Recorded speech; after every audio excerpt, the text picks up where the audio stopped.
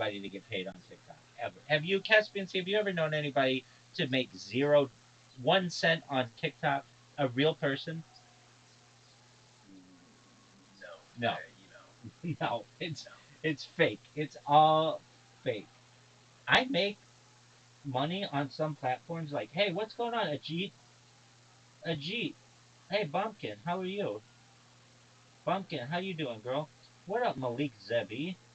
Jello and Ding, man, you're amazing. This is the worst stream you're ever gonna see. Just go to somebody else. You don't want to be on this. It's terrible. It's boring. We won't show anything cool. The only time I ever use TikTok is to watch bootleg sporting events like the UFC and stuff. So I hope you all know that, like, none of that's going on here. Yo, what's going on, Beck the Buck? Beck the Buck's here. Amazing. What's going on, Null 606? We got Malik in the house. Malik. We've got ETS 55. Scarwolf's here. I was wondering, I was asking everybody, hey, where's Scarwolf? I'm glad Scarwolf is here. What up, Miara 122 and Chris G 1988-3? We got Brian Cronin here and Amy Woldorf. What up, Amy? How you doing, girl? Hope everything's good in your neck of the woods. Have you ever used TikTok Studio? Probably not, but it's terrible if you ever. It's just the worst experience. It is like shoving your head in a toilet kind of an experience. Absolutely terrible. Caspian Sea has just joined. I don't believe it. We have one person we know in this bad boy. We've got John, and we got Jay, and we got Sean, we got Caspian Sea. Amazing. We've got Jeff. Jeff's in here. We've got Makani. Makani, have you guys ever seen that one chick who's like, ice cream, yum, yum, and she's like, I don't know. She just, I've seen it. I've seen it on TikTok. I don't know what that girl's name is, but shout out to that girl. Ice cream is yum, yum. All right, so we've got Vaughn. Shout out to Vaughn and Juan Moreno. We got KSKD. Vaughn is here. Everybody was asking about you, Vaughn. Hey, where's Vaughn? Honey's here. What up, honey? Hope you're living the dream, girl. Hope everything in your life is amazing. I hope everything in your life is just so good it makes you want to just explode. Really, I do. I hope your life is just phenomenal. All right, I could sing for you guys and probably drive you crazy, but that's cool. All right, just one moment. Just one moment. You guys will love this. You're gonna hate it. You're gonna absolutely hate this. I would hate it. I would be like, this is the worst stream ever. What is this? I would just be like, swipe, next. This is the worst. Anyway, so if you have any song requests, let me know what they are, and I probably will not sing them. No, I will. I'd sing anything that you put. We're gonna sing some Bob Dylan because he had his like biop came out. We got Vaughn in the house in CG. What up, Love Life 01? Love life. I hope you're loving life, and I hope you have an amazing love life. I hope you're slanging it like it's going out of style. All right, so we're gonna go to YouTube. If you know what YouTube is, it sucks. Uh, Pardon me. All right, we got Vaughn in the house. We got user 26633462221. What up? Oh, I was just asking about you. I was like, when is user 26633462221 gonna be here? And you just came in, surprising us all. All right, so here's Bob Dylan and Like a Rolling Stone. Why? Why not? You guys can't hear it because I'll get banned for playing music that is copyrighted. But in the meantime, you can hear my shitty voice entertain you all day. This is a 6 minute song. Hope you all are living the dream. This is the worst stream ever. Don't worry, I'm about to sing. It's gonna get even worse. Dress upon the time you dress so fine. Through the different times and the primes. And didn't you? People say, oh, should I beware, dog, when you're bound to fall? Yo, yo, yo, yo. I'm kidding you. You used to laugh about everybody that was hanging out. Now you don't talk so loud. Now you don't seem so proud about having to scrounging your next meal. How does it feel? How does it feel to be without a home? Like a complete unknown. Like a rolling stone.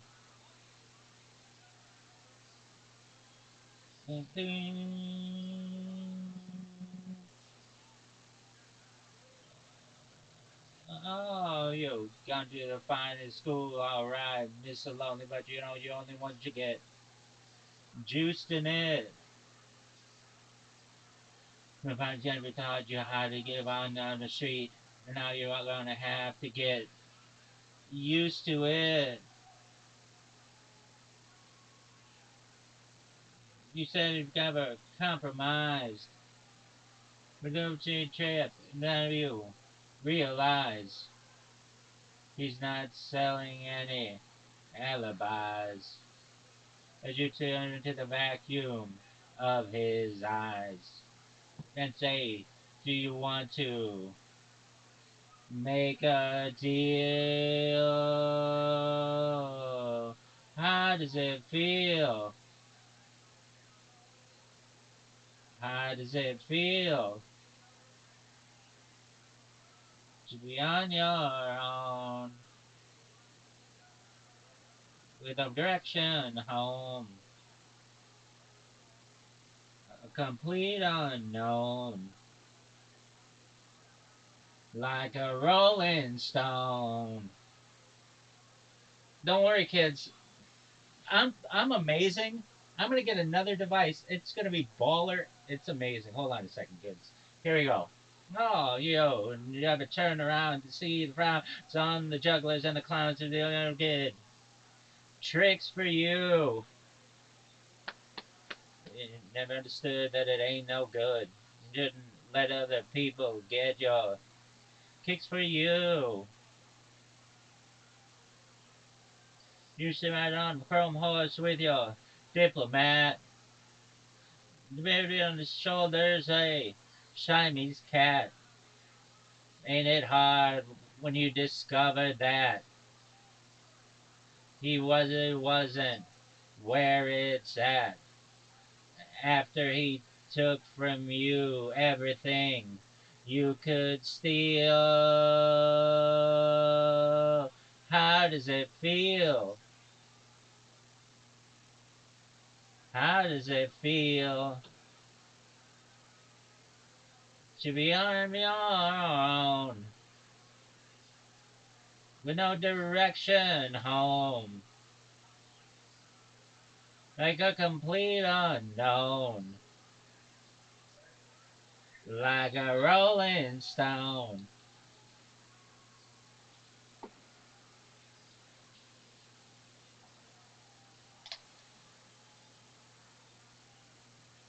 You'll feel like, hey, oh yeah, it's on the steeple and all the pretty people, they all drinking, thinking that they got it made. They're changing all the precious gifts. You better take your diamond ring. You better pawn it, babe. You used to be so amused with the bullying and drags and the language that he used.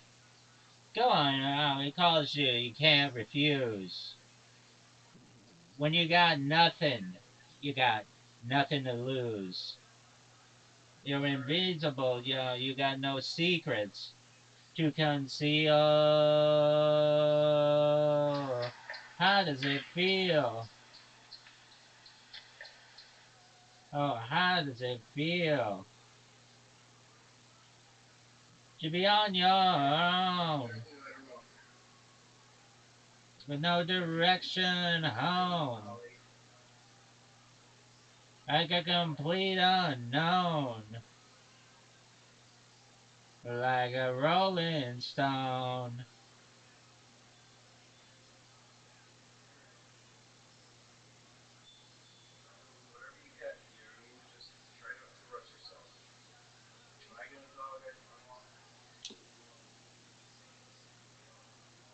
Oh, that was baller. Baller. Baller. Okay, so now if you all are like, hey, Rabbi, what are you doing? We're going to get another device going, and we're going to share we're going to share it. It's going to be amazing. Everybody just keep your pants on. All right, get ready, kids. This is going to be amazing. Oh, is this going to be big? Big time. Big, huge, large. In the history of mankind, there have been some events that have really shaken the world, and this is going to be one of them. This is going to be so fire. You better call your local authorities. We're going to burn this mother down. Do you all know the song Disco Inferno? Well, it's going to be like that. All right. See this girl? She sucks in comparison to how I am. Really? Oh, she's the worst. Her boyfriend cheated on her with her mom. We gotta check this out. Wow, this is like an episode of Jerry Springer or Maury or something. All right, now what? All right, so here's what we're gonna do. We're gonna add one. What's your mom look like, girl? All right, here we go. Super Rothschild. Here we go. Oh, this is the worst. This is Bible Rabbi joined. Wow. Hey, welcome, Bible Rabbi. We're really glad that you're here. Hey, we've got Dennis Grangman. Everybody's been asking about Dennis. All right. So now what? Now we're gonna add a host or a guest. We're gonna add a guest. Notice I sent the thing. There we go. Here we go. Oh, we got father figure. We have a request for father figure. Oh, I could sing that song in like effing sleep. Love it. Love the request. I have to take a major league dump, and I'm not even talking about like double A's or single A's. I'm talking major league. You will join this with audio only. This is the worst. Okay, there we go. Oh, we got a bunch of people in here. Oh man, I have to take a piss. All right, here we go. Um, we got the thing. Multi-guest live. Turn on the camera, dog. This is the worst. All right, here we go. Mike. Oh man, I gotta go to the bathroom. All right, here we go. Modify. I guess. Oh yeah, that's it. You don't know anybody with as many accounts as I do. Oh, there we are. Amazing. Unfortunately, you can't see my whole, my everything. But here we go. Oh, you can have 6 guests. That's baller. All right. Oh man, I got it. It's going out of style. George Michael. Y'all know who George Michael is? If you don't, you're missing out. I have to go to the bathroom though. Big time. Here we go, kids. Oh, maybe I can show you what I'm doing at the same time. That would actually be baller.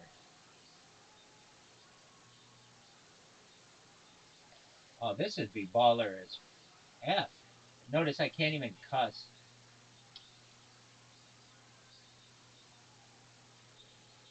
Baller. Yeah. Everybody's loving this. This is sick. Amazing. That's also a George Michael song. That's all I wanted. Something special, something sacred in your eyes. Just one moment to be bold and naked at your side. Sometimes I think that you'll never understand me. Understand me. Maybe this time it's forever. Say it can be. Whoa, whoa, that's all I wanted. Something special, someone sacred in your eyes. Just for one moment to be warm and naked at my side. Sometimes I think that you'll never understand me. Understand me. But something tells me together we'll be happy. Whoa, whoa, babe, I will be your father figure. Put your tiny hand in mine. I will be your preacher, teacher. Anything you had in mind. I will be your father figure. I have had enough of crime. I will be the one who loves you till the end of time. Do, do, do, oh yeah. Boo doo doo doo doo doo doo doo doo doo. Got an Egyptian flute, kids. That's all I wanted. But sometimes love can be mistaken for a crime. That's all I wanted. Just to see my baby's blue eyes shine. This time I think that my lover understands me. Understands me. Then they have faith in each other. Then we can be strong. Baby, I will be your father figure. Put your tiny hand in mine. I will be your preacher, teacher. Anything you had in mind. I will be your father figure. I have had enough of crime. I will be the one who loves you till the end of time. If you are the desert, I'll be the sea. If you ever hunger for me, ever you ask for, that's where I'll be. So when you remember the ones who have lied, who said that they can, but they laughed at you, cried, beautiful darling. Don't think of me because all I ever wanted,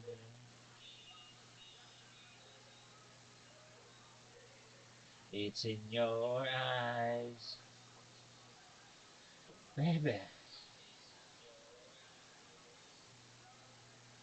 And love can't lie. No, wake me with the eyes of a child. My love is always telling me so. Heaven is a kiss and a smile. Just hold on, and I won't let you go. My babe, I will be your father figure. Put your tiny hand in mine. I will be your preacher, teacher. Anything you had in mind, I will be your father figure. I have had enough of crime. I will be the one who loves you till the end of. I will be your father. I will be your Father, and I'll be your daddy. Oh, I will be the one who loves you till the end of time.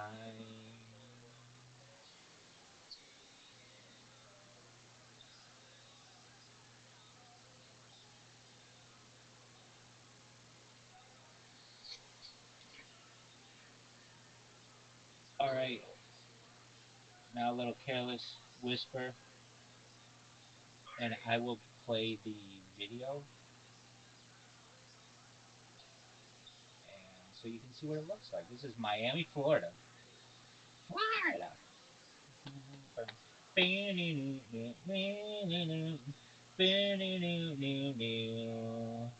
Do do do do do do do do winnie do oh oh oh oh.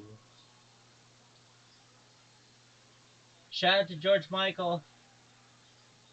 Here we go, friends. I feel so unsure as I take your hand and lead you to the dance floor. Through the music dies, something in your eyes calls to mind the silver screen and all its sad goodbyes. I'm never gonna dance again. Guilty feet, I got no rhythm. Though it's easy to pretend, I know you're not a fool. Should've known better than to cheat a friend and waste the chance that I have been given. Though I'm never gonna dance again the way I dance with you. Oh,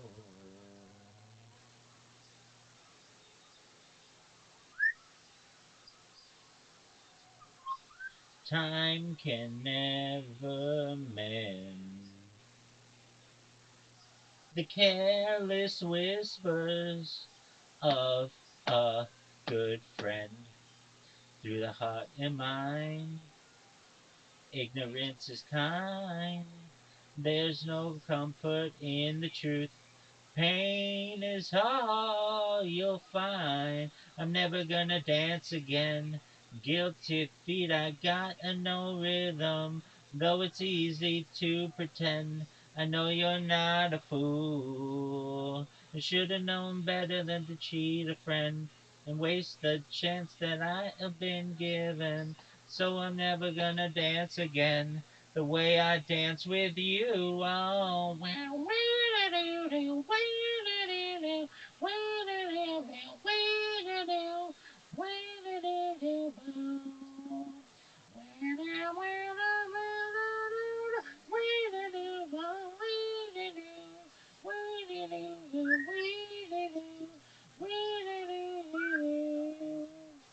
Oh, here we go, girls. Big time.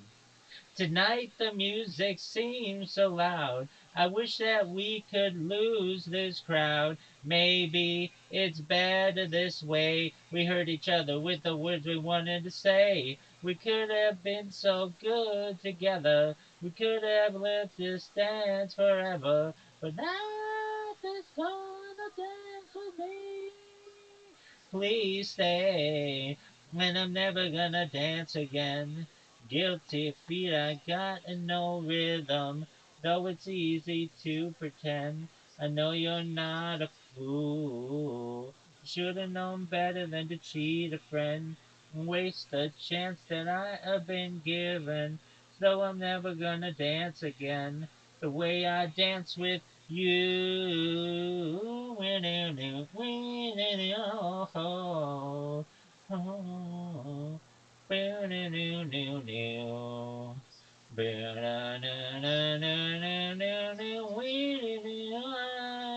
you're gone now that you're gone.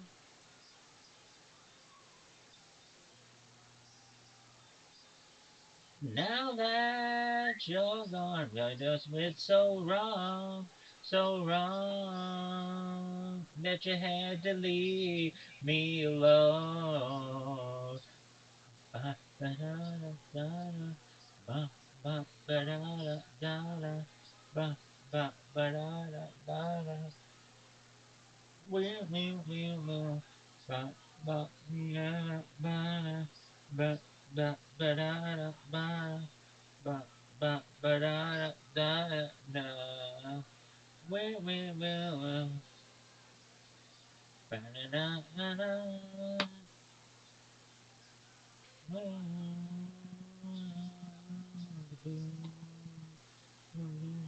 Oh wow, that was amazing, Rabbi. All right, well, if you like that, you're gonna like what we got in store next. I have to change the name of this bad boy to something that makes sense karaoke wise. So I'll be back. Thank you all for enjoying this. If you didn't enjoy it, well, that makes two of us. I have to go to the bathroom like a mother, and we'll be back soon, kids. So thank you for being here. Oh man, I have to go to the bathroom. There we go. Oh, be right back, folks. Gonna be a bang bang play. Giambi, Jeter, Jeter, Giambi.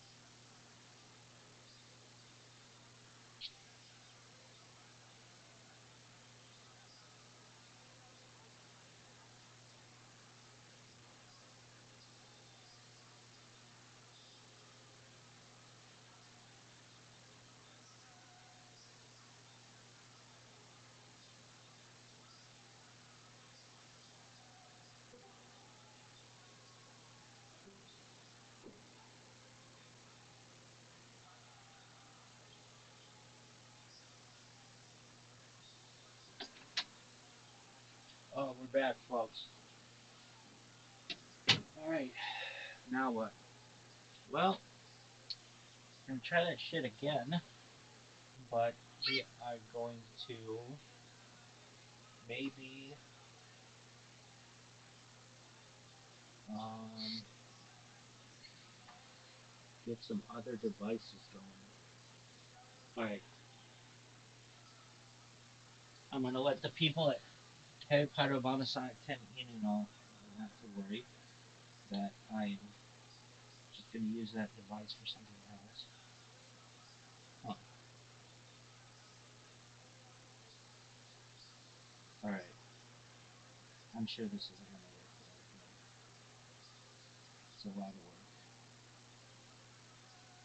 Hey, I just want all you beautiful people to know I am just gonna use my device that I normally reserve for the Telegram for TikTok for a little bit, but I'll be back. No worries.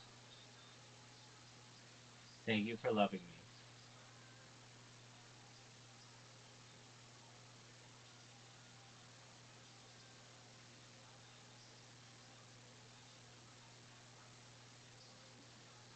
Alright, so we got that bitch gone. We're gonna close this motherfucker. Close that on.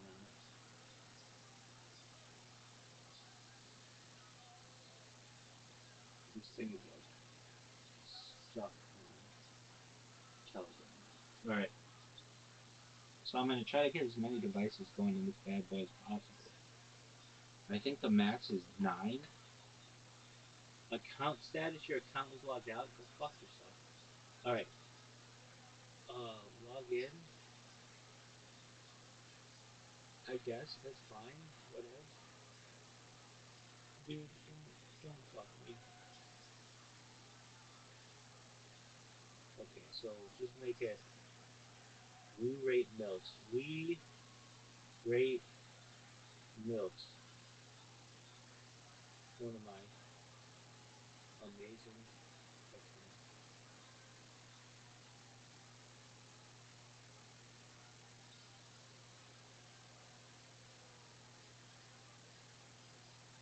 Log in B. Incorrect password. What is this?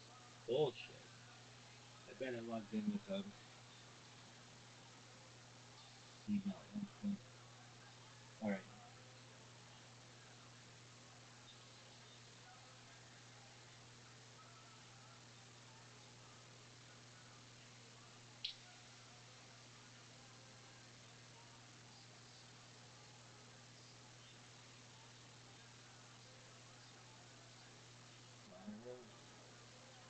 No. Let's see. Spongeworthiest.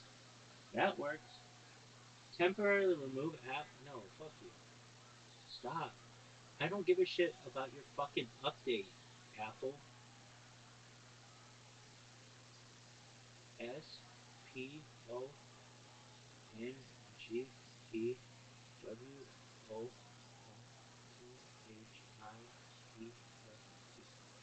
SPONGWORthy. Spongeworthy, okay?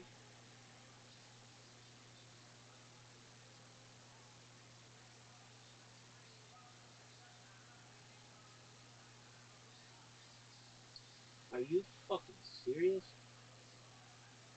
The camera doesn't exist yet, does it? I just saw it. Password for big. Alright, kids, if you're watching this at home, Rabbi's walking you through the steps. I have to put in my credentials, log in. It's a huge pain in the ass, major pain in the ass. They skip all that shit. I don't care about looking for Facebook friends right now, dog. Okay. U.S. Terms of Service update? What is it? No one cares. I agree. I have a fucking choice. There's no, like, decline. Okay, I agree. This is the morning of the world, and I shall exist until the last star falls from the night. Alright. Although I have taken the form of pious Caligula, I am all men as I am no man, and therefore I am the god.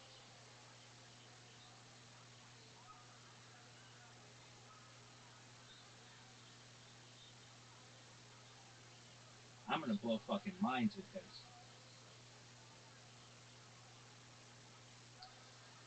All right. Some good kitty. What the fuck is this shit? Just go. Don't tell me about TikTok bullshit. All the tomatoes. Okay. Use phone, email, username.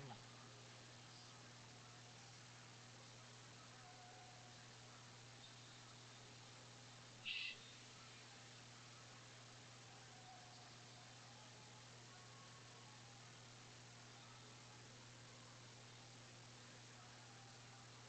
Okay.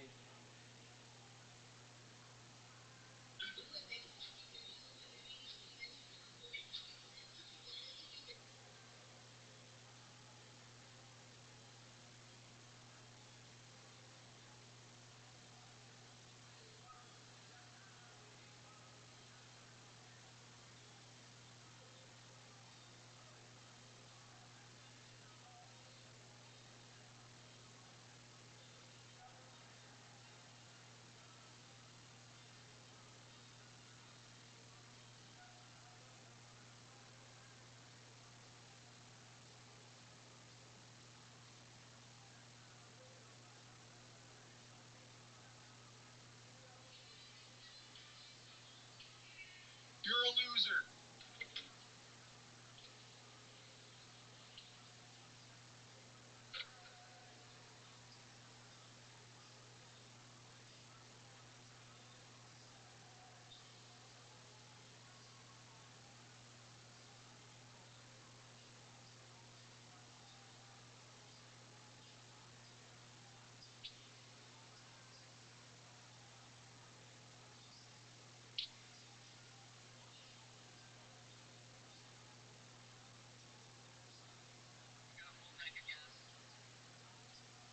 Come on, you shit back to work. Oh. Use a.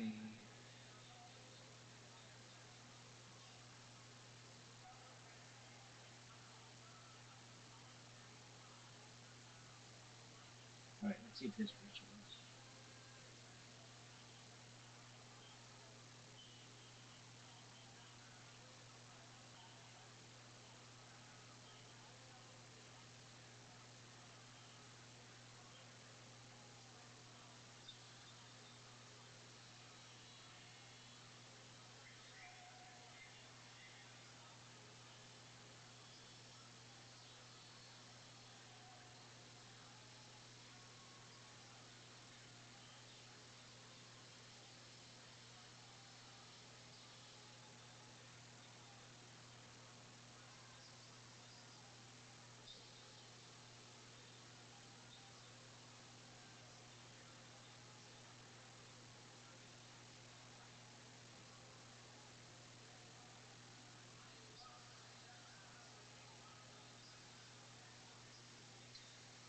Oh shit! Why doesn't this work?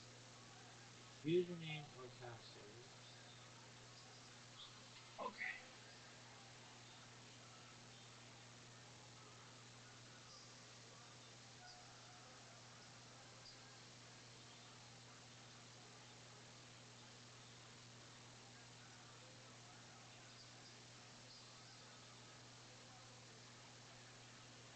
I think I need to, I guess not need so much as perhaps I should come up with a new profile pic. No, yours is amazing. The only change that I've ever said that Add, you need to make add the to it. border though. Yeah. Oh yeah, yeah, yeah. That is totally true. Aside from that, it's perfect. It's really, really good. It looks like you. It's identifiable, but it's not like exactly you. But yeah, if you add the board, if you add the circle, you're made in the shade.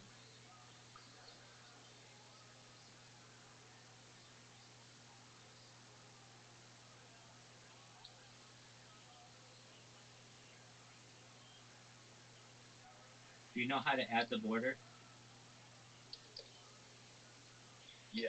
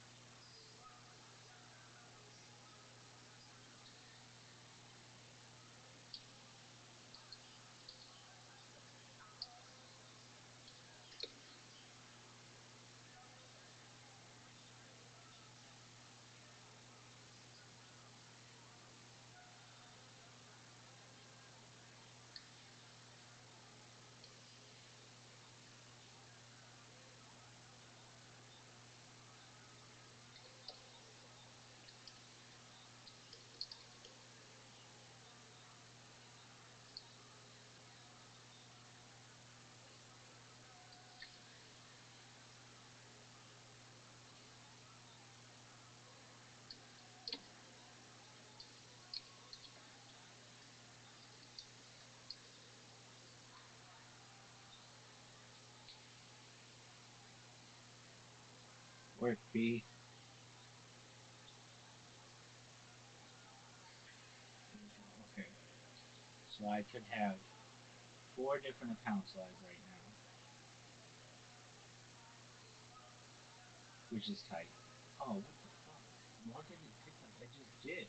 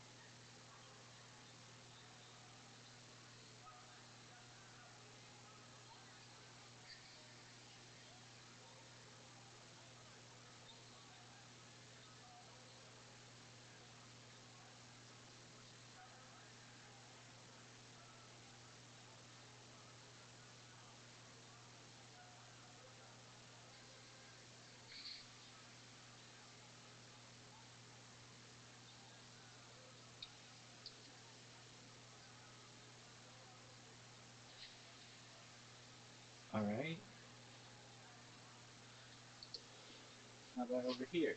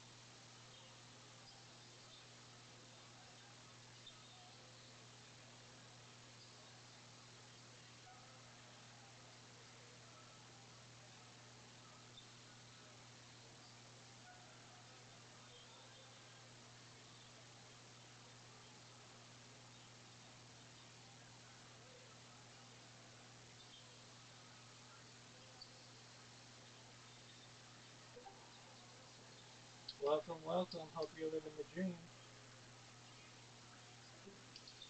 I didn't want to talk to you anyway.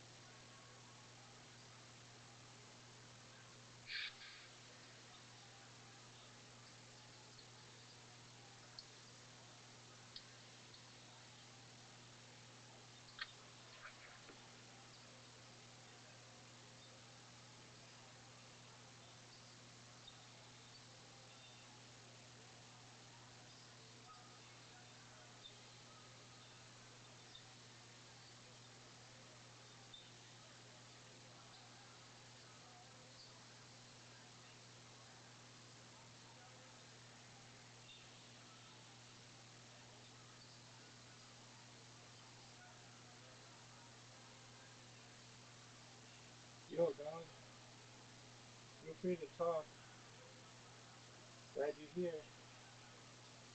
Yeah, I didn't want to be here anymore. Shout out to you. We'll say hi to you.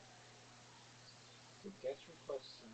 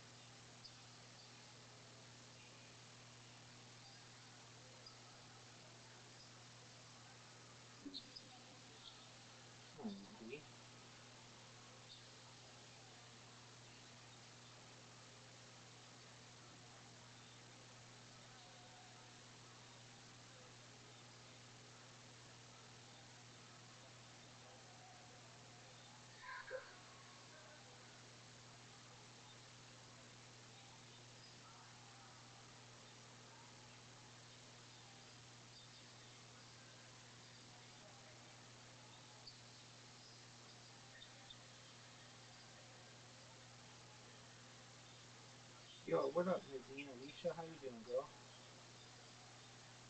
Hope you're amazing. I'm gonna sing some music. I'm just getting all my different accounts going. This is wild. Check it out. Just one moment. You're gonna be like, oh my, I've never known anybody to have as many accounts as you do, Rabbi. So, just one moment. Notifications keep you up to date. No one cares. No one cares. Alright. Super Rothschild.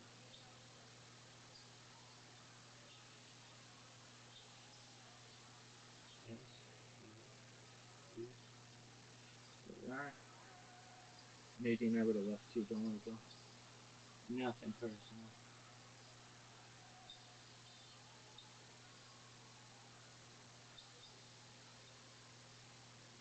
Alright.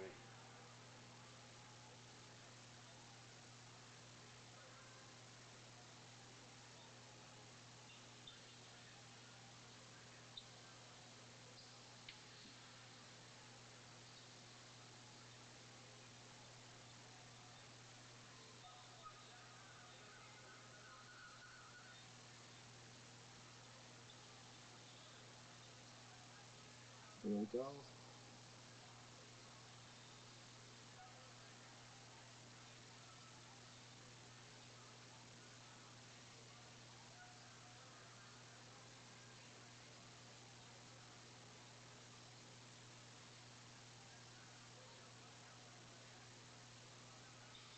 Oh, dude, there are so many problems on this thing.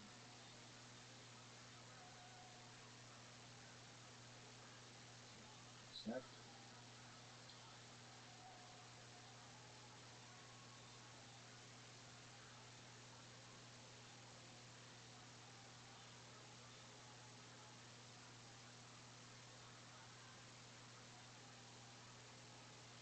Okay, just invite this person.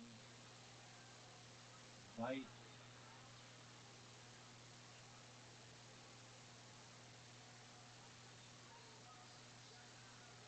Accept.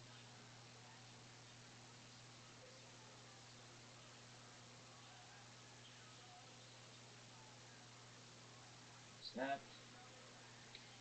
Yo, dog, accept. Allow. Accept. This is redonk. I pressed accept 1,000 times. Accept.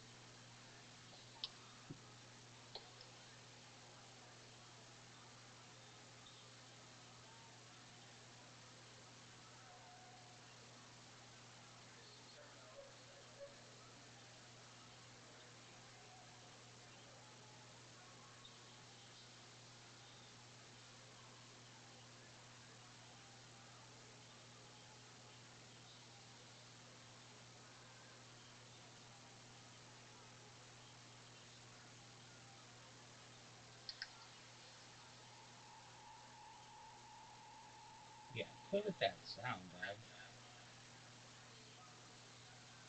There we go. Alright. Is this thing working? No.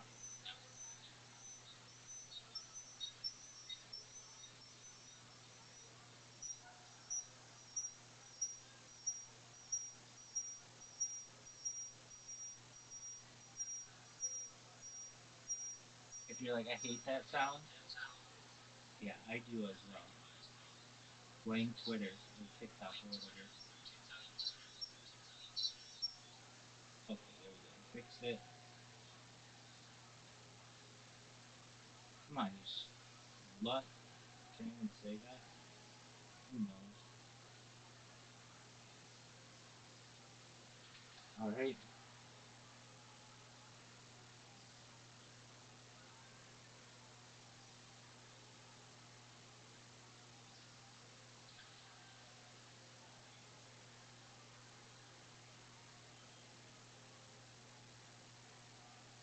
You'll connect using audio only. I get that. But I want to use video as well. That sucks.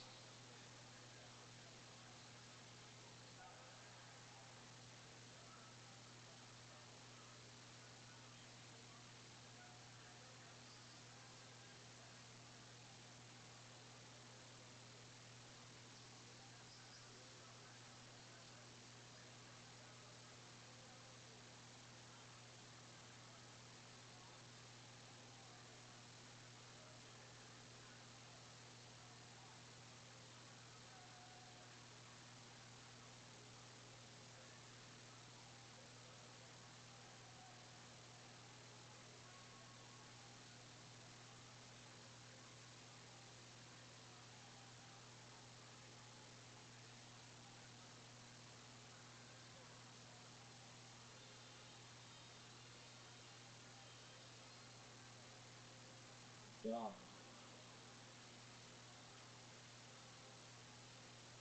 Hey, it worked. All right.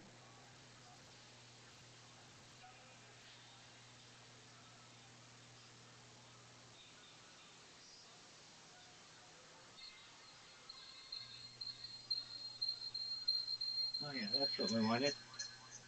Site, worst stream ever. Oh, I love this. So, turn that on.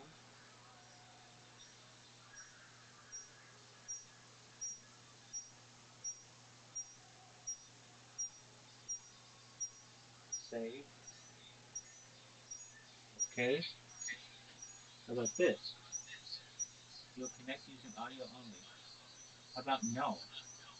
Scotty news. Dog. This is the worst.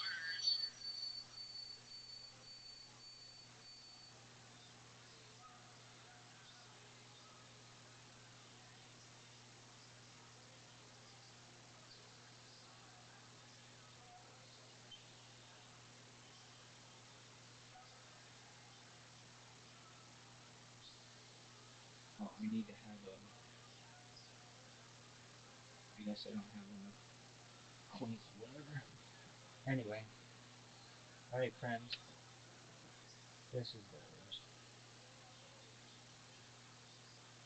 I'm already bored. This is already just terrible.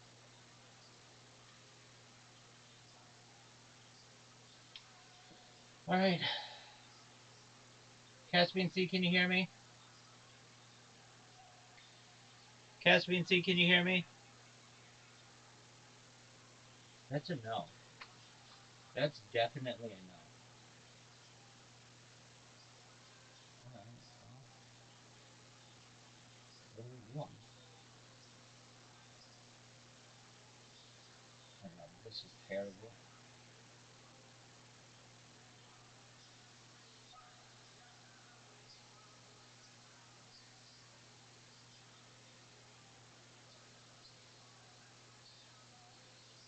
Alright.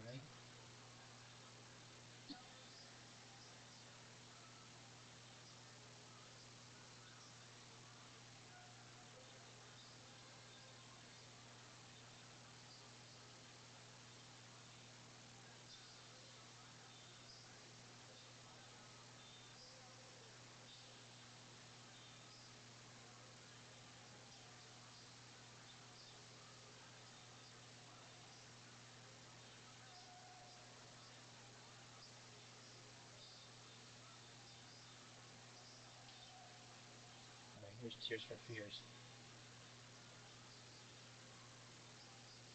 Oh yeah, I got purple.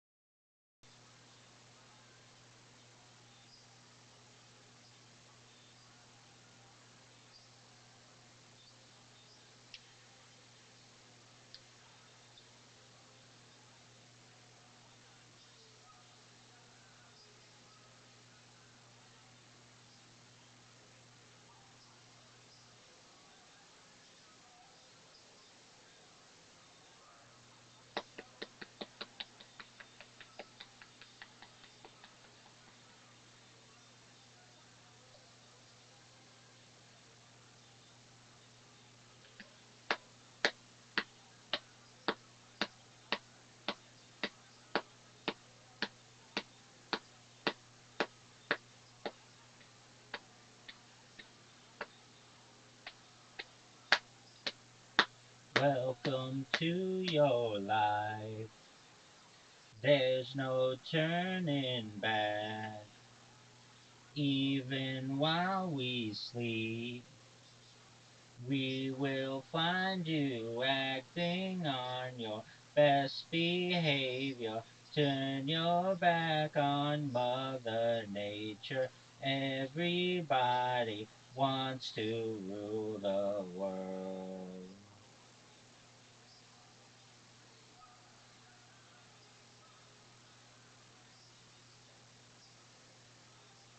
It's my own design.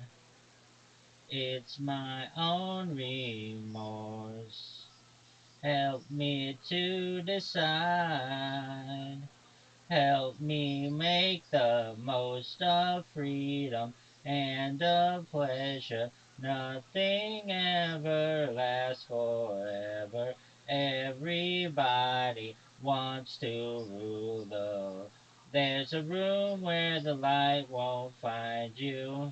Holding hands while the walls come tumbling down. When you do, I'll be right behind you. So glad we almost made it.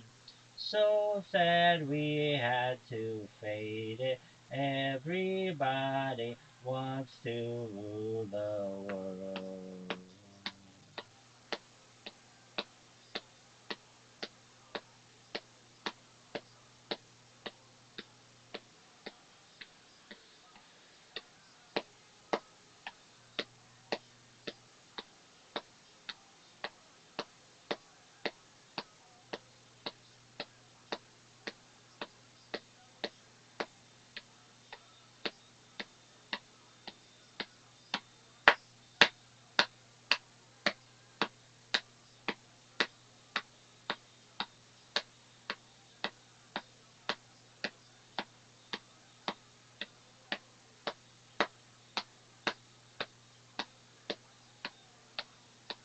I can't stand this indecision, worried with a lack of vision. Everybody wants to rule the. Say that you'll never, never, never, never need it. Sort of headline, why believe it? Everybody wants to rule the world.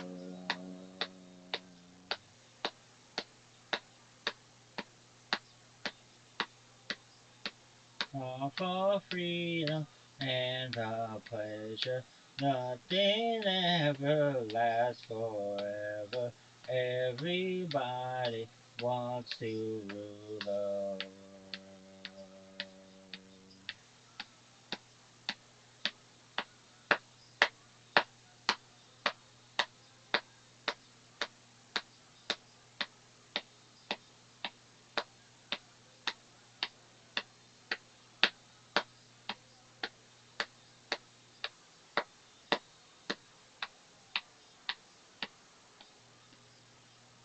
That was Tears for Fears. Everybody wants to rule the world.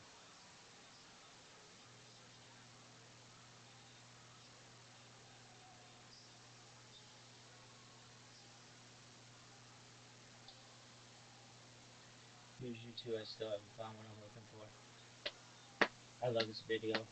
Fremont Street.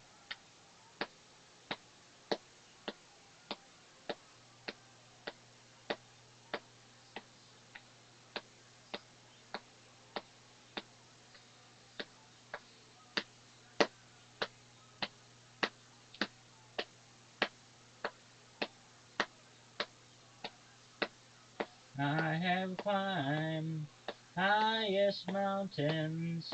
I have run through the field only to be with you. Only to be with you. I have run, I have crawled, I have scaled these city walls, only to be with you. And I still haven't found what I'm looking for. And I still haven't found what I'm looking for. I have kissed honeyed lips, and I feel it in the fingertips. It burns like fire. There's one in desire. I have spoke with the tongue of angels. I have held the hand of the devil and warm in the night. I was cold as a stone, but I still haven't found what I'm looking for. But I still haven't found what I'm looking for.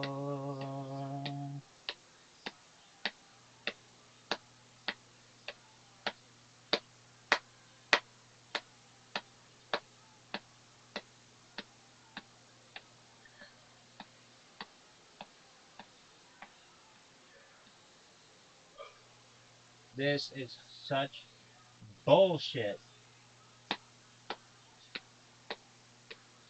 I believe in a kingdom come, then all the colors will bleed into one, bleed into one. But yes, I'm still running. Broke the bonds and you lose the chains. Carry the soul of my shame, all my shame. You know I believe it, but I still haven't found what I'm looking for. But I still haven't found looking for. But I still haven't found what I'm looking for. But I still haven't found what I'm looking for.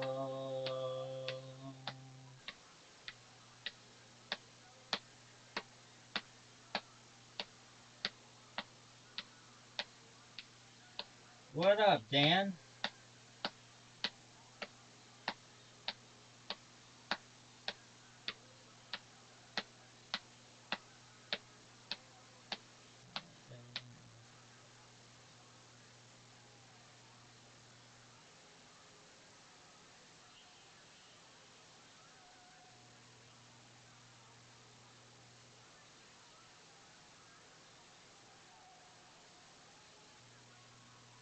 Oh, should we try it again?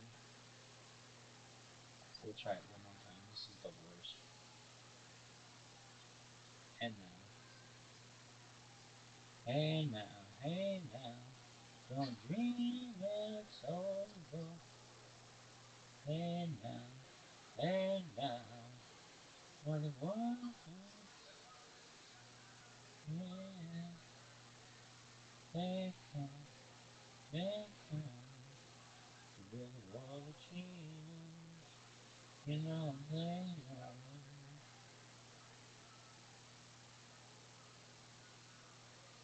Hey now, hey now. Don't dream it's over. Hey now, hey now. Tell the world hey.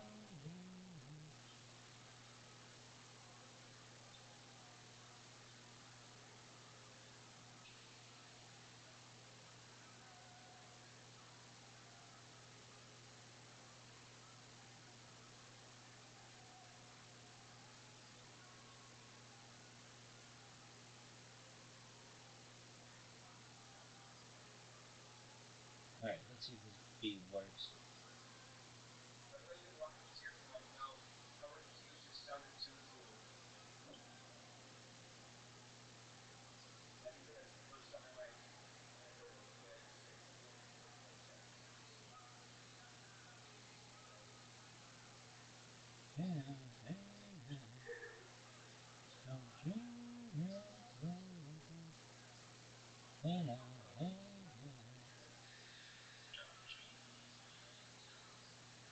we got somebody in here.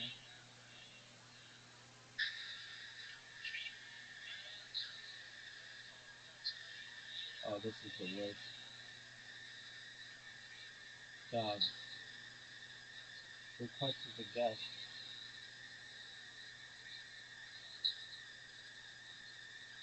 This is the worst.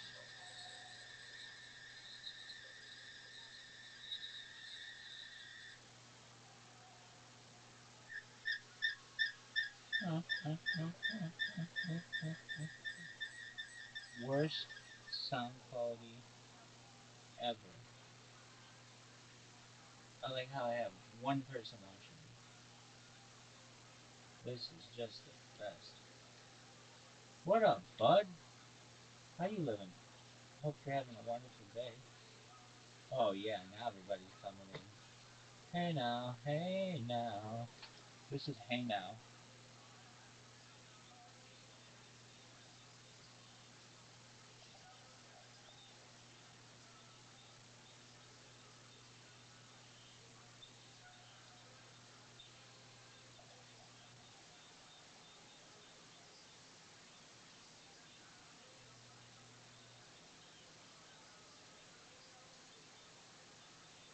All right. No, dog, this not Kendrick Lamar. Hey now. Crowded house. Here we go, friends.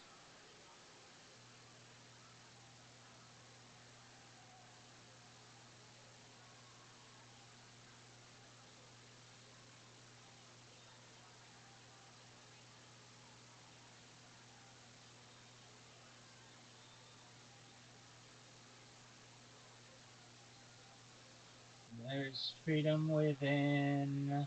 There is freedom without. Never get to my.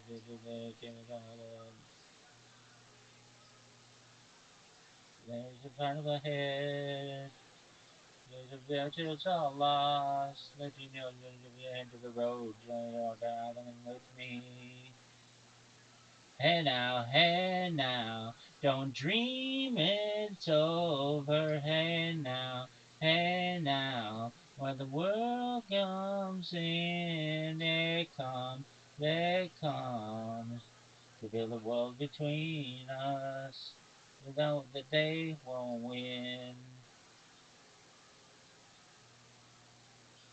Let it drive in my car. Let it build in the roof. Maybe the edge of the world with a musician and there's no proof. And the birds are hay. Music weird and a waste. Make the to the TV page. Hey now, don't dream it's over. Hey now, when the world comes in, they come to build the world between us. We know that they won't win.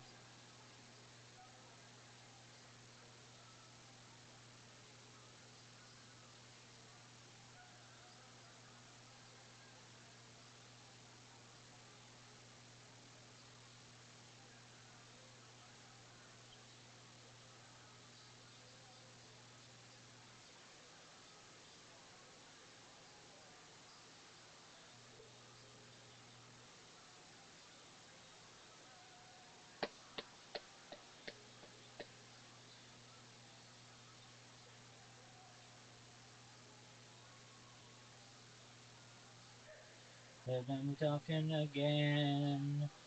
The beat of the drum, may the velvet steps to the door of your heart. When the shadows ahead, where the bearing the roof, can you have the feeling of liberation and release?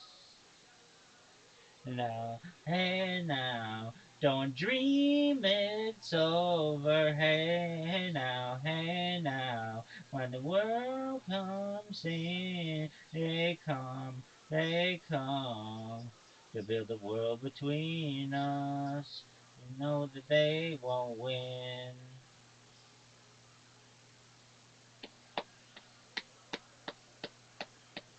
Let them win. And now, don't. And now, and now, don't. And now, and now. Let them win. And now, don't. Let them win. And now. Well, that was really great, Rabbi. Psych. Worst concert ever. It was just terrible. Oh, it was so terrible. Alright, here we go.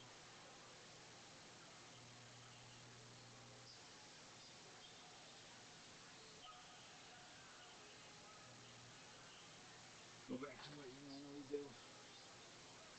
Because this was a terrible, terrible exercise.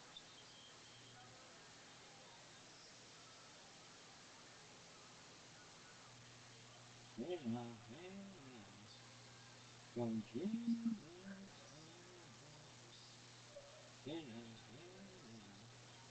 for the one hey now, to the world between us, the oh, just the absolute worst concert. It was terrible.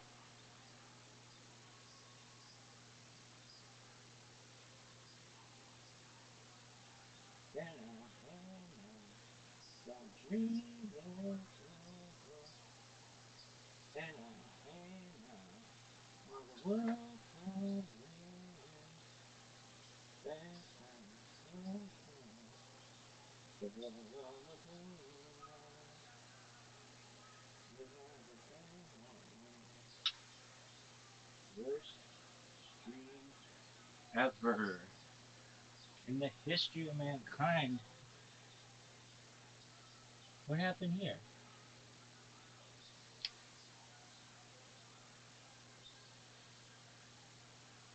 Did it end? It should still be.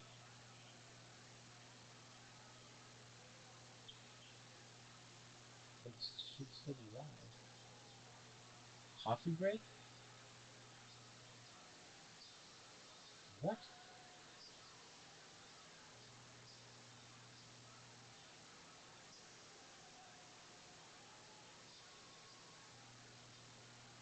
Resume live.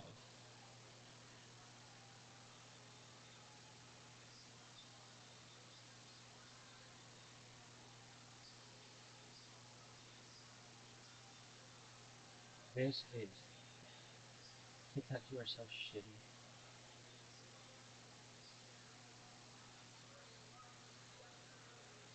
What up, Jane Townsend? Hope you know that TikTok is awful.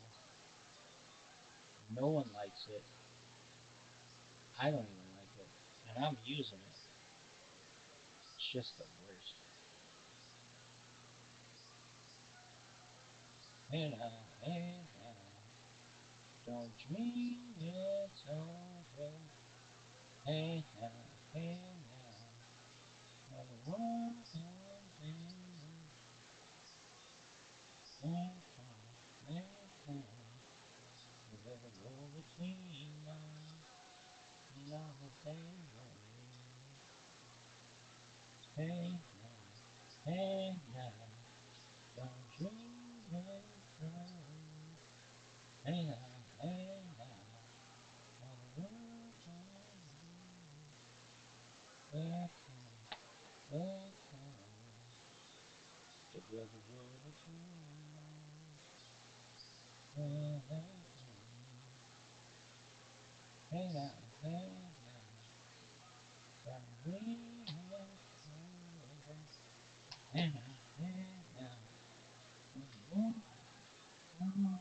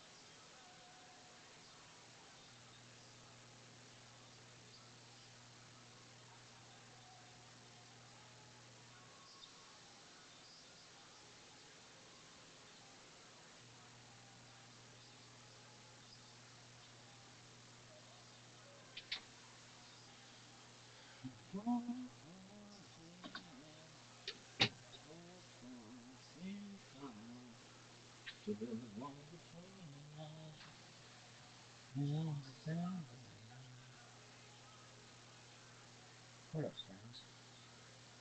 Do you think this is amazing? Bullshit. I got news for you. This is terrible.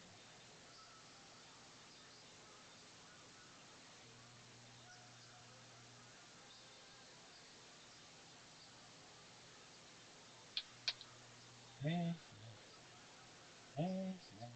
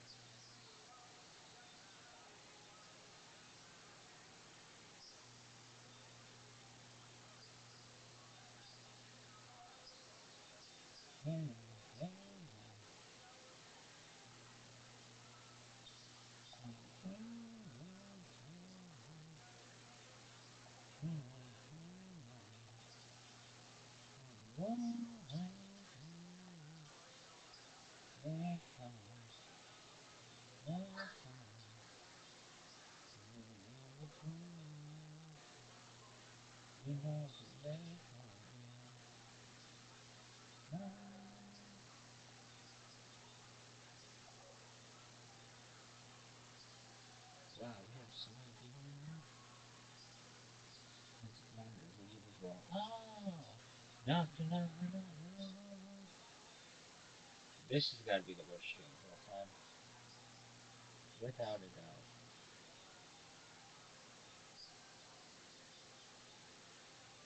Right. And now, terrible stream. Radio. Worst shit.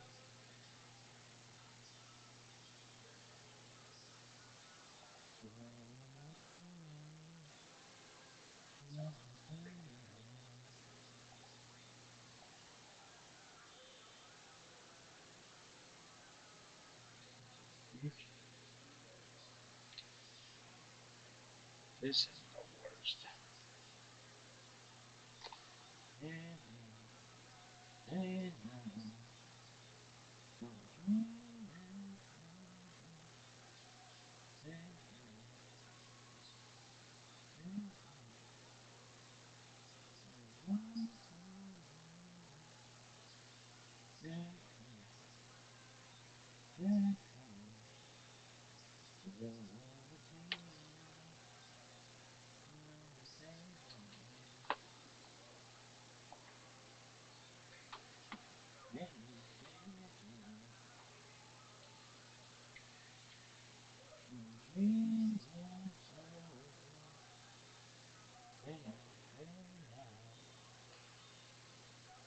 Oh, fuck.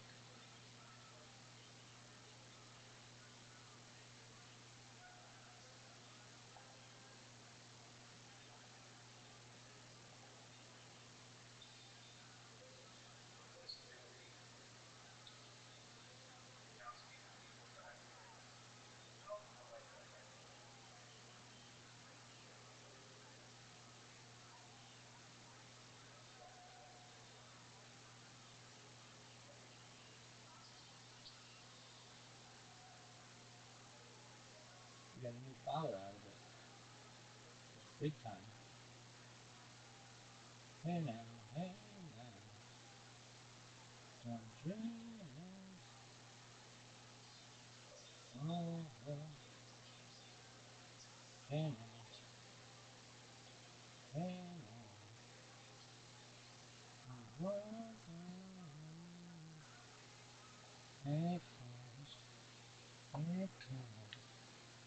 One of the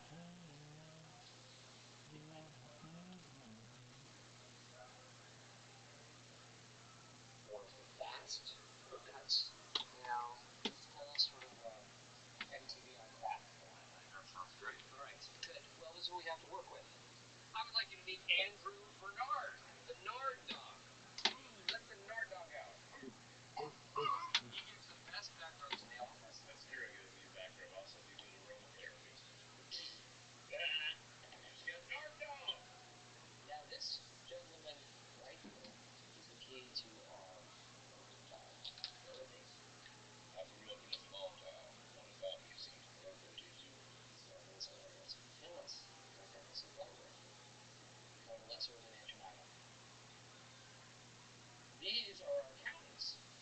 And as you can see, they are very different sizes. What you might want to do is kind of have a pop frame over their baby here.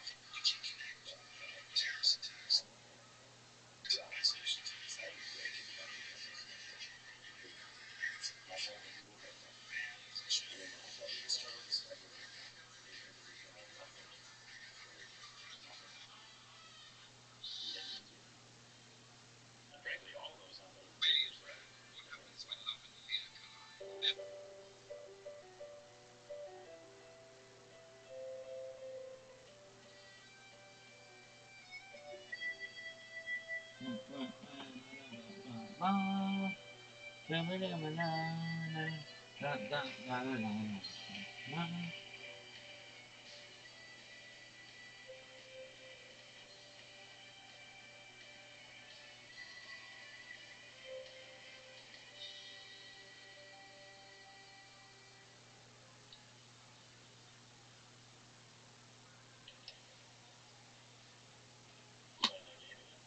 So come on, is not a game. It's a multi-user virtual environment. It doesn't have points or scores. It doesn't have winners or losers. Oh, well, losers. I signed up for a second life about a year ago. Back then, my life was so great that I literally wanted a second one. In my second life, I was also very sad, but I was also named White. Absolutely everything was the same, except I could fly.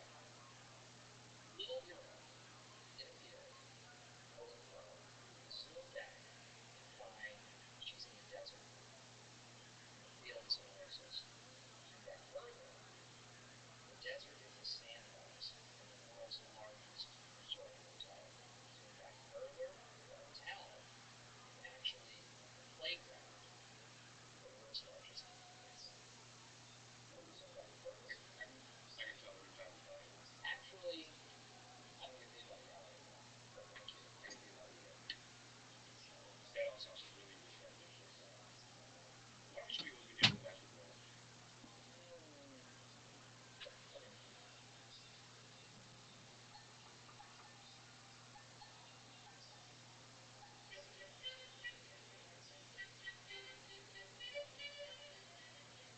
Very true, which makes you a very interesting figure. To hold your ground in production through this idea space where people don't usually talk about it. Perhaps you can discuss with some of them why that is, but nevertheless, that's the case. And marketing and economics, it's far much from us in conversation as a kind of dismissal. The best example, if only as an object of dismissal. To give an example, the major textbook that I don't know, that was for many years economics, or is economics today, was a book authored by a professor of economics at MIT, Paul Samuelson. A whole generation or two were trained on his textbook. If you open the cover of the textbook, he has a tree. And the tree is advertising that David Ricardo did like the rule. Then the branch underneath, trying to give you an idea of the feeling of how the thing was and it's really has anybody on it. I'm sponsored by a cryptocurrency This one that is worth $300 million, period. I make more in a year than you probably do, period. In other words, he had to have it complete. Instead of making up lies about me, Hannah, why don't you try to get to know me? Nothing in the book changed. But that's Cold War. I mean, that's really neither here. That's the crazy. Yeah, that's the Cold War. My professors were. Anyway, let me get to the core of what I think we need to know. Marx was interested in the relationship of people in the process of production. That was interesting. The fact that he always saw what goes on, not actually, what are the relationships among the people that come together in the workplace. And what he analyzes is that there is something going on there that has not been adequately understood and that has not been I adequately know I am not addressed curious. as a Why don't you problem try to get to know me to instead of defaming solution. me? Question mark. Let's see. The answer is exploitation, which he defines mathematically in the following way. Measured in exercise, let me exercise. You organize people, adults, in the following way. A big block of them, the pyramid block, work. That is, they use their brains and their muscles to transform the tree into a chair, the sheep into a little sweater, whatever. In every human community, there are the people who do that work, For what? but they Question always mark. produce What have you more learned for chairs, those more sweaters, more hamburgers than they themselves consume. Whatever their organizations do, standard of living. period? But I'm not doing they're always anything against believe it or not, they the law always or produce violating more than they anyone. themselves consume. That more, by the way, Marx, when he writes this, he uses the German word mehr, M-E-H-R, which is originally for more. It's the more. That more can't be translated into English. Still with me? Well, by the way, a German and English speaking community, right? What's the difference between more and surplus? Is there any more? Yeah, because surplus has a notion of discretionary, correct, but I'm not making a judgment on it. It's a simple mathematician. That's the best On the comeback other you have? hand, Question mark. X minus Y equals what? X is the velocity. Y is the consumption by the producer. Therefore, X minus Y equals S the surplus. Now, Marx argues. What am I streaming The that question is you have to copyrighted? answer, Question you mark. will ask the following question. Who gets this surplus? Who gets this extra stuff that is made but not consumed by those who make it? And Marx's answer is therein lies one of the great shapers of any society. How is that organized? For example, who gets it? What are they asked to do with it in return? Can you put them to it? What's their social role? For example, so communism exists. That's not true. The workers themselves could generate the wealth. Right, that's right. The workers themselves could generate wealth. That's the closest Marx comes to a definition of communism. Communism would be if the workers who produce the surplus could get there, decide what to do with it. So this has to do with not just who gets it, but more importantly, who gets to decide who gets it. Well, who gets it? I think you get to decide what to do with it. Because you can't decide it if you don't have a distribution over it. So this is the logic of the word surplus. It's produced. It's Marx uses the word hustle or industry. Who's profiting? Who gets to decide, perhaps even before the profit is immense, who gets to decide and who's excluded? That's a clean I have definition of hundreds of YouTube capitalism. accounts. Period. Good one. Exactly. By the way, not just clean, totally wrong. So what, can we just linger on the definition of exploitation in that context? Exploitation exists if and when the surplus that's produced is taken and distributed by people other than slaves. Slaves produce the surplus for slaves. Serfs produce the surplus for serfs. Employees produce the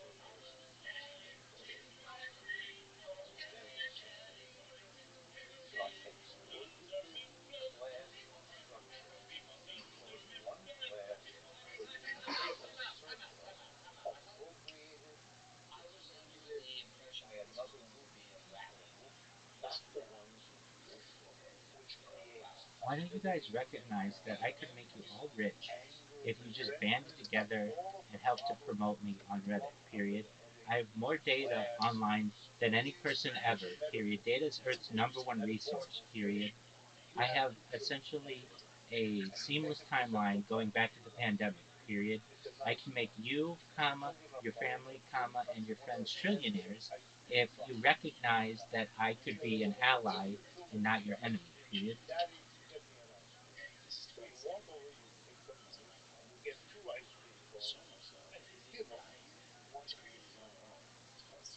The other one you give to our father, the man. And you realize he just couldn't pay. So you order the one you gave the two ice cream cones. You give one of those to your sister or your brother or whatever it is. And that's how you solve the problem. Until a psychologist comes along and says, you know, you're the victim of what you just did. You should get guitar. Put it on your back. I did not know you played guitar. My response to him is that all the efforts to deal with inequality, the job of creating culture, these are all giving the ice cream cone back to the village. You should never do this in the first place. So reallocation of resources and creativity.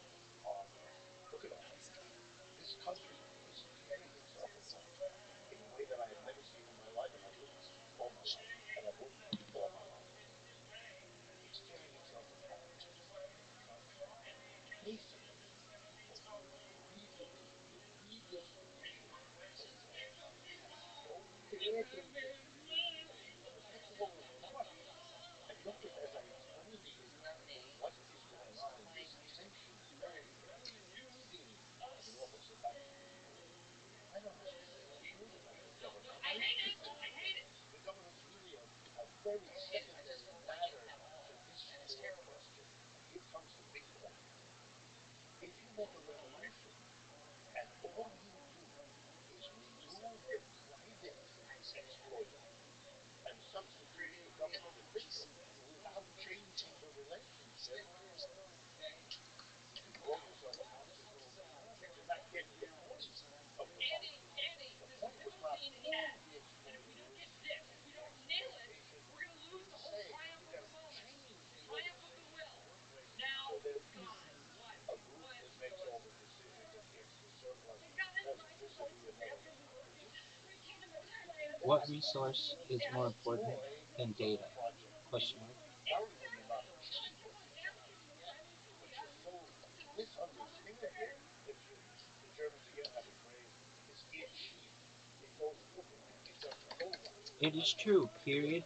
If you guys recognize that I have He just can't understand more than 3 years of 24/7 content he doesn't understand and how over life 100 YouTube is. accounts, comma, over He 200 just won't Instagram accounts, comma, over 300 Twitch accounts, comma, have over recognition. 1,000 One is TikTok accounts, comma, over 2,000 Twitter accounts, comma, and over 10,000 Kick accounts, comma. to what degree You could make a lot of money off of me. Period. You have it in writing that if you help me, I will help you. Period. If anything, comma, just get me known for all the content that I have. Period. I don't care if you make fun of me, comma. It obviously doesn't bother me. Period. I want to make you all successful. Period. I want to make you all rich. Period. I want to make your families rich. Period. the sexy, the muscular, the powerful, however you define that, starts becoming a leader and starts to the exploitation According to The Economist magazine in 2018, comma, data is Earth's number one resource, period. I have more data archived on the internet than any person ever, period. I just need help making people aware of it, period. You all have connections on Reddit, period. You all could help me, and I can help you, period. You scratch my back, comma, I will scratch yours, period. I'm not saying you have to do it right now, comma, but please contemplate it, period. There's so many ways of responding in no particular order. Here's something. The history of the human race, especially, is a history in Nothing I said is highly a illegal. succession of Period. social forms of society arise, and as they do, they rule out some on the grounds that they are socially rejected. The argument isn't Things that are highly illegal is there a are need or an instinct? Is there corporal something that makes crimes, a treason, victim want to do this? etc. Period. Evidently, Having this has to be a lot of suppressed. social Well, media you is know how not this illegal. starts. Period. Freud helped us to understand that repression that goes on over time, and it has consequences. It's not a finished project. Yes, she was amazing, and one of the reasons why the Internet Archive has a lot of television going back to the 70s is because of her works, period. That lead them to want Mine are essentially home videos, though, hers was archiving television news. well, every economic system that has ever existed has included people who defend it on the grounds that it is the only system consistent with human nature, and that every effort to thwart it has to fail because it contradicts human nature. I can show you She is amazing. of every tribal society I've ever studied, every ancient classical community that has ever been studied, slavery wherever it existed. I can show you every example in which the defenders of those things, not all, She was very but rich many defenders because of her investments in had Apple Computer. to She was naturally very rich rise because of her investments in to Apple lay a Computer. hold on to it, so that it wouldn't go away, to counter the argument that every system is born, every system evolves, every system dies, and therefore capitalism is the only workable system. We all know what the fascination of capitalism is. If what you're saying, the burden is on the people who try. It doesn't mean they're wrong when you're saying, if you look at history, the thickness of the argument, oh, history is going away because we keep using that to basically everything, including toxic relationship, toxic systems, destructive systems. That said, let me just ask you a different question. So one, what about the argument that Julia She was a capitalism millionaire. takes on risk? So yeah, the employee who's just there doing the labor, the capitalist is giving us a lot of risk. They cannot reproduce it, period. Are they not I'm essentially a real life Truman Show, They're period. hiring a lot of people. This potentially could be fascinating to the people of the world. First of all, here's your The system. ability to watch somebody's every move for years is an opportunity to be studied, period. Between now and the future, something's going to happen to that system, which I'll work out. I mean, I got into a task before I came here today. In order to do this for you, I took a risk. All I am doing is planting the seed in your mind, period. There could The have more been and more we get to know each other, the more normal you will see I am, and eventually, you may everybody's different. actually want to help me, It's wonderful to talk about and I risk will help with you, you. period. Only some of us are psychopaths. Let's go with the worker as the capitalist. That worker, he wants to smoothly develop.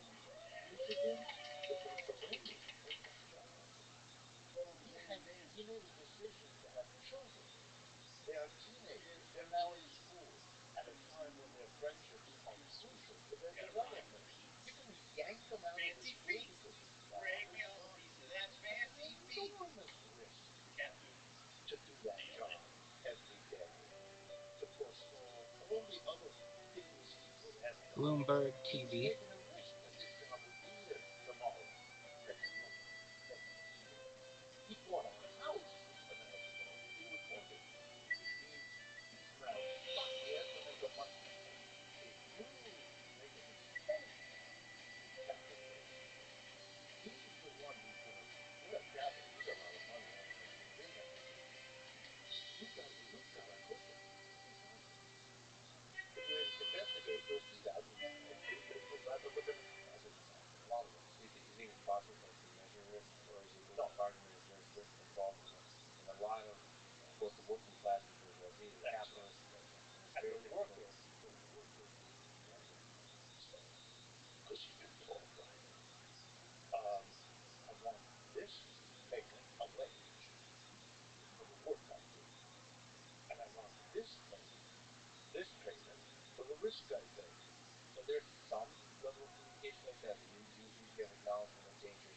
University biologists would though, comma, especially in the future when you can study using augmented reality my breaths per minute, comma, heartbeats per minute, comma, blinks per minute, comma, my skeletal makeup, comma, and all of the other aspects that could be studied from having so much data on a single individual.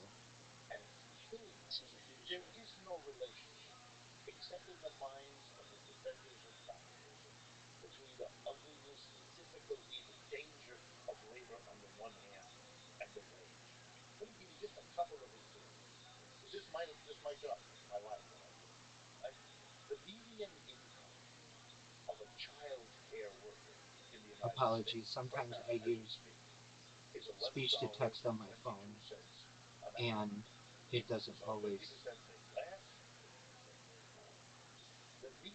translate correctly.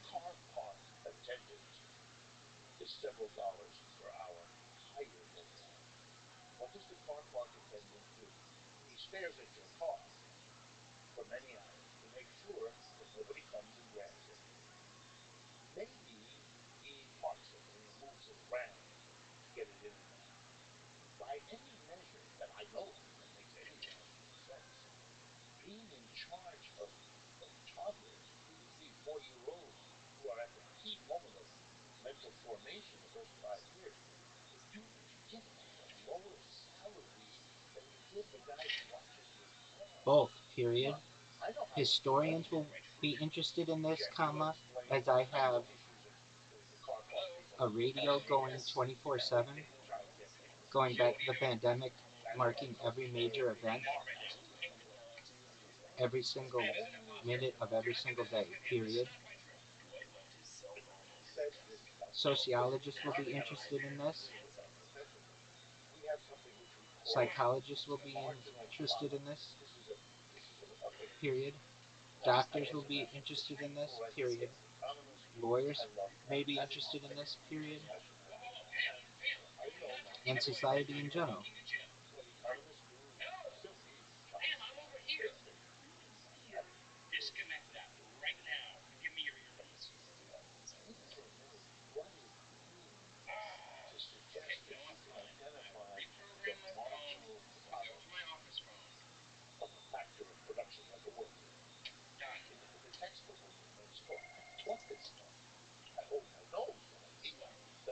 Everyone who I tell this to takes it very seriously and understands that it has a big opportunity in the future,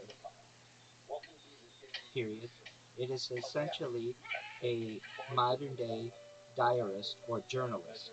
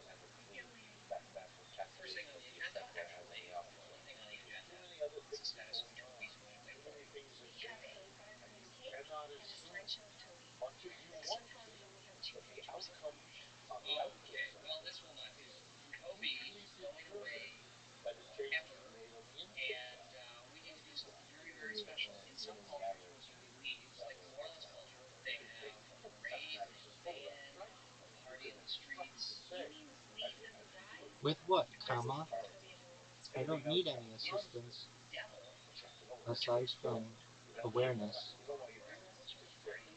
of people learning about this project.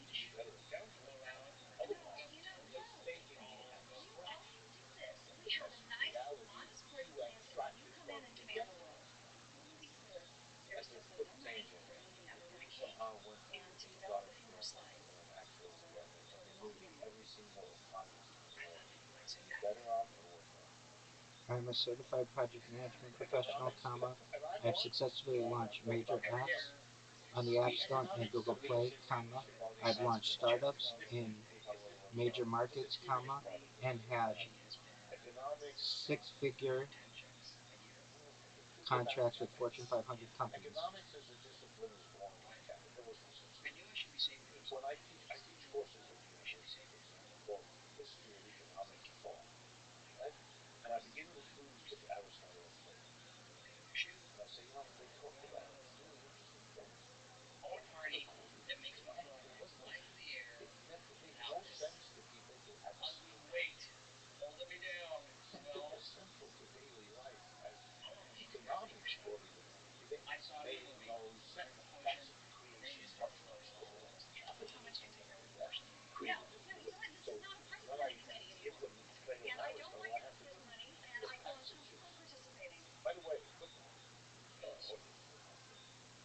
Believe what you wish, period.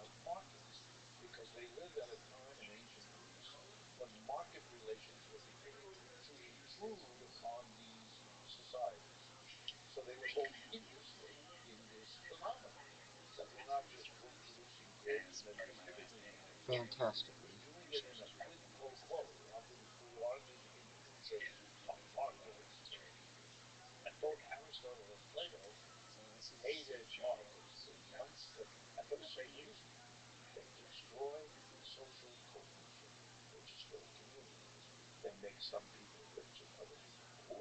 You all are smart individuals, comma, you have excellent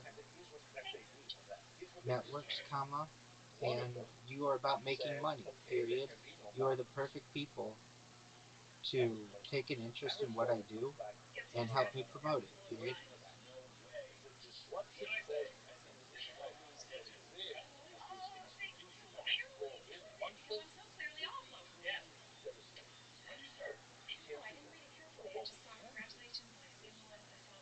I don't want to bother you guys anymore today, comma, but just know that I want to help you, period. I want to make you all rich, and the way that I think I can do it is through data, period.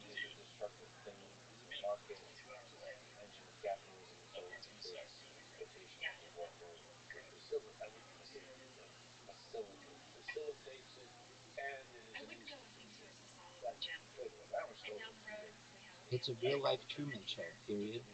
That is fascinating to everyone who finds out about it, period.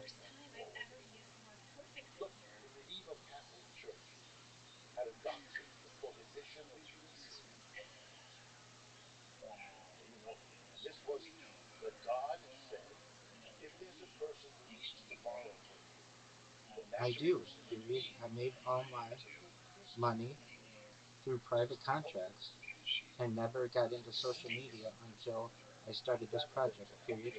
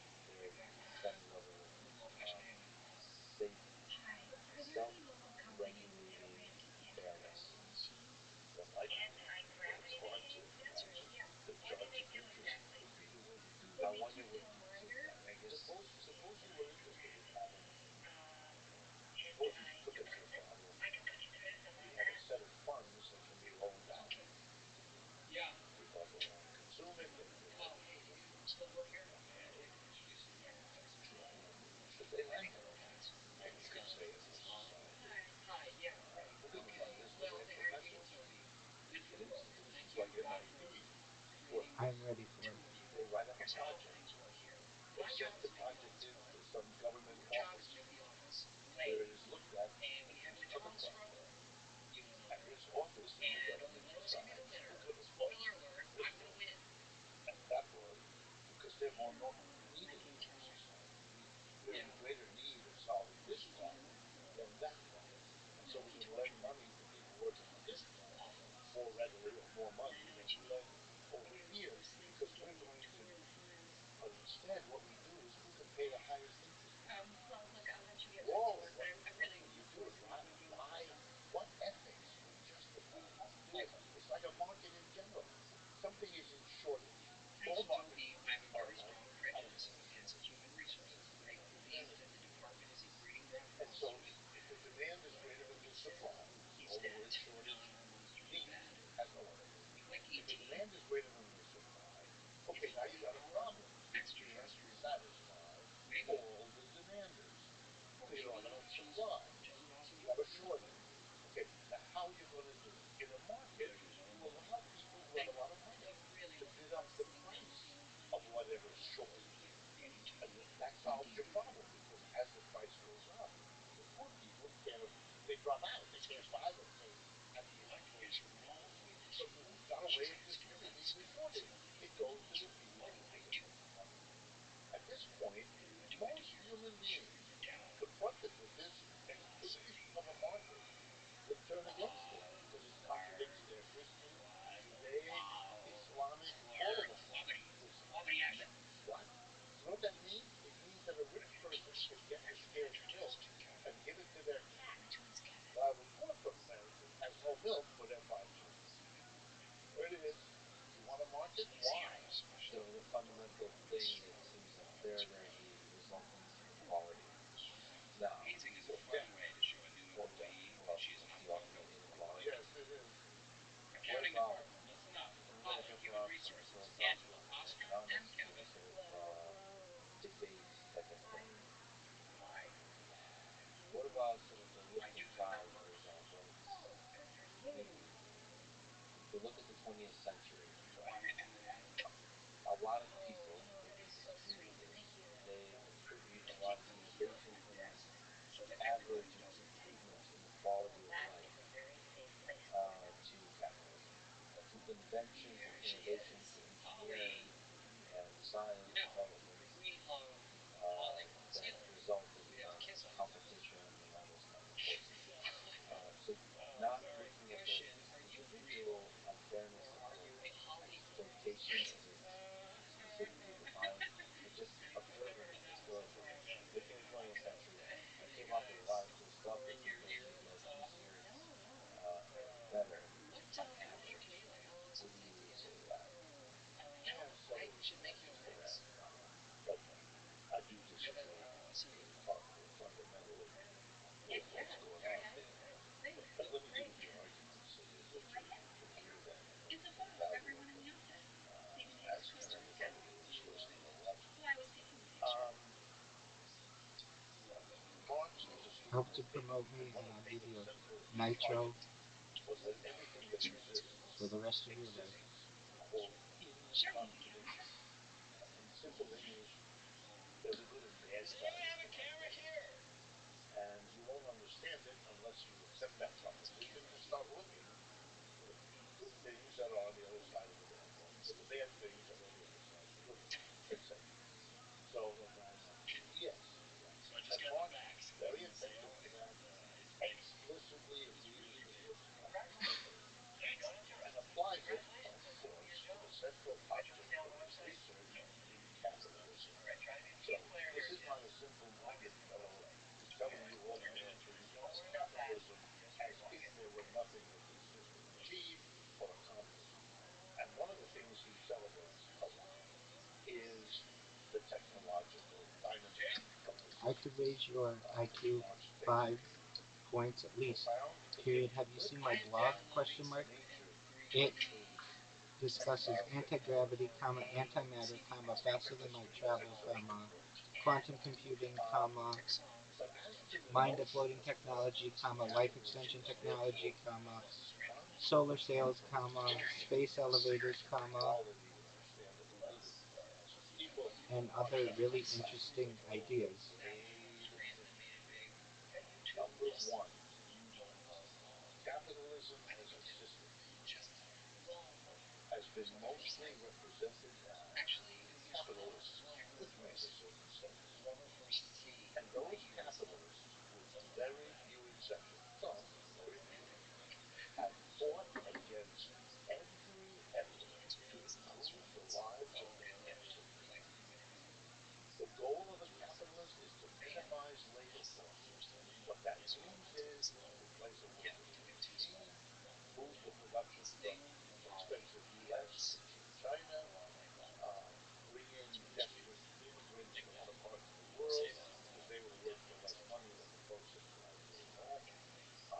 Every measure to help the standard of I living am of sponsored Americans by a has cryptocurrency been period. When people reformed see for my decades betting, over the opposition to capitalism they from the beginning know to right that now.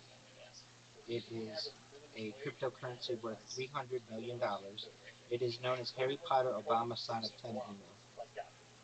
They got together, they don't know. And today, just a factoid, the last time the minimum wage was raised in the United States, federal minimum wage, was in 2009 when it was set at the lofty sum Check of it out on $7.25 an hour. MetaMask You cannot live on that. or Over the last 12 Uniswap years, or any other exchange. 13 years since then, we have had an increase in the price level of minimum wage every I year. have been And sponsored by last that year, coin 8.5%. for During that time, nearly 2 years. prices went up. The minimum wage was never raised. What? This is a time of stock market boom, of growing income. This is a society. Look, the nerve of a defender of capitalism who wants now to get credit for the improvement in the standard of life of the workers that was fought by every generation of people.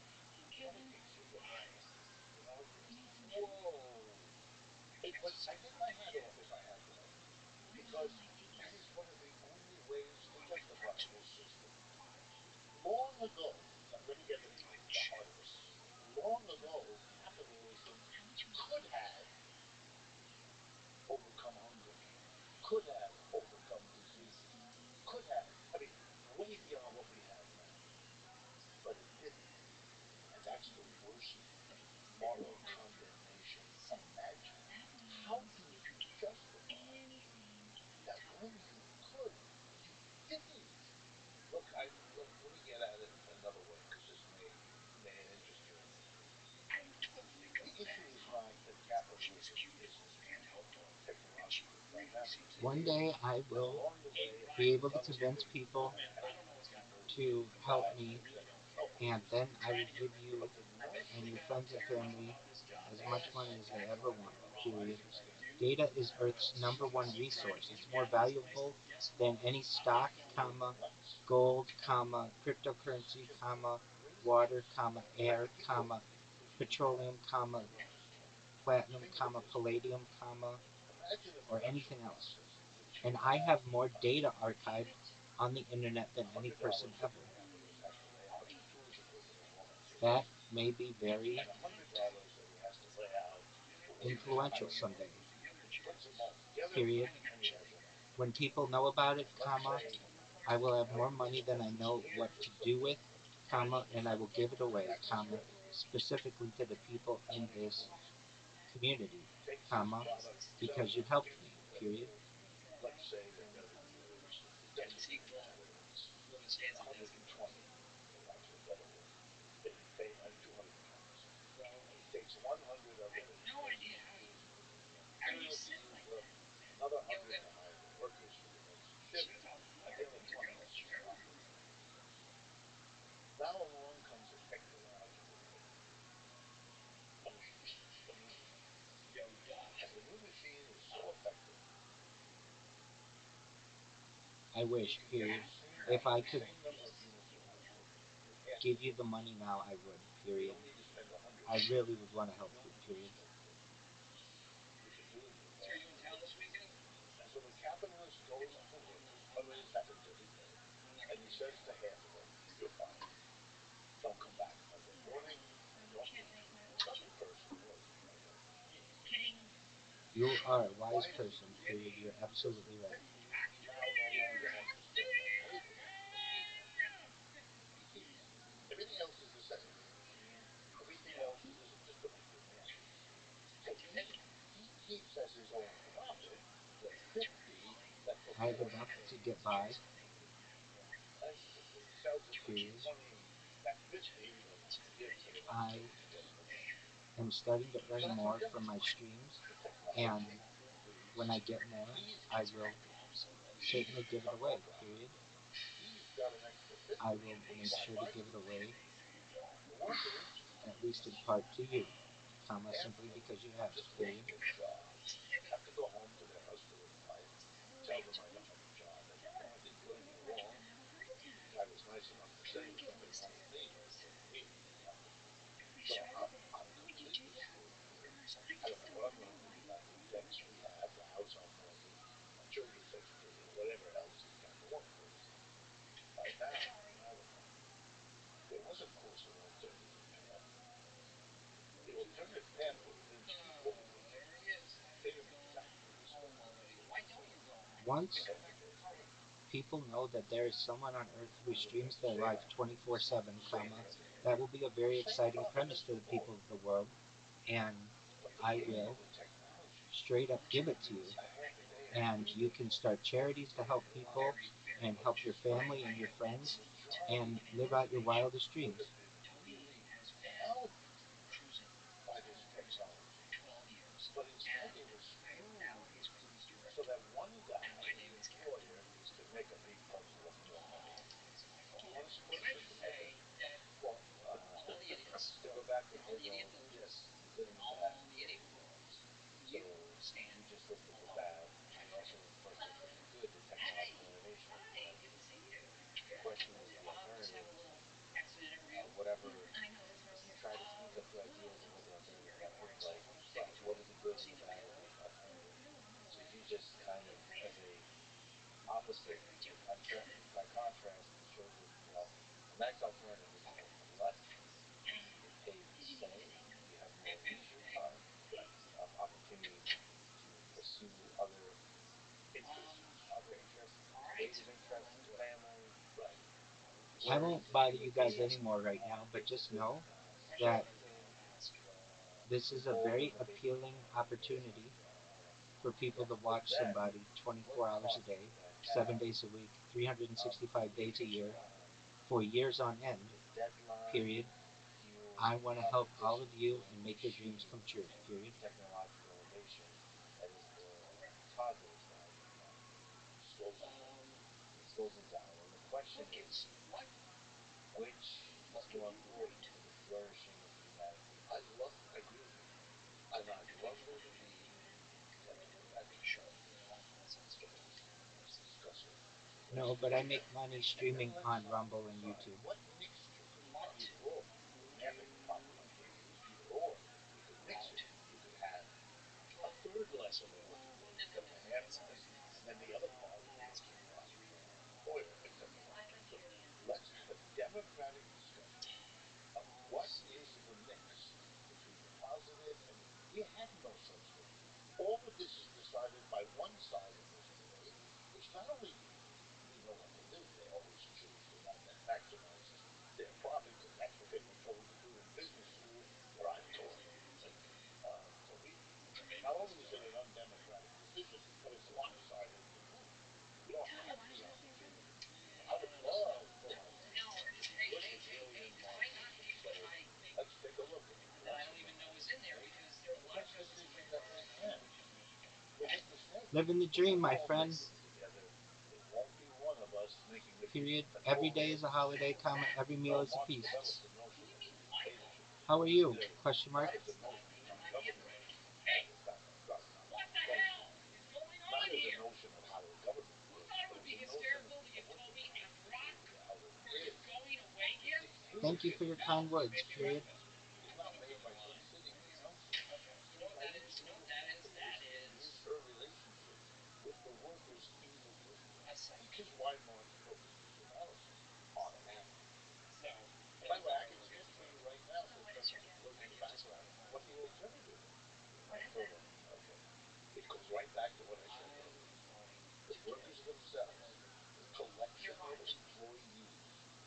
together appropriate their own surplus and decide democratically between the decision of whether or not to buy a machine and whether or not to use the machine and the savings it might allow to be handled either for themselves or as a fund for the development of technology of new products or I would add technology. This is as old as it is.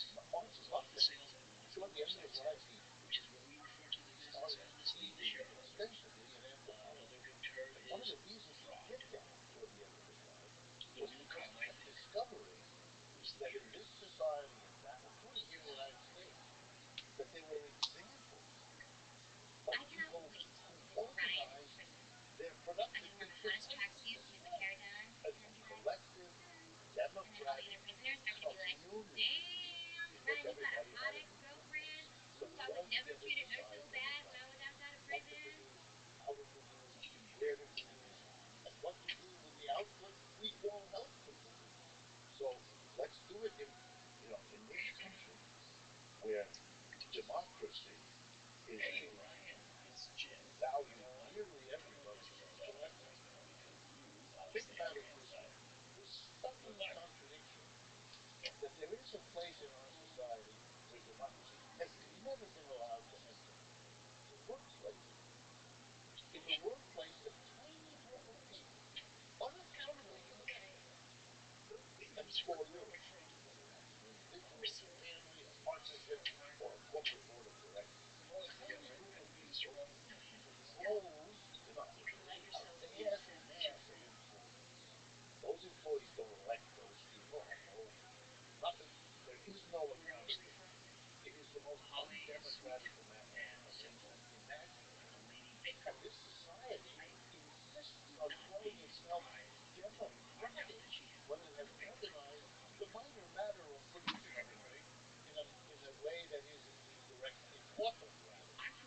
So to push back on a few things, one is the idea of this society trying to be democratic because the government is elected democratically and the government is able to pressure the workplace to do impossible regulations, pass laws, design minimum wage, all those kinds of things. That's one idea. The other is there is a natural force within the capitalist, that means no monopolies, of competition to even possibility. If you're a shitty boss, the employee in the capitalist system isn't free to move to another company and work for a better boss. So that creates pressure on the employers and the bosses. That the idea is to balance one is the law, the regulations by passed by the government, democratic. Second is because there's always alternatives, ideally, then that puts pressure on everyone to behave well because you can always win. So, I mean, that's the kind of accountability that you're saying that does not result in significant enough accountability for the employer or the exploitation of the worker. No accountability is yet under the mechanism. Let me respond to that. First, competition.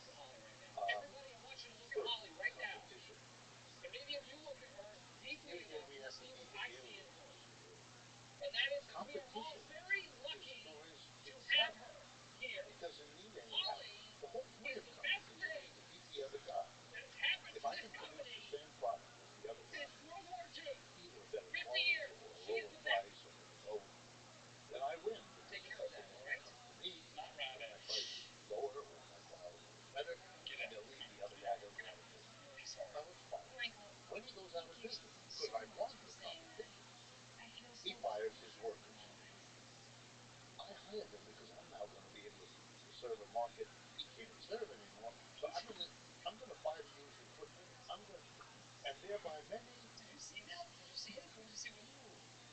monopoly is the product of competition. It's not the antithesis. It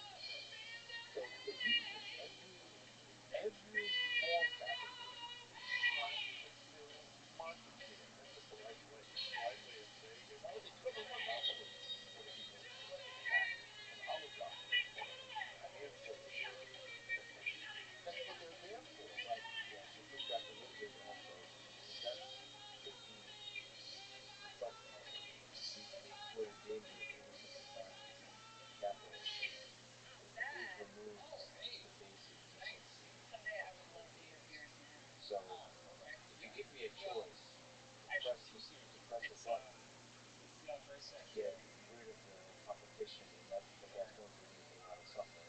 There's a lot of people at heavy companies that that's not going to happen. That it's not in the calculation. It's not just money. That's human well-being too.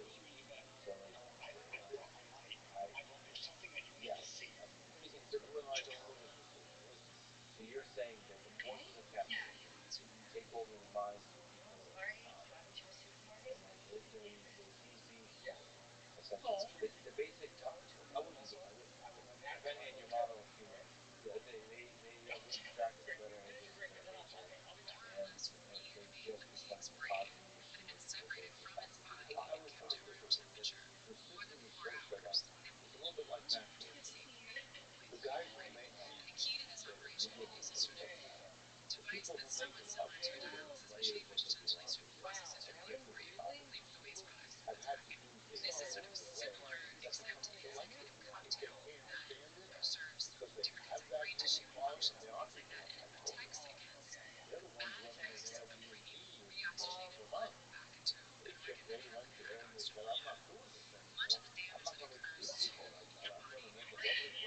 My husband and my wife are four neighbors, and I'm going to be, enjoy the people that come by and give you to you. Of course, but the system is so complicated. The firm, you don't know what has to be done to make the profit go up. Just take the rest of the people who most of the business throughout, you tell them I told them wrong when a lovely person there. They're going to look at you and wonder, well, what happened to me? How did you get this far with a lovely person? What's happening with that person? So maybe in my bias, people I know are in different type of companies or in the tech sector where immigration is such a big part of it. So I think a lot of the things you're talking about is when there's not much innovation in the system. Innovation usually comes in the history of capitalism. Innovation comes in spurts. There's the electric period, the chemistry period, the nuclear period, the call it artificial intelligence or robotics or computers. It doesn't. It comes and then there's a flurry and everything is reorganized around whatever the new technology is, and then you have a period where very rich people come to the top. It's over endlessly, as they always do about innovation. But again, innovation is very kind of debate and it's very kind of issue. For me, I don't know. I remember. Yeah,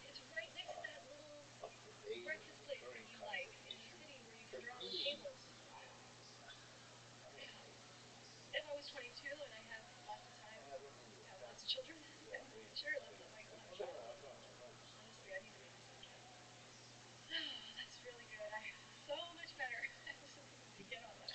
The problem with capitalism is, and maybe you'll like this, the problem with capitalism is not that it is the one thing that's consistent with human nature, that's what its defenders would like to have it be. But if anything, I would argue the opposite. That it is such a contradiction to parts of our nature, not all parts. And there's always going to be the people who don't go along. People with them. Who do question. Or maybe if people would actually make it so that God knows what was the major, but most of them go along. And you know why? Because their humanity is contradicted by what it is they're being asked to do. I mean, the corporate sector is, let's put it like this. CEOs are idiots.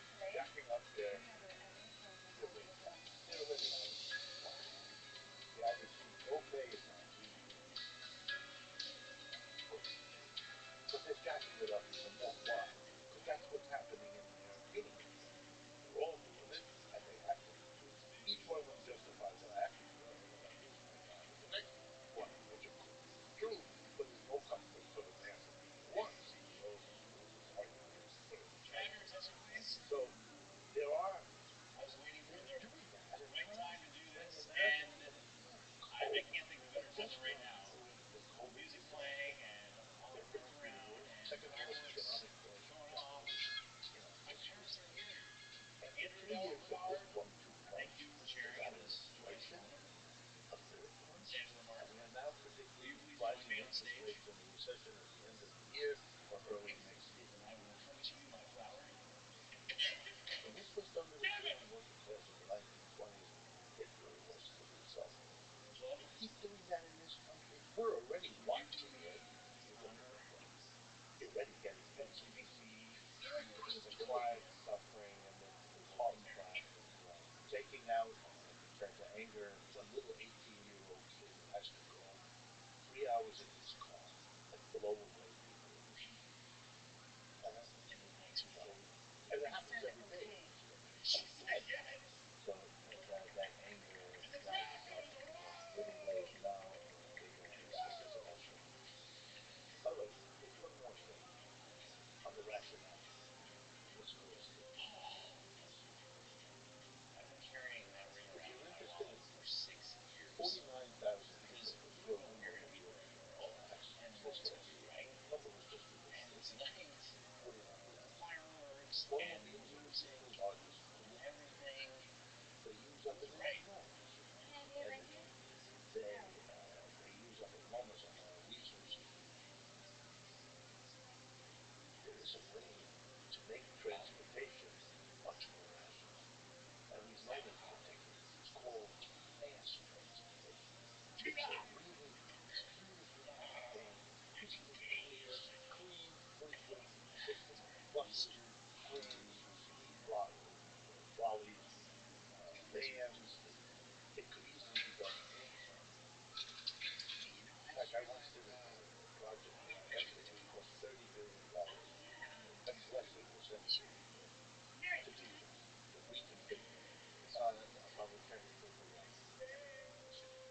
All the major metropolitan. This country is overwhelmingly metropolitan area. You really have to be the businesses. What was it 2 years ago? You're saying it's But I'm using a lot of the insane. right. It's not crazy stuff. It's a reasonable number. Right. Hey, So well, there's let me just finish the point. Okay. So I'm trying to be rational here. If we have a climate crisis, which everyone tells us we do, if it's got a lot to do with fossil fuels, okay, and with the use of the fossil fuels that we're using in the world today, then the solution to the problem would be mass transit. We don't do enough of it right now. well, there's you could argue that autonomous vehicles is kind of public transit because it's going to be green vehicles. And in theory, car ownership has, in more sense, should be the public transit. It could happen, but you know that that's a side effect. His major goal, the major goal of the other companies, is squeezing to get his share of the pie. It's all the way outside to where General Motors owns all of it. So what they've done is they've replaced the individual car fossil fuel with another. That's fucking nuts. Well, that's one of the things they're doing with automation. On the Elon side, there's also hilariously named Boring Company, Yeah. which is working on tunnels, which is actually expanding the flexibility you might have to start playing with the idea of public transit. I think. I'm now partially living in Austin, Texas, that I don't know if they know public transit system is, period. Because most of it are going to take up bus. This is interesting. So the older, by the way, look, the older the city, the more likely it has public transportation. Boston is the best example. Have you been? Yeah, yeah. I've been to Seattle. Boston with a 3 railway.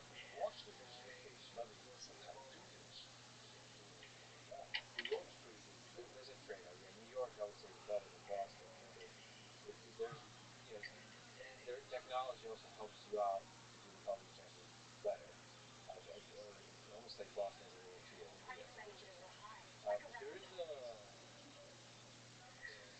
Ford F-150 symbolizes something in my mind, and there is a practical nature to the fact that in order to do public transit, in order to do some of these things that we're talking about with the working class, there has to be a central planning component, and there has to be a centralized approach.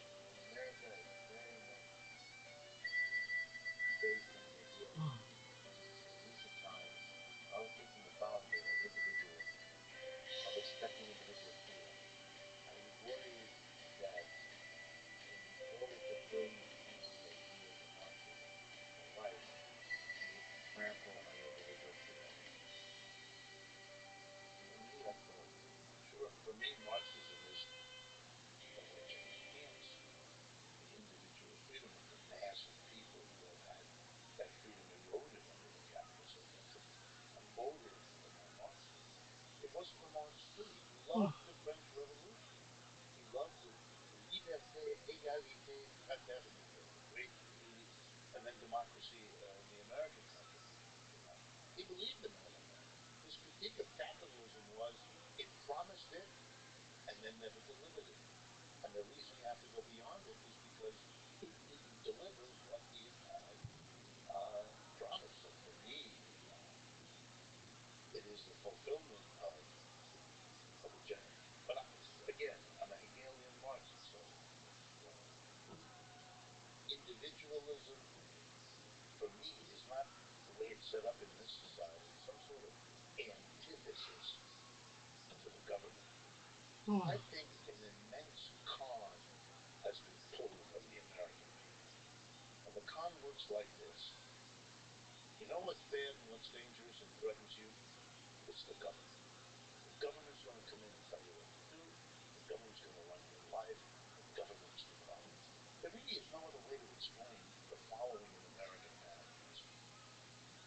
Large numbers of people lose their homes in a downturn like the so-called Great Recession of 2008. Who do they blame? The government. Large numbers of people go unemployed. And what are the media all about? The government. If I were a capitalist, I'd flip this. I'd kick the workers by throwing them out of their homes because they were directly given the government. I fire large numbers of people and I have no responsibility for what happens to them as a result of having no job and no income. And they get angry at the senator. I'm laughing all the way to the bank. This is a genius stroke. In theory, but if you look at government, as you said, accountability in a capitalist system, there's no accountability. There's some pushback I give on the accountability. I think there is some accountability if you discuss in a Hegelian way who there's more accountability for. I would say that in theory, government is perfectly accountable. That's the whole point of a democratic system, is you vote people in. For the practice, Right. there's a giant growing bureaucracy that is accountable only on the surface. There's two parties that Are the same. are the same. Media is somehow integrated into making the same two parties as if wearing different colored shirts. Who seem like they're very opposed, arguing bitterly, calling each other spouses, nasty names, and all this type of thing. Okay, but that's government. So, who exactly is worse, government or companies? But why are we asking that question? Okay. These are twins. Look But how do we find what out? you were able to say about Republicans and Democrats just now, which I agree with. I would say the same thing about corporations and the government. This is the same people, literally. But let's go to Churchill. Which one is worse? Let's go to Churchill. Democracy is the worst form of government, except all the other ones or whatever. This kind of same idea. Which one exactly is worse? Because to me, it seems like Which one between government and industry or companies. It's because government is plagued by, um, I would call it corruption, because the corruption of bureaucratic paperwork, and then because but they're not accountable. There doesn't seem to be a serious accountability. Again, you're not seeing, you're not living in the same time. The greatest practitioners of central planning are corporations. Elon has an operation like General Motors, Ford, IBM, any of the other megacorps.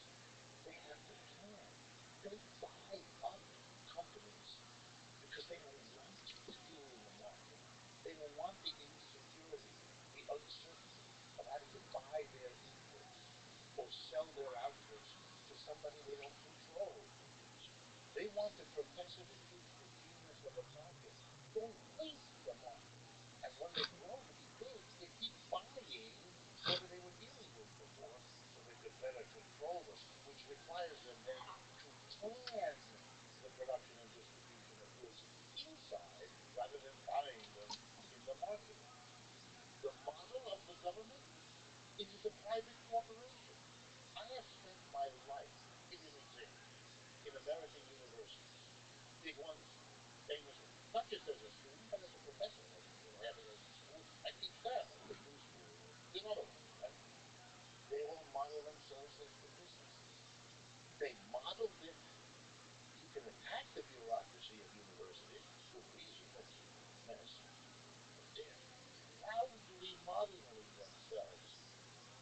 organizing their bureaucracy in a business-like manner. Uh-huh. So you're looking at a difference which isn't there. The government and the private sector are partners, and both of them wouldn't have it any other way. The corporations want that from the government, and the government now knows that to please the corporations is the number one objective they have, because that's how they keep their jobs and keep their system going. And so, for all practical purposes, this is the same people. But there's important differences that I don't know if they're fundamental or just are because of history. If you have government, they're accountable in a different way than companies. Companies are accountable by, especially if you have a consumer, they're accountable by the consumer spending or not spending their money on whatever the heck the company is selling. Right. The government is accountable by votes, and it seems like government, unlike companies, for most of companies, history is always too big to fail. Meaning, it can always just print money. It can always save itself, and that creates a bureaucracy. You never, you rarely pay the costs of having made bad decisions in government. You distribute the blame, and it's very unclear who's responsible for bad decisions. So bad decisions in government accumulate, and you become more and more and more inefficient, and more and more poor in your Yeah, decision just one making. moment. You said Um, public transit. Should we build a public transit system Well, in this city or I'll not? just update That's a you. difficult decision. That's Okay, an interesting so decision. I I would say it's got, very often you a know, very good decision. TikTok is such a bitch, and I don't know what the technical term is called, but I've just heard it from SEO and social media experts that there's just something known as social media juice. Basically, when you're going live on something, you better make it count the first time, or you lose your juice. And I hate to say it, but that's absolutely true. So what happened? I'm on TikTok and I'm streaming, and I get like as many as like 11 people in a fucking thing. That's great, whatever. But even that, if I could get 11 people consistently, I'd be happy. But what always ends up happening to me is something, the stream goes down, or I get banned, or whatever. So this time around, it just happened that my computer was like frozen because of TikTok's their software on the computer that about which I was complaining, and that kind of took away my juice. So I ended up. I don't know if you had a chance to see. I didn't do it for very long, but I ended up having one, two, three, four, five, six, like six different accounts going in the same thing when I was singing. Uh, but because I had lost all my juice, nobody had a chance to see it. So I was like, whatever. It's no big deal. That always happens to me on TikTok. TikTok is the most finicky of all of the websites I've ever on which I've ever been. I think at times I've gotten. I used to when I first started doing TikTok, I would get at times like 10,000 people watching me at once. Not for that long, but just for a period of time, and then my internet would cut out or something, and I'd go live again, and I'd get three people, and I'd be streaming for like hours, and three people, and I could never. It's finicky. All right, so then I thought, you know what, I'm just gonna fucking get into fist fights with these people in Wall Street bets. It doesn't seem like they're kicking me out. Normally, they would have kicked me out a long time ago, just for whatever reason. But the only way you get kicked out in it is I mean, they have like the easiest rules ever, and they make sense. Okay, no animal cruelty or gore content. Okay, yeah, duh. No sexualizing minors or pedophilia content. Yeah, duh. No doxing and targeted harassment. Fine. And no pump and dump schemes or shilling. Well, I shill, but they kind of, I think, allowed that a little bit. Um, so what did I do? I got in there and I'm basically like, look, guys, if you help me, I'll help you. Just I have more data, yada yada yada. And like there are guys in there who are just they just like they're just really mean. But then there are some other people like, oh, okay, well now I understand what you're doing. Like, I thought you were just really into Sonic the Hedgehog. No, no, Yeah. I'm not really into Sonic the Hedgehog. Holy shit, though. Did Harry Potter Obama Sonic 10 Inu take a dive recently? It's at 18 cents. Really? It's at 18 cents, and it was at, Ooh. yeah, ooh is right. I don't know what happened, no idea. But I was basically explaining to them, hey, I don't like cartoons except for Family Guy. This is what this pajamas and everything. This is what it is, and but they pulled up the chart and they're like, so like little by little, I'm gaining a little bit on them, and a couple people sent me friend requests, and um, they're just starting to understand that like, well, here's the thing, I just have to be a staple in there, like I've been in Harry Potter, Obama, Sonic 10, Eno, but these guys use Reddit, and Reddit is the best way to get out massive amounts of information to massive amounts of people, or perhaps coordinated um, uh, communication strategies for massive amounts of people. And I just see like some of these guys have their Reddit accounts tied to their Discord accounts, and they have like 150,000 points or whatever karma. Like they've got these really big accounts that it's just like I gotta win over Yeah. this motherfucker, and once I do, I like basically I say that like there are some guys in there who are like you're deranged, you're loco, you're all these things, and it's like no, I'm not. Like obvious, or you're a bot, and they're just like oh we don't talk with bots. It's like dog, I'm streaming to you. You can take a look at me whenever you want. Of anybody who I could say is a bot, it's you because you're faceless and staying anonymous and you're not putting yourself out there. Um, so they were just I'm working on it now. The thing's got 66,000 people in it, which is great. I don't know how many of those are real. You know what's interesting to me is like my Discord is I bought 1,000 people at the beginning, and but like a lot of those get banned, and so I've got like 1,500 people in here. Okay, fine. But if I look at like the biggest or tick the big kick streamers, I have a bigger Discord than they do, which I think is kind of interesting. It tells me like they put their money into just buying um, bots to watch them. When I mean, I put like $30 into getting like 1,000 people in here, but because a lot of those accounts are bots and they get banned or whatever, um, I probably would say I have about 750 real people, which is still bigger Yeah. than some of these pretty big like streamers. Like if you have oh 200 people watching you on Kick allegedly every single time you're going live, then I would expect you to have more than 200 people in your Discord, and it just doesn't work that way. So I find that to be funny. Um, but yeah, I just Yeah. need these OG Wall Street Bets people. All they'd have to do is post in OG Wall Street Bets.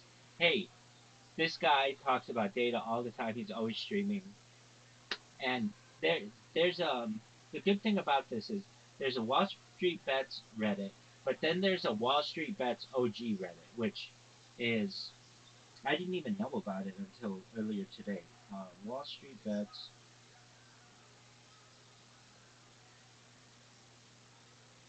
Uh, If you give me an invite to Wall Street Bets, I'll join it. sure. Um, I mean, it, I don't. I mean, I'm not going there all that much. I'll forget about it. Just like I forget that I'm still in Aiden Ross and I Show Speed. sure. Did you get kicked out of those? I show speed. Yes, Ada Ross. I'm the number one streamer of all time in there, and I'm still streaming. Um, yeah, I can I tell Show you. Speed kicked you. Um, yeah, and the reason why is Even okay. that started on you. Well, thank you. Wall Street Bets OGs has 88,000 members, which is huge. I mean, it's like it's really good. Um, I no way. Oh, um, I mean, all they have to do is make a post about me, and like, it has a chance to go viral. Um, would you try? Let me just find out what it is. Right, it's easier for me to just send it to you. Whatever you do, don't go in there and defend me. The reason why is you'll just become, they'll just shit on you. But you can check it out. If you look, okay, so the main discussion is in, it's called Main Stocks Futures, and if you look in there, it's absolutely toxic. The people in there are using racist language. It's basically all of the conservative people who've been kicked out of the main Wall Street Bets Discord, and they are, um, I don't know, I just don't like them using like the N word and stuff, and all kinds of things like that. But I don't know. I feel you. I don't like that, but there's nothing I can That do about happens it. on the troll server too a lot, you know. Yeah, and I just don't under. I mean, these guys think that like none of this is. They think it's all anonymous, and in reality, it's not. And um, I've always thought of it like this. Like you know how, like for instance, like we can look at Pompeii, like from Mount Vesuvius, and see like all the archaeology of, or the, yeah, the archaeology of ancient Rome, and it's like well preserved. I think the same thing will be possible with future generations and all of these platforms. Even if a platform goes down, I feel like there's some way that they could get an archive of it back, perhaps in the future with super advanced technology, and people will study these conversations. I feel, um,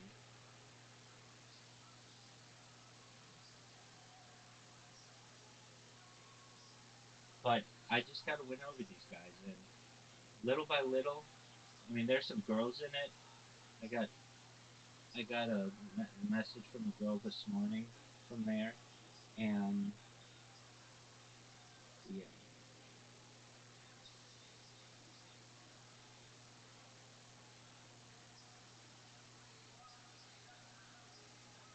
we had somebody. She's a friend of mine. It's weird. I've asked her, "Are you an adult woman?" And she says yes. She's like, "Yeah," and so I confirmed that. Um, but she talks like in baby talk sometimes, and like I've confirmed with her a bunch that she's an adult woman, and she's in adult um discords. Anyway, she came in here last night, and she opened up one of those custom VCs and just napped in there, and I thought that was interesting. Had a couple other people who came in who were just curious as to what I do. One guy was like, "You're in a Minecraft server. Why are you in a Minecraft server?" And I'm like, "Huh?" And he's like, "You're in a Minecraft server. Do you play Minecraft?" I'm like, I mean, I have interest in it, but no, I mean, I just do other things." He's like, "Well, you know that there are kids in the Minecraft server?" I'm like, "Well, I don't talk to them, and I don't promote to them. I'm literally just sitting in there." And I'm like, "Well, don't you know that?" I mean, essentially, this is what's going through my head.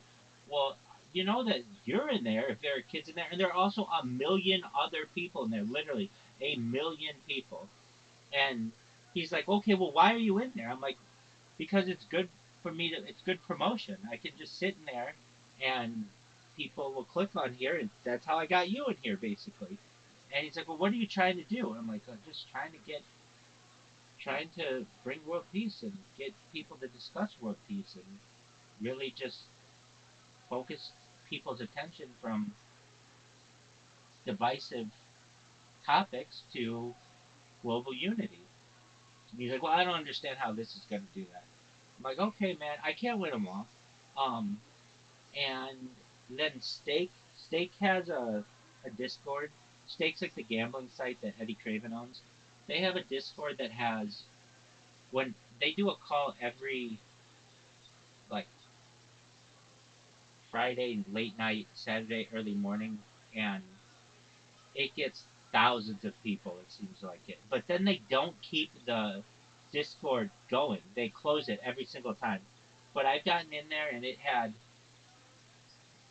40 different, like 49 different calls or 49 different VCs going, each with 40 people in it. It's just a huge, huge, absolutely huge. And yeah, but the the thing that I want to keep doing is just chipping away at these Wall Street bets guys. I mean, if they let like, I think it was really funny. They like I told them about Harry Potter Babasag Teninu. They took my what I wrote and just kept copying it and pasting it after I what like no matter what I did. They just were kind of doing it to mock me. But hey, you're it's free publicity for the coin. I don't care. And it just shows that I mean, just most coins don't just like find somebody and send them merchandise. There are reasons why they did it. They see that it has a lot of potential. So there are some good things. Man, that guy's got a Nazi symbol for his icon. Oh yeah, yeah. I was gonna say He does. it wasn't that until he started talking to me. I'm not saying I forced him to do that, but it was something different like 3 days ago, and then I started talking to him and he changed it to that. I mean, like I can't believe these people think this is funny.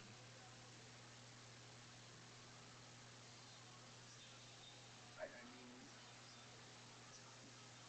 I don't know. It's if it's intended for hate, it's one thing if like friends razz each other. If you have that kind of relationship, I have an Algerian friend I talk to, and sometimes I say "Carthago delende est," which means Carthage must fall. It's what they said during the Third Punic War. I mean, I don't mean it seriously. Like he's not Carthaginian, but he lives where they were, and it's but I know him. You know what I mean? Like we'll chat. So one of my best friends, we learned like each other's mother's maiden names so that we could insult each other better.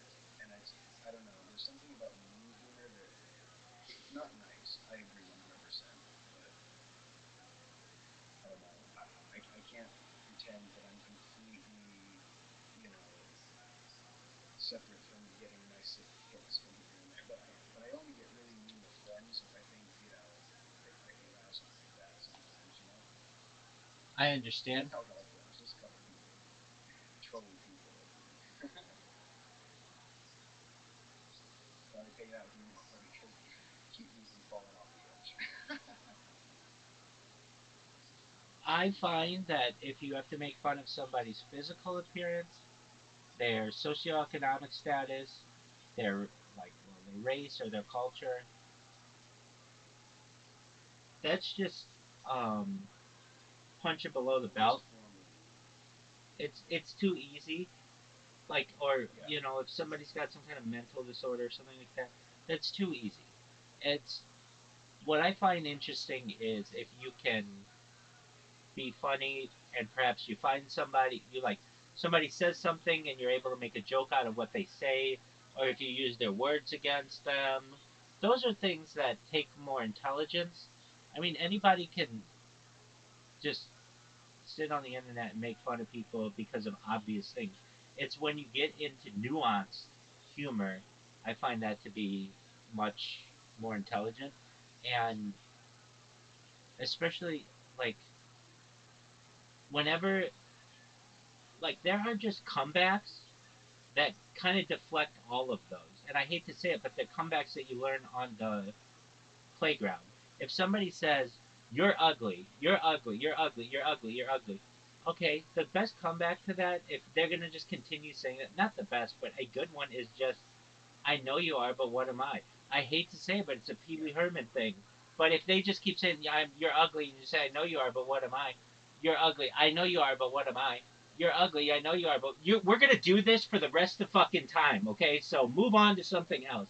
But it's an excellent way to block all of that and to just turn the conversation to something else.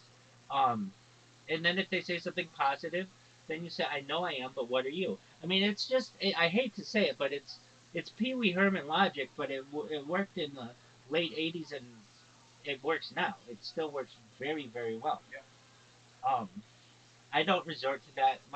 I use just CSB just because it gets on people's nerves and it's not as I feel immature as I know you are, but what am I? Um, and what else do I use that people say? I sometimes I'll just give them an emoji or something, or um, just say cool, or you're entitled to your opinion, or like that's just like your opinion, man. That's another one.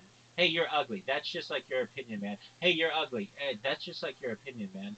Hey, you're ugly. That's just like your opinion, man. Okay, yeah, exactly. Full story. I mean, there are ways. Yeah, exactly. If you just use these in conjunction with each other, there are ways to deflect all of these things. And I mean, I've been on the internet now long enough that I've just whatever somebody has to say to me, I can essentially take it. And um, I'm not saying that I'm bulletproof by any means. I have, uh, I'm imperfect, and but we all are. I mean, so when it comes to making fun of me over something, I can usually take Microphone starts cutting out right now. my my my thing is cutting out. It was a second ago. Yeah, sorry. The No, microphone's getting choppy. It's better now. you're good. Um, I was saying that no matter what somebody sends at me, generally I'm able to take it. If they want to use some kind of stereotypical response, I can take it. So Yeah. just the more I do that, the more strength that I show, and little by little they get away from saying like you're a bot to all right. So what do you want me to do to promote you? Like I have some people who are saying so like so all I have to do is read like if someone one guy's like I'll subscribe and like that's all I can do right now. But hey, that's good enough, man. I mean that's that's great. I'm surprised they did not kick me out over this stuff. But I think of any of these um, financial related groups, they're the most toxic, and we'll see we'll see how it goes. So I one thing that I do is I don't want to just keep hitting them with it. Like, hey, you have to promote me today. Absolutely not. But just planting the Yeah. seed. And I even told them, I'm just planting the seed that you will see that I'm a normal person who streams their life, Yeah. and eventually I'll convince you to help to promote me as well. And it's like, all right, whatever, dude. I mean, but I planted the seed. And now they're going to think every time that they look at a YouTuber, well, they think they're pretty good, but I know a guy who's always streaming. He's live in our Discord, and Yeah. we'll see how it goes. I'm really, I well, I was thinking this would just be my fortune that I get really popular on TikTok. That I mean, that would be great, but no, I'm not going to get popular on TikTok. It'll be Discord, it'll be Reddit. But if I did get popular on TikTok and then they ban it, that would just be my fortune. That would be exactly how it would go down for me. I start building a community there, and then it goes. Um, Yeah. the Just what like on Twitter. the thing that I like more on TikTok than just about anything else is hold on one second. Can you hear me? Yes. Okay. There's this guy who takes ping pong balls and like bounces them off of things like trick shots. I think that's absolutely fascinating. It's not fascinating, but Yeah. it just gets my attention. It's like, oh, is he gonna get it? And I love that. So if I ever go viral and I want to do a TikTok thing, I will get a bunch of ping pong balls and do that because I think that's like clean content. You can be 14 years old and think that's cool. You can be 40 years old and think that's cool. You could be 400 years old and think that's cool. It's just, enough times and it's going to get attention. Or not attention, but you're going to make it if you do it enough. It's just how Yeah. dedicated are you to it? Consistency is key. Exactly. They were talking about it on Lex I need to Friedman. get that stream going. Oh, sure, go for it. I'm gonna close my eyes and probably sleep for like 14 hours. So thank you for your time, and Yeah. if you need me, I'm here. Take care, man. I love you too.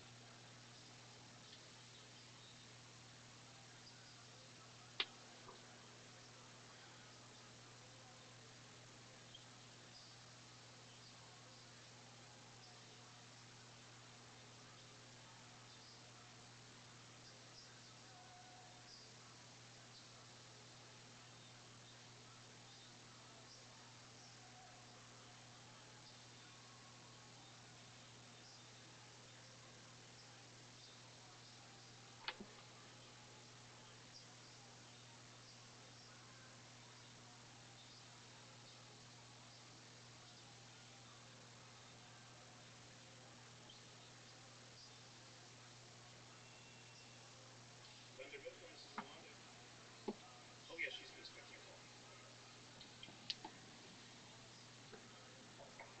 Yeah.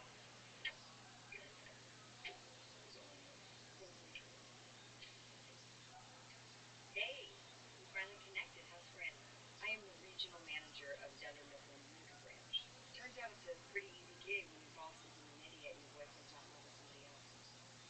Look, all I'm saying is it would be a great opportunity, and we'd love to have you on board. So think about it, okay? Okay, look, for the record, a certain Scranton salesman approached me, okay? And this is a dummy a la Ferris Bueller's Day Off. You tie string to the wrist, which goes to the door. When somebody opens the door, the hand goes down, hits the remote, turns on the tape recorder, which is me snoring. Now, nobody knows whether I am here or whether I am gone. Oh, no. But you will not tell anyone. No need to, because we'll be together playing hooky. Yes, sometimes, most of the time I will be with Ryan. Or Darren. Yes. Oh, good, good. Stanley, let's go. This is what I want you to do. Go out. Come back in. We're going to hide. I want you to tell me if this looks like me, okay? I don't understand why somebody should go through better than without reaching it. Go out and come back in. I've got an offer from you to go for more money. I don't want to take it. Oh.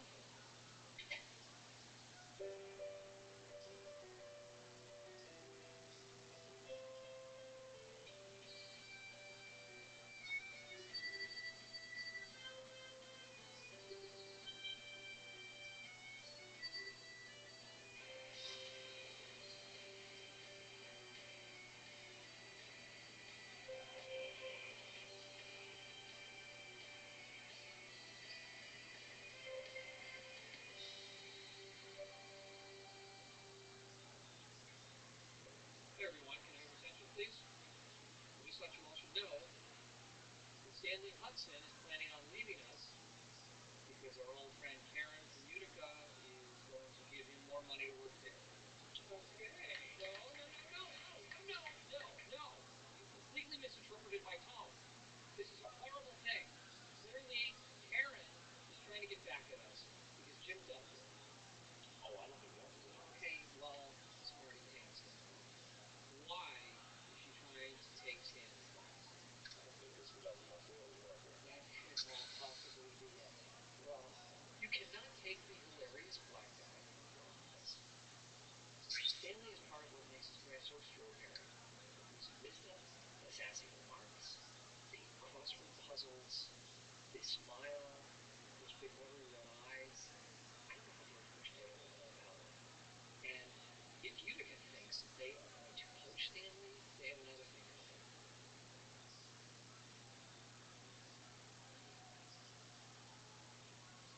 How can I get you to say it? Money. We all know money. But we really want to know it. So, tell me where you're really leaving. Money. No money, no problem, Stanley. You of all people should know that. Let me ask you this. If I were... Money. Oscar.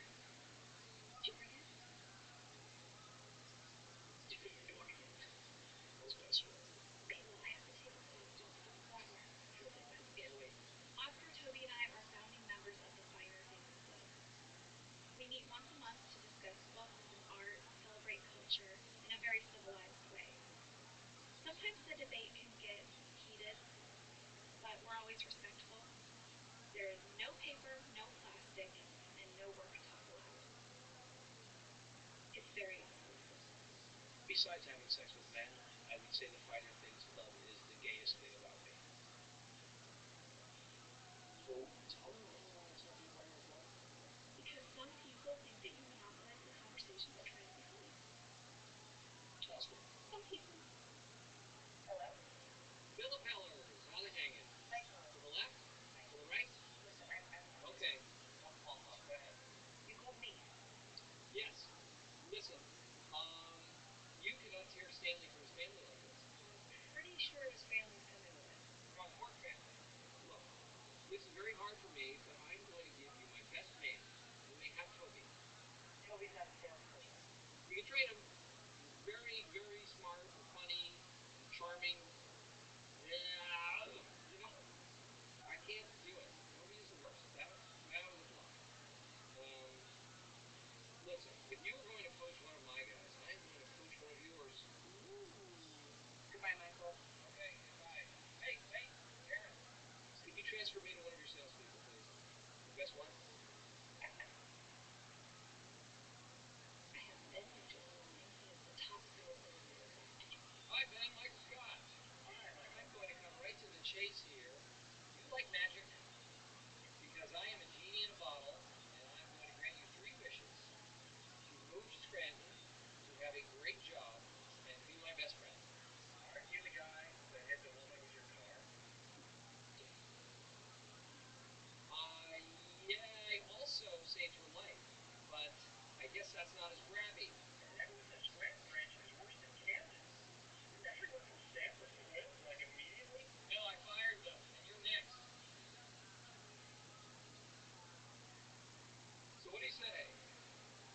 Seriously? What is that guy talking about? Scranton is not lame. Scranton is the cool fun branch. We're like Animal House. Found him! We're getting crap done. Word is our branch sucks. We have this on the way. What are you doing? What are we gonna do? We are going to get a monster sale. That's what we're going to do. Corporate from State House. Yes, they did. Oh, yes, they did. And we are going to murder it. You, me, Dwight are going to jump in my PT Cruiser, and we are going to crush this sale. We are going to prove what the hell is that music? It's Vivaldi or violin. That's the problem. That's the problem. We need rock and roll, man. Rock and roll. All right? Oh, my God. That's why people are leaving. I have no words.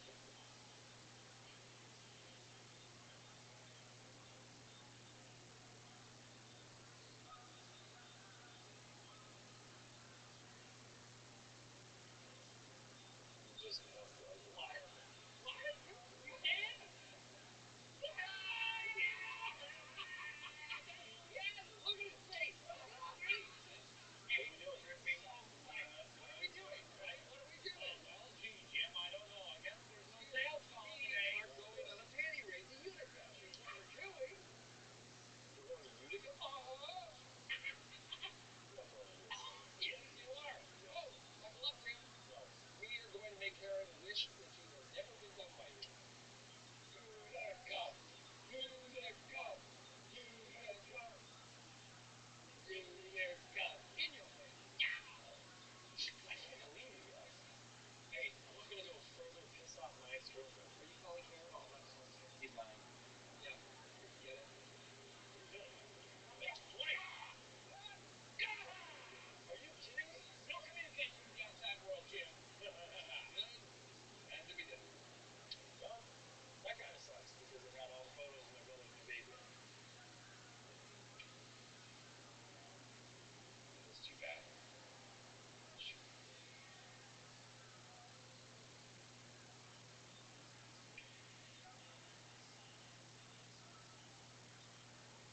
Okay, Hey, Dwight, we found it. you know what? I'm just going to call a cab from here. All right. You're gonna miss the best prank ever. All right. Wait. What are you planning on doing? Do you really want to know? Okay. Oh, hey, come here. Here's what we brought. We brought uniforms from the warehouse up on Silly String. Dwight brought gasoline and chunks of rubber to make stink bombs. Or real bombs. No,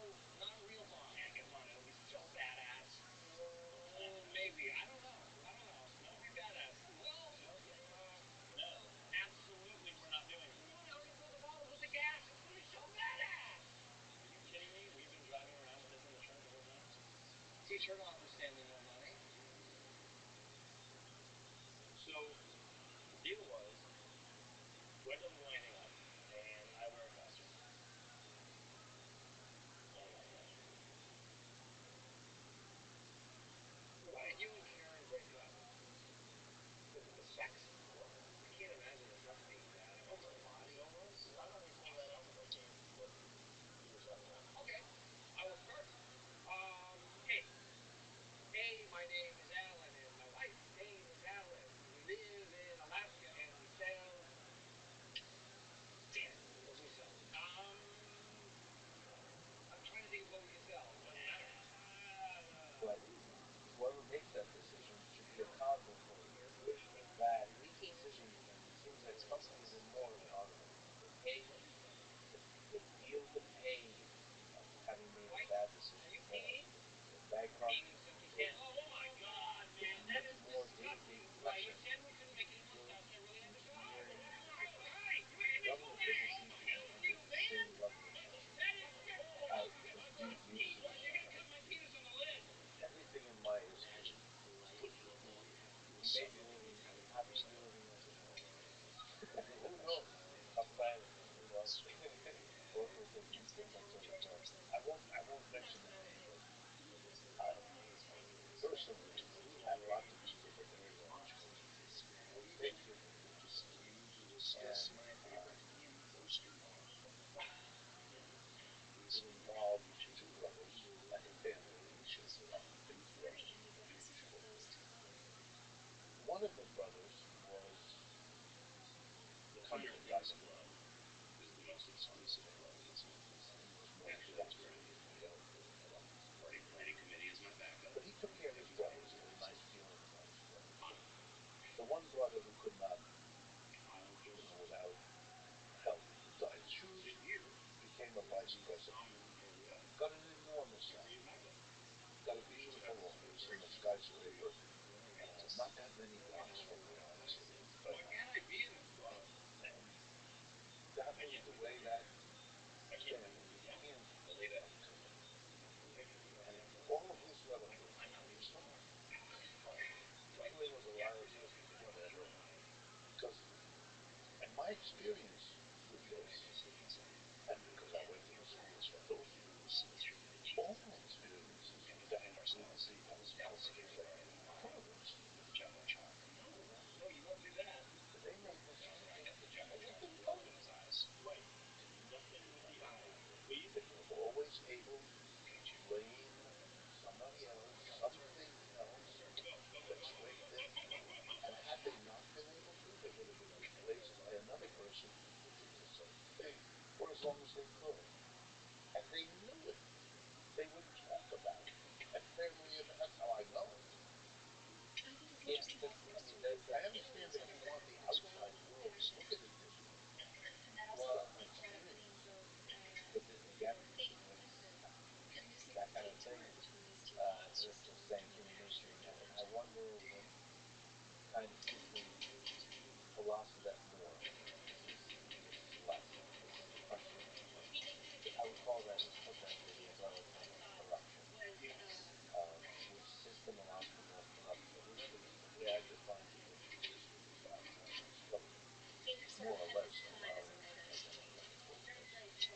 You can figure what happens when everybody is has a role, when you have to explain what the strategies are, what the alternatives are to a larger number of people than a board of directors or major shareholders or whoever it is that most companies are responsible. And now you've got a whole universe of people who on and on and on. This is worker co-ops is what this is called. It's not that I'm advocating something that's never been seen before. Not at all.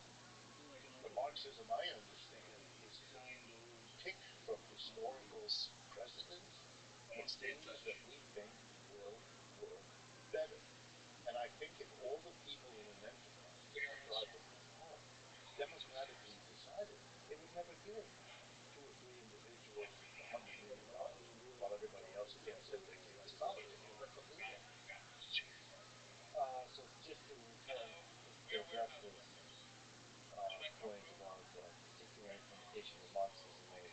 days in the Soviet Union. Why did Stalinism, for example, lead to so much bloodshed and so many suffering? Is there any elements within the ideas of Marxism that catalyzed the kind of government, the kind of system that led to that bloodshed? I don't think so. I think there are many things that led to the bloodshed that all of Stalin's regimes did.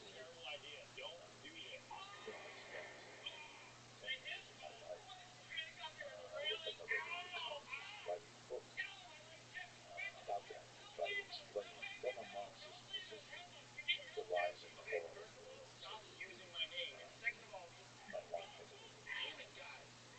There, I'm going to say a few things now, but all of those things are spelled out in great detail with loads of empirical evidence, etc. in that book. But let me start with explaining a little bit.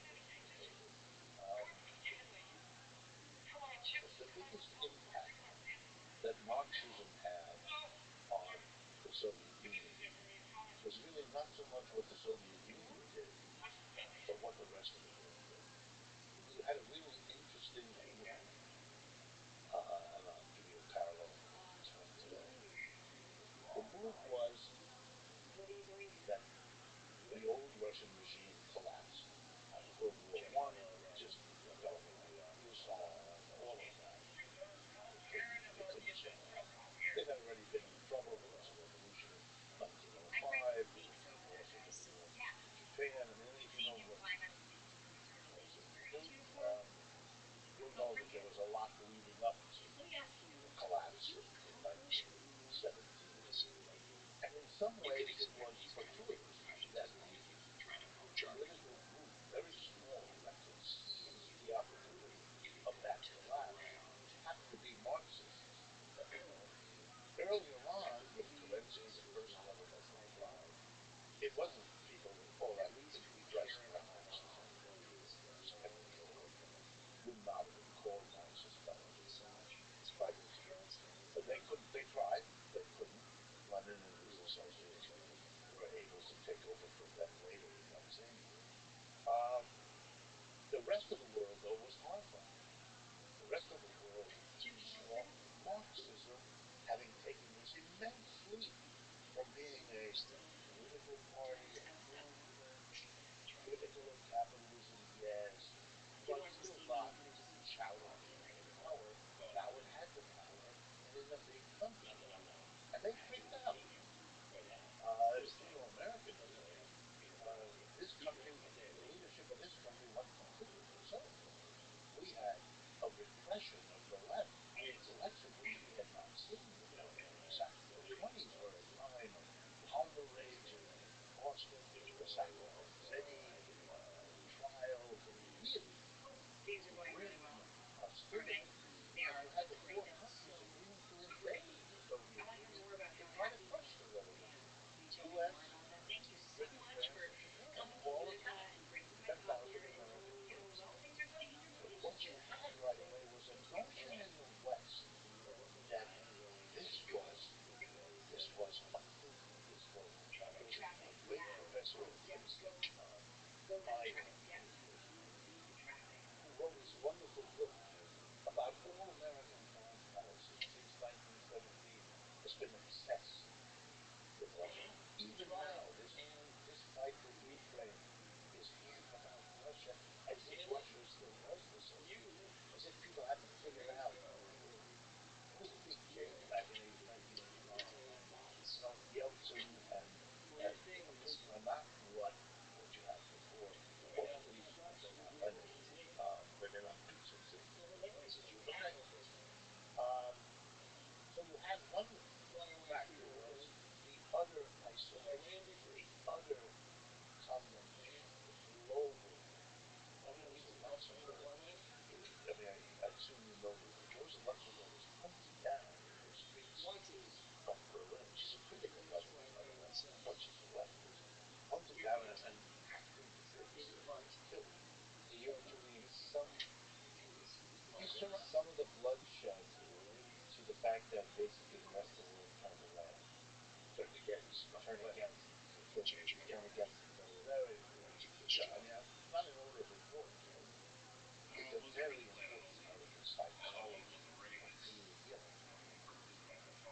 It's what you would call paranoid if there weren't quite as much evidence that it was a lot greater at that time. So much that it does. Look, you could see the effects of it by Stalin inventing the idea, which had no support at first, that you could have socialism in one country.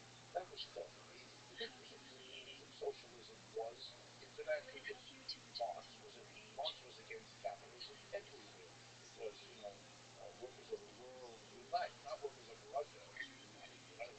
Workers of the...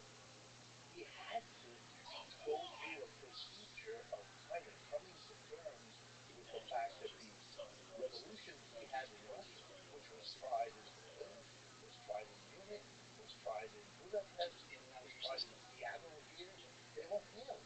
They all failed. And he said, sir is the friend of the world. Sir, right? All along. That's one. The second thing is economic isolation. Russia's a poor country, and it needed what it got before the war, which were heavy investments from the French and the Germans in particular, but others too. Paris was all Paris. And you could see the weekend, the Gesellschaft family. It's we have to do it. The world is different in the sense you can work, but that culture, but today it's completely different. Russia's a different place today. Russia has China connection, and they don't get that here yet. They will. They're a country that have a Chinese radio. Yeah. But besides human nature may change at a slower pace, yes. That has occurred to me as well.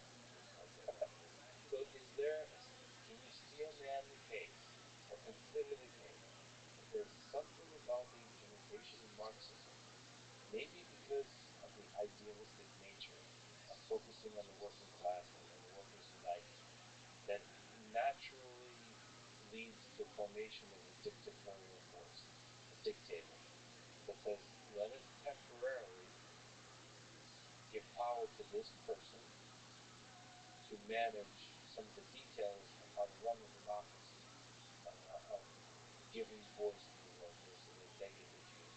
And then that naturally leads to the dictator, and then naturally leads to the dictator. Power and absolute power, as the old adage goes, corrupts absolutely.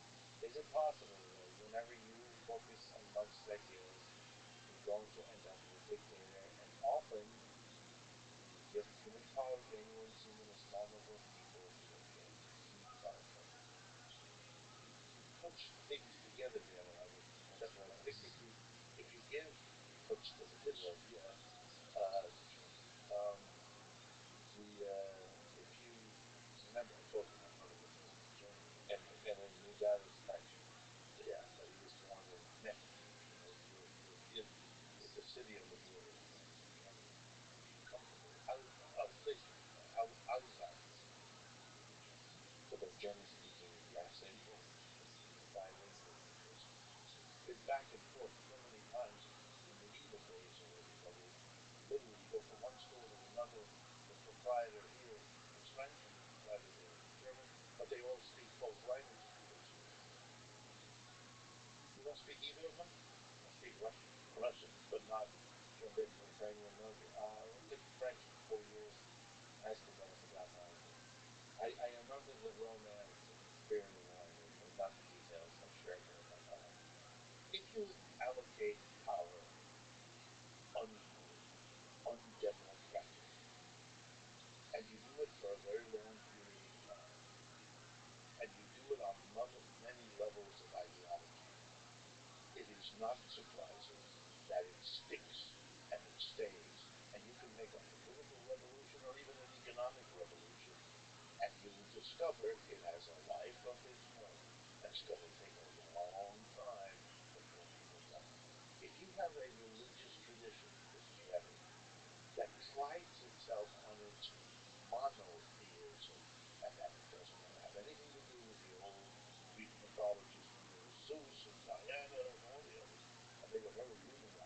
Then we have one who is the absolute leader.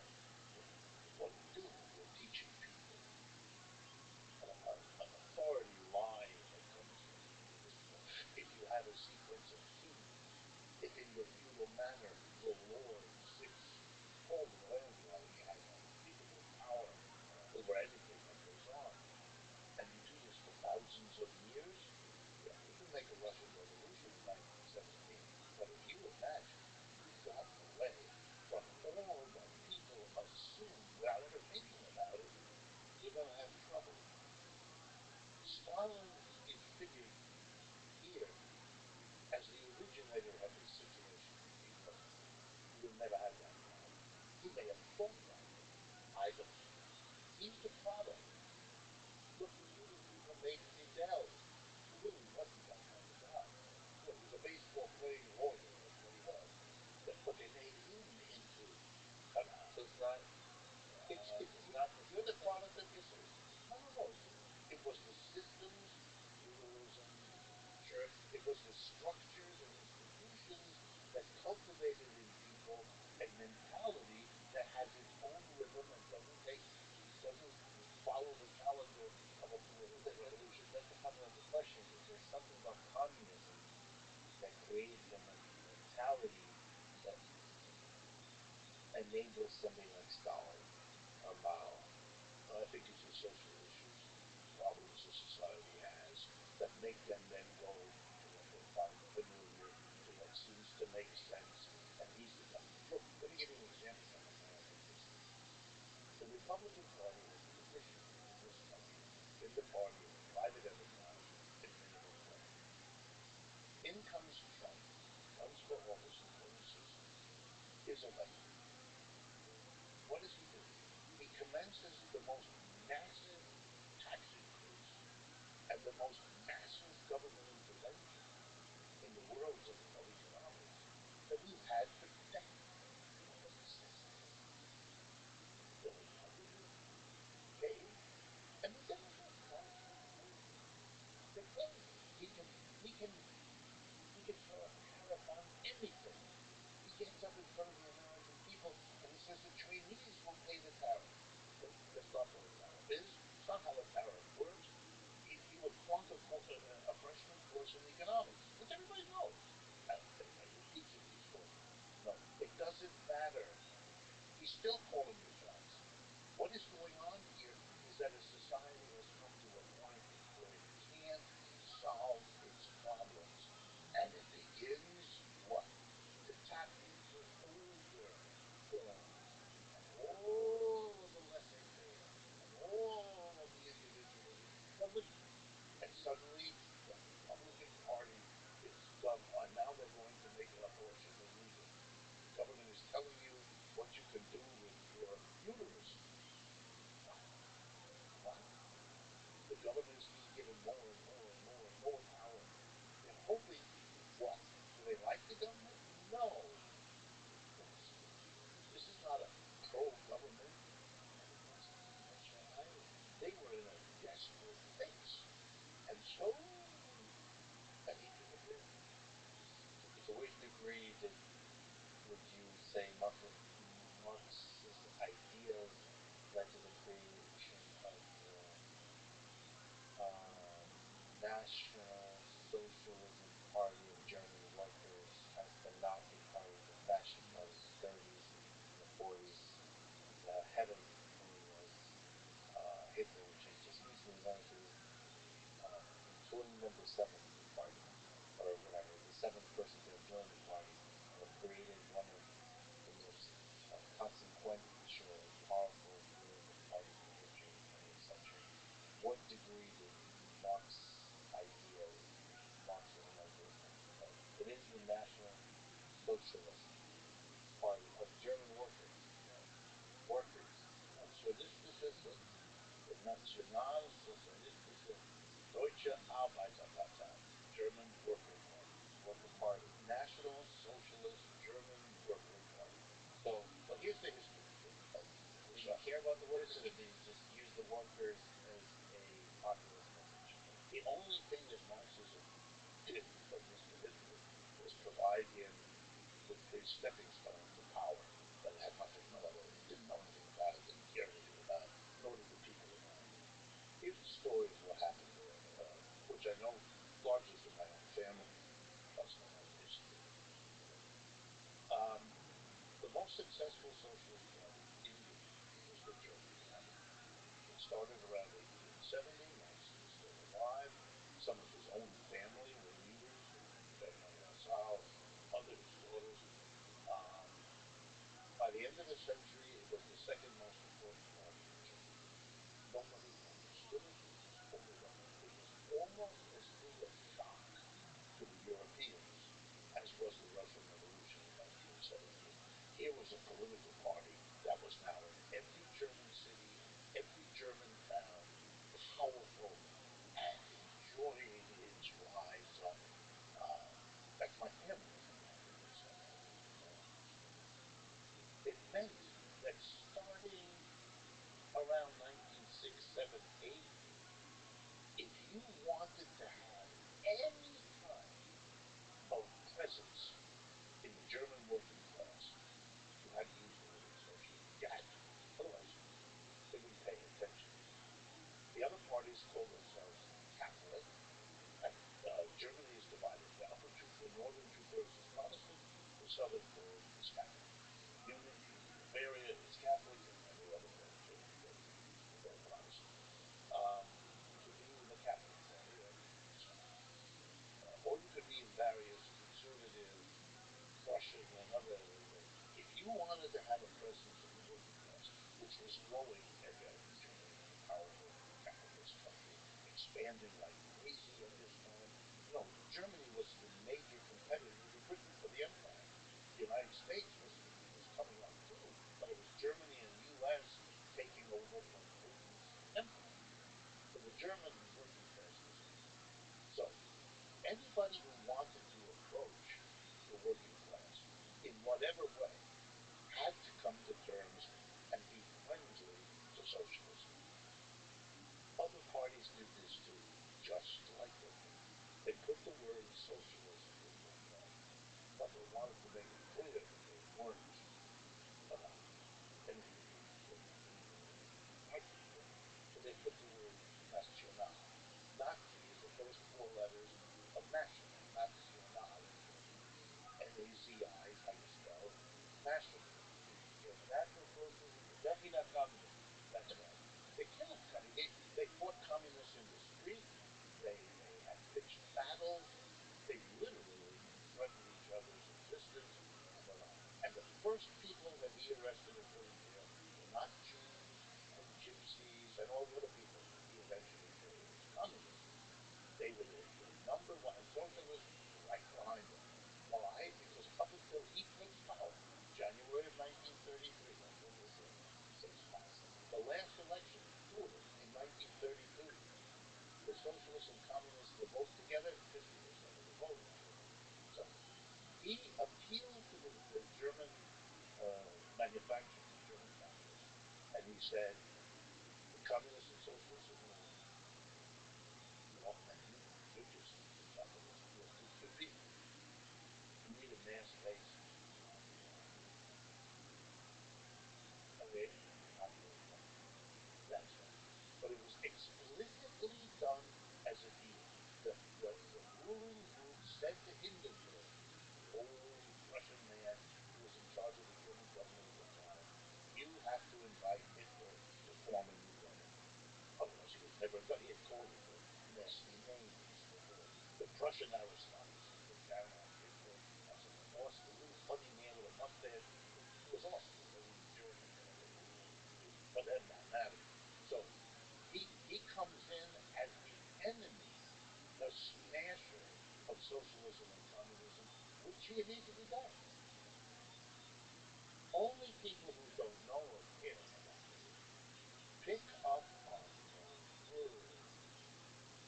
It's like there are people here in the United States who like to say, we are not a democracy, we are a republic, which is like saying, I'm not a banana, I'm a fruit. You have to explain to these people. So you have to explain to people, yeah, yes, we're a republic, but we have a commitment to democracy as a way of governing the republic. Because to say you're a republic has to imply what kind of government. You have to go through that with people so they kind of get it. And it's in the words, you have power beyond their actions, you express it in communication, whether it's negative, like racism, or positive, like freedom of speech, or definition. Yeah, when you use that to mean something, or negative, what stop Donnie, stop being a socialist, or some whatever that means, but slightly in these kind of things in the economic sense. So let's fast forward to today. Right, you mentioned Bernie Sanders. Right. There's another popular figure that represents some ideas of a new figure that's called democratic socialism, and maybe let's try to start speak up on a definition of what that could possibly mean. AOC, Alexandria Ocasio Cortez, is from these parts. So maybe you can comment on Bernie Sanders or AOC. Sure. Uh, are they open to some ideas in Marxism? Are they representing those ideas well in both the economic and the social sense? Okay. Where do I begin? The socialist movement predates Marx. It was always larger than Marx and has gone on to develop separately after Marx's death. So, can we pause on that actually? Is there a nice way to delineate, draw a line between Marxism and socialism, or if Marxism is kind of a part of socialism, can you speak to like maybe try to define once again what Marxism is and what socialism is? Right.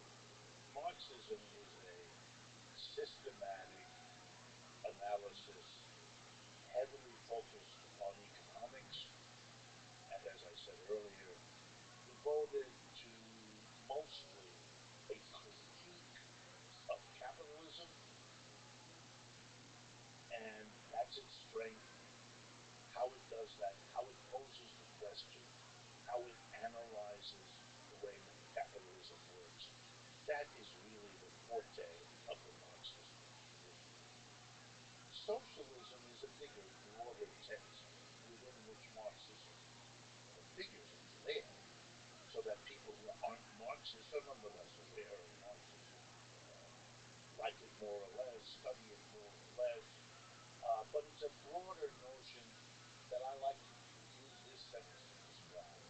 It's a broad idea that we can do better than capitalism. That really, there are all kinds of things about capitalism that are not what we as modern citizens of the world think are adequate. And we are in a tradition that goes back to all the people who thought there could be better than slavery, and all the people who thought there could be better than feudalism.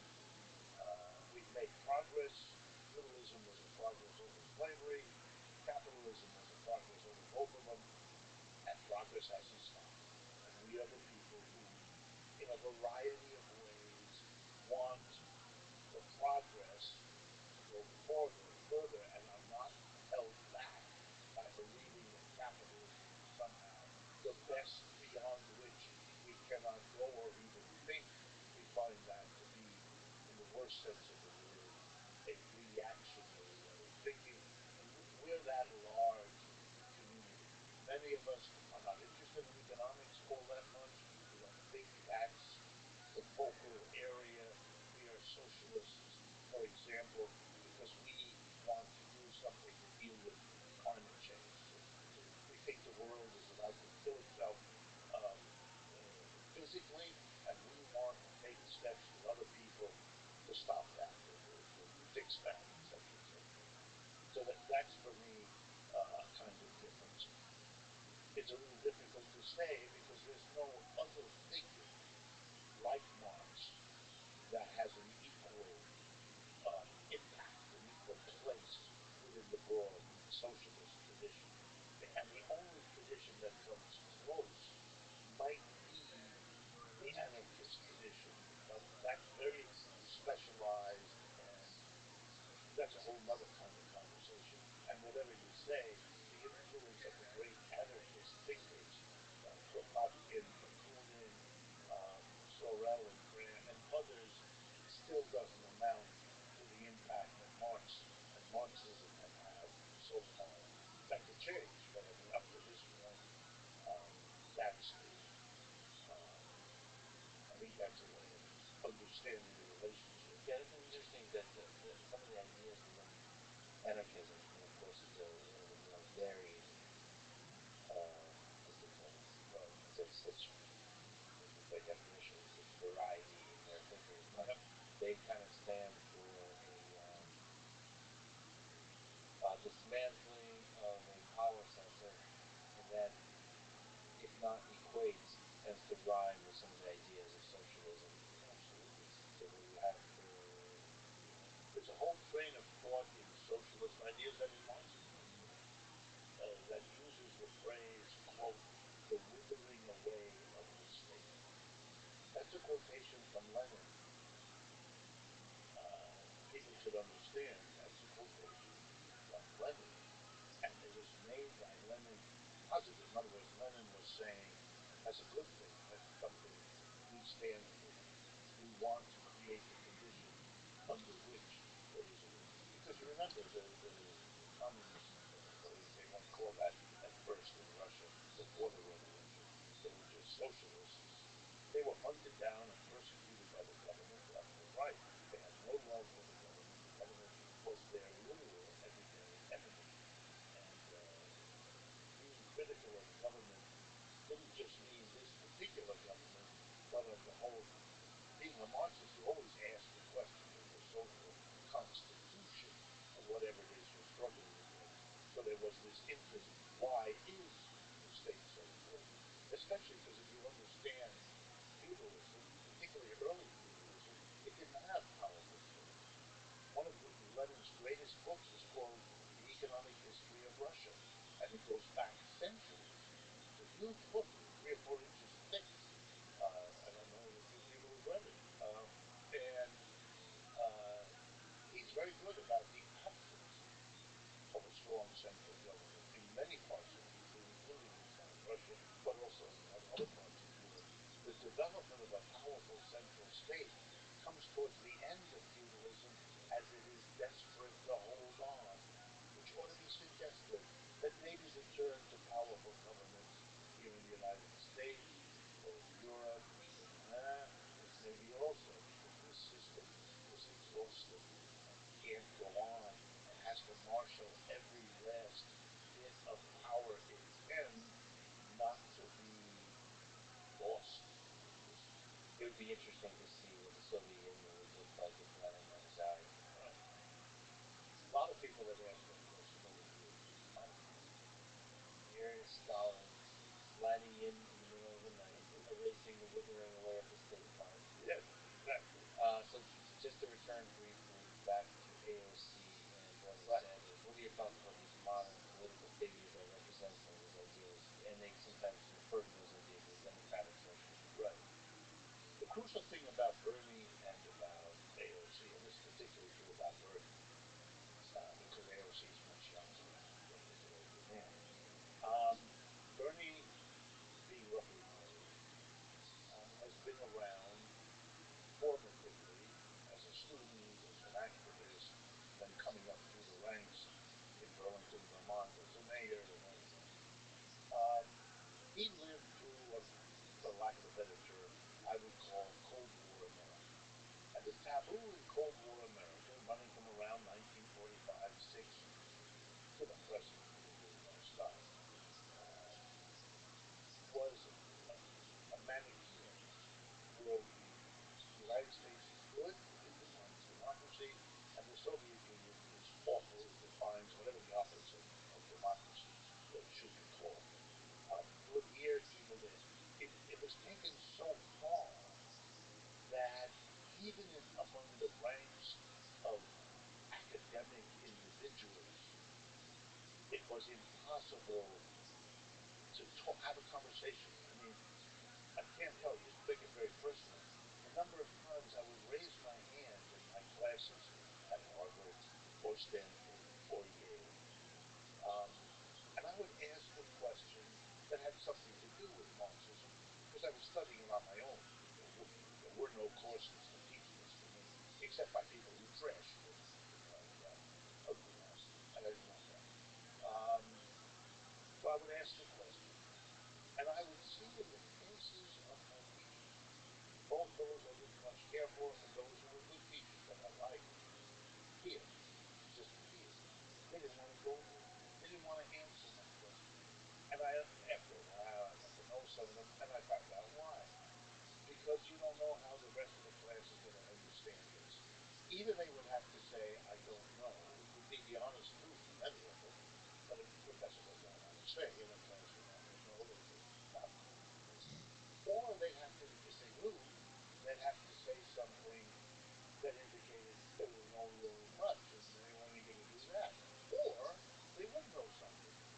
And maybe that would be because they were interested in it.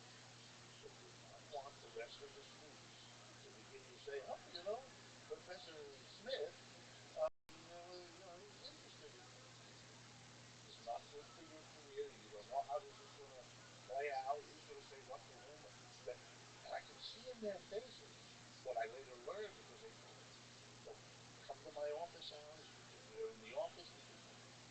But I'm not. That's how bad it was. Is it not pretty much in my field? The great so-called debate, I'm reporting class. Great debate for my colleagues is between what's called neoclassical economics and Keynesian economics. Neoclassical, the government should stay out of the economy, or laissez-faire, or liberalism. And the Keynesians saying, no, you crazy neoclassical. If you do that, you'll have Great Depressions, and the system will collapse. You need the government to come in to solve the problems, to fix the weaknesses. And they hate each other, and they throw each other out of their jobs. One of the very few things they can do together that they agree on is keeping people like me out of work. That they can find common ground to do. So I had to learn it all on my own. Why am I telling you this? Because this taboo means that all of the complicated developments within Marxism and within socialism of the post-World War II period, the vast bulk of all of that is unknown, not just to the average American person, but to the average American academic, to the average American who thinks of himself or herself as an intellectual. I mean, I have had to spend ridiculous amounts of my time explaining Soviet history. I had no idea. Or saying, there's this man Lukács, a Hungarian Marxist. He's really not interesting. Or to explain that Gramsci was not a great literary critic. He was head of the Communist Party of Italy for most of his adult life. And what does that mean? What you like Gramsci as a literary critic, but and they didn't even know. They don't even know. It's been erased. It's a little bit like stories I've heard about Trotsky and his influence kind of erased in the Soviet Union because he got out of favor, and so somehow all of his writings, many of which are very interesting and complicated, anyway. So what you're going to have in this country is a slow awakening of socialism from a long hibernation called the Cold War. I never expected, to be very honest with you, that I would live to see. I knew it would come because these things always do, but I didn't expect to see it. So I have been surprised, as have a lot of us, that when it starts to happen, it happens fast. So you see burning as an early sign of an awakening. Absolutely. But Cold War to accept the idea. Burning was always afoot. We all knew. And everybody who paid attention, he didn't hide it. But 2016, he makes a decision, momentous, to run for president. He's just a senator from Vermont. Vermont is one of the smallest states in the Union. People who live in Vermont love to tell you that there are more cows than people in Vermont, etc., etc. So here from this little state, this elderly gentleman with a New York City accent runs for office and says, I'm a socialist. And when they attack him, he doesn't run away. I'm a socialist. I'm a socialist. Now he had been. It wasn't a secret that suddenly got out.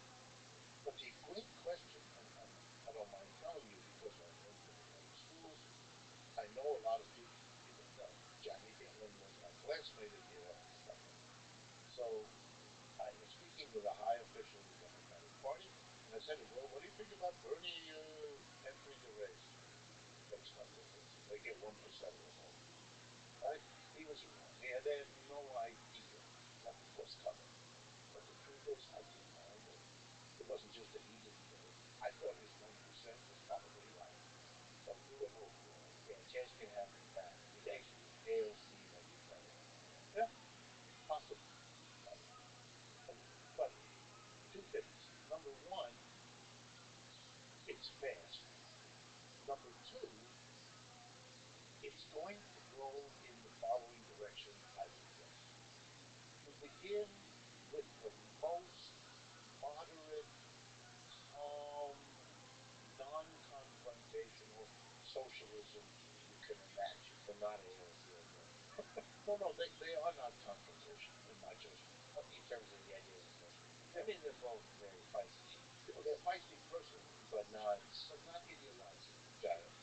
She is, Bernie is also, in honest moments, and they're both truly are pretty honest folks, at least in my experience. Um, in honest moments, Bernie will tell you that what he advocates as democratic socialism is pretty much what FDR was in the 1930s. It was a kind of popular government to tax the rich a lot more than you do now, to provide a lot more support for the working class than you do now. That's not a fundamental change. That's what he means by socialism. When he talks about it and he's asked for examples, he mentions Denmark a lot. Okay, that that's consistent. That's the softest kind of socialism, and that's where we're going to start in a country coming out of hibernation.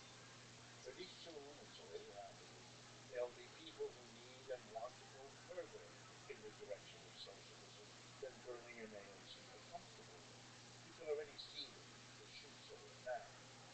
AOC voted together with most of the others to support the money for Ukraine. Okay, that a lot of people in the organization do not support that. And that's going to happen. I don't know exactly how that's going to work out, but that should give people an idea. There are disagreements, and they're going to fester, and they're going to So go. they don't. The people in the so people in the socialist sphere don't support money in the United States in large amounts that it is being sent to Ukraine. Is it because of the fundamentally the military-industrial complex is a capitalist institution kind of thing? No, What's I the mean there are some people for whom that's the issue. Then there are people for whom this is, it's guns and butter. Why are we over there when we have such needs at home that we need to fight this war? And then there are people who want to go back to what we talked about in the beginning, who are more like Lenin and Debs. This is a fight between Western capitalism and Russian oligarchs and wannabe oligarchs in Ukraine. And what do we do? We have to insist that these forces sit down at the bargaining table and negotiate a settlement and kill large numbers of Ukrainians. I mean, everybody's willing to fight for the last Ukrainian. It's a little strange. What are you doing? You're supposed to be in favor of peace. That's what the United States has just finished invading and occupying Afghanistan and Iraq. To be against another country invading it, gee whiz, seriously, this is crazy. I invade, it's good, and you invade, it's terrible. What? What are you doing? Why are you doing it? What's going on here? All of these questions are being acted, by the way, not just by socialists, some other people too, inside the Democratic Party and also inside the Republican Party. You watch that Tucker Carlson or people like that, they're against the stuff in Ukraine. They don't want the money spent there. They don't want the weapons sent there. They don't like the whole policy. And Trump wobbled. So Mr. Biden's policy has got all kinds of critics on the left and the right. And every day that this thing lasts, his criticisms get bigger. Anyway, the point is that AOC and Bernie should be, I think, evaluated as the early shoots after a long winter of Cold War isolation from the whole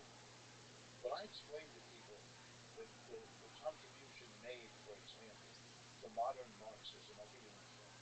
By the French philosopher Louis Althusser. I don't know if the name means anything. Okay. He was the rector of the École Normale Supérieure in Paris. That's equivalent. Imagine in this country if there were a university that combined Harvard, Yale, Princeton, and MIT. It would be the university. Well, the École Normale in France, in Paris, is the. He was a tenured professor who became the rector. The rector is like the president of the university, an active member of the French Communist Party because most of this is all funny. That was possible in France during the Cold War. That was unthinkable. Could not in a million years, right? So, Althusser, as a philosopher, tried to bring a version of postmodernism into Marxism with enormous impact all over the world. Traveled, not just in Europe, globally, right? So, if you want to look him up, I'll spell it out for you. Althusser. Luis. The Luis is spelled Louis. Luis Althusser. Look him up, you'll see tons of stuff. By the way, MIT Press is a major publisher, if I remember, of his books in English. Um, by the way, the textbook I wrote in economics, in case you're ever interested, was also published by the MIT Press. And the title? Contending Economic Theories, Neoclassical, Keynesian, and Marxian. That's an MIT. Marxian. Yeah. And by the way, when we think, I don't know if there's an interesting distinction between Marxian economics and Marxist. I suppose Marxism is the umbrella of everything that's. I only use it because Marxist I use as a noun. A person is a Marxist. Marxian I use as an adjective to qualify. I don't mean some greatly significant. The last point I would like to make about significance that's also general. I'm a historian too, and I know that the transition out of feudalism to capitalism was a transition that took centuries and that occurred in fits and starts. So, for example, a human manner would start to disintegrate. Serfs would run away. They'd run into a town. How would they live in the town? They had no land anymore because they had run away from the feudal manor. A deal was struck without the people involved in the deal understanding what they were doing.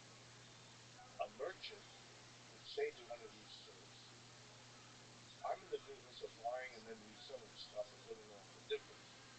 But you know, I could make more money if I produce some of this stuff myself rather than buy it from someone else. So I'm gonna make you a deal. I'm gonna give you money once a week. I'll give you what we would later call wage. And you come here and under my supervision to make this crap that I'm gonna then sell, and this all works out. In other words, there were efforts, unconscious, not self-aware, to go out of feudalism into a new system. Some of them lasted a few days and then fell apart. Some of them lasted weeks or months or years. But it took a long time before the conditions were ready for a kind of a general switch. And once that was done, it grew on itself and became the global capitalist system we have today. That's the only model we have. So for me, that's what I see when I look at socialism.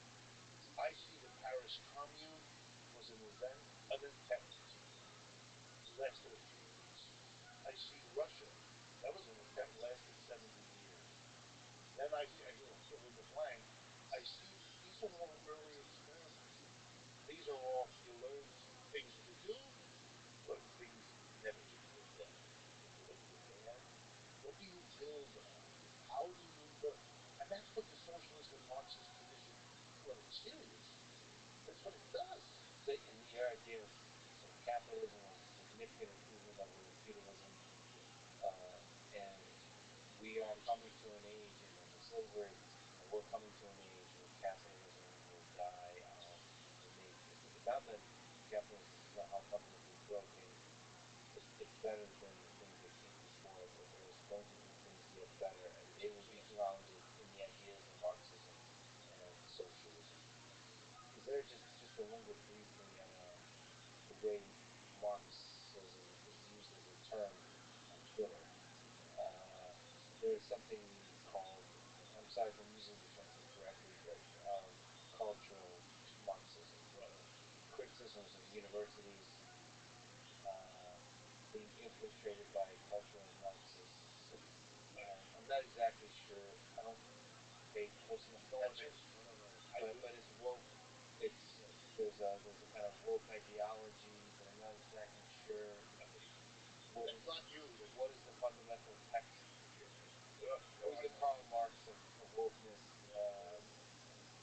All I do know is that there's certain characteristics of uh, woke ideology, which is hard lines are drawn between good guys and bad guys, and basically everyone is a bad guy except the people that are very loudly, nonstop saying that they're the good guys, and that applies to racism, for sexism, for gender politics, identity politics, all that kind of stuff. Is is there any parallels between Marxian economics and Marxist ideology and whatever is being called Marxism on Twitter? No, not much. Mostly Marxism. You have to think. One of the consequences of the taboo after World War II is that Marxism, like socialism and communism, become swear words. It's like calling somebody, I don't use bad language, but using a four-letter word to describe somebody. So instead of calling them this or that, you call them a Marxist. In many circles, this is even worse than whatever other adjective you want to use. But it doesn't have a particular meaning that I can say. The closest you get is your little list. It is somebody who is concerned about race and sex and sexual orientation, gender, and that, all of those things, and wants there to be transgender bathrooms and that. And I don't like any of these people, so I slap the word Marxism or the phrase cultural Marxism, because it isn't Marxism about getting more money or controlling the industry or all those things that generally we know Marxists somehow are concerned about. So this is odd because I don't know much about art, but I've always been interested in culture. I mean, Lukács, the man I mentioned before, Gramsci, they're famous for the analysis of what Marxism particularly has to say about culture. Gramsci writes at great length about the Catholic Church, about theater and painting in Italy, and on and on. I mean, this is just ignorance to me. They don't know anything about it. I wouldn't know what the name for. It's a label that summarizes kind of a shorthand. I'm against all of this. I don't want to be told that there's ugly racism in this country, or sexism, or um, phobia against gay people, or whatever it is that Marxism or socialism. It's like socialism is supposed to be. It is a mentality, but I don't blame them. I mean, it's childish, it's mean spirited, but it comes out of the fact no one ever sat them down and said to you, here is this tradition. It's got these kinds of things that people kind of share, and these big differences. Look, an intelligent society, which this country is, could have and should have done that. It was fear and a kind of terror that made them behave in the way they did, and we're now seeing. Having said that, there is such a thing as cultural Marxism. What that is simply those Marxists who devoted themselves to analyzing how it is that a particular culture is, on the one hand, shaped by capitalism, and on the other hand, it becomes a condition for capitalism to survive and grow. In other words, how do we analyze the interaction between uh, the class struggle on the job and attitude towards sexuality, or movement in music, or whatever else culture? And there are Georg Lukács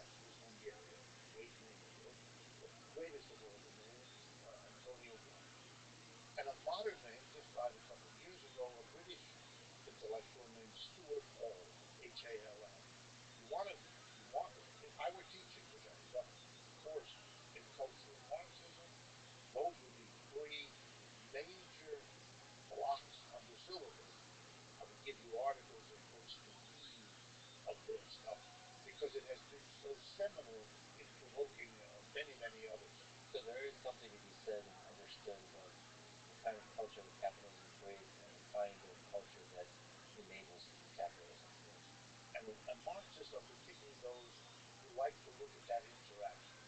In other words, they're interested in how capitalism shapes culture and how culture shapes capitalism. There's another name for that. Stuart Hall is British. Gramsci is Italian. Lukács is Hungarian. Um, the German is Walter Benjamin. Benjamin. He was a member of the Frankfurt School, which is a huge school of Marxism that developed in Frankfurt, Germany, and that has a lot of people, many of whom were interested in cultural questions.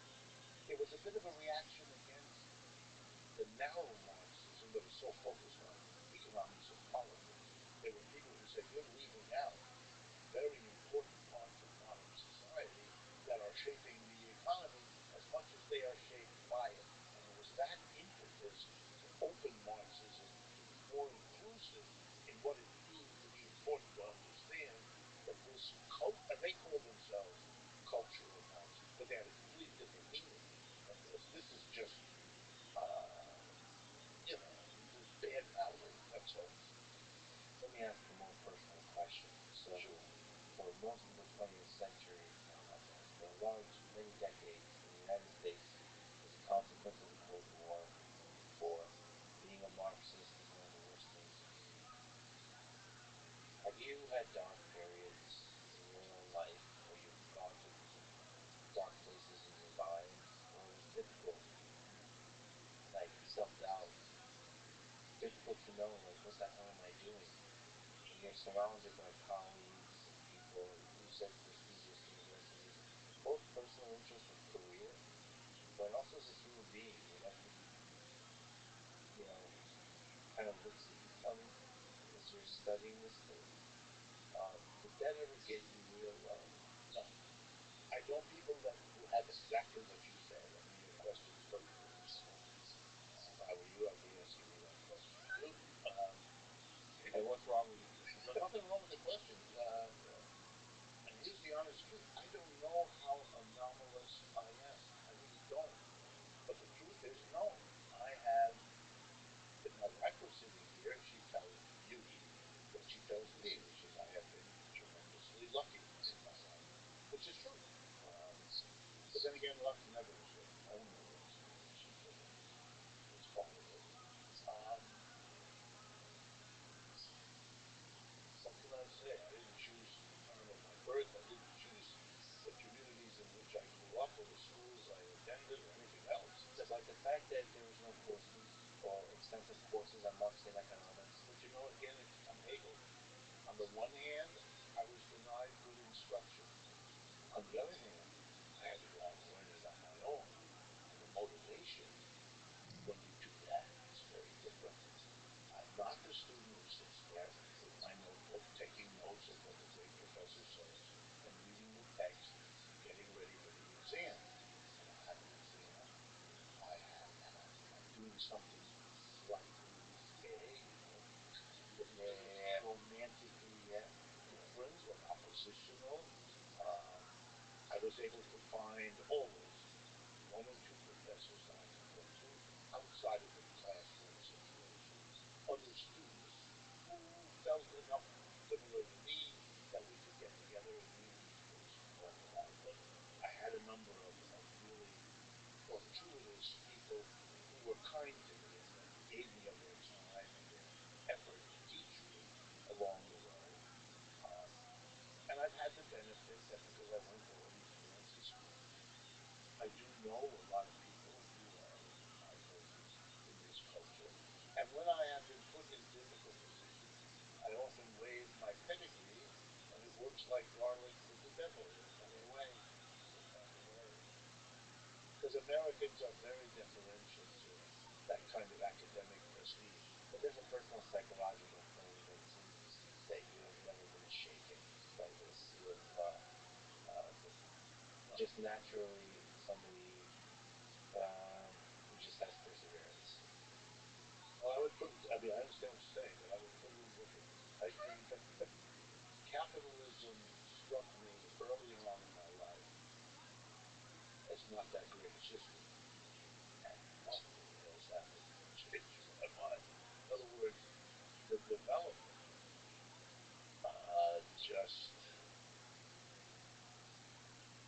just kept giving me more and more evidence that this is. And I must say, over the last 10 years, what's really changed? The last 10 years. I mean, I can't describe to you how big that change is, and that may be more important than anything else we've discussed. Up until 10 years ago, I would do a public event, an interview on television, or radio, or give a talk at some conference or something. Once every 2 or 3 months, like academics often do. I now do 2 to 3 to 4 interviews every day. So there's a hunger. And and I want to be honest with you. As I say at the end of some of my talks, I allow there to be a kind of a pregnant pause from the podium. I lean into the microphone and I say, with as much smile as I can.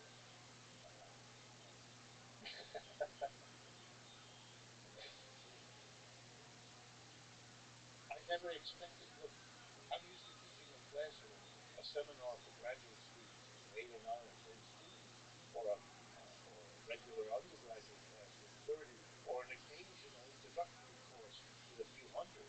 I've done all of those things many times. God, this an audience, you know, that I can count in the hundreds of thousands on YouTube and all of that. No, that's new. Is there advice you can give, given your bold and long-standing career in life, advice you can give to high school students, college students about how to have a career like that, or maybe how to have a career or a life as a pilot? Yeah. Um, First of all, my advice is go for it. The conditions for doing that now are infinitely better than they were when I had to do it. And I could do it.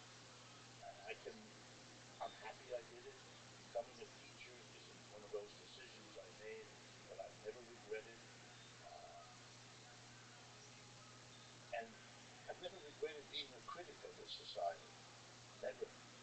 I find it edifying. I find it, and the gratitude people express to me for helping them see kind of what's going on is unbelievably encouraging. I mean, what can I tell you? So that fills you with joy. Pointing out the damper as also fills you that delight, and not just important is the joy. Because most of the people who say something like that are people who, if they had the vocabulary, and some of them do, would say, you know, I thought I was seeing through that outfit that X was wearing. Yeah. I thought it, and they did. Yeah. And all they needed was a little extra this information or that factoid or this logic. Ah, yep. And they have that. And I remember having that too. When I had a teacher who made something clear that had been murky, I always felt gratitude. And now I get that gratitude a little bit. And yes, it is enormously gratifying. I'm not sure I could get it any other way. And I have learned, and I'm walking proof, that being a critic of society and doing it systematically and sharing it with other people makes for a very good life. Very good life. Speaking of which, however, one other aspect of human nature is that life comes to an end. You think about your death. Are you afraid of it? Afraid of it? No. Think about it? Yes. I'm not afraid. I've always thought, death is hard for the people that are left when you Very. Very much so. I worry more about my wife. I'm very attached to my wife. I mentioned to you I got married when I was 23 years old. That's my wife to this day. Um, so I'm lucky. But if you get married to anybody at the age of 23, you're lucky. It is. Um, What is what role has love played in your life? because I came from a family, the family is political refugees, which I know, who had to interrupt their lives, move to another continent, learn another language, find another type of income and a job. It's the disruption goes real deep for any refugee. So, so my mother and father were both refugees. They met as refugees. Um, so I had to, in a way, make it up to them. I had to be. I was the first child of the. I had a younger sister, but I was the first child, and there's a lot of psychological pressure on you if you're in that situation. Nobody means you harm, but you've got to do what they couldn't, what was shut off to them in a way they want you to do. It's the closest they're going to get to what they had hoped. And my parents were both university students. My father was a lawyer. My mother had to leave the university to run for her life. Um, so I had to move on. I went to high school here in the United States. I had to get all A's. I had to be on the football team. I had to play the violin, the orchestra. I had to do all this because everything had to be achieved. So I'm an achievement crazy person that way. But that's functional.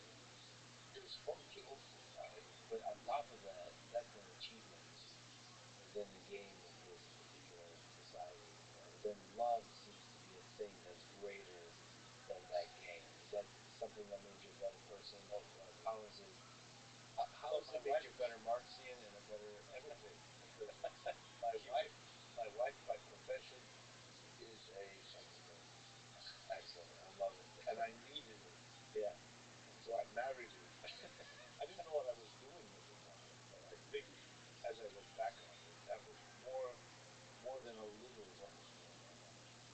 And she has tutored me all my life about a whole range of aspects of life that my family never talked about, never dealt with, never, at least explicitly, engaged in any of that. This was all about survival. Yes, Immigrant challenges survival. survive, survive. And you're so busy that you tell yourself you can't do that. Of course you can, and there are other reasons why you're not doing it. The book is all about it. But the survival is so urgent that you can fool yourself this way, and my parents did that. One last question. What's the meaning of life for you? Why I are we will here? quote you, Mr. Marx. Let's go.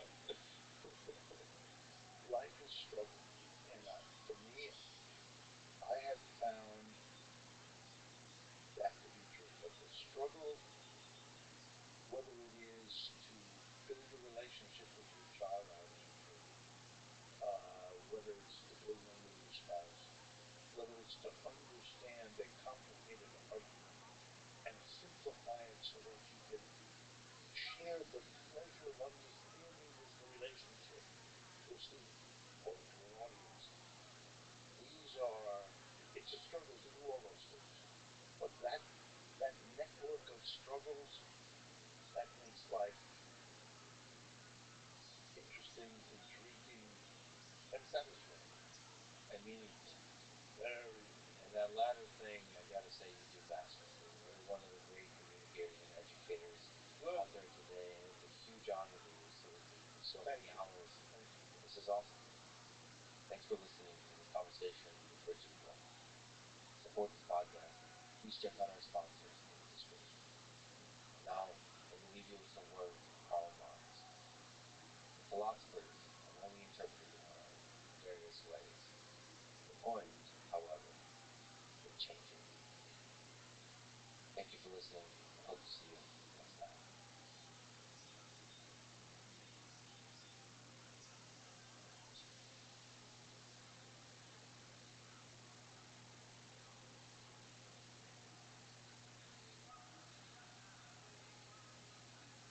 It wasn't just a one-on-one. It could be Steve against the team going, we need glass instead of plastic on the front face of the iPhone. And we're going to do this. And we're like, you know, and so we did it. And he pushed us because he didn't know all the details, but he could see in our minds that we're like, yeah, we could probably, but man, it's really putting us at risk. And we laid out the risks for him. And he's like, I'm willing to take those risks. The following is a conversation with Tony Fadell, engineer and designer, co-creator of the iPod, the iPhone, and the Nest thermostat. And he is the author of the new book, Build, an unorthodox guide to making things worth making. More than almost any human ever, he knows what it takes to create technology ideas, designs, products, and companies that revolutionize life for huge numbers of people in the world.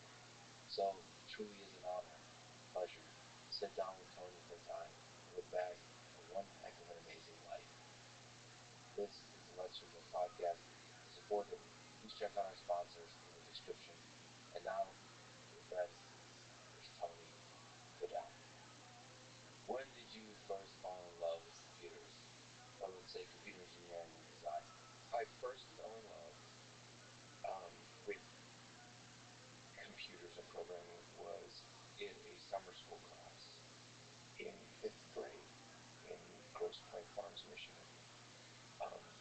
It was a simple basic programming class, but the basic programming class was not like playing video games. It was mobile cards. So literally it was, the cards, the stack of cards, and you would use a number 2 pencil and you would put in your program line by line, and you have to make sure it was perfectly stacked and no errors around. And you would take that set of cards and you put it on this ruler, and it would go off to an IBM microcomputer somewhere back then, the cloud. And then you would sit on a Texas Instruments paper terminal, and it would just literally, I could write things, and I could program this machine to do stuff, and it was nowhere near sexy. There was no graphics, right? Oregon Trail was all in text, right? The cards were so cumbersome that if you got one thing wrong or out of order, it was a disaster, or you dropped one card, it would all fall apart. So just doing that, print out, or what was it? I can only remember what it was. It was, what the basic commands were, but also when you say basic, you mean basic programming language. Yeah, basic programming. You're writing basic programming language on paper. On paper, and you're calling it programming. It's called programming. Yeah, you're programming this computer in a remote location, and it came back. So it was truly cloud computing in a way. It was really terminal-based. And the input and the program are separate. So the input to the program, or they go together. Like, or is there no input to the program? It just runs and gives you output. Yeah, it goes in and it says ready, and then you can say run. Yeah. And then it would run. But to program it, you didn't type it because it was a printer terminal. You would make the stack of cards, and that would get it into the computer's memory. Okay, so where was the magic? The magic was that you could create, you had a language, and you could create what you wanted to create, right? You could create a world or what have you, and have this interaction. And you could compute things, you could do numbers, I was playing Oregon Trail, right? So that's like, so you can play video games. Wow, video. That's right. You could play text games and then imagine them in your brain, right? Oregon Trail. There's this meme I saw recently. If you want to feel bad about yourself as a programmer, realize that one person wrote Railroad Tycoon. I guess that's the name of the game. It's this cool little builder game. One person wrote it in assembly. So from scratch, and for people who don't know, it kind of looks like a SimCity type game with the city builder, but obviously centered on railroads. And there's a nice graphics and 3D dimension, all that kind of stuff. All the rich, colorful things you would imagine assembly, meaning the lowest level code, like the binary, Yeah. which is fascinating. And that you had to notice the magic at that low level at that time. You didn't have all the graphics. You didn't have all the like APIs and all the sample code, no Stack Overflow, no internet, none of that. You had to know registers. Had to know the opcodes, and you had to imagine the world in your brain of the memory structures and everything. There's no visualization. You visualize with all your stuff, right? And so that was magic. But then the next part of the magic is where I got even further. It was like I'm doing these little things, and then Electronic Arts came out for the Apple II. So I got an Apple II, and Electronic Arts came out, and I would program and do BASIC and make my own game. But then there were two games that really blew my mind. One was Pinball Construction Set, and the other one was Music Construction Set. And these were both places where I could create pinball games and I could create musical scores because I love music, and I could then play them, right? And so when you had that, you're like, oh, this is something very different. So I could create myself, but then there was others that create tools that you could create. So you had a visual language. And then you would read the backstory. So Electronic Arts back in the day was one programmer who would program those things, each of those things. And you could read their backstory. It was literally like a musician or someone else. Like you could read the like here's the thing. They tell you all of that stuff. And there was one guy who wrote music construction set. He wrote it all in assembly, and he was 60 years old. And I was probably 12 or 13 at the time. And I went, oh my. If he was able to do this and had it published, right? And this amazing tool was created, like what can I do? And so then it just kept building off of that. But really it was those seminal things. First the introduction, and then the power through programming and turning these things into what you wanted to turn it into. And you didn't have to be 40, 50 years old and have, PhDs. And then I was like, okay, this is really cool. I wish we did that as programmers, but we treated them like artists and we know the backstory these days, today. Or we'd, not just programmers, engineers, designers. Yeah, like all the things about a product or things we love are the little details, and there's probably a human being behind each of those details that had their little inkling of genius that they put in. I wish we knew those stories. That's always sad to me when because obviously I love engineering, and I interact with companies, and they, autonomous vehicles, something I'm really interested about, and I see that companies generally, and we probably talk about this, but they seem to want to hide their engineers, and engineers hold the secrets. Like the great secret, do not speak with the great engineer. But then the result of that is you don't get to hear their stories, the passion that is there behind the engineers, like and also the genius. There's a difference between the stuff that's patented, like the kernel of the idea, and the beautiful sort of side effects of the idea. I wish companies revealed the beautiful side effects of it more. But just so sorry for the distraction. So what you mentioned Apple II. What was the first computer you thought of? Like the product, the thing before you that was a personal computer? It was the Apple II. So the Apple II was something I was just lusting over. It was. I think it was at the time. It was the person of the year.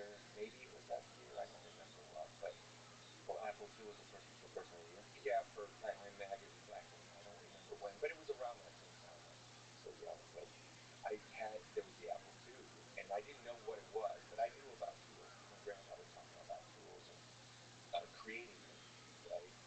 And I saw this thing, and I had that IBM experience, that terminal experience. I'm like, oh, I could have that at home, right? And so I need to have that at home. And the only thing that was really talked about in our circles was the Apple II, and I was just like, that's it. So I jumped up and down. It was very expensive. I have to have this. My parents were like, what? It was $2,500 back then. In the 1981, it was like crazy, right? So I was like, I'm going to make as much money as I can this summer. And my grandfather said, because he helped me learn all about tools and build things, I will match whatever you make so you can get this computer. So I worked very, very hard as a golf caddy, caddying actually for the families in at the country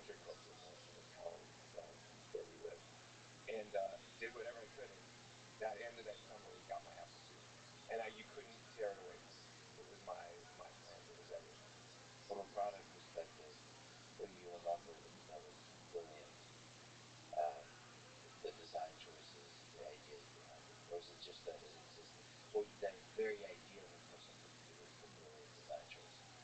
Yeah, it was that I could actually have this kind of tool in my house and I could use it anytime I wanted. I could program it any way. There was no, there was no internet connection. There was no, it was all just you. You either loaded software that you got from somewhere, right? Or you created it yourself. And then there was the whole other thing, which was started happening, which we were doing, and this was kind of like MP3 and stuff. We were sharing software, right? So you built this community of sharing software. You would go and pirate. That was the word. I'll pirate all this software. You'd never use it all, but it was just that fun thing of like, I'm going to get all this other stuff and then tear it apart and do disassembly on it and see behind the scenes. So you really had a sense that this was your world and you owned it, right? And you could like literally go into every register. We didn't have all those security layers like we do now. Like you could really touch bits and you could poke bits and you could make this light turn on and and the geek inside me just lit up. Now it's so abstract. People don't even understand. Like usually, some programs don't even understand memory. They just think it's unlimited, right? Yeah. And security. It's like now there's all this security that you should have, but it's like the adults all showed up to the party, and now you can't have all this on there. Right? It's like no. This was the thing where if the power went out, you lost your whole program. You might have worked the whole day on it. If you didn't press save at every other line, you were save, save, save, and it was like the disk drive or the tape drive. Like every single step was contemplated. Because if you didn't, you lost maybe a ton of work. So a lot of the magic was in the software. The fact that you could have software, the fact that you could share software, the community around the software.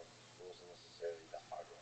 Well, that was the first step. The second step around the hardware is I got things like the Mockingbird, which the Mockingbird paired with the music instruction set, you could now generate all kinds of tones and notes. It was a synthesizer in the Apple II. So you would plug in this card and you go, oh my God, look at this. And it would, you could start generating cool sounds. Like it was a mode, like a mode in a way. It was like, what year are we talking about? This is 82,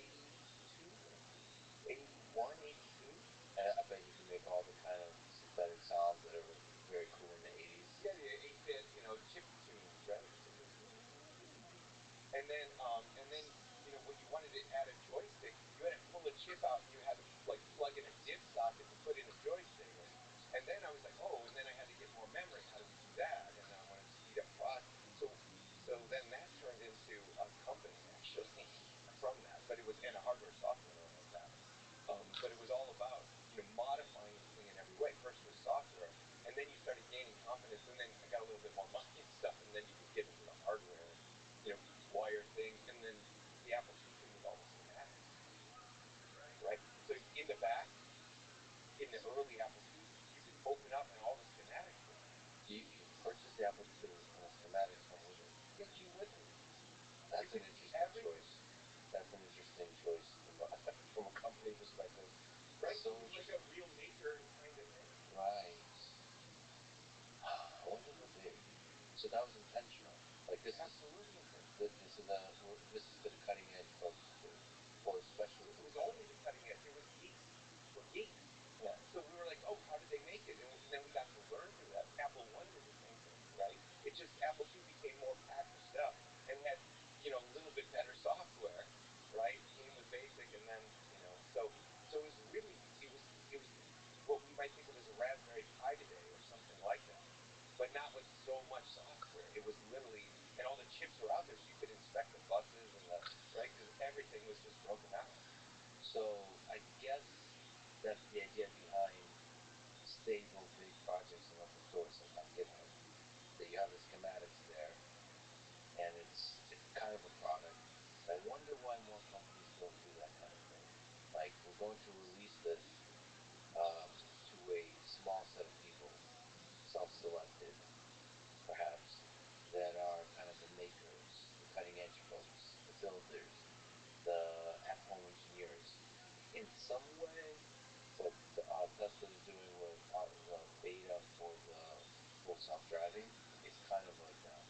It's like selecting a group of people, but that has to do more with you, how safe of a driver you are versus how much of a tinkerer you are. You don't get to tinker. I wonder, is that a crazy idea to do for really cutting edge technology, especially you're interested in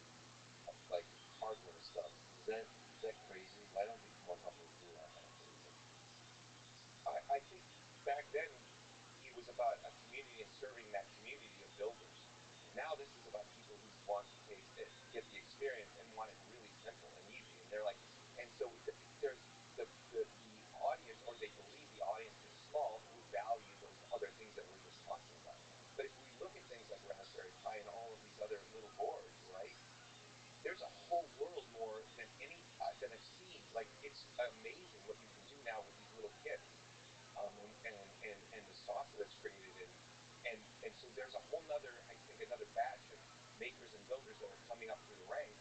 And if you look at YouTube channels and stuff, right? They take these little boards, they hack them, then they print out, parts on their 3D printer, assemble them, and they create robots and what have you. So I think it's happening. It's just not as, it's just not as, I guess, raw as it used to be. But it's there, and it's really expanding around the world, and that's really nice to see because, it's a whole new generation can work how it. I think there's a semi-dormant genius amongst learners. So like Raspberry Pis are really kind of like it's probably, I wouldn't be surprised if it's several million Raspberry Pis that have been sold and shipped. And it's kind of this quiet storm of genius brewing and engineers. They don't get to hear it because they're not organized. I mean, we get to hear it through interviews here and there. There's like YouTube. There's little communities that locals they were organized.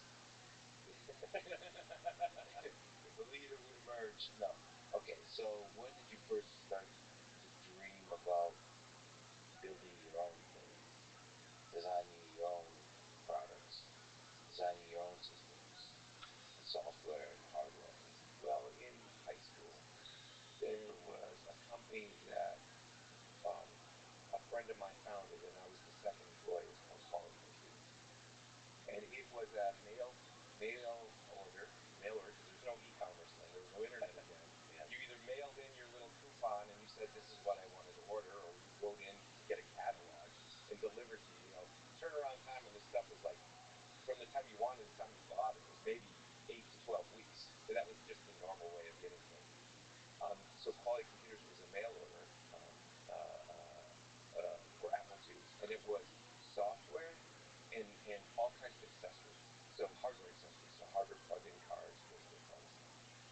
And what we noticed was there were accelerators and memory cards, and to be able to use those cards, you had to actually go and change the software you used to access this new memory. So you literally had to go and you took the program that you had, let's say it was AppleWorks, which was like an early Microsoft program, and you had to literally change the code, and you would install these patches to then take advantage of the hardware.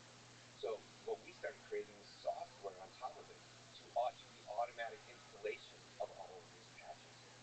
So we made it much easier to take new hardware and then and the existing software you have and expand it into this new world. So it was creating tools and then really great customer support. And we started getting a lot of orders because we had the software to make it easier to install, to give them the superpower. And at the same time,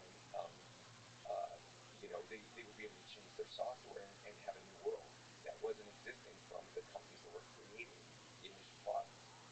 And so it was more of that, and then that happened with hard drives. So I wrote a hard drive optimizer for the Apple II to because you get really fragmented. So it wrote that piece of software, and we sold that to the company along with the hard drive that we sold from third parties. So that all happened in 12th grade, freshman year of college. So you wrote a hard drive optimizer in 12th grade. Between 12th and freshman.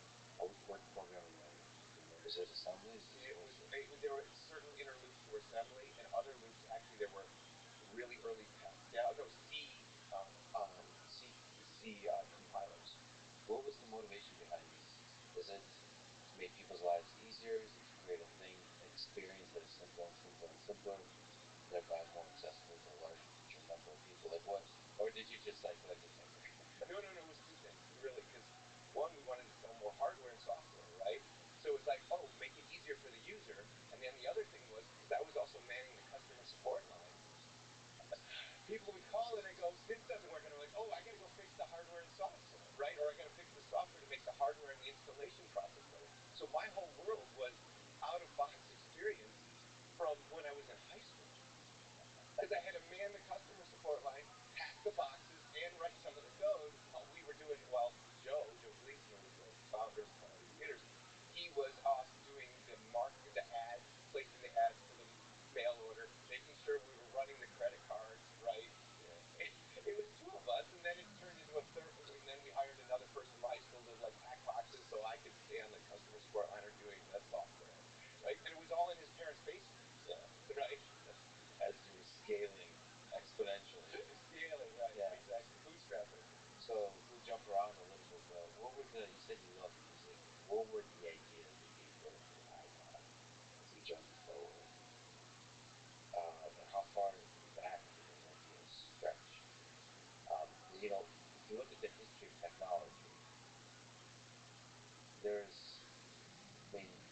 just the product, but the idea is truly revolutionary. Maybe its time has come, but just if you look at the arc of history, so music is so fundamental to who we are as a humanity. To be able to put that in your pocket, make it truly portable, is fascinating. In a way that's truly portable, so it's digital, as opposed to sort of like a Walkman or something like that. So we'll lean deeper into that. I was in love with music since I was a kid. Just loved music from, I think, second grade. I got my first album and stuff like that. What kind of music was that? So this was a Led Zeppelin. This was the Stones, Hendrix, Aerosmith, Cheap Trick, Styx, Ted Nugent. Just the real American, and British rock and roll. There's a bunch of people listening right now. Who's that? Led Zeppelin? What is that? Oh yeah. Drove my parents crazy. Yeah. Blasted, loud, just. And this is second, third grade, fourth grade. I fell in love, and then we moved back to Detroit, and I loved listening to the radio station because there was all kinds of crazy music. Because you'd have a amalgam of rock and like funk and R&B, and I loved to listen at night. So I had a clock radio. But if I had the clock radio on, parents would go to sleep, stop that, turn that stuff off. So I hacked the clock radio and put a headphone jack in. Nice. Right? So okay, and then I could listen to it all night, and no one could hear me, right? And I could just sit there and, just huddling around the radio, groove out, just listening to Zeppelin, stairway to heaven. What would you say is the greatest rock, classic rock song of all time? Greatest classical? What pops into mind? Oh, no, you know what? I mean, this has to be objectively really hard. Dude, this is now so you have hard. This is a serious journalistic interview. You're not going to back down from these kinds of questions. Not at all. Yeah, it's hard. It's hard to debate. But to me, Stairway to Heaven is a safe. It's like it's so often considered to be one of the greatest songs of all time that you almost don't want to pick it. Right. Exactly. But you return to it time and time again. And it's like, yeah, this is something pretty special. It's a rock opera of sorts. Well, the rock opera that really blew me away and still continues to blow me away is all the songs from like that. I love that. Yeah, I love Zeppelin. I can't say which one's better. The Dark Side of the Moon for me was a audio experience. Right, the whole thing from soup to nuts, plus all the synthesizers, all of those things. Okay, back to the iPod. So that's from the early '80s on. We loved it. Absolutely loved it, and always was just around it, and always it was always playing. I played it so loud that I actually hurt the hearing in my right ear, and I still suffer from that today. And then no regrets. No regrets whatsoever. Going to concerts in downtown Detroit and all that. So moving forward, in college I was a DJ. So I would DJ and hang out and play all the tunes I loved and whatever for the crowd. And then I continued to do that until it was done when I moved right after school. And so I was lugging all of these CDs around with me, 1,000 CDs, right? And at the same time, and so those were heavy. And at the same time, I was doing the Philips Nina and Philo. Those were Windows CE based mobile computing phones. The Nina was the first device to actually put Audible books on tape. So I worked with Audible. We met in a conference, and they were like, "We don't want to do hardware. We just want to do content." I was like, "Well, we have this device. Let's get it together." And we got Audible on that. This was in '96 or '97. First Audible book, and I was like, "Oh my god, that's audio. What is it? What's music?" Right? And so the memory was very small at the time, right? There was almost no flash. It was all DRAM. When you did Audible, you stored it in DRAM, right? But it was okay, probably, because how much books do you need? By the way, brilliant use of books. I know it's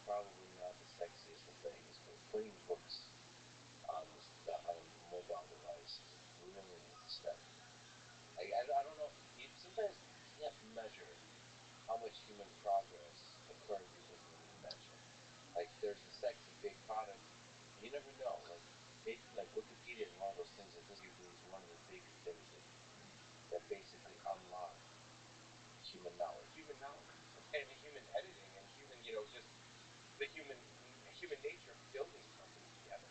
Right. So it's fascinating. Sometimes you can't measure those things. Maybe I'll come in and maybe I can tell you. Anyway, sorry. So that was Nino. That was there, and then there's Audible for books. Why not put Music, and I'm carrying around the music for the DJ gigs, and you're like, wait a second, two and two together, right? Like, let's get rid of this. And then MP3 showed up.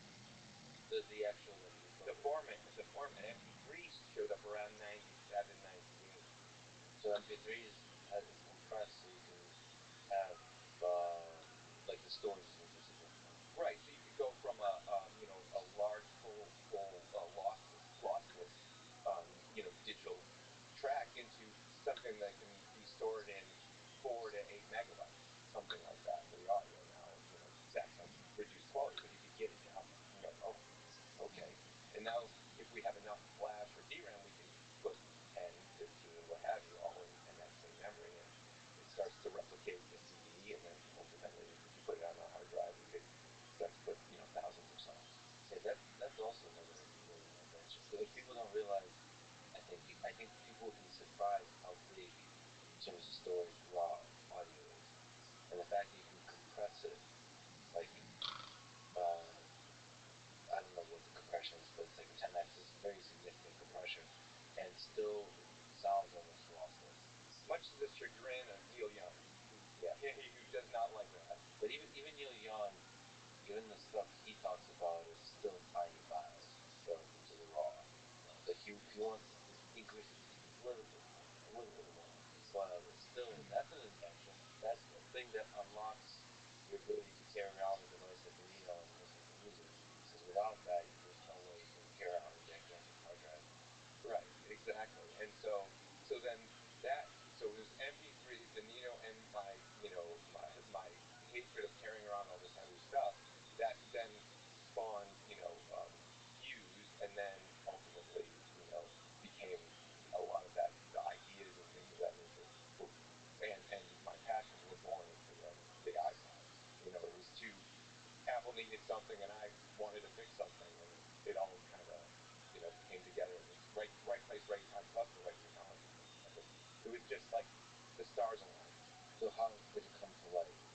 The details of the stars aligning, the actual design, the actual engineering of getting a device to be small, the storage of the interface, how it looks, the storage, the details of the software, all that kind of stuff. What are some interesting memories from that design process? What are some wisdoms you Yeah, well, hard okay. in that process? Well, how long do you want to go? Because I can go deep. Let's go at least 20 hours. Go. Okay, 20 hours. This is one of those lengthy documentaries. We're going to turn it into happen. episodic. Yeah. Binge On listening. Netflix. Yeah. Game of Thrones. So let's just start with, after I was asked to be a consultant to put this thing together. So I had already had knowledge of, the space and the technology and all that stuff. But I had to very quickly, and a lot of the suppliers, because of what I was doing at Fuse, trying to create that. So as a contractor, I was like, okay, what is the first thing we need to do? So after I showed different architectures and what 3 different products could be to Steve about options for storage options, battery options, form factor options, there was 3 options. And as I was I told, given very good advice, give the 2 options you really do not like, but they're options, and give the best option last, because Steve will shoot all those down and get the best option last, and then we can talk about that.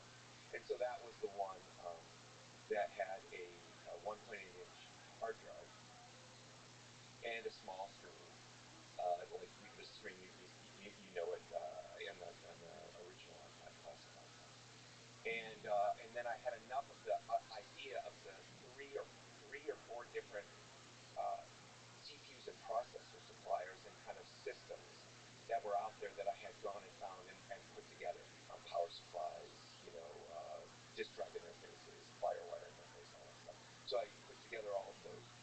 those schematics, or block diagrams. They weren't schematics because it was just me, and coming up with a bill of materials, coming up with what it would look like, what would be the input output, how we could make a better headphone jack.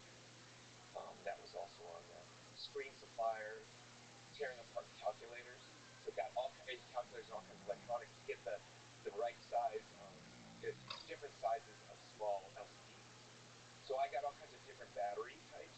I got different types of, in different battery sizes, double A's, triple A's, working through all the different, and there was lithium ion, nickel metal hydride. So I took all the battery types, I took all of the memory types, processing types, LCD types, and um, and connectivity and all that stuff, not wireless but wired, and laid out these things as Lego blocks.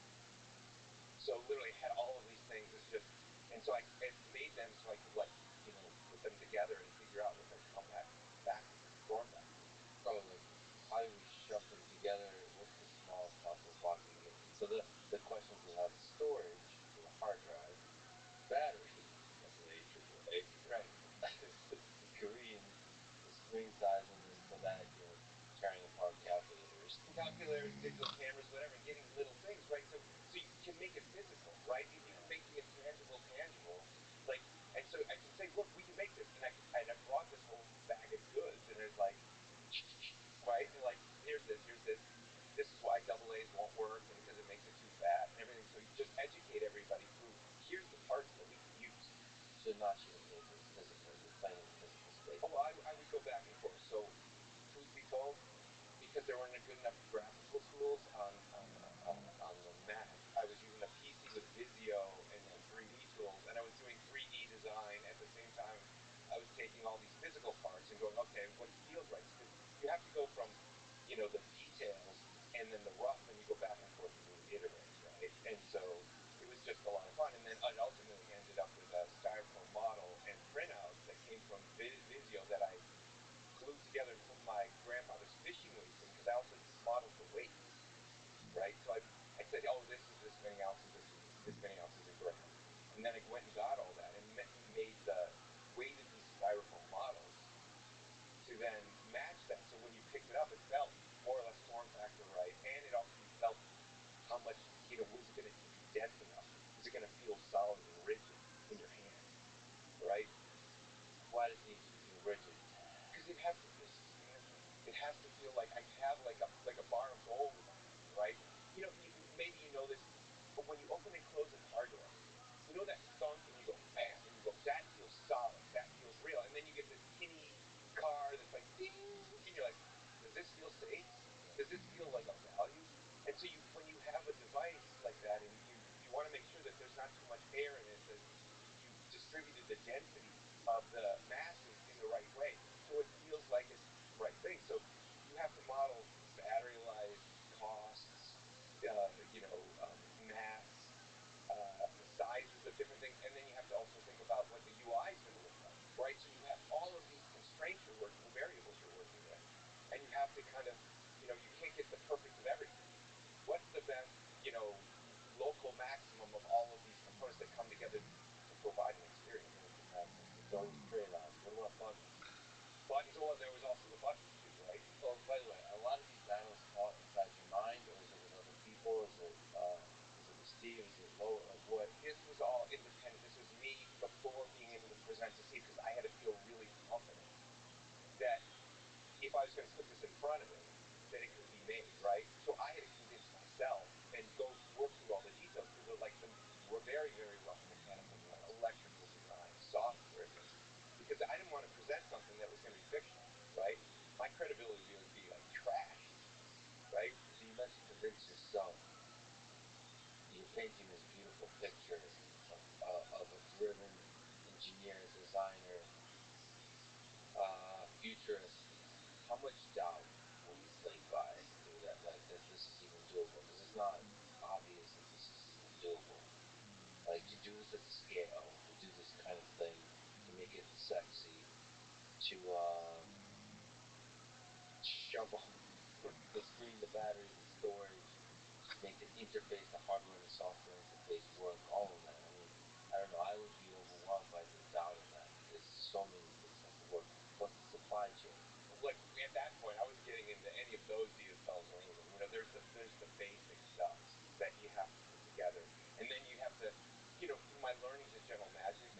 at Philips and delivering, multiple, large-scale programs in manufacturing, you kind of get a rule of thumb and you know what to focus on at the beginning and what not to worry about over time. Like when I was early in my career, I worried about everything on the engineering details, so much so that, I would be a nervous wreck. Sooner or later, you learn how to filter out and figure out what to prioritize. And so 10 years later, I was able to do a much better job of filtering out the things that, like, we'll get to that in the weeks to come. But right now, we got to solve, the very important things, which is could this actually be something real and that you could deliver, enough battery life, right? Enough of an interface, of the right cost, right? And the right price point. So you were sitting on a track record of successes and failures in your own mind, where you had sort of already a confidence, a calmness, but still, was there doubt that you can get this done? Like, Always. Always. How hard is it to achieve a sort of a confidence to a level where you can present to this team and actually believe that this is doable? Like, what do you remember when? Yeah, that moment. Yeah. I think it was after I triple checked. I couldn't bring anyone in, right? I couldn't let anyone in on this. So it was just me. Are they going to trample on it? That kind of thing? Why? No, because I couldn't bring in, when I mean bring anyone in on this, one, it was a highly confidential program inside Apple. There was like 4 people who knew about it, right? And so I couldn't bring anyone from Apple because I was a contractor. I couldn't bring anyone else from the outside world. I work for Apple and I'm under this crazy NDA, right? This contract. So it was just, so I'm doing this. Oh, and at the same time, I'm also buying every competitive MP3 player and tearing them all apart, right? Tore them all apart and looking at them and trying to learn from those as well. So it was all of this stuff in 6 weeks. So I didn't sleep, right? Yeah, yeah. But I was like, because I was trying to make this. I was envisioning this since the Nina, right? And I was like, oh my god, right? But there was another doubt that I had, and it wasn't just could you make the product, but could Apple actually have the balls to make it? Because Apple was not the same company that you know it today in 2020. Really, you were cautious, conservative, careful. It was barely break even. It was Oh, a $4 or $5 billion company. Oh, so the guts required there is not necessarily innovation. It's like, this is going to cost a lot of money, and we're going to potentially lose all of it because it'll be a flop. Well, there's not just that. There was only the Mac, and the Mac wasn't doing very well. There was less. It was about a 1% only in the U.S. market share for the Mac, right? The company was in debt. Bill Gates had to give him a loan, right? Michael Dell at the time was saying, shut down the company and give the money back to the shareholders. So this is not the company that, that people, oh my God, the iPhone came out. It's a very different level of confidence and financial situation that the company was in versus the iPhone. So given that, what was the conversation when you finally presented this to you? What was that conversation like? The conversation was, well, we went through it, the presentation, and all that stuff happened, and he was just like, and he never, he would flip through it real quick, throw the presentation aside, and said, okay, let's talk about this, right? And so we went through it all, and one was a big conversation about Sony, and Sony was the number one in all audio categories, home, portable, whatever, in the world. Okay, I had been already gone through 10 years of failure, and I was like, wait a second, how are we going to compete with Sony? And I was always worried that Sony was going to come out with whatever it was that they were going to come out with, their MP3 player, and that was it, game over, right? And so I was like, Steve, and this is why it took me 4 weeks to finally sign on to join Apple after he greenlighted the iPod program in that meeting, was because I had built other things in the past at Philips and Neo Velo, but they didn't know how to sell it or market it. They didn't know how to retail it, right? So I was like, we could build this. And I was like, Steve, I'm pretty sure I can build this. I've done this before. But how are we going to sell it? You have all your marketing dollars on the Mac. And he looked at me and he goes, you build this with, a team, our team, and Apple, and this is, right? And I dedicate that we will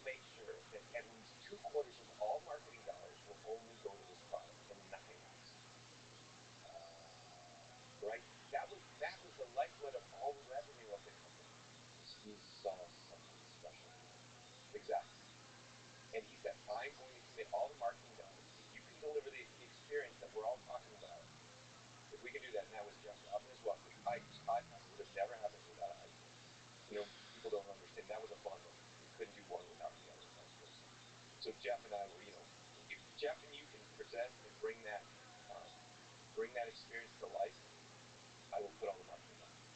When did the marriage of iPod and iTunes sort of, what was that birth of ideas that made up iTunes? iTunes existed before the iPod. Okay. And so Jeff Robin had his company, I can't remember their name, but it was small. He was making a MP3 player app for the Mac.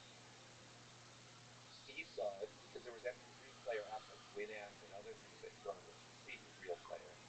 And Steve saw that going on and saw that Jeff and his small team had this I can't remember, sound something. Anyways, he bought that, and that became the basis of iTunes, and then Jeff ran all of iTunes. And so what happened specifically there was they were starting to hook up to all these third-party MP3 players. Because there's a lot of Korean MP Man, like Walking In by MP Man, all these, and they were trying to hook them up, and they were like, these are horrible experiences. And through that, and they said that iTunes was something that was going to help grow the Mac business because we were trying to get more people to add it on the Mac. So this program would be a great new thing you could add to the Mac. And there was also internet connectivity at the time for the iPod. And so they did that, and then they were trying to do these hookups. They weren't going well, and that's when they said, we need to build our own. Or Steve said, we need to build our own because these are such horrible experiences. People don't want to just burn CDs from iTunes. We need to get that music on the go, but in an Apple fashion. That's when I was called to come in to do that, the iPod thing. After the 6 weeks, then he already envisioned, I'm sure he had it envisioned because they were trying to do this thing. Okay, now that's it. iTunes was, it wasn't called iPod yet. What would become the iPod? That is going to be the thing that then propels Apple into this new thing because they're going to bring all these music lovers in that are going to need their next generation or Sony Walkman version 2.0. So you look at, again, apologies to linger on iPod, but it's one of the great inventions in tech history. What wisdom do you draw from that whole process about spotting an idea? This is something you talk about in your book, Build. How do you know that an idea is building? At which stage? When did you know it was a good idea? And maybe is there like some phase shift? First you complete doubt, then maybe it becomes more than that and becomes like a little more confident, that kind of thing. And also wisdom about who to talk to, Right. so they don't trample the idea in the early stages, that kind of stuff. And you talk about this. We could go on again. How long do you want to go? This is a Netflix series, I told you. Multi-season. So a lot of lessons learned over those years of failure and success. But the first thing it starts with, there's a whole chapter called "Great Ideas Chase You," and so it kind of goes into in Build, and you can go and it goes through kind of chapter and verse about all of those how Nest became into being. But let's talk about it specifically for iPod, right? So for me, I always had the pain of carrying the CDs everywhere, right? And I had the joy of music, right? If you could say all of a sudden I could get the music I love all the time in a portable package and I can have all the music I love all the time, I was solving a pain, which was, for me, it was thousands of CDs. Other people might be 10 or 15 CDs, right? And then I could have the joy of all this music uninterrupted. That was taking the pain, making a painkiller for it, and then at the end was a superpower, an emotional superpower that said, "Oh my, this is something different." So when you can actually focus on a pain, not and get a painkiller for it, not a vitamin. So the difference between a painkiller and a vitamin is very clear. One, you sneeze. I got to get rid of this pain. A vitamin, maybe it works, maybe it doesn't, maybe somebody needs it, maybe not. It's all marketing strategy, right? So you start with the pain, give them a painkiller, and hopefully, if you can do it in the right way, you give them a superpower, an emotional superpower. That is always, and that's the way to know that you're hitting on something that's really powerful. The pain and the joy. Exactly. Are you always aware of the pain? So it seems like a lot of great products assume that's the way it's supposed to be. Like with much autonomous vehicles, we all assume we're supposed to be driving, and it doesn't. You don't think of it as a pain. Right. Well, you've habituated it away. Yeah. You've habituated away. And for me, when I go to other places, living in Bali or living in Paris or whatever, and I'm not driving, I'm walking or I'm using a scooter or what have you, different thing. And you go, oh my God, when you've left that environment, because everyone else is driving all the time, you're like, that's what you do. And you find out there's other ways of living and there's freedom. When you get rid of that, you're like, oh my God, I didn't know that this was so much better. So there's something in the book that's called out, and I deemed it the virus of doubt. And what the virus of doubt is when there's pain and it's been habituated away, you use the right marketing messages to bring people back to that initial experience they had or the initial experience that they had of that pain. Do you remember when the first time you did blah and it felt like this? Right? And then you reawaken that habituated pain. And it becomes visceral.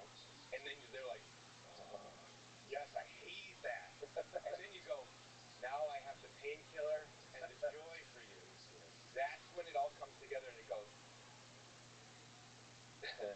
Let me, on the pain and the joy that's brilliantly put. You mentioned selling and marketing dollars.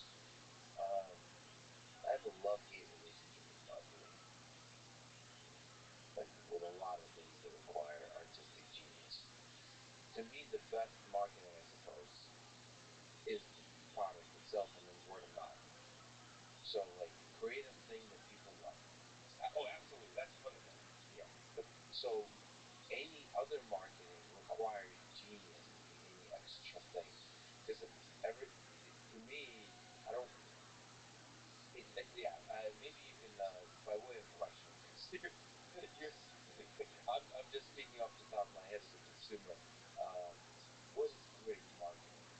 What does it take to reveal the pain and the joy of a thing? It all starts at the beginning. And I'm going to give you a couple of different ways of looking at it, okay? And again, might go a little long. So, just stay tuned. Yeah. So the first thing is, let's start at the beginning. In the early part of my career, like General Magic and Philips and what have you, and especially when I was, a teenager, when I was like making my own chips and stuff like that, I really worried about just putting cool things together. I'm like, that when I put those two cool things together as an engineer, you go, that's cool. And then I would talk to the other friends who might be geeks too, and they go, yeah, that's cool. Because we knew the bits, so we put them together and that's a new way of doing it. And go, wow, that's all blah. It's not blah. Why are you doing this?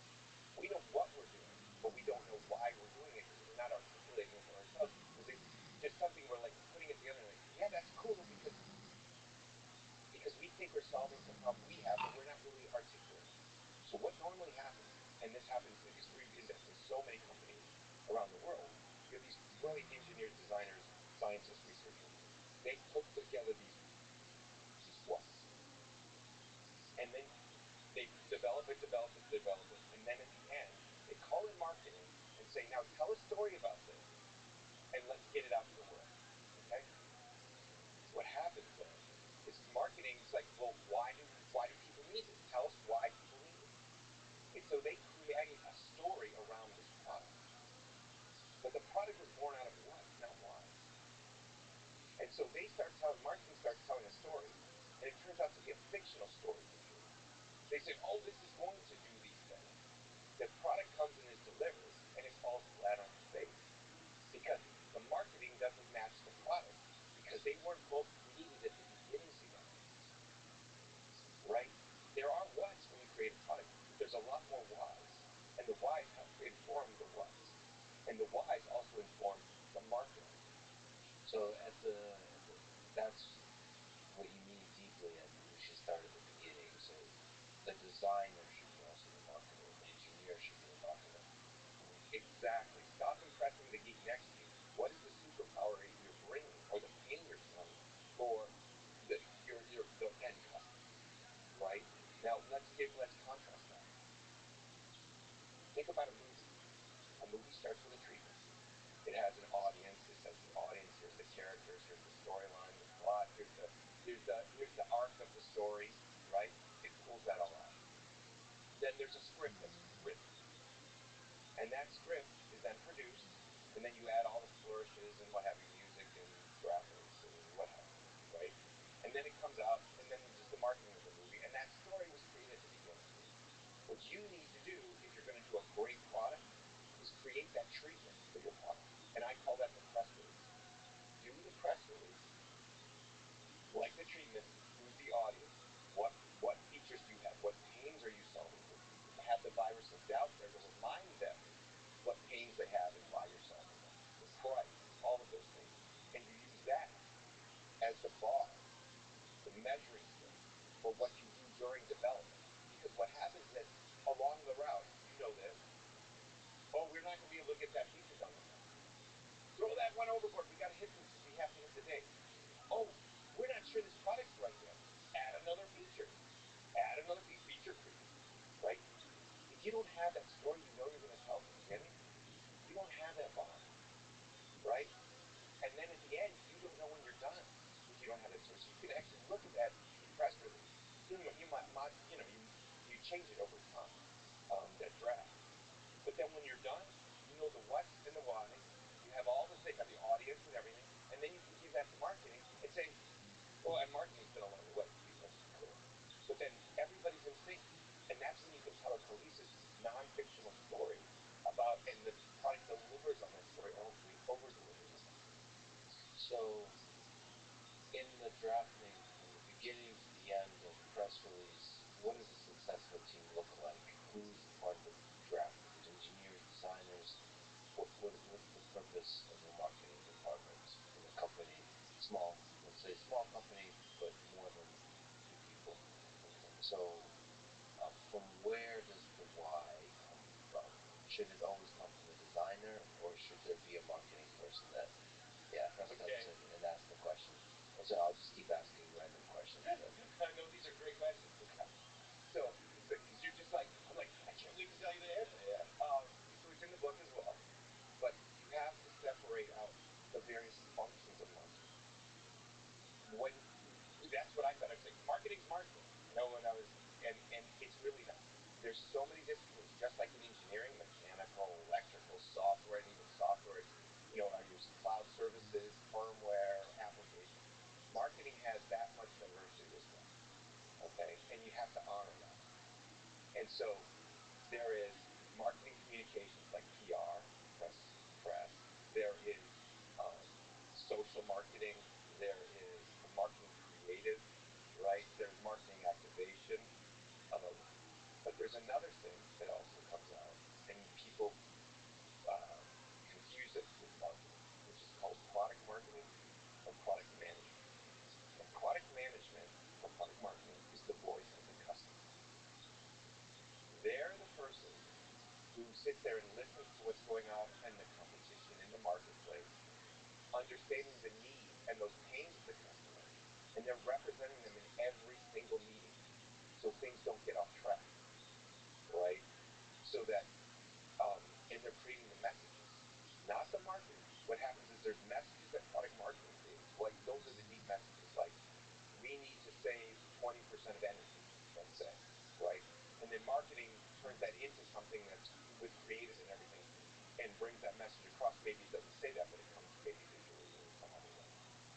So product management does that and holds that press release along the route and making sure that we're tracking. And then also marketing is tracking with that press release to make sure they're not telling a fictional story, right? Because they can also add extra adjectives or something, and then the product can't deliver that. Like, no. Keeps everybody and he grounds the press release to the raw, right, to the customer needs, right? Because they're always representing the customer. So you have to have a product manager.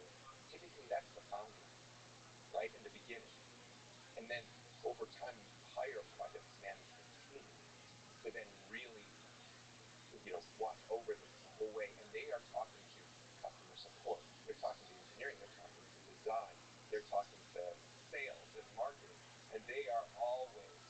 in the mix, and it's the hardest thing to hire for. Ooh, yeah. So they have this very important job of developing and maintaining the why.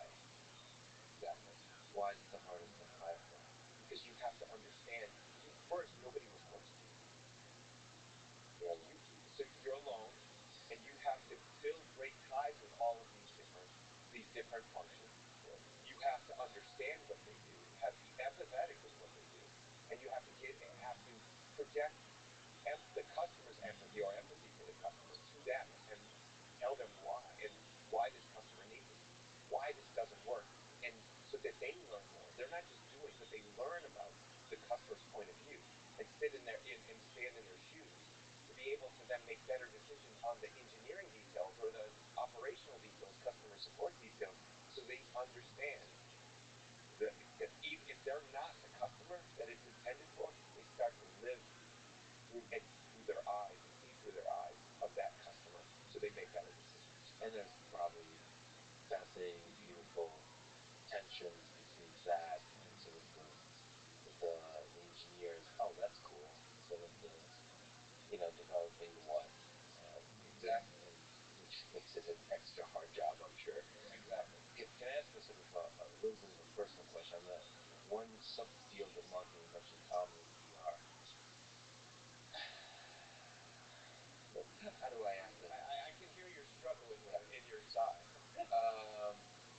Why or do the comms and PR folks sometimes kill the heart and soul of the magic that makes a company? Or is that wrong to say? But give me an example. I will say the spirit of the example, which is it feels like often the jobs of communication is to provide caution. It almost works together with ego to say, yeah, probably should not say this. Let's be careful. Let's be careful. Now that makes sense, except in this modern world,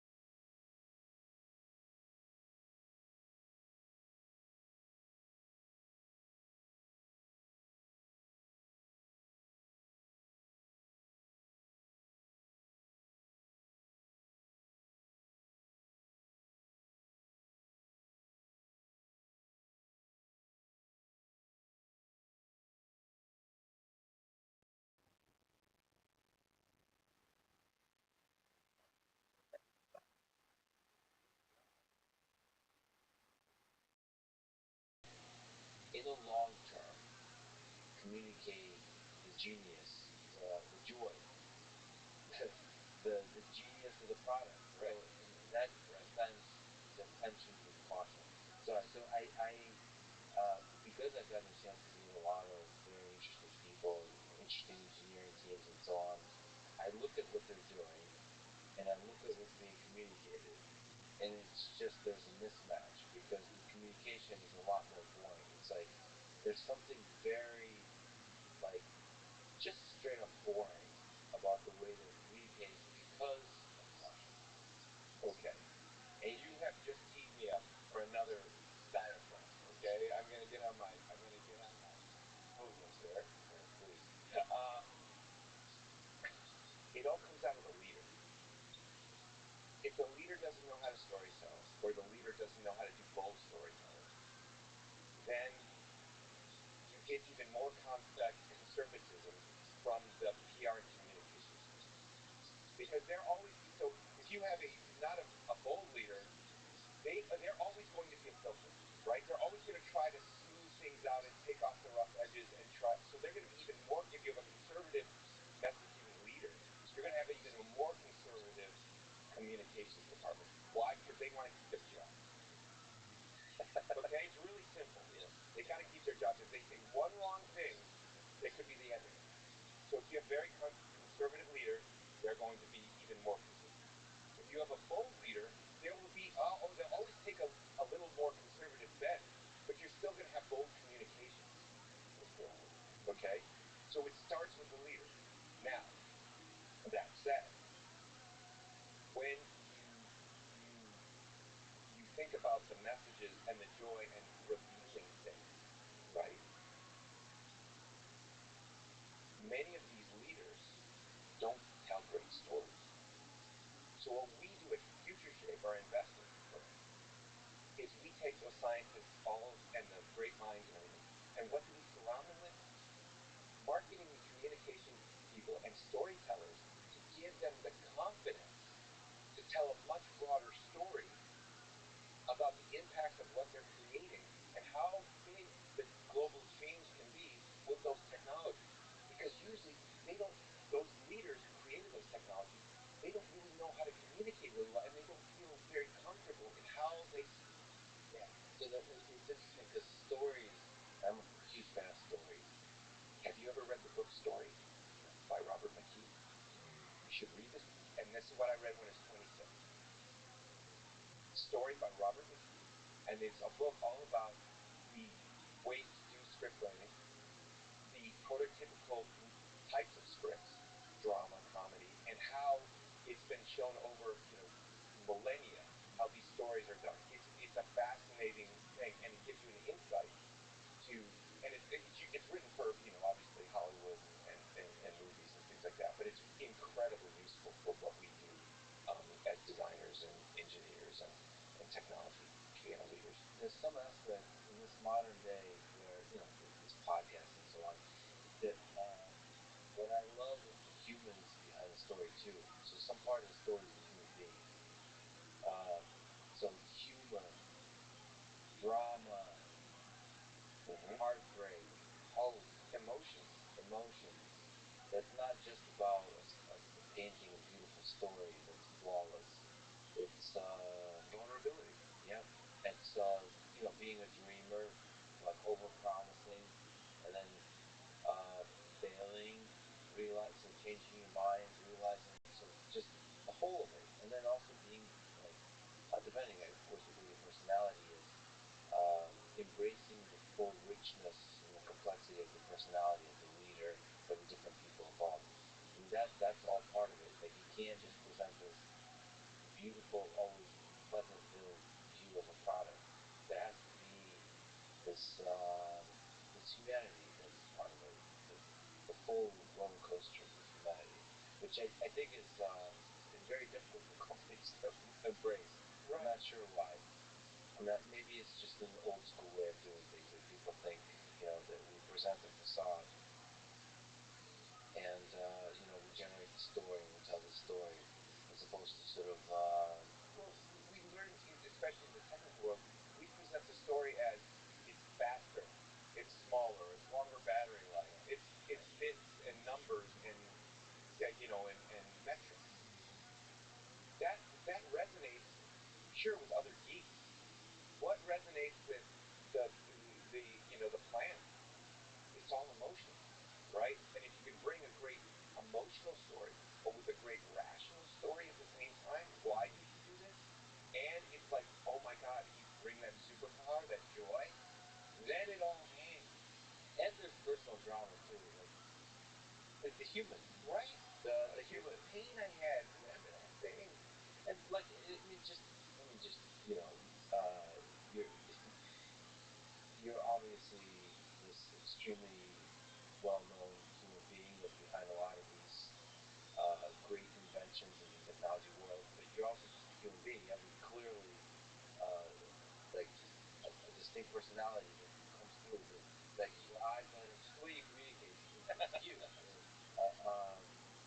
Some people are more stoic. Some people are like Elon is, all over the place, the chaos. Um, Steve Jobs, there's a very, it's hard to put into words, I could be poetic and so on, but there's a very distinct, comes on stage, that personality right there. That's not just a product. That's something else too. Right. And like, you have to reveal that a little bit and allow people to reveal that a little bit and just let them be themselves. Well, look, why do I amazing? Because you are yourself. You talk about yourself, you bring your emotions into it, and you don't modulate it. You're you, right? It comes through. It's true. It feels right. You are you. You dress the way you want to dress. You say this is me and this is all of me, and you become vulnerable. Right? It's much easier to do a podcast like that than run a very large company where a lot of people would feel the pain if you say something stupid. Right. It's much more easy to be afraid and be careful. But nevertheless, the same applies. Authenticity and risk taking is the only way, unfortunately, to be successful in the long term. Let me we're jumping all over the place. I just linger on the iPod. Sure. One of the great designs, broadly speaking, in the word design of all time. What do you take the design of the product? You look. We could jump around. We can look at NES. We can look at iPod. We can look at iPhone, and many of the great things design. But just looking at that one transformational thing, what can you say about what it takes to do great design? Or maybe what makes great design?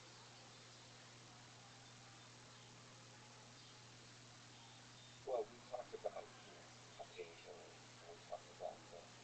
We talked about that joy that comes from it. But then there's the behind the scenes. There's the team. There's everyone who brings it to life, brings that story to life. If you have a great story and you know the why, then you can communicate it to those people who are working on it. And then they bring their own thing into it, right? It becomes emotional for them too. It's not just a job, it's a mission.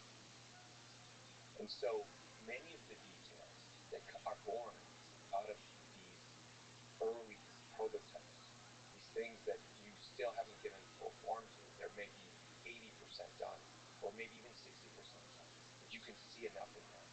Then you take those great ideas and you give the why to the team, and so that they feel it, they can understand it. Then they bring their best and their ideas to the table, and then you can select from those, and you can then start to, it could be just a pixel change. It could be a slight change on how you do the audio for the feedback, or maybe a curve on the mechanics, or something like that of how it feels. Because everybody brings themselves trying to, feel this thing. They're not just doing something that someone told them to do.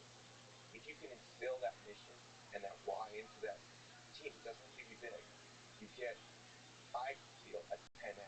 Everyone comes together in a special way, and and the magic is created. You put the love into it.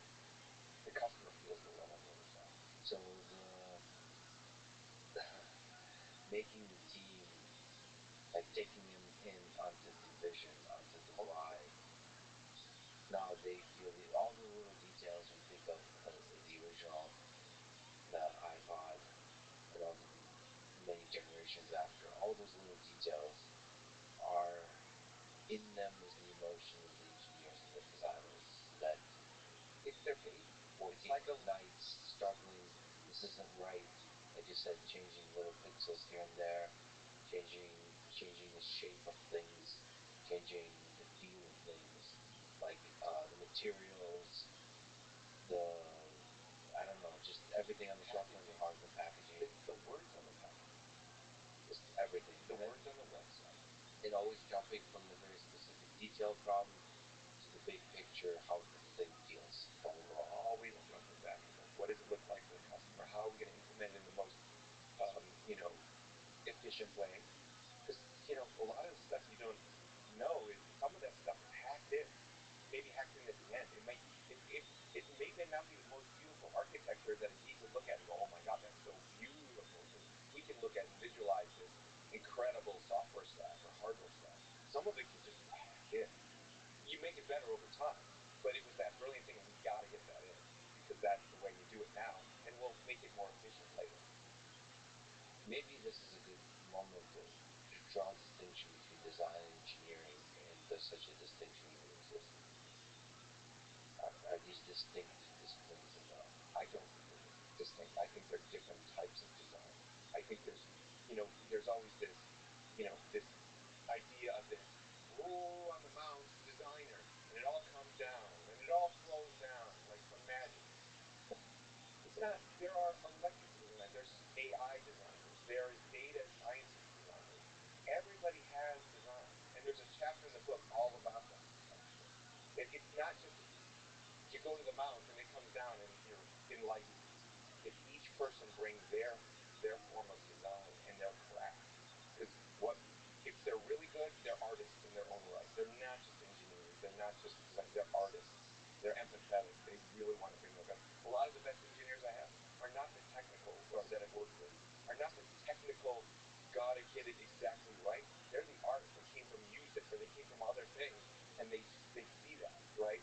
When you work with very rigid engineers, this is the way, the only way, la la la. Those are not the engineers I want to work with.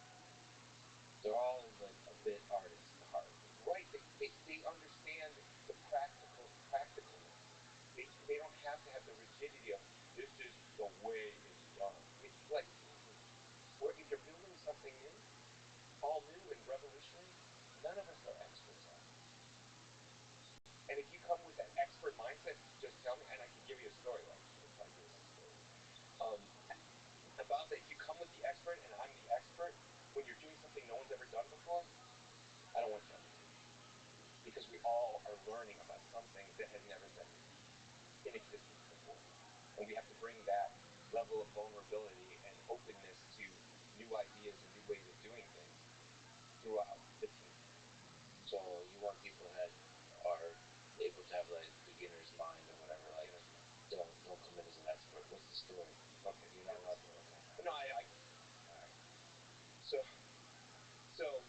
you asked what were these risks, like on the early iPod, and there's a ubiquitous, like one, and this doesn't go in the story, but like putting rotating media in your pocket and it could drop at any time. What happens there? Like you get damaged because the head and the hard drive media are so close. It smacks. It's dead, right? So that was one big one. Like holy shit, right? So that was something we had to design special tests and everything and special software on it. Then there was another one, which was in the early days, the way the first generations of iPods, I had to hack the IDE interface to the hard drive. So I was like, okay, what we're going to use is we're going to use this chip for hard drive. To make a hard drive, you had to have a chip that did FireWire to a hard drive. Okay, and then that would become a portable hard drive. Well, then we had the MP3 player and the user interface. So there was times when it was just this hard drive, and there was times when it was a MP3 player, and I had to hot switch between what the hard drive thinks it was talking to, right? So designed this thing, tore it apart, and all this stuff, and I was like, maybe I'm going to screw up IDE, and there's some holes I'm going to see. So I go, who's the expert at Apple who understands IDE and everything? So this person comes over, the mass storage specialist comes over, and I put on the whiteboard and say, here's how we're going to do this thing, and here's the commands, and this is how it hot switches and everything. That's never going to work. And I was like, what? It's never going to work. I said, well, let me go over here and show you this right here. I have it prototyped, and it's been working for days. I just want to see if you're going to find any holes in the thing. He just stormed out of the room and never even. Yeah. Right. That's hilarious. I've had a lot of experience like this with experts. Like, for example, this ridiculous room. I had a person, and there's many people like this, that I showed them, here's the situation, For acoustics? The acoustics, yeah. They're like, no, this is horrible. This is not going to work. The reflection, the curtains are not going to stop. There's a bunch of terminology they're telling me. It's a similar kind of situation as the ID, which I was like, no, listen, I just need to see is there major issues, and then like the low-hanging fruit that are fixable, and major holes I should be aware of, not like $100,000 to upgrade. To upgrade for what exact purpose? The what, not why. Yeah, exactly. The why, the focusing on the story, on the content, on the why. And that actually I've experienced that, unfortunately enough, artistic realms too, which is like photography and videography, cinematography. It's interesting. I talk to photographers that are quote unquote experts, and it's always about so much of the focus is on the equipment behind the sensors and the lighting, and it's like, all right, but what about the feeling of the story you create visually? The difference between a movie that's really well told and it doesn't have all the effects and everything versus maybe some of the superhero movies we see all the time, which is good luck if there's a story, but man, there's a lot of action and CGI. Well, that's right, and there's also value to those like CGI, well, sure, superhero. You can tell a better story, but you have to have a good story to begin with. Sure, exactly. But if you're focused on the story, I guess you need to start with a story. You use it to start the story, and if you bring in experts, they can often be detrimental, I guess, to the why. They're too good at doing what. Well, you can bring in experts for why. There's lots of experts for why. Too many times we get experts for what. Yes. And then they only focus on the what. And so they come with the specs and feeds and the numbers and all the other stuff. But what you're really asking for is, I need somebody about the why and understanding what we're trying to get done here and fitting the what into that why. Right? That's why I do think that one of the qualities that I really enjoy for people to work with is like humility is I think is a powerful virtue. Basically, I don't know how to solve this thing, we're going to figure it out, as opposed to, oh, I've solved this thing many times before, I know exactly what to do. Humility before the chaos. So having an open mind is just going to require a totally new way of doing things is a really nice quality to see. Um, you're one of the fascinating humans in the history of Silicon Valley. Steve is another one of those. So those two humans came together for a time to work together. What was it like working with Jobs? What aspect of his behavior and personality, let's say, brought out the best in you? Pushing you, really pushing you, relentless on the details, challenging you for the right reasons. It wasn't bullying, it wasn't demeaning. He would critique the work, not judge the person, at least not in front of them, or inside of, in front of a group or anything like that. But no, it was really that attention to detail. And when he would make a decision, when you make the first version of anything, something revolutionary, there are a lot of opinion-based decisions. And there's only one or two people, three people who hold those opinion-based decisions and what they see.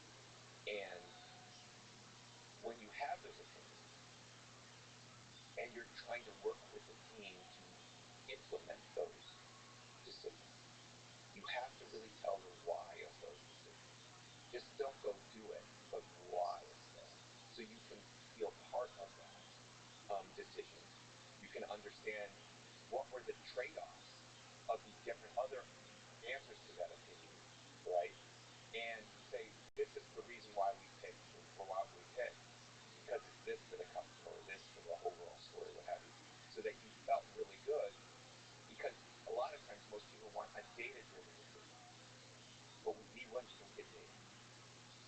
Right? Maybe in a B2B you could a little bit, because you can talk to customers, but you can't do that with a consumer product. V1, version 1, B2B, business to business, versus what's the alternative? Business to consumer, B2B. Yeah. Which defines success. You have to do that. Yeah, so, and when you say data-driven decisions versus what? Opinion-based decisions. So like gut, you have to use, you don't have any, you can't fall back on any data or any previous history to kind of inform you of what's going on, right?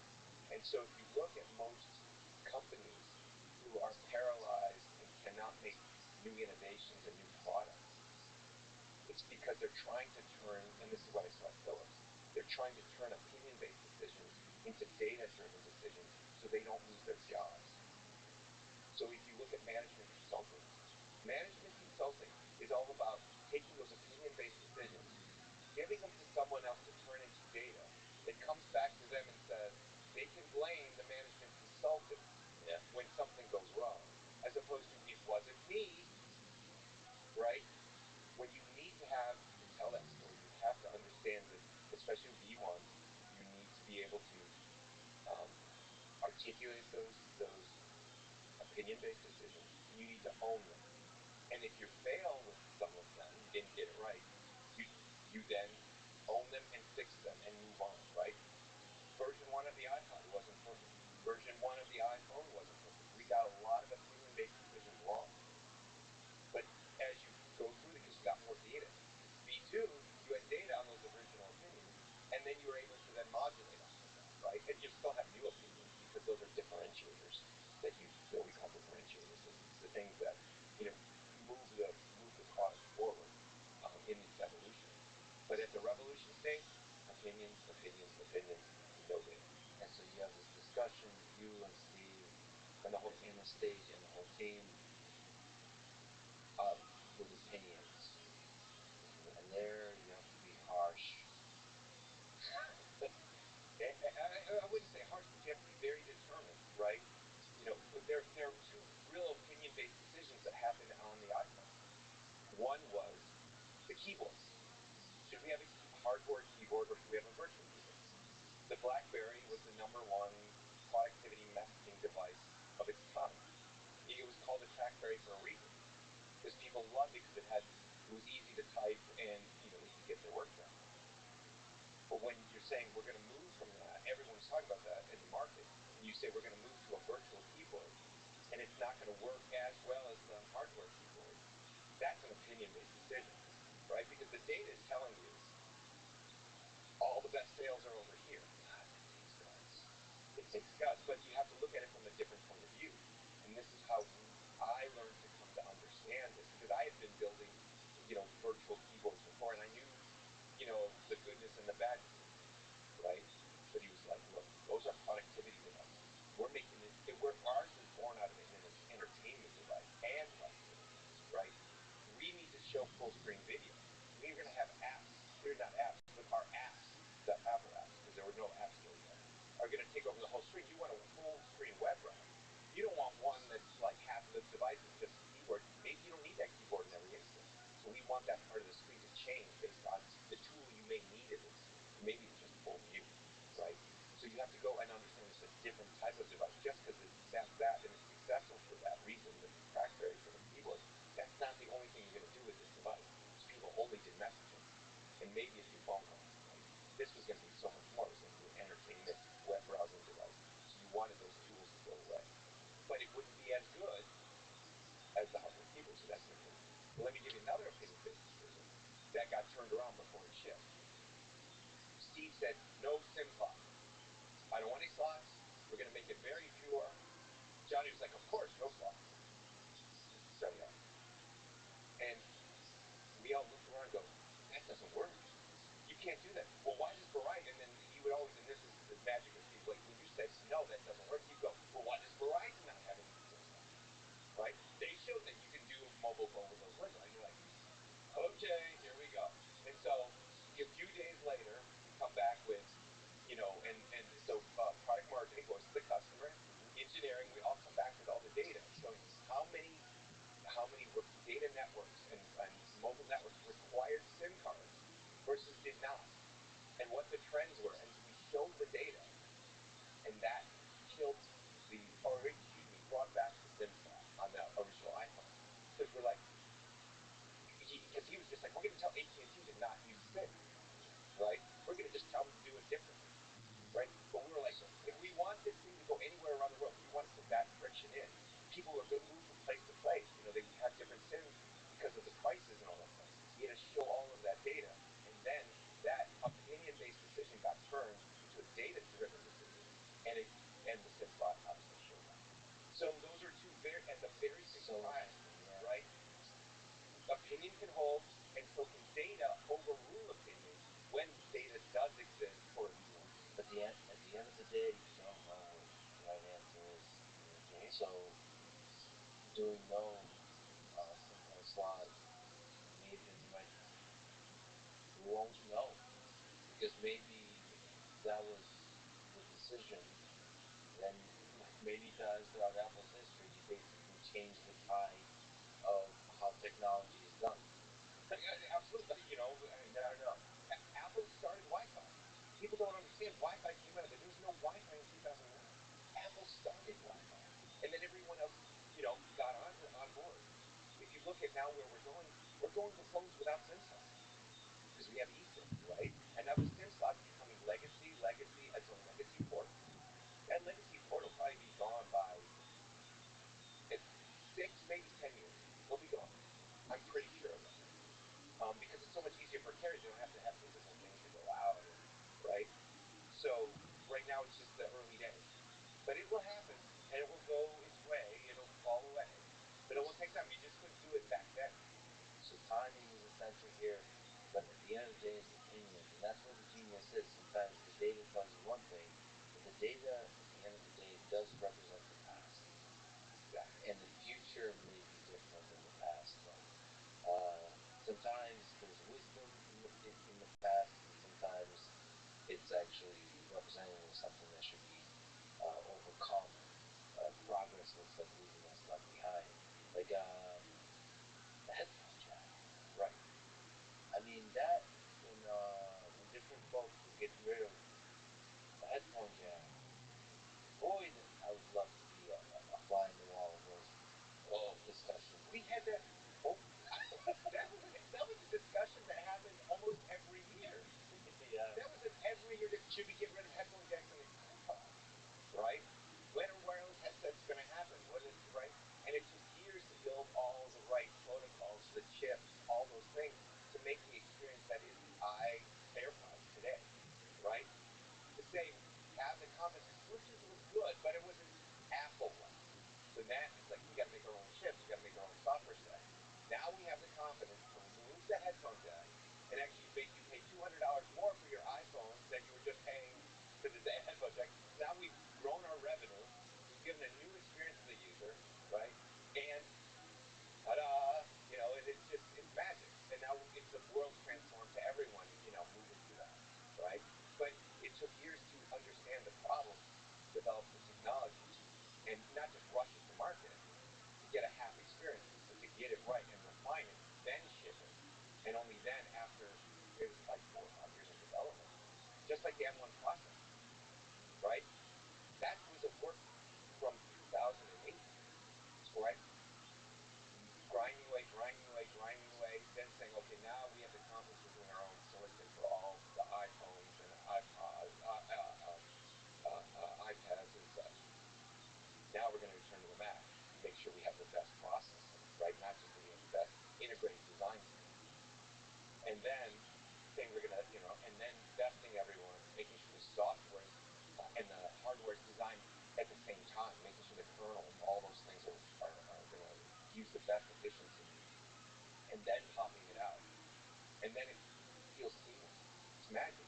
There were no, as far as I could tell, unless you were in real SSR drivers or something like that, it just worked. It was magic. Like the transition, it was not even a speed bump. It was not even a crack in the road. So perhaps famously, Steve had a bit of a temper. Steve Jobs. Would you say his particular personality in this aspect was constructive or destructive in the process of shaping these opinion-based ideas?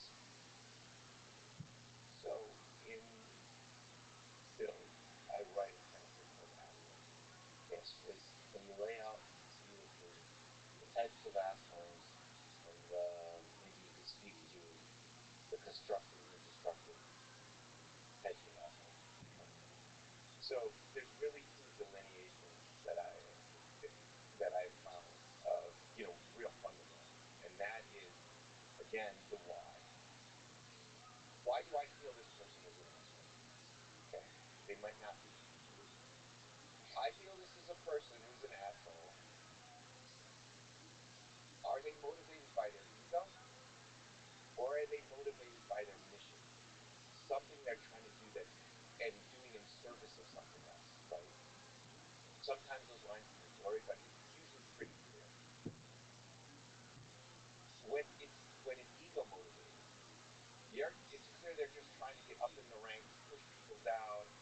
shove people aside. I think we saw a president do that on a stage once. I'm me, and I'm the guy, right? And I'm going to prove it by pushing everyone away and being nefarious or what have you, either passively aggressive or aggressively aggressive. They're doing it about themselves. There's another one, which is someone who's so attentive to detail and unrelenting that they're trying to get the right things for the customer or in service of their mission, and they want to make sure we fulfill those things, right? And they really care. They don't micromanage all the details, but they micromanage the details where the customer, it touches the customer in some way. People who work with those types of people who are unrelenting and pushy and might make you upset, a lot of times it's a knee-jerk reaction to go, they are an asshole. Get off my back. You're an asshole. Right? And you're protecting your ego. Because what's happening with that person is usually pushing you beyond your boundaries. They see something that we can do or you can do that you're just either not wanting to do for whatever reason. You're not confident in that. You're like, I don't want to take you extra time. Saying, no, we need to get that done and pushing you. Okay? And so when we came to those areas, it wasn't just a one-on-one. It could be Steve against Stevini going, we need glass instead of plastic on the front face of the iPhone. And we're going to do this. And we're like, and so we did it.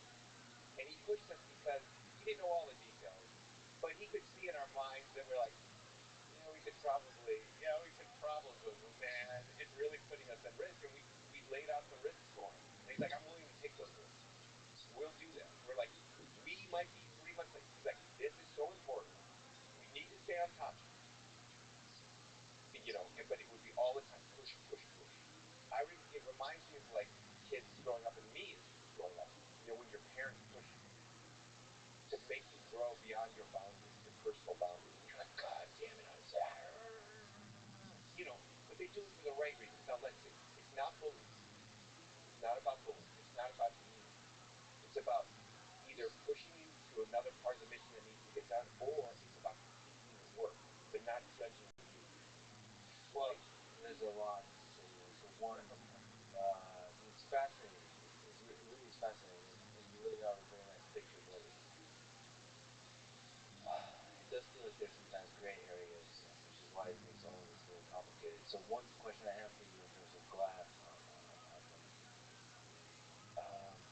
how important is it that, like Steve in that case, is right? Because I could argue each side. It seems like, in one sense, just having a strong vision and opinion is already going to make everybody grow, even if it turns out to be the wrong. As long as you are sort of standing your ground, Napoleon invading Russia or something in the winter, like, it's just not going to be a good idea. It's not a good idea. But I'm going to hold to that. And then once you decide to go all in, and then from that, even if the whole team knows it's the wrong decision, just sticking by it, powering through, you will learn through the pain of it. Like, everybody will learn. So that's one side. The other is maybe the asshole, the vision-driven asshole, gets to be more and more of an asshole if they have a track record of, through that process, having built people up, having made the correct decisions. They can't, so you're not allowed to be an asshole. They're in rare air and no one can challenge. Right. Steve was never that. That's the great thing. He was never unchallengable. You could challenge him. Now this is the plastic glass story is a perfect example of this. So at the beginning of the project, well before we were going, we had always had these things about plastic front iPods, this kind of thing, big scratches.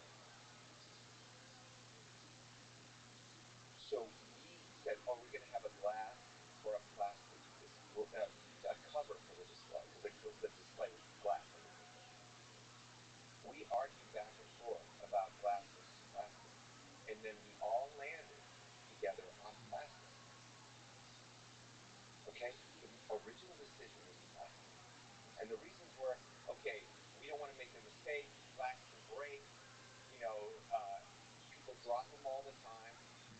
So we don't want to have a fragile device because you're going to be using even more than I'm using for, right?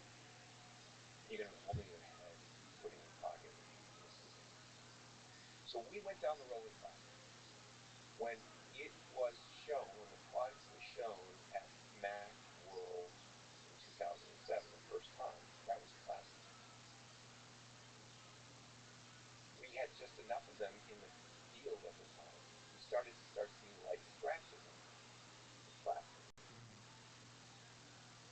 Reviewers didn't have the device yet because it was behind glass. If you remember 2007, the Jesus phone comes up and no one could even touch them. You could just look at it in this beautiful museum quality box, like it came from the future or whatever, or the past. It was like, oh, and you just looked and that was all you got. But then people said, well, what screen is what covers on that? You know, reviewers who knew better. You know, it's plastic. And they were like, really? And so there was enough of a doubt there.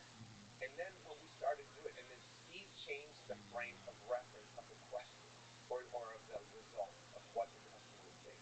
It was like, if we designed it with plastic and it's in their pocket all the time and it gets scratched by coins, lightly scratched or by keys or something like that, that is a design problem. We need to fix the problem. That was our bad. If they go off and drop it, or even slightly drop it, and it cracks, it's the customer's fault. And they have less likelihood to complain. They're still complaining, but they're part of that failure. Yes. Oh, that's fascinating. And then there's truth to that. Right. Because then they were part of why it failed. Whereas the design, they didn't do anything wrong. It was just sitting in their pocket and scratching, and it's normal use. Abnormal use is they drop it and we're like, oh, now we get it. And so we all moved to that mindset when you frame the problem and the solution in that way versus the original framing where we all landed on plastic. So, and then he was unrelenting on that, but we all had moved. And we had moved mindset and we understood the why. And we marshaled together.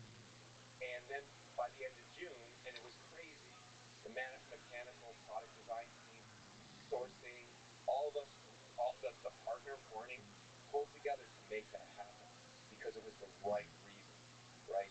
So this, you look at these stories and you hear just the top line rumors of the takeaways, but that's not usually how it all happened. With like one leader was, that's not how Steve was. Now I've seen leaders who were just pounding, and just had no real empathy for the team and understanding the why. It is the way I want it, right? I am the supreme leader. That wasn't like that. When he just had a very strong opinion. Very strong opinion. But it was challengeable. It was challengeable, and if you came with the right thing, you could modulate that. But you had to come with a team. It couldn't just be you. It had to become a team and data and to overcome, because it was a very strong opinion. And there's personal quirks of character, like you said. Bad days and good days. Bad days and good days. So there's also the three options you said. You notice that the third option is always going to be the one that's picked. Those kinds of idiosyncrasies. And that brings up another thing. You said challenge the idea, not the person. I'm somebody who has I have a temper. I use colorful language and so on when I'm on teams at work. In my private life, I'm much calmer and so on. But I get really passionate with engineering teams. And I've been problematic. I mean, I am distinctly aware that we cross lines often. There's like levels, right? Sure. That, you could, it has to do with language and how language is heard. So, for example, you could say a lot of stuff to me, you could swear, you could say stuff that sounds like, I don't know, nuts. Sometimes I think you're the dumbest human on the face of the earth or something. I don't know. This sounds very personal, right? But I'm not going to take that personally. I understand what's being said. And then I'm also noticed that there's other people that take stuff more personally. And this has to do with teams and figuring out, like, okay, who's going to take certain words personally and not, and what's going to make a great coach. leader, and mentally you have to like factor all that in. But just there's something about being an athlete and being passionate and really driven that sometimes you do cross lines, and that's I don't know what to do with that because it feels like it comes with the territory. Like you have, it seems like you can't just have a perfectly optimized flow. No, absolutely not. We're humans. Yeah. We're humans. We don't have a program. Everyone's programmed the same way to react the same way to given stimulus, right? So, you said, I don't know if this is a real example, but you said, oh, you're the dumbest human on earth or whatever. I would never say that. Absolutely never. And if someone said that to me or I saw someone else say that to another person on the team, absolutely not. That is not allowed because that's judging someone. You may be heated and you can say it in your intonation, but to then try to put a label on it and put a label on a person, that is not allowed. So if you let that kind of culture happen and it becomes somewhat, sometimes it's in jest, it has to be very much in jest, and those two people have to have a really good working relationship. But other than that, I'm sorry, it's going to be a lot more, you could say, aseptic in that way, that you're not going to add that stuff in, but you can do it with all other types of ways without saying that, because then people who do react to that kind of language and don't have those shields because they might not have that same confidence level that you do, and you can just brush it off. That can be very cancerous in a team because people then mean that, and then they see, oh, that's the right way to be. You got to snuff that out, and you got to be that. You got to be that change or that model that you want to show the team. Yeah, it's too. Even if it doesn't affect me, it's going to affect a significant enough fraction of brilliant people where that shouldn't be part of the culture. Exactly, and other people see that happen, and then, oh, I guess that's acceptable, right? Just like politics in the workplace, is that acceptable or not? I call it out exactly when I see it in front of everyone, right? Because it's just another ego-driven thing. You have to set the tone as a leader for what you want your organization to be and how it gets reflected in the world, and you have to uphold that. And you can't. Sure, you can have an excursion outside of that, but you have to go back and say, I'm sorry. Yeah. Yeah. You have to go and apologize, feel and say, I was not the person I wanted to be that day. I'm really sorry. And even in front of the team. And have that humility and say, we're all human here. And just because I'm the leader doesn't mean I don't make mistakes. So have the self-awareness, apologize. Exactly. And that's also part of the culture. Yeah. How are you different from Steve as a leader and designer? So you've spoken about sort of what made you strong, which is he was able to challenge, he was able to push you to bring out the best. Well, I come from the technical angle, right? Deep technology, software, hardware, systems thinking, implementation, all that stuff. So I have a different bent. He wanted to be an engineer, started, but really he was much better at all the other things, the storytelling, the interfacing, and being the voice of the customer, and being that product marketer in a way, right, that we talked about. I grew into being the product marketing and marketing. He came really on the other way, right, and never got really too technical. So that's two different mindsets. And one's not better or worse. It's just that's how it is. It takes all kinds to and all kinds to get it done. Did it manifest itself differently? The fact that you came from those different businesses? Absolutely. Like what? So like the discussion about glass on iPhones probably had a different flavor to it. Sure. When you started getting into the technical details, enough so that you're getting into third order technical details, and he can't argue with that anymore. And at some point he's like, okay, at some point he's like, I can't win this war. Like, and he learned that very early on because he didn't like the way the look of the Macintosh board, the PCB was laid out. He wanted it to be beautiful on the outside and on the inside. It's like, why are all these wires running this way? Why doesn't it have all this symmetry? And we have to make it beautiful on the inside, and even the traces on the boards have to look a certain way. So the teams made the board they knew that would work, and then they made the board that the way Steve wanted it, and that didn't work. And then Steve instantly figured out, like, at some point, don't micromanage every single detail. There's some things he doesn't know enough about, so he would get out of that. But that was one of those instances where he pushed really hard, and that's his opinion.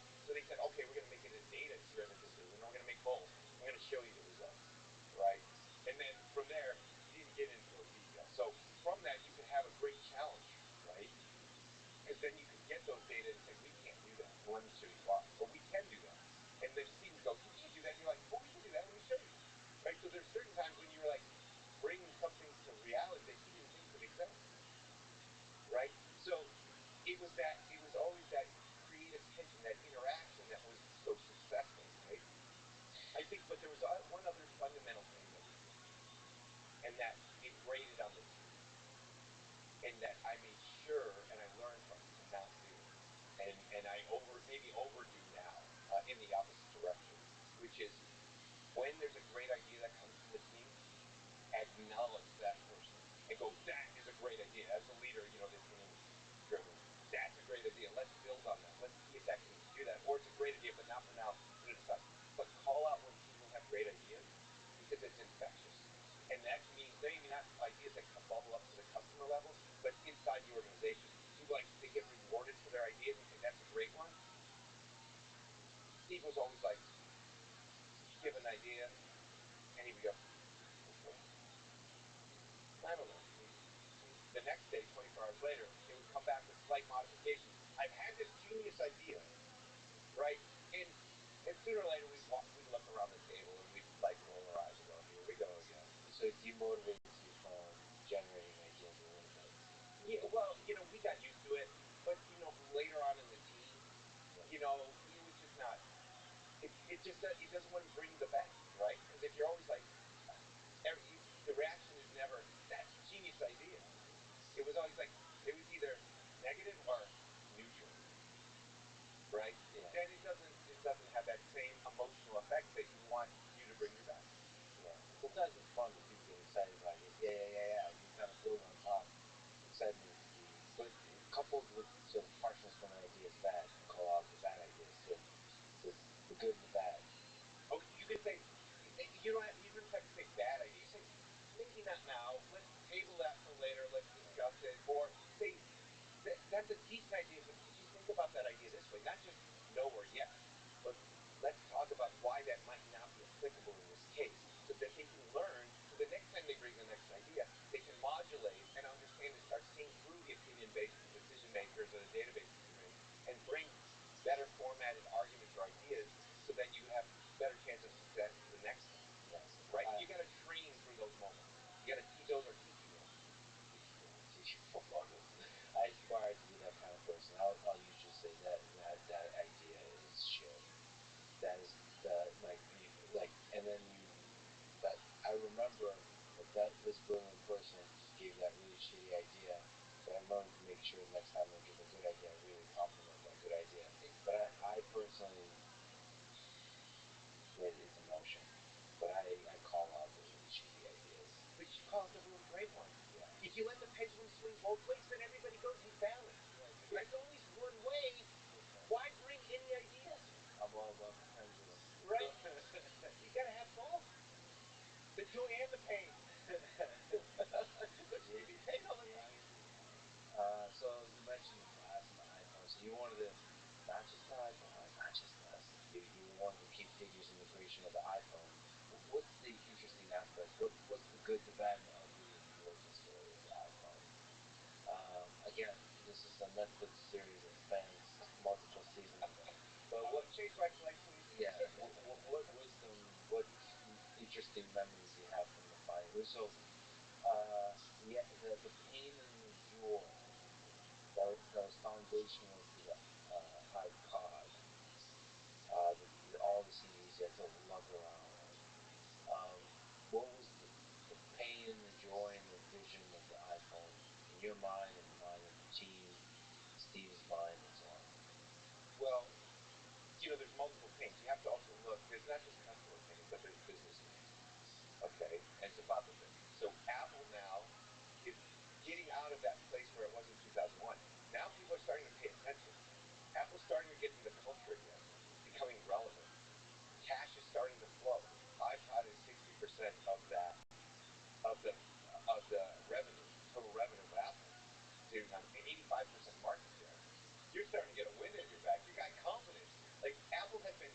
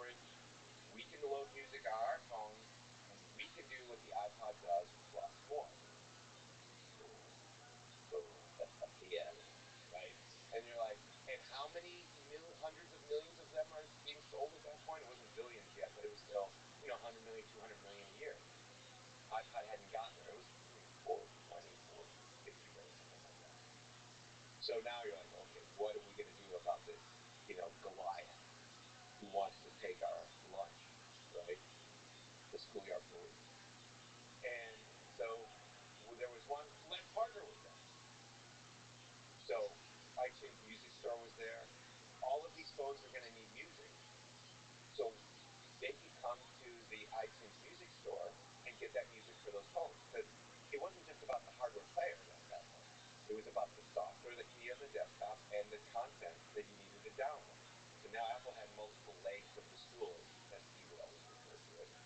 So now the mobile phone industry, okay, we're going to work with them. They are going to make an iPod shuffle, basically, inside of a phone, can have 99 songs total, and they're going to come to our store, and you're going to, I was like, okay, great. It's all going to be well good. And that became the Motorola Rocking Process. Apple and Motorola getting together. There's going to be software on the smartphones, or not smartphone, but feature phones, to hook to iTunes and get your music. It wasn't even downloadable over a cloud or anything. That wasn't available yet. It had data download. It was a disaster from the beginning. Two different cultures, two different types of leadership styles. Not necessarily the most competent engineers on the other side, and it turned out to be an absolute horrible disaster. I watched the pains because luckily I didn't have to do hardware. I watched the pains on Jeff Robbins' face each time we would meet, and he would be like, "These guys are just, like, really? Do we have to do this, Steve?" And he's like, "We're cutting quiet so the algorithm." And when he came out on the stage and Steve showed it was maybe a 1 minute. Steve loves those extended, like drawn out. It might have been a 1 minute, 2 minute kind of thing, and he literally threw that phone out of his hand as fast as he could, right? Because it was horrible. So there was the pain of we're not going to partner. So if we can't partner with these guys, we have to become one of them to actually compete, to save the thing that is bringing Apple from that 15 years of delays, right? So then from that, we were made a prototype of an iPod Plus phone, a classic with, and it was an iPod, but it had a phone inside with all the music and all the other stuff, and you use your headset, wired headset, to do the audio, right? There was another project at the same time because we were doing videos in the iTunes Music Store, the iTunes Video Store, for music videos and movies, and it would be a full screen iPod. So instead of the classic, the way you know it, it would be full screen, and it would have a virtual wheel. You have a virtual, like a single touch screen that you could scroll, right? Think of an iPhone, right? And then there was a third project going on. Not in those two were going on in my team, but the third project going on was the multi-touch screen technology to drive a Mac tablet. And so that Mac tablet, that touchscreen technology, there was just way too much you had to change on the software and everything to be able to use a tablet, right? We see this all the time. Like, people are like, there's not enough tablet apps today that are modified for tablet. They're just phone apps that are going on, right? So then they would just be Mac touch stuff. So you'd have to have a whole developer community. That probably wasn't the best place to take that technology first. So you take that technology, married with the full screen iPod, and the phone stuff we were working on. The iPod phone with a rotary dial was just like a rotary phone. We couldn't make that interface work well for data input. You put those three together, and now were those three things that then created the form, or the technology in the form inside what would become the iPhone, married with a bunch of low-level software from the iPod and manufacturer software and drivers and communication stuff, combined with a very reduced Frankenstein Mac OS. And I mean that in the best way. It means it wasn't Mac OS just changed a little. It was totally, things were hacked out and changed, and new code was inserted, and it really was a whole set of things from all different places to make that first iPhone OS. And then there was another team working on the apps, and then another team working on the design of how it looked overall. So all of those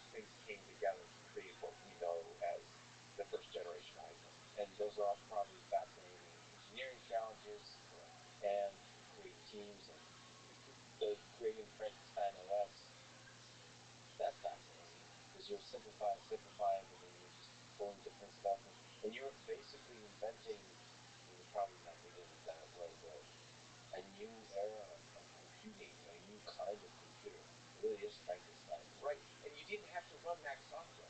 If you look at some of the other smartphones of the time, like Mac Windows and stuff, they were like, we need to make sure it runs Excel and it runs Word or something like that in some reduced thing. This was like, no. This was born out of entertainment.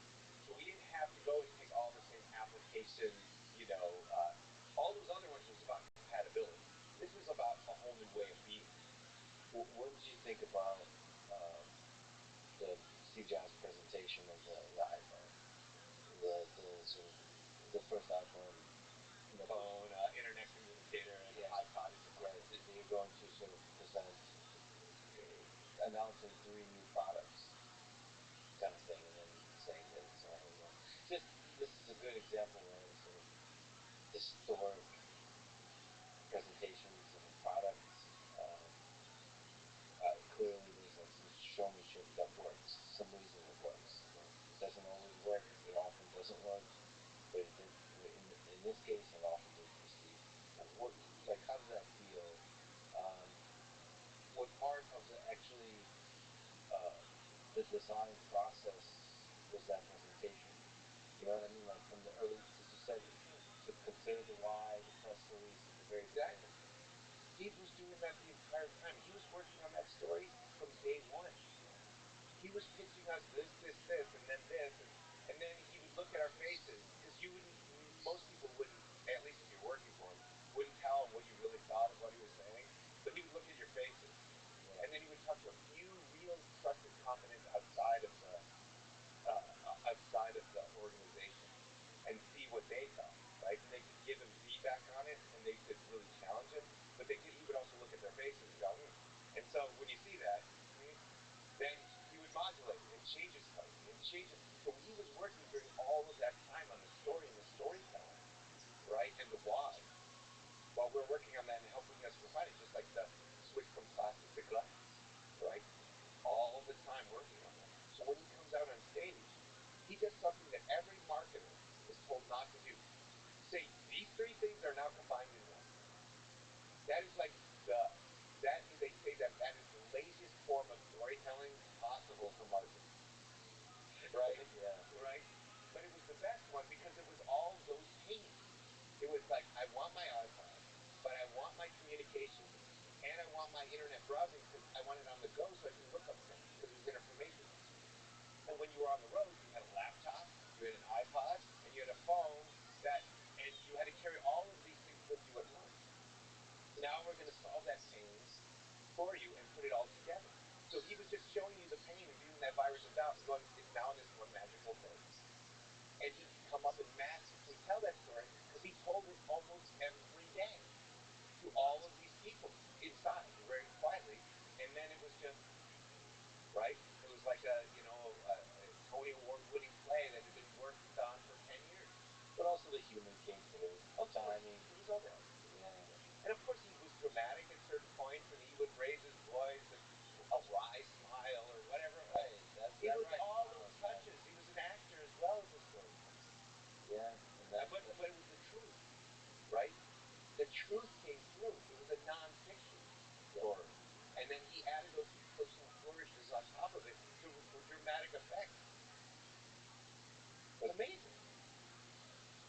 So there's a designer you mentioned, Johnny Ive. You both are brilliant designers, great human beings. There were some battles fought in the distant past between the two of you. Looking back, what is the positive characteristics of Johnny that made you a better person and designer? How do you work with him?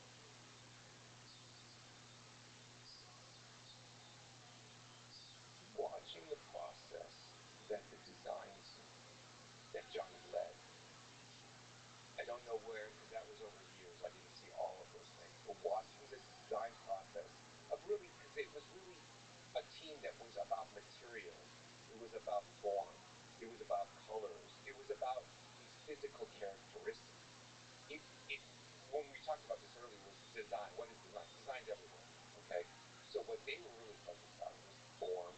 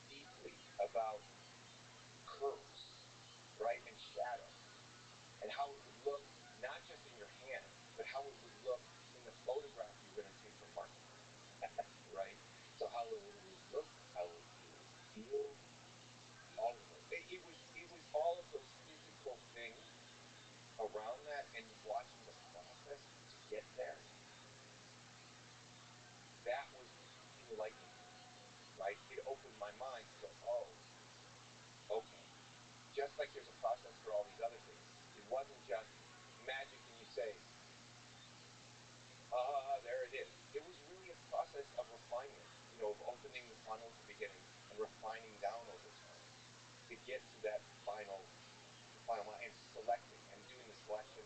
And certain types you could, certain times there were opinion-based design. Yeah, but a lot of data-driven design of what can we deliver in volume? What can we do different things? So you always had these constraints, and you had to work with them. And sometimes they and the team, not just I, would say, "We need this." And we're like, "We can't deliver that."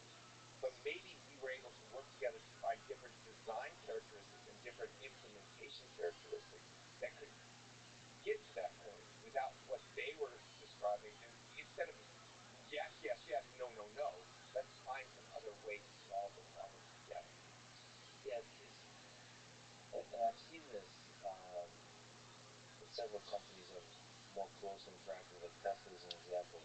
Sometimes, talking about curves, sometimes it's very painful on the engineering side to deliver a very specific kind of thing. And one question that comes up in my mind is like, how far should we go to try to deliver a tiny adjustment in a curve, in the curvature, or in like whatever the form factor is, or in the color of the material, when the cost is like 10x to deliver, not financially, but just in effort, like how many problems to have to solve. I don't know. I don't know if you can say wisdom to that because when you're thinking about curves, you're designing basic ideas. You're like platonic form kind of thing, not always grounded to like how much pain is going to be involved in delivering this. But that's as you should perhaps, because then if you're always thinking about the pain required to deliver this thing, you would be too conservative. You wouldn't do the wild ideas. Oh, right, exactly. But you have to understand again the why behind it. And at Nest, when we had limited resources, putting a screwdriver in the box, a custom designed screwdriver in the box, was born out of those experiences I had at Apple and seeing how you can create something that's emotional as part of marketing, as part of the product experience overall, even though it seems extraneous. I went back and made the design team and the mechanical team change some curves on the Nest Protect, the smoke and CO detector we did at Nest, after they had already tooled it.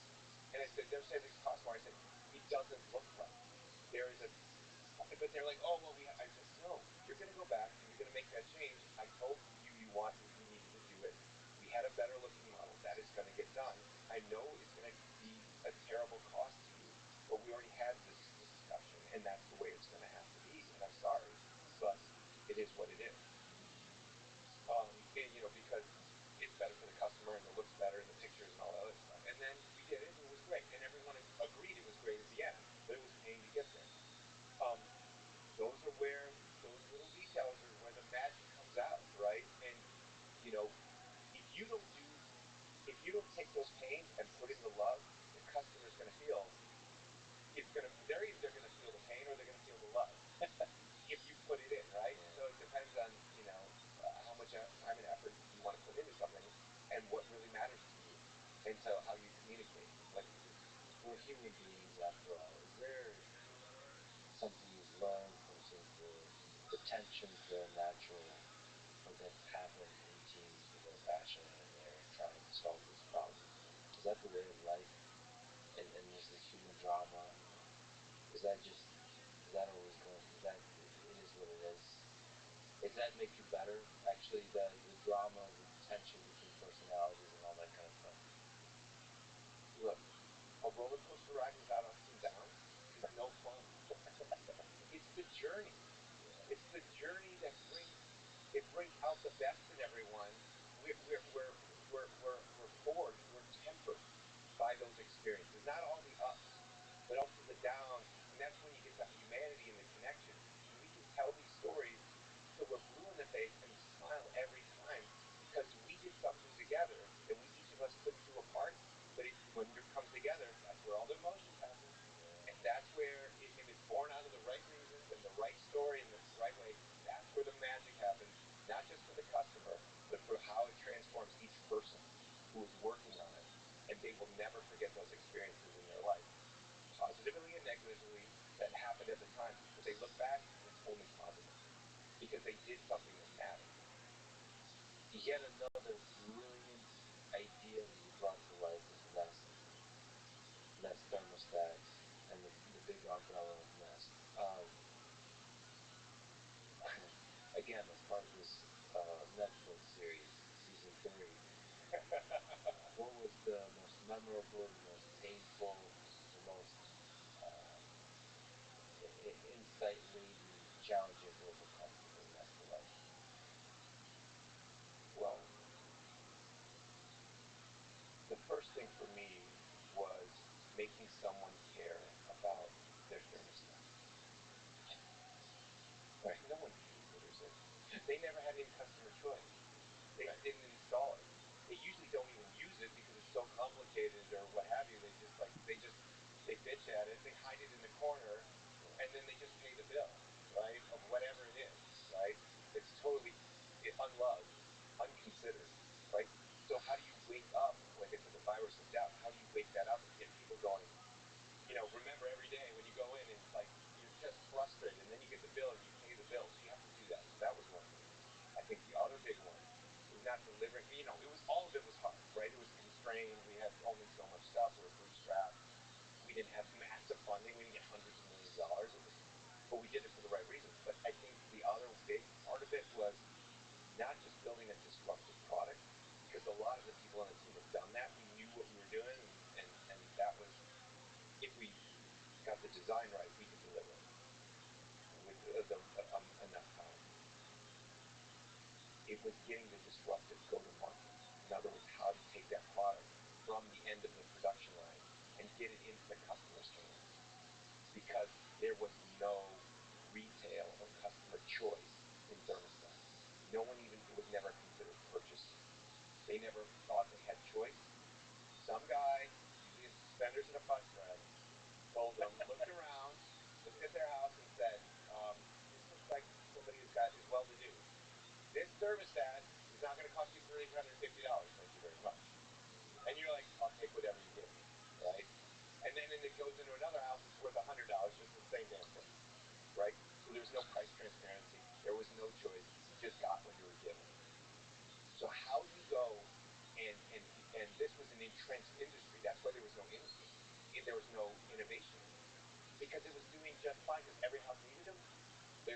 All the installers were programmed by the product deliverers by bonuses and bonuses to say you're going to only carry our product, and if you sell this many, you're going to get a free trip to Hawaii, right? Yeah. And for these guys who install, I get a free trip to Hawaii. That's a dream to them, right? So this whole channel was fully controlled by the product guys, and it was almost monopolistic in that. So how do you go around that? So creating a disruptive go-to-market channel. One was direct to consumer, right? And all the marketing that was necessary to get that message across. Another one was getting the installation right. No one was self-installing these thermostats. So how do we get enough people who are early adopters to be able to self-install them confidently, so they didn't still have to call the guy to come and install it, because then he would say, this is a crap product. No, I got the much better product, right? So you had to get rid of that friction. And then ultimately, how do you get the people who were not just early adopters, but people who needed to see it and touch it before they bought it? How do you get that into retail when the large brands at the time of thermostats, and Home Depot and Lowe's, had contracts that they couldn't bring in any other brand? They were owning the channel all the way to where there was any sort of slight customer choice. And it was really contractor choice more than it was end consumer choice. So all of that had to be innovated along with the product. And so to me, that was a huge challenge and something I had never done, most of us had never done, and we had to create. That was as much of the project as actually delivering the product itself. So it turned out to be a giant hit. And it was acquired by Google for $3.2 billion. As a founder and leader, just out of curiosity, in these cases of acquisition, is it always a good thing? Is there any part of you and the team that considers saying no? Always. considered saying no all the way along the process, right? We'd all been in big companies before. We knew what it was like and the politics and all that other stuff. And what I came to learn, especially from Philips, because Philips was it was 375,000 people. It was it was a massive company, right? And tons of politics. And I was like, do we want to go back into that work? Because I had so many negative experiences from it. But then going to Apple, which was, not big, but it was big enough that it could have all these dynamics. But then when you saw a leader rise up and get rid of those dynamics or not allow many of them to flourish, and you're like, oh, with the right leadership, this can be a beautiful marriage, right? And so for 4 months, we were working together with them, with Google, to make sure that we had the right leadership and we were going to be in the right environment, that it felt right. So that happened. It absolutely happened. We worked on all the details. We didn't even talk about price. We were talking about how's the brand going to work? Who's the team going to work with? How are we going to get IP? How are we going to do exchanges? How are we going to get budgets and all that stuff done? So we worked through all of that before we actually sealed any kind of deal. Because they were already invested in the company. So we already knew, they knew relatively where the end point was for the price. So working through all those prerequisites, I knew that as a individual product company that was trying to create a platform, no investors were going to invest in a platform that could take 3-4 years and many, many hundreds of millions of dollars to build without all kinds of new products at the same time. And products that we were having, which were successes, but they weren't even break even yet, right? We were still developing. So how are we going to get more people to fund all of these things in this platform that I really want to create? Because my worry, and I've seen this many times in Silicon Valley, is these small startups have bravado and they say, I'm going to take on the big guys, right? With a platform. But when the platform guys show up and Apple says they're going to get in the market, at the time, nobody cared. And they were curious lately. Yeah, curious. What's that? Yeah. But Apple wasn't in the market. Google wasn't in the market yet. Amazon wasn't there. Microsoft, Samsung. They were not. They were all just curious. Right? Yeah. And I had watched, if you said, I'm going to go challenge them and I'm going to build a platform, and then they all of a sudden, one by one, go, oh, well, we're building a platform now. We're building a platform. They flooded you to death. Here, I'm turning you down. And the developers run away, and you can't make a platform. So I'm like, before the landscape gets changed on us, because we've attracted so much attention, they announce something, we need to change the landscape on them. Let's go to the best place where we can build out the platform, have the right leadership behind it, to help us grow this thing into what the vision it should be. And that's what we believed we were doing with the Google acquisition. Is it possible to take on the platform? So you said there's a lot of startups and bravado and all that kind of stuff. Right. Doesn't mean James Joyce when he was 20 said, I'm going to be the greatest writer of the 20th century before he wrote anything of value. One of them might be actually right. Yeah, this modern world. So first of all, people should definitely get your book built. It has just this giant number of advice on this exact question of how to build cool things, how to build a startup, how to all the different stages of that, team and hiring. It's mostly human nature. It's not technical. It's mostly human nature behind it. Turns out, curls all the way down and senior at the bottom. Yes. So, is it possible to build startups and take on the big guys, whatever that is, of the modern era? So now these platforms of Apple, Google, Twitter, I don't even know. Meta, I guess, called now. So, is it possible to take them on? Absolutely. But you don't take them on the same turf. You take them on the turf that you're going to want to have in the future. Right? Spotify is a platform. It started as an application, is now a platform. Right? Think of lead chat. Think of all the super apps out there that are now wallets and delivery services and travel services and transportation services all within an app. They've innovated in a different level, in a different space that the platform companies weren't, right? Or Google was an app company. It was solving search.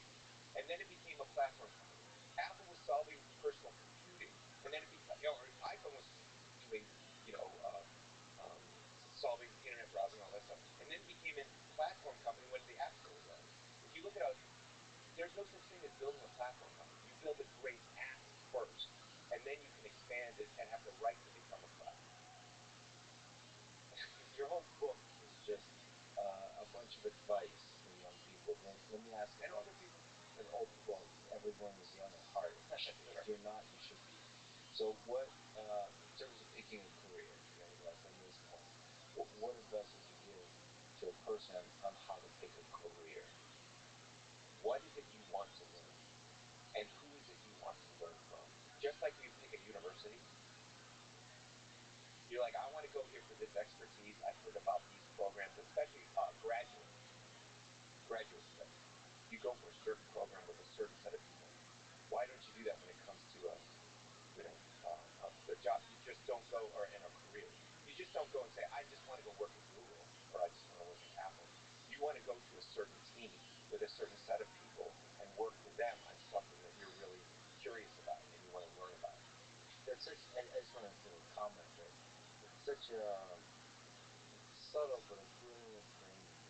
Just ask the question, what do I want to learn? And then see what career path is going to maximize that. That's so interesting. It's the first question I ask anyone who interviews me. When I say I'm going to bring somebody on the team, first question is, what do you want to learn? I don't want the expert, like we talked about earlier, says, I'm the expert in this. You're going to hire me as the expert. We're doing something new. You're not an expert because we're not an expert either. What is it you want to learn? And on the topic of learning, what is the best way to learn?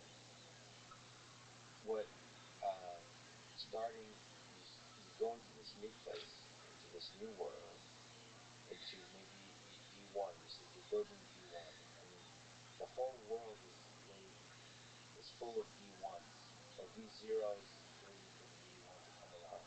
0 to 1. 0 to 1. What's the process that look like? What's the process of learning? How do you? Well, let me put a framing and then we'll talk about that last. I have now, looking back, especially writing this book, I have a version 1 of myself, a version 2, a version 3, a version 4. I had a lot of opinions about myself and what I wanted to do. Sometimes those opinions, for certain people, those opinions are formed and they get the data from their parents. And they go do what their parents told them to do or their surroundings. My opinions was like, I want to go learn this and I'm curious about that. I made the 0 to 1 move. And then over time, by doing, I was refining those things and learning what I was really curious about and what I was really good about because I was getting data. And then I was like, then I added another set of opinions to create version 2 of me. And then I would go and do it. So I was learning by doing. Starting with the opinions, you're not going to get any back. Most people are like, where do I make the most money from my position? They're trying to start with data. Start with the why. What's your curiosity? What do you want to learn? And then follow that. I took the lowest job on the totem pole at General Mattress because I wanted to get in there to work with the right team. I didn't even know what they were doing, right? But I thought basket felt right? I was barely living above the poverty line working there, 80 hours a week because it was so amazing to learn, just like a college student, right? That's what I was doing. And then I learned more from that, and then changed those opinions into data, and then my other opinions. So it's the same thing, but it was by doing, right? The way you find out what you want to do in life is by figuring out what you don't want to do. And the only way you find that out is by doing a bunch of stuff. And doing a bunch of stuff and refining it. That's hilarious. Yeah, that's brilliant. So in terms of the career path of leaping into the startup world and launching a startup, what does it take to successfully found a startup, to have a chance to succeed? And maybe how do you decide to take that leap? Is there sort of, having been part of many V1s, maybe some of the most successful V1s ever, what's it take to take that leap? Maybe leave your job, a cushy job with a company, and do this stuff.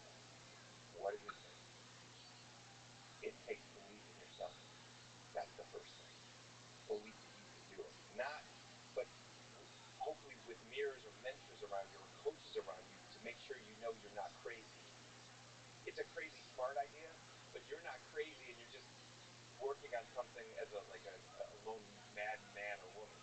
You know, you have a great idea, and like I said, great ideas chase you. You can in this world, there are so many people that have more ideas than they have time to implement.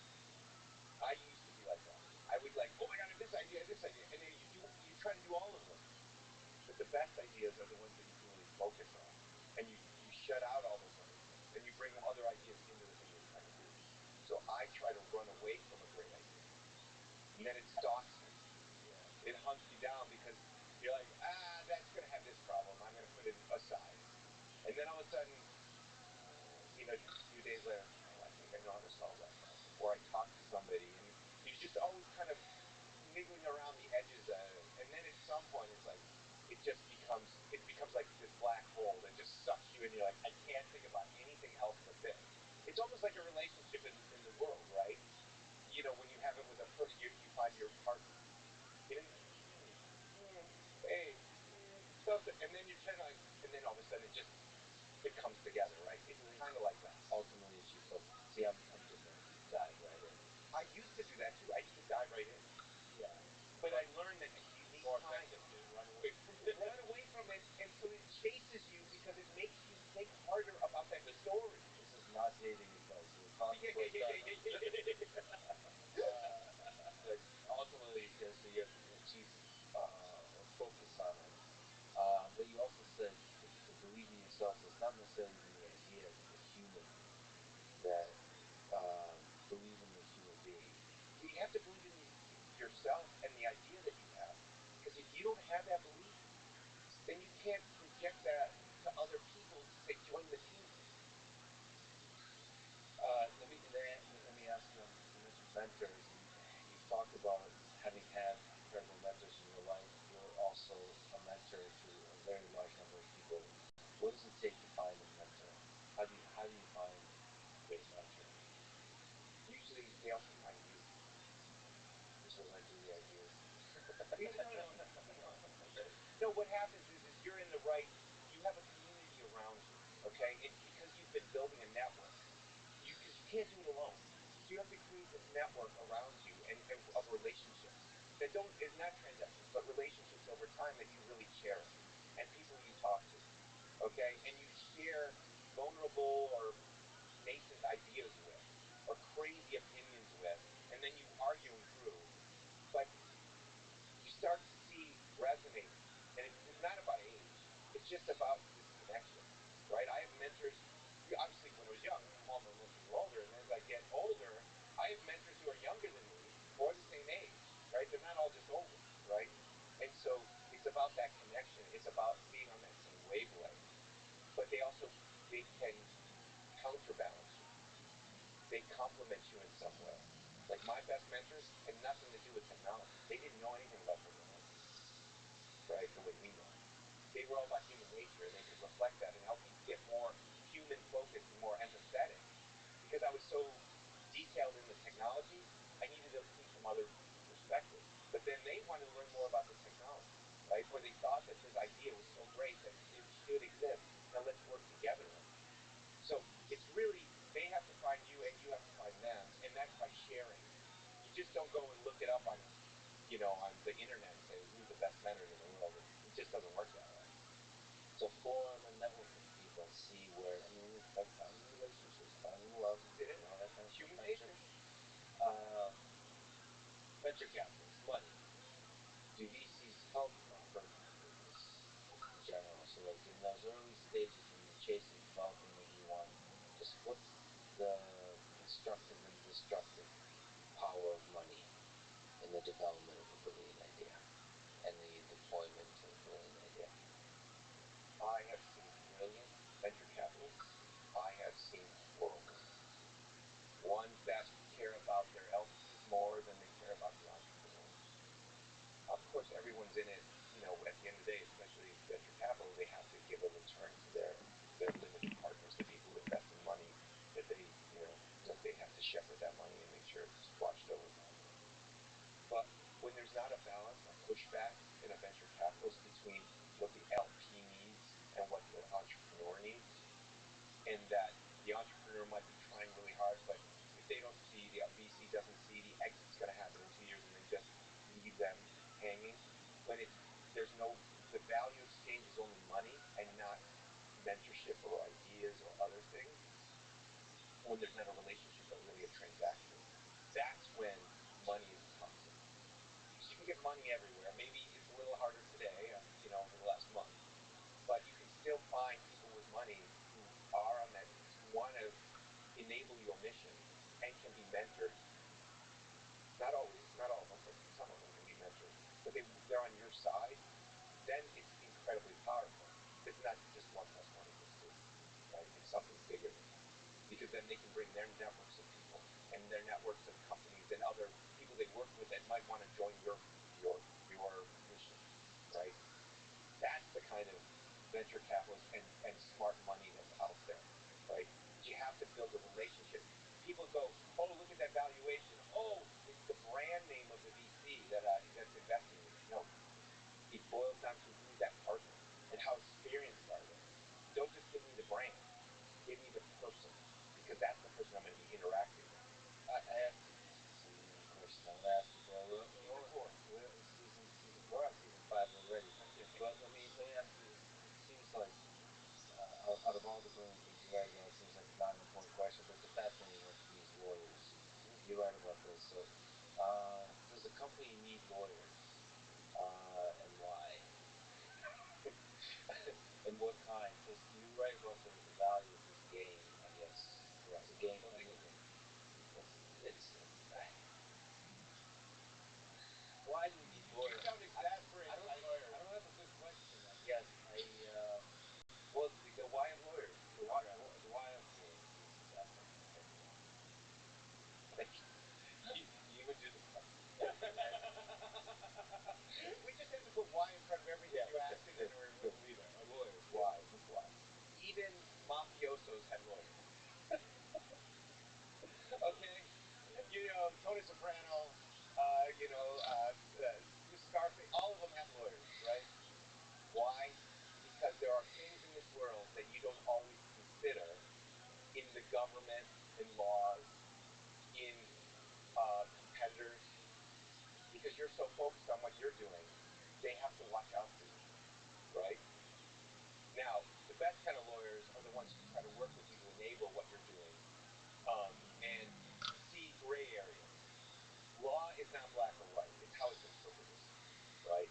And so they can help interpret things a certain way or help push on things a certain way to get change to happen or allow change to happen. Because if you have lawyers who are always, just like you were talking about PR people, if you have lawyers who are always saying no to everything, because their job is to really say no or maybe, they'll never say yes.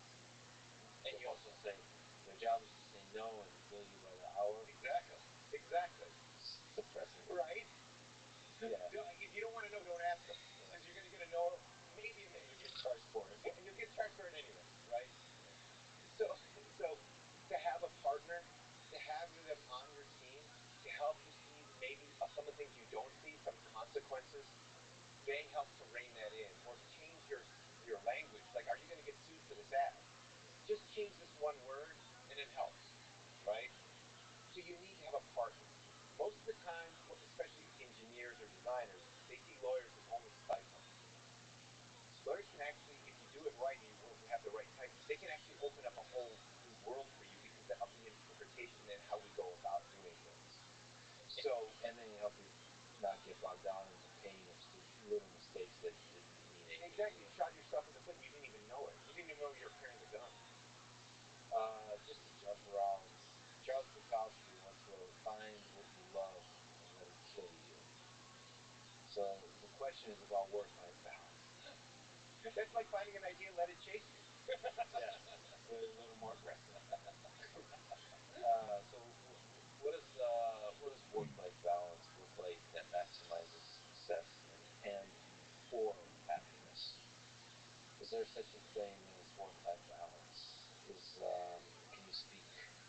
When your work is your life, and I mean that in the positive sense, when you're on a mission that really matters, and you know that you can really affect not just yourself but other people's lives, and then that is very rewarding, right? that's not work. That's like I said, a mission, right? You adopt that. But that said, you still need to have boundaries yourself. At General Magic, wonderful documentary. If no one's seen it, you got to see that. It's amazing. I was physically and mentally unhealthy, socially unhealthy as well, because I put every waking minute into this thing, every ounce of freedom. And when it was a spectacular disaster, we were making the iPhone 15 years too early. The bottom fell out. I had nothing left. I had to get healthy socially, emotionally, physically after that trauma. I let everything go. I learned from that you have to, even though you might put everything into your work, you need to find balance outside of it. Now that doesn't mean you're always, it's 3 days a week working and 4 days a week or whatever it was. You're still working as hard as ever. But what you're doing is you're making sure when your thinking time is during work, that you're not ruminating at 3 in the morning. You use the tools that you have to put those ideas into databases or on pages or somewhere else so you can go back and look at them. So you're not always having to remember, because what happens is most people don't write this stuff down. So they just sit there, I got to remember this, I got to remember this, I got to remember this. If you just put it into the tools and you can come back to it, you can come back fresh. A lot of the time is about ruminating about what I need to get done and remembering everything instead of doing the work. That's fascinating. So if you just put it down on paper, you can actually escape it. Right. Escape it for a time. To have peace for a time. You mentioned General Magic. Let me ask you the Russian question. What's been the darkest moments of your life? What are some of the darkest places you've gone in your mind? You talked about, if you're doing these kinds of things or startups, you're gonna have to face a crisis. Right. If you're doing it right, you're gonna face it. So for you personally, what were some of the tougher moments in your life growing up? I went to 12 schools in 15 years. I was always the new kid. Put yourself in those shoes. Right. Were you picked on? Well, absolutely, but even more so, I was the geek with the computer. Remember the nerds in the 80s? You probably don't know this, but believe me, we were made fun of. What were these computers?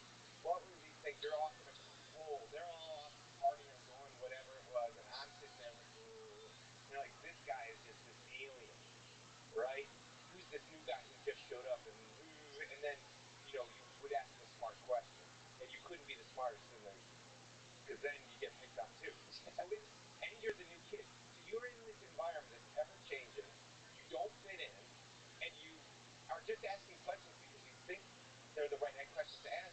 But then you're making us look bad. Don't ask these smart questions. You're gonna make us do more work.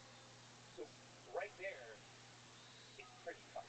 And I'm moving cities, right? And I didn't have the internet to stay connected with people. There was no internet. Phone calls were $2 a minute. So it was lonely too. It was lonely, right? Right?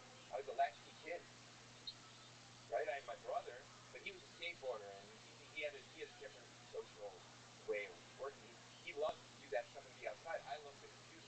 So you and the computer, you were alone in the family. With the computer, Yeah, I was absolutely alone. That was just me. But then you could find the other geeks, right? But there were just a few of us, and we made this little thing. But then when you moved away, then I had to use a BBS and a bulletin board system and a dial-up modem, and then I started hacking the phone system to get free codes on MTI and Sprint back in the day to get long distance, to get free codes to call my friends, the geeks on the other side, right? Or to dial into a BBS cheaply that was in another part of the world. So this was this subculture, and that was not accepted anyway, and not the heroes that you see today that are on the, the richest people in the world and everything. So that was the first set of trauma, and then the next one really was General Magic. The end of that, like I've described before, and pulling yourself out and going, just because I got so insular in that world of eking out and building stuff that I just tore all the social ties, right? Because it was a drug. I was hooked on it. I was a junkie. I had to get clean. Yeah. And made you who you are, I think. So Steve Jobs is no longer with us. One day you also will no longer be with us. That's the thing about this life, it ends. Yeah. So no matter how many incredible things you brought to this world, no matter how many inventions you built, you too shall perish. Do you think about this? Are you afraid of your death? I am not afraid of my death. I am an atheist. And I think about the soul. Because I do, even though I'm an atheist, I think about the soul. And the soul is the thing that you instill in others when you go that lives on. It's not this thing that's magically in space. It's the thing that you've imparted onto people that you work with and those relationships you've had. And that soul lives on in the stories that they tell, right? And through Build, I'm hopeful that those stories stay relevant because they're human nature. They're not about who knows what the next iPhone thing is or the next iPod thing is. The stuff that I have been able, the privilege to make and work with people, those are all ephemeral. The iPod's gone now, right? This week it was announced iPod's dead after 21 years. It is that, those human connections. It's that growth that you've helped someone just like they helped me. Just like Bill Campbell or Steve Jobs is gone, but they made me be better. That's the soul that I think of. It's fascinating you say that. Yeah, so many of these products, I mean, to push back a little bit, so even though the iPod is the end of an era, Using it every day. I think that in the number of people that impacted, it's just. So I suppose the soul is buried dead in people. Exactly. Sometimes the products you create is a sort of a transport mechanism. It's the vessel. And they felt the love, and they felt that love, and it transformed them, even if they don't have the vessel anymore. So in that way, the soul is. Just like the body is the vessel. That's beautifully put. Why do you think we're here? What's the meaning of life, Donnie? Jesus. We're going all around. Why? Why? Because you said it's important to have a press release. Humanity, life on Earth, this thing, the consciousness, the falling in love, building bridges and iPods and rockets and trying to extend out into the cosmos. Why? Why do you think we're doing it? Is there any meaning? We are naturally curious.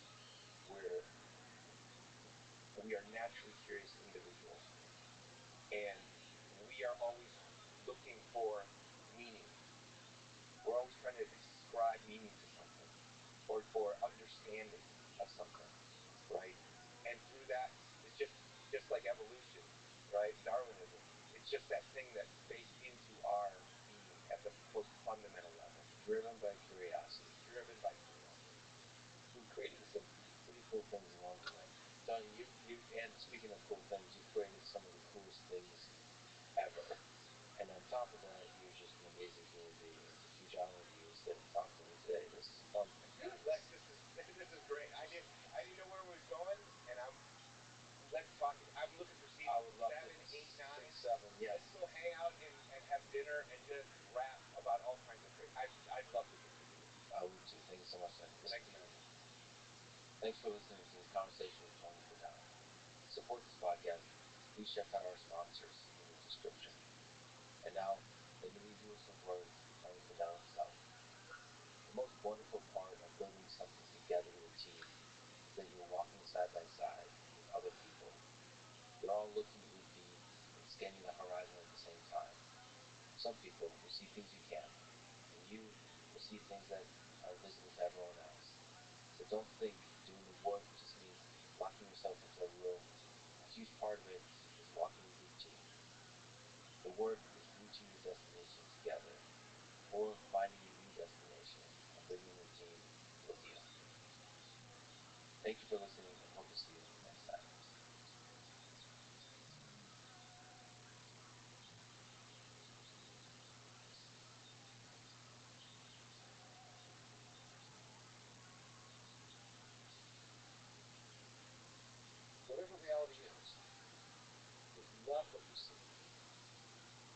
you see is just an adaptive fiction. Following the conversation with Donald Hoffman, professor of cognitive sciences at UC Irvine, focuses his research on evolutionary psychology, visual perception, and consciousness.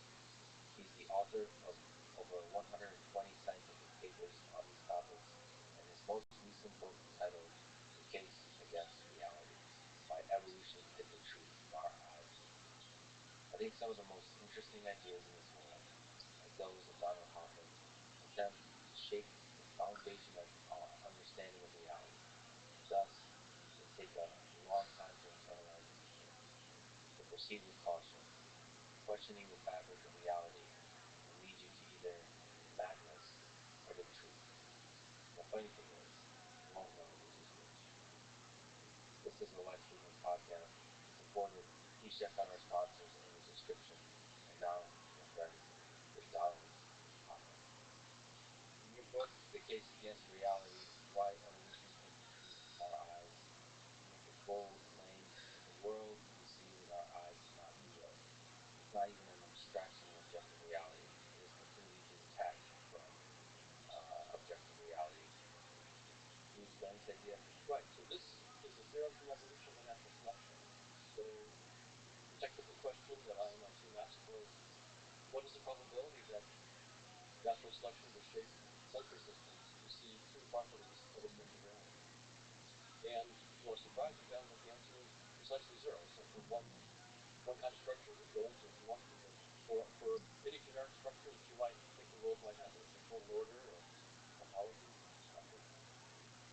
Probability is precisely zero that natural selection will shape any sensory system of any organism to see any aspect of objective reality. So in that sense, what we're seeing is what we need to see to stay alive long enough to survive. So in other words, we're seeing what we need to die exactly as we live. Full stop. So, the evolutionary process is the process that took us from the origin of life on Earth to the human that we are today. That process does not maximize the truth, it maximizes for fitness, as you say. Fitness beats truth. And fitness does not have to be connected to truth, as you claim. And that's where you have an approach towards zero of probability that we, as we evolve through cognition, through consciousness, whatever it is, the magic that makes our mind work, evolve not for the ability to see the truth of reality, but for to survive. That's exactly right.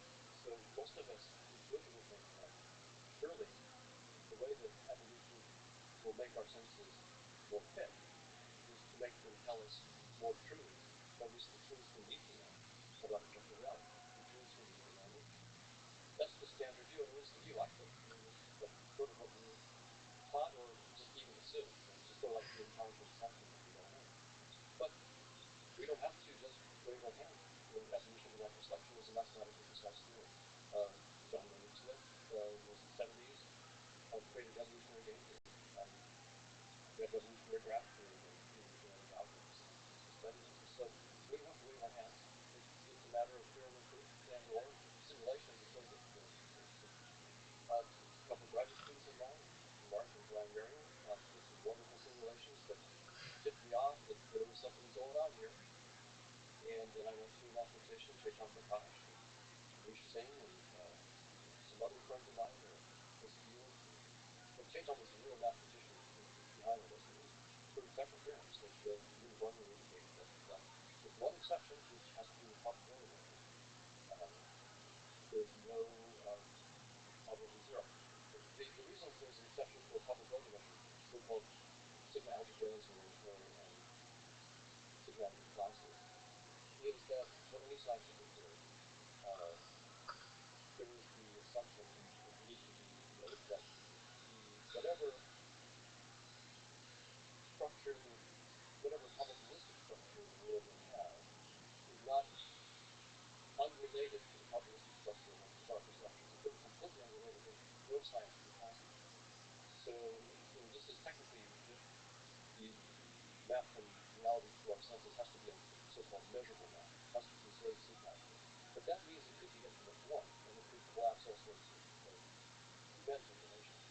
But other than that, there's no requirement in standard evolutionary theory for use of payoff functions, for example, to preserve really specific structures of objective reality. So you can ask the technical question. This is one of the avenues we took. You look at all the previous payoffs from whatever world structure you might want to imagine. So a world with, say, a closely organized. So it's got n states, they're closely ordered. And then you can have a set of maps from that world into a set of payoffs, so from 0 to 1,000 or whatever you want your payoffs to be. And you can just literally count all the payoff functions. You just do the combinatorics and count them. Then you can ask the precise question, how many of those payoff functions preserve the closed order, if that's what you need, or how many preserve the composite? And you just count them and divide. So the number that are homomorphisms versus the closing number, and then take the limit of the number of states in the world and the number of payoff values for those very ones. And when you do that, you get 0 at the end. Okay, there's a million things to ask here, but first of all, just in case people are not familiar with your work, let's sort of linger on the big, bold statement here, which is the thing we see with our eyes is not some kind of limited window into reality. It is completely detached from reality, likely completely detached from reality. You're saying 100% likely. Okay, so none of this is real in the way we think is real, in the way we have an intuition. There's like the table is some kind of abstraction, but underneath it all, there's atoms. There's an entire century of physics that describes the functioning of those atoms and the quirks that make them up. There's many Nobel Prizes about particles, fields, all that kind of stuff that slowly builds up something that's perceivable to us, especially with our eyes, with our different senses, like this table. Then there's also ideas of chemistry that over layers of abstraction, the DNA, the embryos, the cells that make the human body. So all of that is not real. It's a real experience, and it's a real adaptive set of perceptions. So it's an adaptive set of perceptions. Full stop. We want to think that perceptions are real. So the perceptions are real as perceptions. Right? We are having a perception. But we've assumed that there's a pretty tight relationship between our perceptions and reality. If I look up and see moon, then there is something that exists in space and time that matches what I perceive. And all I'm saying is that if you take evolution in a retrospective, certain sense, then that is precluded. That our perceptions are there. They're there to guide adaptive behavior. Full stop. They're not there to show you the truth. In fact, the way I think about it is they're there to hide the truth because the truth is too complicated. It's just like if you're trying to, use your laptop to write an email. Right? What you're doing is toggling voltages in the computer. So good luck trying to do it that way. The reason why we have a user interface is because we don't want to know that quote unquote truth. The diodes and resistors and all that terrible hardware. If you had to know all that truth, your friends wouldn't hear from you. Right? So what evolution gave us was perceptions that guide adaptive behavior, and part of that process, it turns out, means hiding the truth and keeping you eye candy. So what's the difference between hiding the truth and forming abstractions, layers upon layers of abstractions over these upper low level voltages, transistors, chips, programming languages from assembly to Python that then leads you to be able to have an interface like Chrome where you open up another, or JavaScript and HTML, programming languages that lead you to have a graphical user interface on which you can then send your friends an email. Is that completely detached from the zeros and ones that are firing away? It's not. Of course, when I talk about the whole sophisticated backstory to it, right? That the hardware and the software that's allowing that to happen. Evolution doesn't tell us the backstory, right? So the theory of evolution is not going to be out equipped to tell you what is that backstory. It's going to say that whatever reality is, and that's the interesting thing. It says whatever reality is, you don't see it. You see a user interface. It doesn't tell you what that user interface is, how it's built. Now we can try to look at certain aspects of the interface, but already we're going to look at that and go, wait a minute, okay, before I would look at neurons and I was assuming I was seeing something that was at least partially true. And now I'm realizing it could be like looking at some pixels on my desktop or icons on my desktop and going to connect to the data structures and then the voltages are going to be too much. We just need to keep it away. So what's interesting about this is that our scientific theories are precise enough and rigorous enough to tell us certain limits, but and even limits of the theories themselves. But they're not going to tell us what the next move is. And that's where scientific creativity comes in. So the stuff that I'm saying here, for example, is not alien to physicists. The physicists are saying precisely the same thing, that space-time is real. We've assumed that space-time is fundamental. We've assumed that for several centuries, and it's been very useful. For all the things that you were mentioning, particles and all the work that you've done, that's all been done with space-time. But now physicists are saying space-time is real. There's no such thing as space-time fundamentally in cosmological physics. And that comes actually out of gravity together with quantum field theory. It just comes right out of it. It's a theory of those two theories put together. But it doesn't tell you what's behind it. So the physicists know that their best theories, outside of gravity and quantum field theory put together, entail that space-time cannot be fundamental, and therefore particles in space-time cannot be fundamental. They're just very useful representations of the symmetries of space-time. That's what they are. So space-time, so we put the two together. We put together what the physicists are discovering, and we can talk about how they do that. And then there's new discoveries from evolution and mass reflection. Both of these discoveries are new in the last 20 years. And what both are saying is space-time is heading to the right. It's been very useful. Reductionism has been useful, but it's over. And it's time for us to go beyond. When you say space-time is doomed, space is doomed. Time is a very hard-coded specification of 4 dimensions, or are you specifically referring to the kind of perceptual domain that humans operate in, which is space-time? You think like 3D, like our world is three-dimensional and time progresses forward, therefore three-dimensional corresponding to 4D. But what exactly do you mean by space-time?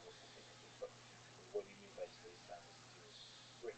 So this is, by the way, this is not my quote. This is from, for example, Nima Khan-Hamed, a postdoctoral professor at Princeton, and Whitten, also there, Dave Gross, Nobel Prize winner. So this is not just something computer scientists, this is what physicists are saying. And the physicist says space-time skeptics. Yeah, they're saying that, and I can tell you exactly why they think it's doomed, but what they're saying is that, because your question was, what aspect of space-time, what are we talking about here? It's both space and time. We're union into space-time because of Einstein's theory. That's doomed. And they're basically saying that even quantum theory, this is the Nima Khan-Hamed discussion, so Hilbert spaces will not be fundamental either. So that the notion of Hilbert spaces is really critical to quantum field theory, quantum information theory. That's not going to figure in the fundamental new laws of physics. So what they're looking for is some new mathematical structures beyond space-time, beyond Einstein's four-dimensional space-time or supersymmetric or geometric algebra signature component four kind of. There are different ways to represent it, but they're finding new structures, and by the way, we're succeeding. They're finding the concept of called antiquilibrium.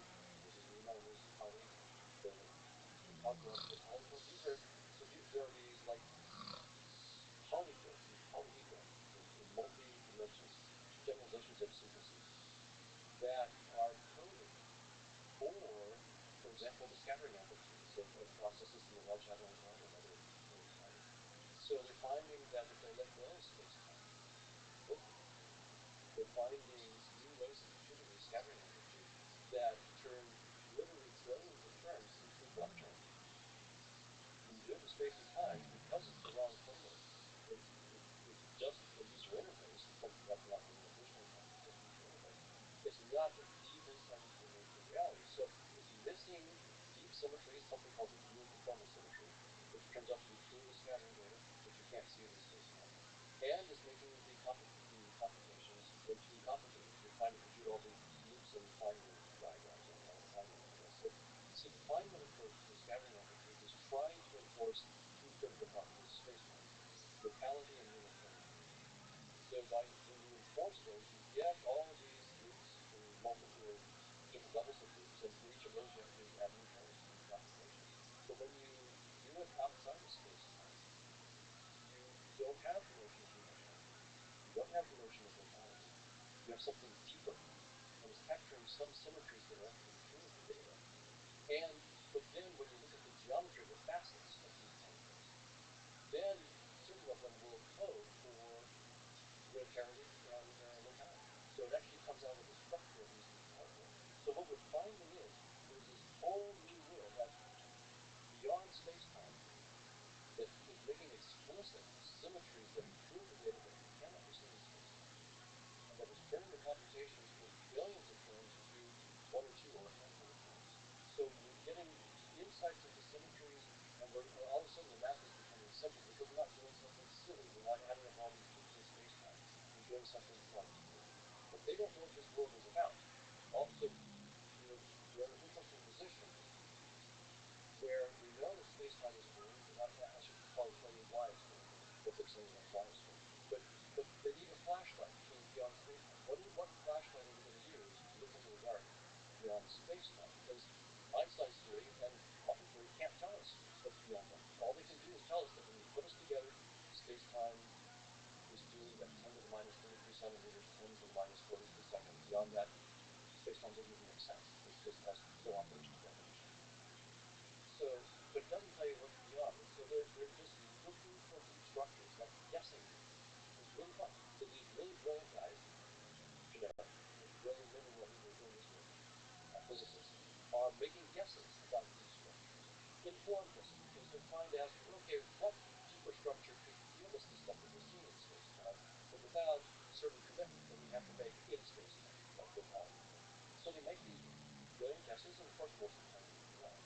But once you get one or two that start to pay off, and then you get some lucky breaks. So they got lucky breaks back in 1986. A couple of mathematicians named Clark and Taylor took the scattering amplitude for two gluons coming in at high energy and four gluons going out at low energy. So that kind of sample time. So apparently for people who are, that's sort of something that happens so often you need to be able to find it and get rid of those because you already know about that user. So you compute that. It was billions of terms. And they couldn't do it, even for the supercomputers couldn't do that for the many billions or millions of times per second they needed to do it. So they begged, the experimentalists begged the theorists, please, got it.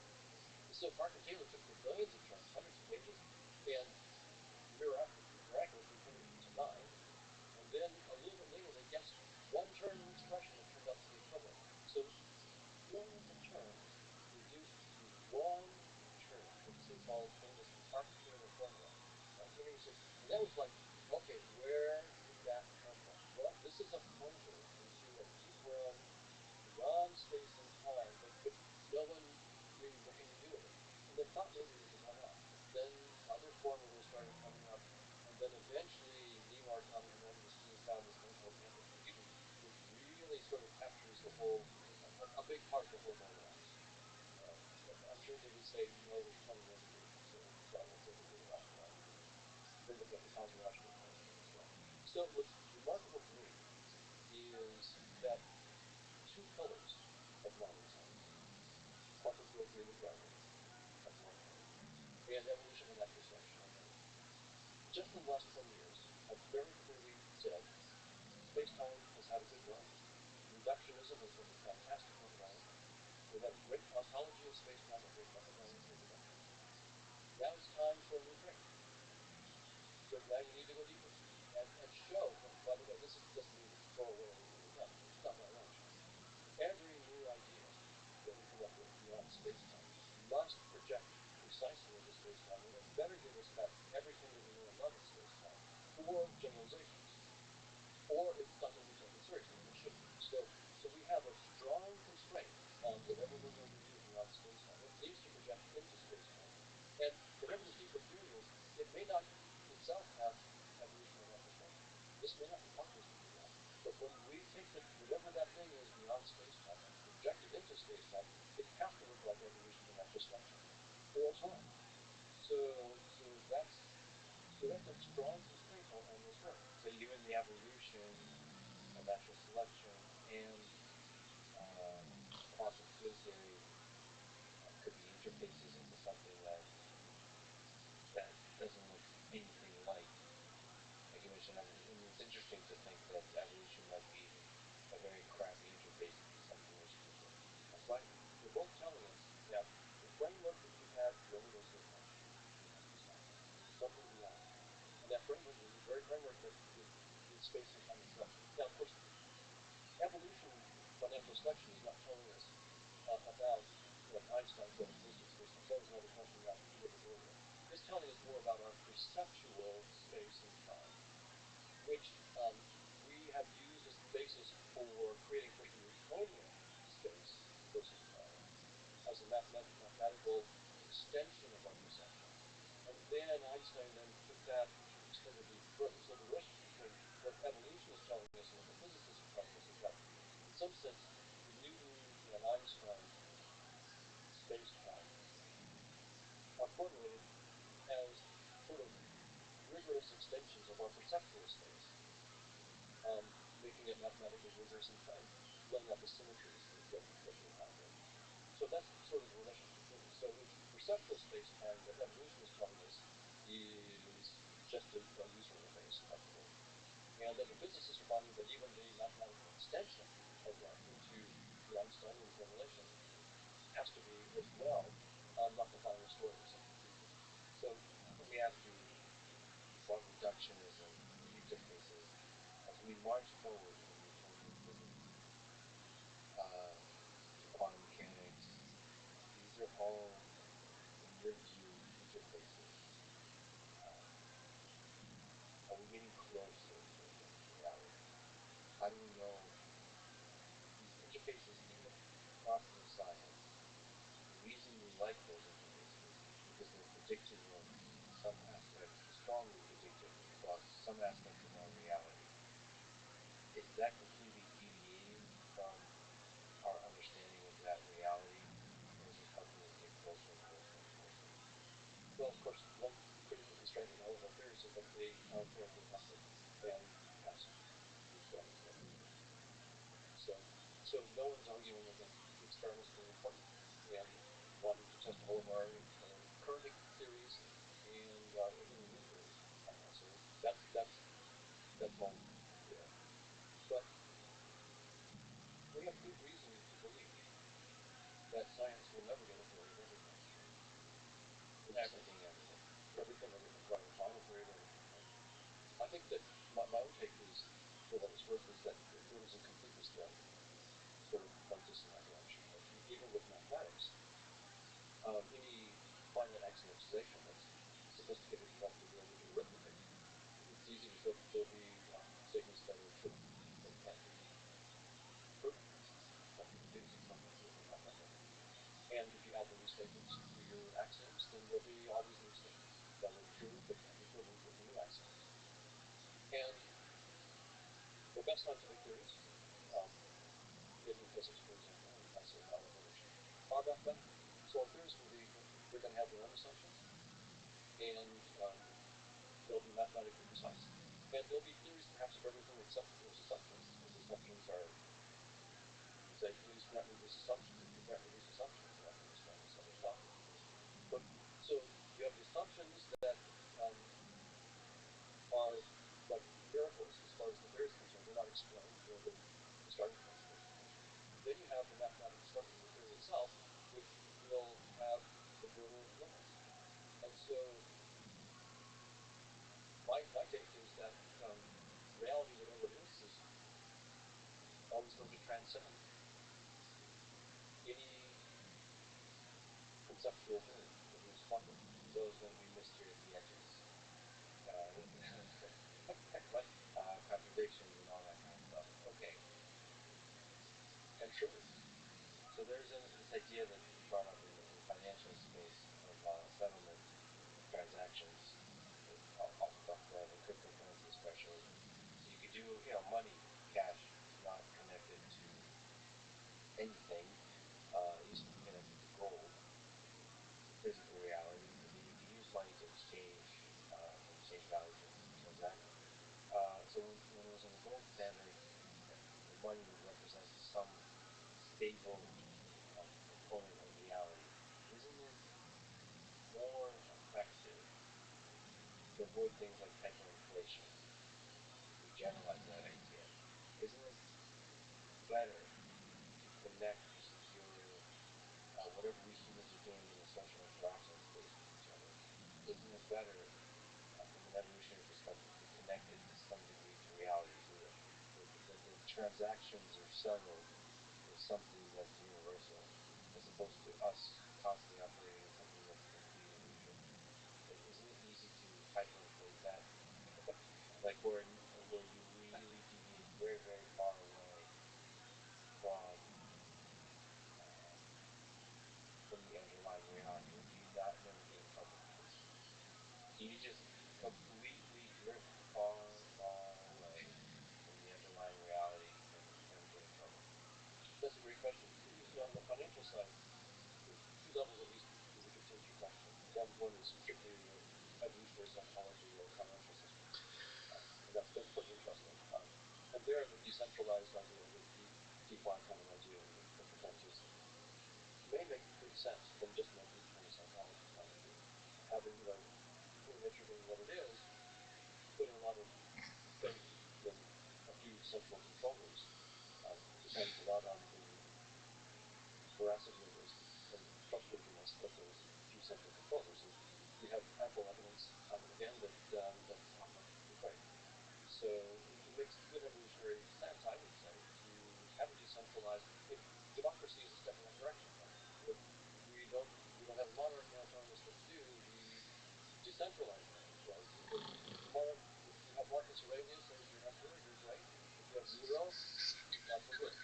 And so we don't want that. So democracy is a step in that direction, but I think the DeFi thing is an even bigger step and is going to even make the democratization even greater. So that's one wonderful concept. The fact that power corrupts and absolute power corrupts absolutely is also a consequence of evolution.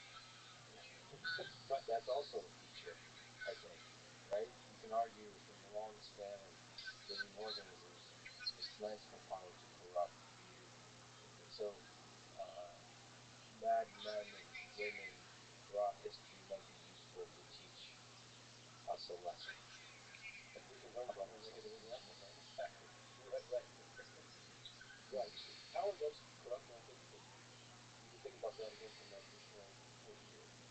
But I think that your question was a little deeper, and that was, does the evolutionary interface idea sort of unhinge science from some kind of important test for the theory? But we don't have a clean image yet. Does it mean that anything goes in scientific theory, that there's no, if we don't see the truth, is there no way to tether our theories and test them? And I think there's no problem there, because we can only test things in terms of what we can measure with our senses in space and time. So we're going to have to continue to do experiments, but we're going to understand a little bit differently what those experiments are. We have thought that when we see a pointer on a machine in an experiment, that the machine exists, the pointer exists, and the values exist even when we're looking at them, and that there are no such as truth. And investors telling us no. The pointers are just pointers, and that's what you have to rely on for making your judgments. But even the pointers themselves are not the objective reality. So, and I think River was telling us that not that anything goes,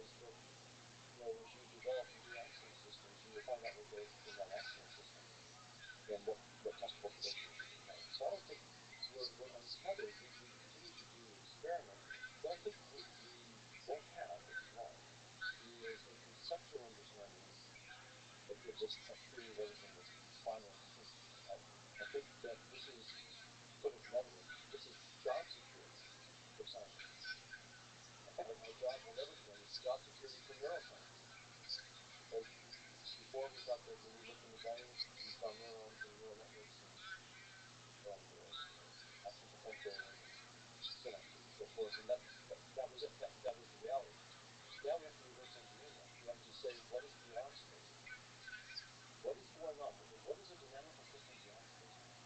That when we project it into Einstein space-time, gives us things that look like neurons and neural networks and synapses. So we have to reverse engineer it. So there's going to be lots more work in neuroscience. It's going to be far more complicated and difficult and challenging. But that's wonderful. That's what we need to do. We thought neurons were just when they have to see space-time again. In the same way that if I show you, when I say dynamics, I should be very, very clear. If I draw on a piece of paper a little sketch of something called a record cube, it's just a little line drawing of a cube. That's not a vector. If I execute as that, and I show it to you, you'll see a 3D cube, and you'll see it thrust in time. You'll see one face in front, and you'll see the other face in front.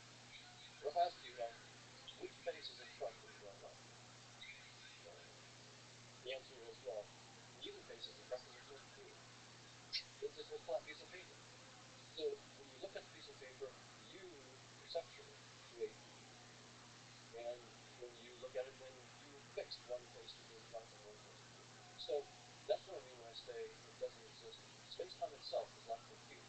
It's a data structure that your sensory systems construct, whatever your sensory systems mean now, because we're now not able to take that for granted. But there are perceptions that you construct on the fly, and they're data structures, and computers have them, and you garbage collect them when you don't use them. So you create them from garbage collection. Is it possible to map well in some concrete, predictable way to objective reality? The sheet of paper, two-dimensional space, or if you talk about space-time, maps in some way that we maybe don't yet understand, but will one day understand what that mapping is. But it maps reliably. It is tethered. Well, yes, and so the new theories that the physicists are finding beyond space-time have that kind of tethering. So they show precisely how you start with a network behavior and how you project this high-dimensional structure into the 4 dimensions of space-time. So there's a precise procedure that's been known for years, and we're doing the same thing with the cosmological telescope. So they're ones that are making the most concrete and plausible answers going beyond space-time, and they're tethering it. That they will say this is precisely a mathematical projection from this deeper structure into space-time. But one thing I'll say about, as a non-physicist, which I find interesting, is that they're finding just geometry, but there's no notion of dynamics. Right now, we're just finding these static geometric structures, which is impressive. So I'm not putting them down. I think what they're doing is unbelievably complicated and brilliant and adventurous. It's all those things. And beautiful. Yeah, right. From a human aesthetic perspective, the geometry is beautiful. Absolutely. And they're finding symmetries that are true of the data that can't be seen in space-time. But I'm looking for a theory beyond space-time that's a dynamical theory. I would love to find, and we can talk about that at some point, a theory of consciousness in which the dynamics of consciousness itself will give rise to the geometry that the physicists are finding beyond space-time. If we can do that, then we have a completely different way of looking at how consciousness is related to what we call the brain or the physical world more generally. Right now, all my brilliant colleagues, 99% of them, are trying to, they're assuming space-time is fundamental. They're assuming that particles are fundamental. Quarks, gluons, leptons, elements, atoms, and so forth are fundamental, and that therefore neurons and brains are part of objective reality. And that somehow when you get matter that's complicated enough, that it will somehow generate conscious experiences by its functional properties. Or if we find psychists, in addition to the physical properties of particles, you have a consciousness property as well. And then you have combining physical and conscious properties together. But they're all doing it within space unconsciousness and its relationship to the brain is all assumed something that our best theories are telling us is why does that particular assumption bother you the most? You bring up space-time. I mean, that's just one useful interface we've used for a long time. Surely there's other interfaces. Is space-time just one of the big ones that you to build up people's intuition about the fact that they do assume a lot of things strongly, or is it in fact a fundamental flaw in the way we see the world? Well, everything else that we think we know lives in space-time. Sure. And so, when you say space-time is doomed, this is a shot to the heart, if you will, of the whole framework, the whole conceptual framework that we have in science. But not to the scientific method, but to the fundamental ontology and also the fundamental methodology, the ontology of space-time and its contents, and the methodology of reductionism, which is that as we go to smaller scales in space-time, we will find more and more fundamental knowledge. And that's been very useful for both space-time for centuries, reductionism for centuries, but now we realize that that's over. Reductionism is in fact dead, as is space-time. What exactly is reductionism? What is the process of reductionism that is different than some of the physicists that you mentioned? They're trying to let go of the assumption of space-time beyond. Isn't that still trying to come up with a simple model of explaining this whole thing? Isn't it still reducing? It's a wonderful question because it really helps to clarify two different notions, which is scientific explanation on the one hand, and a particular kind of scientific explanation on the other, which is the reductionist. So the reductionist explanation is saying, I will start with things that are smaller in space-time and therefore more fundamental, and methodology more fundamental. So we go to just smaller and smaller scales. Whereas with science more generally, we just say, like when Einstein did the special theory of relativity, he's saying, let me have a couple postulates. I will assume that the speed of light is universal for all objects. Is it really? We don't know that. And that the laws of physics for uniform motion are this. That's not a reductionist. Those are saying, grant me these assumptions, I can fill this entire object of space-time matter. It's not a reductionist thing. You're not going to smaller and smaller scales of space. You're coming up with these deep principles. Same thing with this theory of gravity, right? It's the ball elevator idea, right? So this is not a reductionist kind of thing. It's something different. So simplification is what you're appealing to. That's it. Reductionism has been a particularly useful kind of scientific explanation, for example, in thermodynamics. Right, where the notion that we have heat, some macroscopic thing like temperature.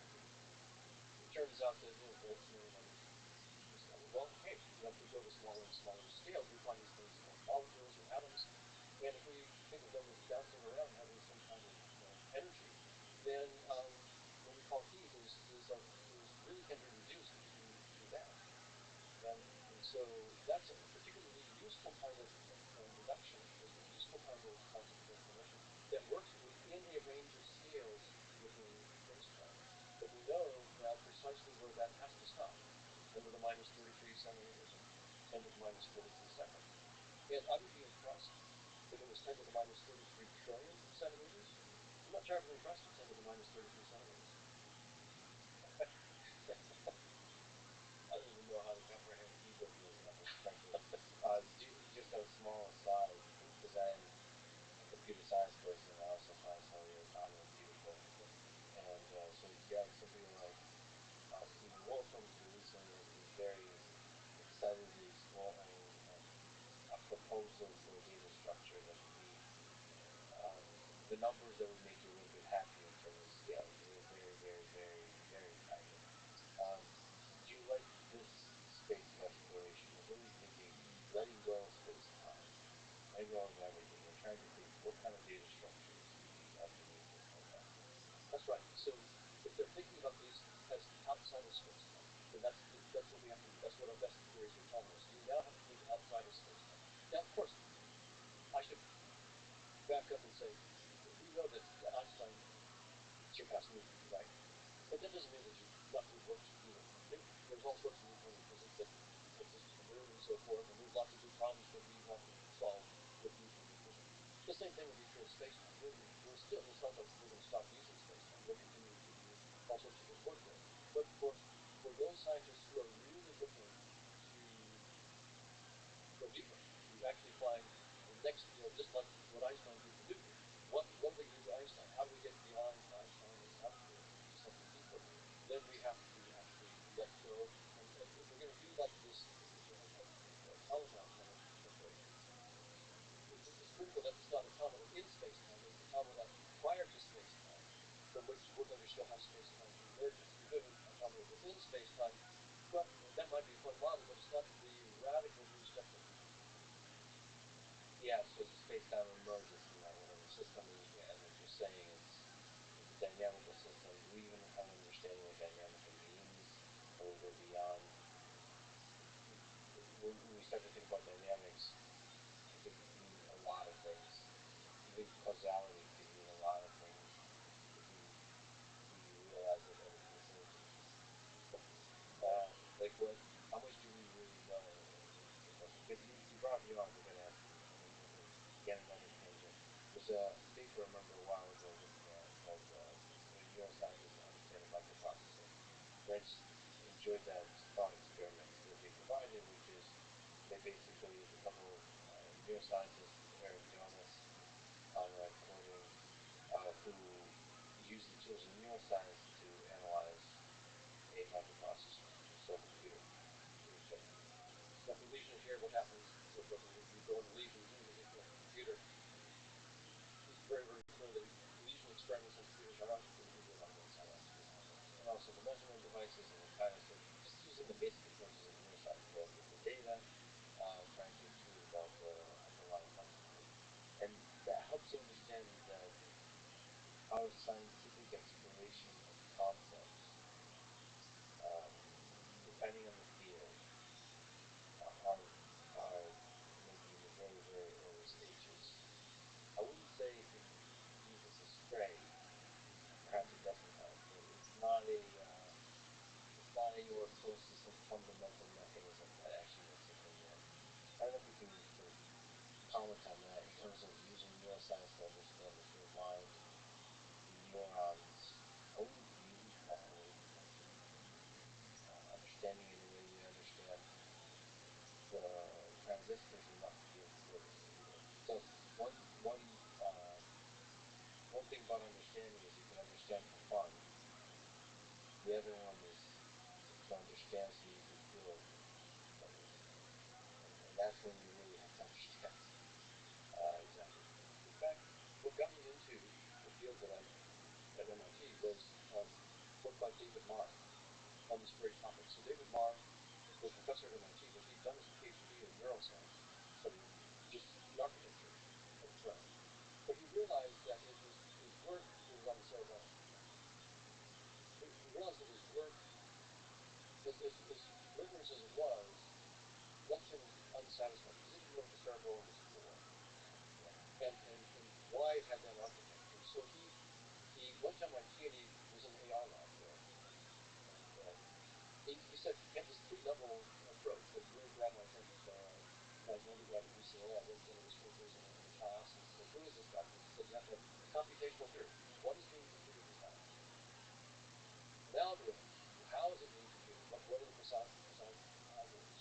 And then the hardware. How does it get instrumented in the hardware? So to really do neuroscience in oncology, you need to have understanding of all those levels. And that really got me. I loved neuroscience, and I realized this guy was saying if you can't build it, you don't understand it effectively. And so that's why I went to MIT. And I had the pleasure of working with David until he died just a year and a half ago.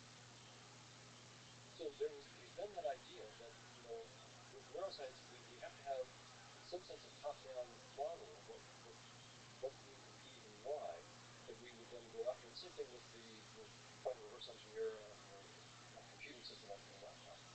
We really need to understand what user interface is about and why what are keys on the keyboard for, and so we need to know why to really understand all the circuitry and nodes. Now, we don't, evolution by natural selection does not tell us the deeper question that we're asking. The answer to the deeper question, which is why. Why, what's this deeper reality and what's it up to and why? All it tells us is that whatever reality is not what you see. What you see is just an adaptive fiction. So from Lindgren, there's a fascinating question that shakes you out of your dream states. Does this fiction still help you in building intuition, as literary fiction does, about reality? The reason we read literary fiction is it helps us build intuitions and understanding in indirect ways, sneak up the difficult questions of human nature. Great fiction. Same with this observed reality. This interface that we get, this fictional interface, help us build intuition about deeper truths of its own wrestling? Well, I think that each theory that we propose will give its own answer to that question. So when physicists are proposing these structures like the anthropogenic and cosmological qualitative associated with beyond space-time, we can then ask your question for those specific structures. We say, how much information, for example, does evolution by natural selection and the kinds of sensory systems that we have right now give us about this deeper reality, and why did we evolve this way? We can try to answer that question from within the group. So there's not going to be a general answer. I think what we'll have to do is posit these new deeper theories. We'll try to answer your question within the framework of those deeper theories, knowing full well that there'll be an even deeper theory. So is this paralyzing then? Because how do we know we're not completely adrift out to sea, lost forever from, so like that our theories are completely lost? So it's all we can never truly deeply introspect to the bottom. It's always just kills on opportunities and isn't that paralyzing in a sense? Well, it's interesting that you say introspect to the bottom, because there is one.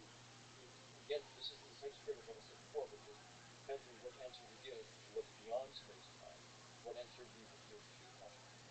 So, but one answer that is interesting to explore is something that spiritual traditions have said for thousands of years, but haven't said precisely. So we can't take it seriously in science until it's been precise, but they'll be precise.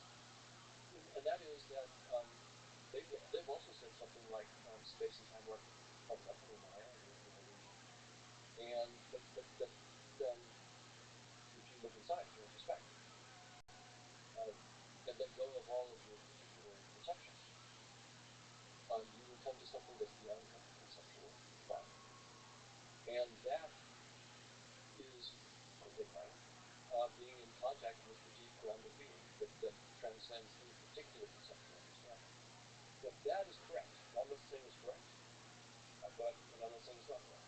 I'm just saying, if that's correct, then it would be the case that as scientists, because we also are in touch with this ground of being, we would then not be able to conceptually understand ourselves all the way, but we could know ourselves just by being ourselves.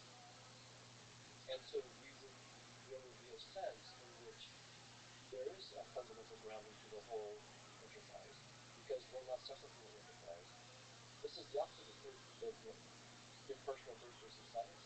This would make science so impersonal. Personal all the way down, but nevertheless scientific, because the scientific method will still be what we would use all the way down to the conceptual. Unfortunately, you still don't know if you went all the way down. It's possible that this kind of whatever consciousness is, and we'll talk about it, is getting the cliche statement of be yourself. It is somehow digging at a deeper truth of reality, but you still don't know when you get to the bottom. You know, a lot of people that take psychedelic drugs, they'll say, well, that takes my mind to certain places where it feels like that is revealing some deeper truth of reality, but it still could be interfaces on top of interfaces. That's in your view of this, you really don't know. And the gate of incompleteness is that you really don't know. My own view on it, for what it's worth, because I don't know the right answer, but my own view on it right now is that it never it will never, that this is great, as I said before, great job security for science, and that if this is true, and if consciousness is somehow important or fundamental in the universe, this may be an important fundamental factor about consciousness itself, that it's a never-ending exploration of what's going on. Well, that's interesting. Push back on the job security. Okay. So maybe as we understand this kind of idea deeper and deeper, we understand that the pursuit is not a fruitful one. And maybe we need to, maybe that's why we don't see aliens everywhere. Is we get smarter and smarter and smarter. We realize that like exploration is there's other fun ways to spend your time than it could be sort of living maximally in something that's not exploration. There's all kinds of video games you can construct and put yourself inside of them that don't involve you going outside of the game world. It's feeling, of course, nice from your perspective. What seems to be fun is challenging yourself and overcoming those challenges. So you can constantly artificially generate challenges for yourself, like Sisyphus and his boulder. And that's it. So the scientific method is always reaching out to the stars. It's always trying to figure out the puzzle upon puzzle. It's sort of always trying to get to the bottom turtle.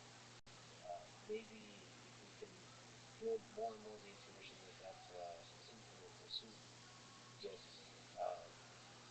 we really start deviating from that pursuit, start enjoying the here and now versus the looking out into the unknown always. Maybe that's looking out into the unknown is a early activity for a species that's evolved.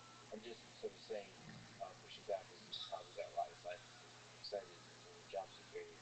I could envision where it's not job security, where scientists are more and more useless. Maybe they're like the holders of the ancient wisdom that allows us to study our own history, but not much more than that. Just one point. That's good pushback. I'll flip it over for the scientist again. But sure. But then I'll take the other side. So when Faraday did all of his experiments with magnets, electricity, and so forth, came with all this wonderful empirical data, and Bert Maxwell looked at it and wrote down a few equations, which you can now write down in a single equation. And E Maxwell equation means geometric algebra, just one equation. That opened up unbelievable technologies. When people were Zooming and talking to each other around the world, the whole electronics industry, there was something that transformed our lives in a very positive way. With the theories beyond space time, here's one potential. Right now, most of the galaxies that we see, we can see them, but we know that we can never get to them, no matter how fast we travel. They're going away from us at the speed of light and beyond, so we can't ever get to them. So there's all this beautiful real estate that's just smiling and waving at us, and we can never get to it. But that's if we go through space-time. But if we recognize that space-time is just a data structure, it's not fundamental. We're not little things inside space-time. Space-time is a little data structure in our perceptions. It's just the other way around. Once we understand that, and we get equations for the stuff that's beyond space-time, maybe we won't have to go through space-time. Maybe we can go around it. Maybe I can go to Proxima Centauri and not go through space-time, just go right there directly. It's a data structure. We can construct it privately. So I think that for what it's worth, my take would be that the endless sequence of theories that we can contemplate will lead to an endless sequence of new, remarkable insights into the potentialities possibility that would seem miraculous to us, and that we will be motivated to continue the exploration, partly just for the technological innovations that we have. But the other thing that you mentioned, though, what about just being? Maybe won't we decide, instead of always doing and exploring, what about being? My guess is that the best scientists will do both, and that the act of being will be a place where they get many of their ideas, that they then pull into the conceptual realm. And I think many of the best scientists would recognize that and derive, right? Where these guys say, look, I didn't come up with these ideas by a conceptual analysis. I was thinking in vague images, and it was just something non-conceptual. And then it took me a long, long time to pull it out into concepts, and then longer to put it into math. But the real insights didn't come from just slavishly playing with the equation. They came from a deeper place. And so there may be this going back and forth between the complete non-conceptual, where there's essentially no end to the wisdom, and then conceptual systems where there's the greater limits that we have. And that may be, if consciousness is important and fundamental, that may be what consciousness, at least part of what consciousness is about, is this discovering itself, discovering its possibilities, so to speak. We can talk about it that point. By going from the non-conceptual to the conceptual, back and forth. You get better and better and better at being. Right. Let me ask you, just to linger on the evolutionary, because you mentioned evolutionary game theory, and that's really where you technically form the game theory, perhaps. At which point in our evolutionary history did we start to deviate the most from reality? Is it way before life even originated on Earth? Is it in the early development of bacteria and so on? Or is it when some inklings of what we think of as intelligence, or maybe even complex consciousness, started to emerge? So where did the deviation, just like with the interfaces in a computer, you start with transistors, and then you have assembly, and then you have C, C++, and you have Python, and then you have GUIs, all that. You have linear combinations. When did we start to deviate? Well, David Mark, my favorite mathematician, in his book Vision, suggested that the more primitive sensory systems were less realistic, less critical. But that by the time we got to something as complicated as computers, we were actually estimating the true shapes and distances of objects and so forth. So his point of view, and I think it was probably not an uncommon view among my colleagues, that yeah, the sensory systems of lower creatures may just not be complicated enough to give them much critical. But as you get to 86 billion neurons, you can now compute them, or at least parts of the truth that you do. When I look at evolutionary game theory, one of my graduate students, Justin Mark, did some simulations using genetic algorithms. So there, he was just exploring. We would start off with random sensory genetics and random actions. And the first generation was unbelievable. It was a horrible situation. There was more than sources. Most of them were set. They stayed in one place, didn't do anything important. But we could then just look at how the genes evolved. And what we found was, what he found was that basically you never even saw the true organisms even come on the scene. If they came and they were gone in one generation, they just were. So they came and got, they came and went, even just in one generation. They just are not good enough. The ones that were just tracking the senses, just were tracking the fitness chaos, were far more fit than food seekers. So an answer at one level, I won't give an answer in detail, but just with evolutionary game theory. But my attitude as a scientist is, I don't believe any of our theories. I I take them very, very seriously. I study them. I look at their implications, but none of them are the gospel. They're just the latest ideas that we have. So the reason I study evolutionary behavior is because that's the best tool we have right now. There isn't nothing else that we use. So as a scientist, it's my responsibility to take the best tools and see what they mean. And the same thing the physicists are doing.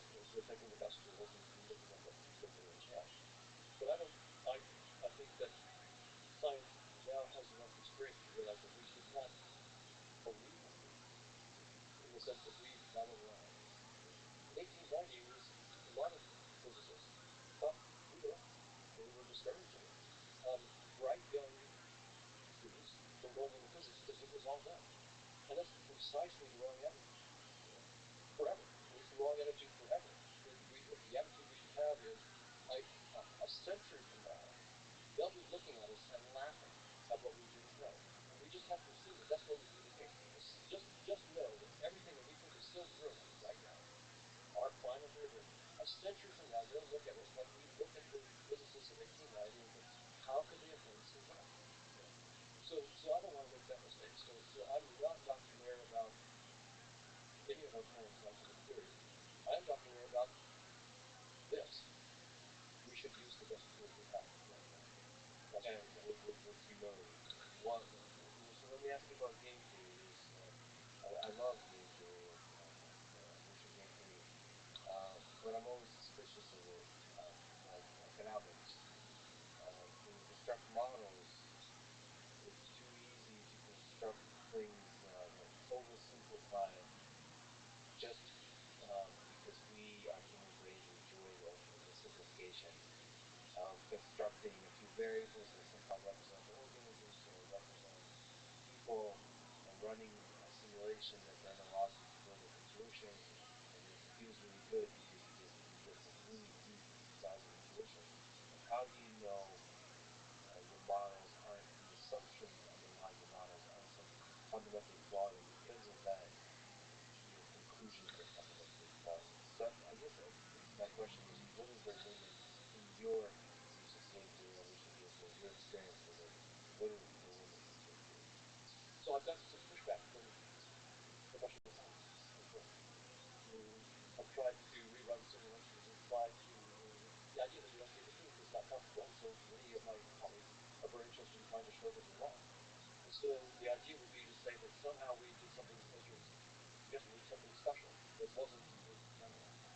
We've got some real special part of the whole, so to speak, so that in which this happens to be true, but more generally, organisms would evolve this way. So the best pushback we've gotten is from the team at Yale, and they suggested that if you use thousands of payoff functions, that we would, our simulation would just use a couple hundred, because it was a close simulation. But that would be a limit. We had one of the payoff functions, we showed the result of those, at least for the genetic algorithms. And they said if you have 20,000 of them, then we can find these conditions in which truth seeing organisms would be the ones that evolve. And so we looked at other simulations, and it certainly is the case that you can find special cases in which truth can evolve. So when I say probability zero, it doesn't mean it can't happen. It can happen. In fact, it can happen infinitely often. It's just probability zero. So if probability zero things can happen infinitely often. When you say probability zero, you mean probability equals to zero. To be very, very precise. So for example, if I have a unit square, and I use a measure in which a probability measure in which the area of the region is a standard line. Then, if I draw a curve in that unit square, it has measured precisely zero. Precisely, not approximately, precisely zero. And yet it has infinite points. So there's an object that, with that probability measure, probability zero, and yet there's infinite points on it.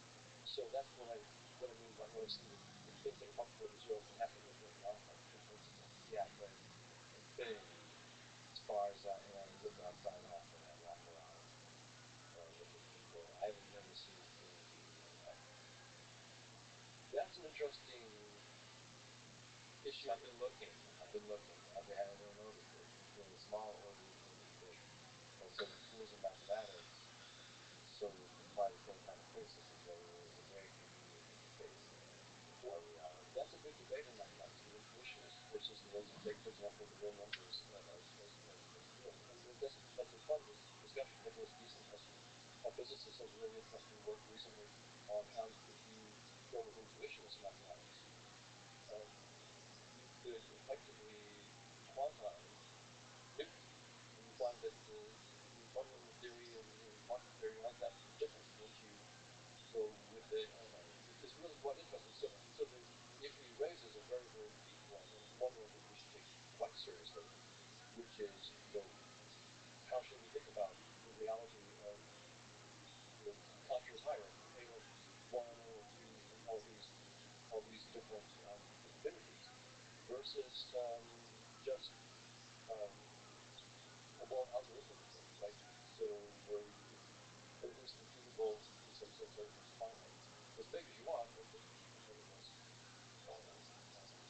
Yeah, it ultimately boils down to whether the world is discrete or continuous in some general sense. And again, we can't really know.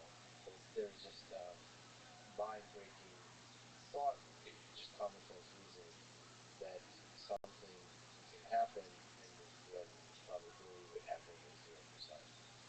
That doesn't compute for common sense either.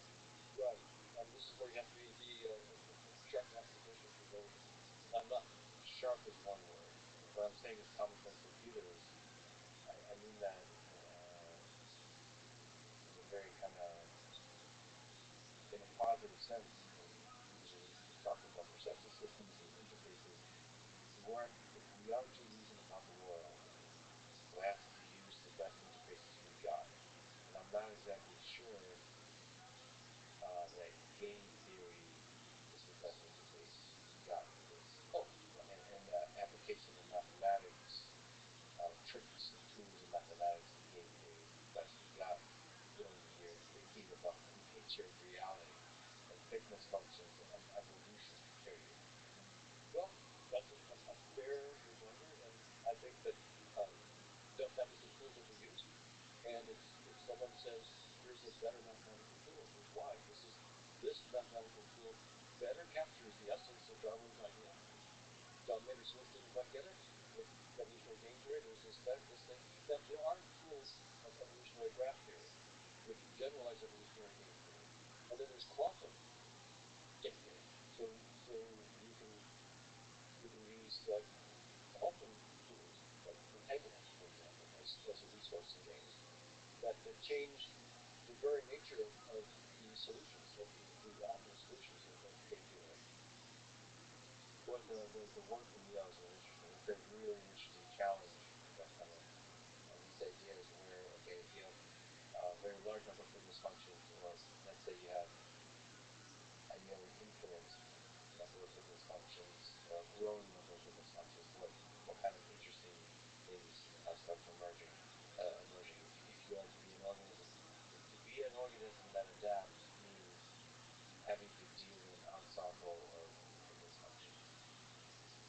Right, and so we've actually redone some of our own work based on those. This is the back and forth that we expect in science, right? And what we found was that their simulations, they were assuming that you couldn't carve the world into mountains. And so we said, well, let's relax things simple. Allow organisms to create data structures to be like objects.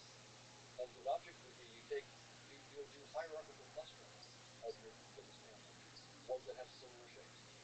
If you have 20,000 of them, then maybe these 50 are all very, very similar. So I can take all the perception, action, fitness stuff and make that into a data structure and go call that a unit or an object. And as soon as we did that, then all of their results went away. It turned out they were the special case, and that the organisms that were allowed to only see that were shaped to see only fitness chaos were the ones that were. So the idea is that objects then, what are objects from an evolutionary point of view is borrowing. And we thought that borrow, it was because I was seeing a true object that existed whether or not it was perceived. Evolutionary theories suggest a different interpretation. I'm seeing a data structure that is encoding a convenient way of looking at the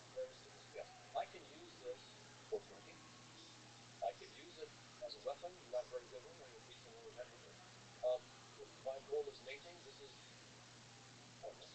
So I'm seeing for what I'm gaining here, there's all sorts of actions and the payoffs that I can get. When I pick up an apple, now I'm getting a different set of actions and payoffs. When I pick up a rock, I'm getting so for every object, what I'm getting is a different set of payoff functions and actions, various actions. And so once you allow that, then what you find is what once again the truth goes extinct, and the organisms that just get an interface are the ones that will live. But the question at just sneaking level, this is fascinating. From where do fitness functions originate? What gives birth to the fitness functions?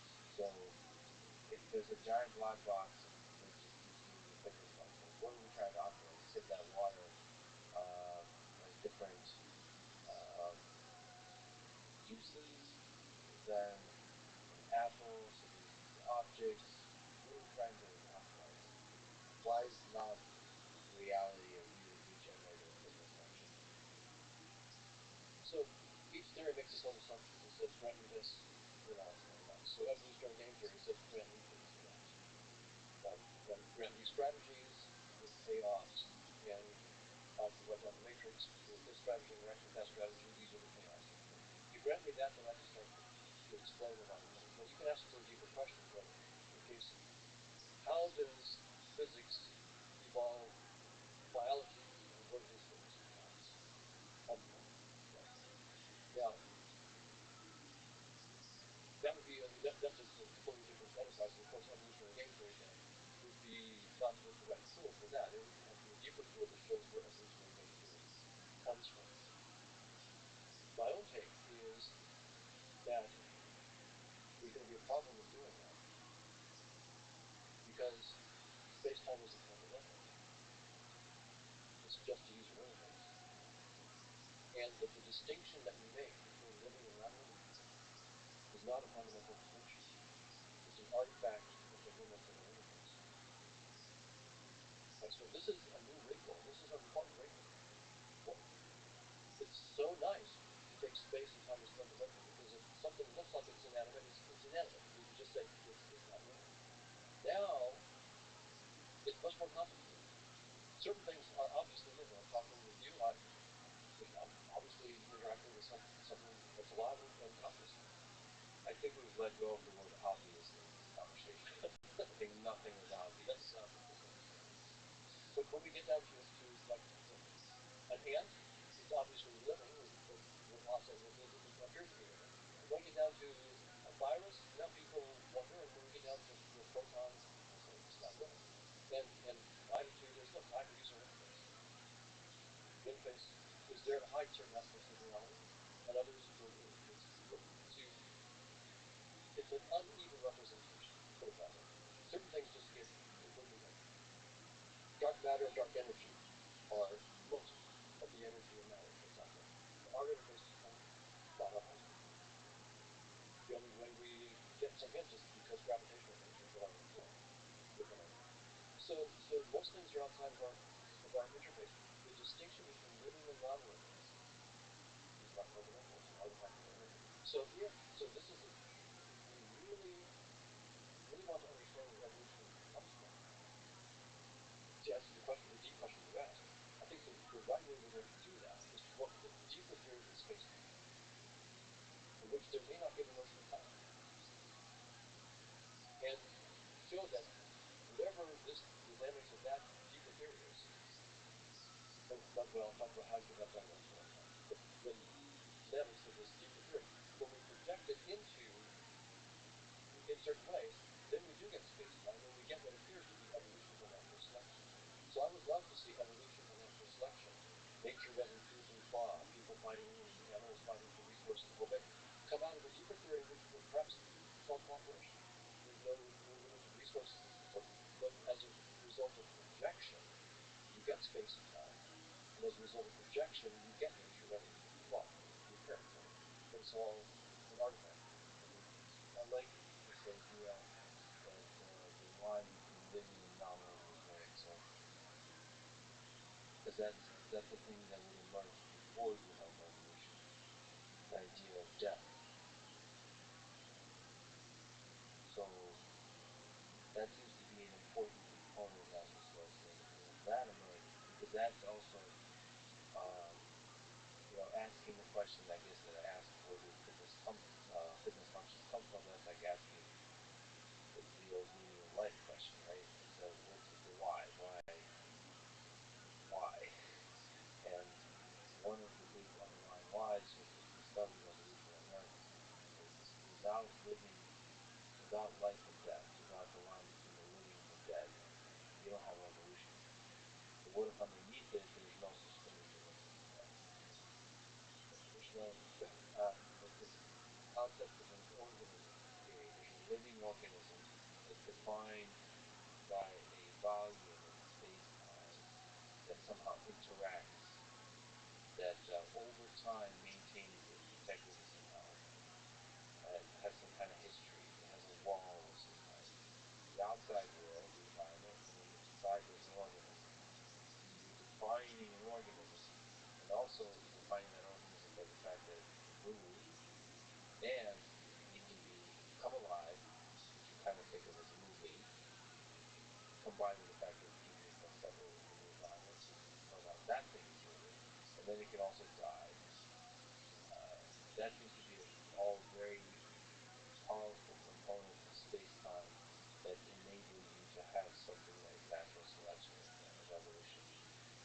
Well, there's a lot of interesting work on it by collaboration with Carl Frisman and others, where they have Bayes-net kind of stuff that they build on the notion of a Markov blanket. So you have some states within this network that are inside the blanket, and the states outside the blanket. And the states inside this Markov blanket are conditionally independent of the states outside the blanket, conditioned on the blanket.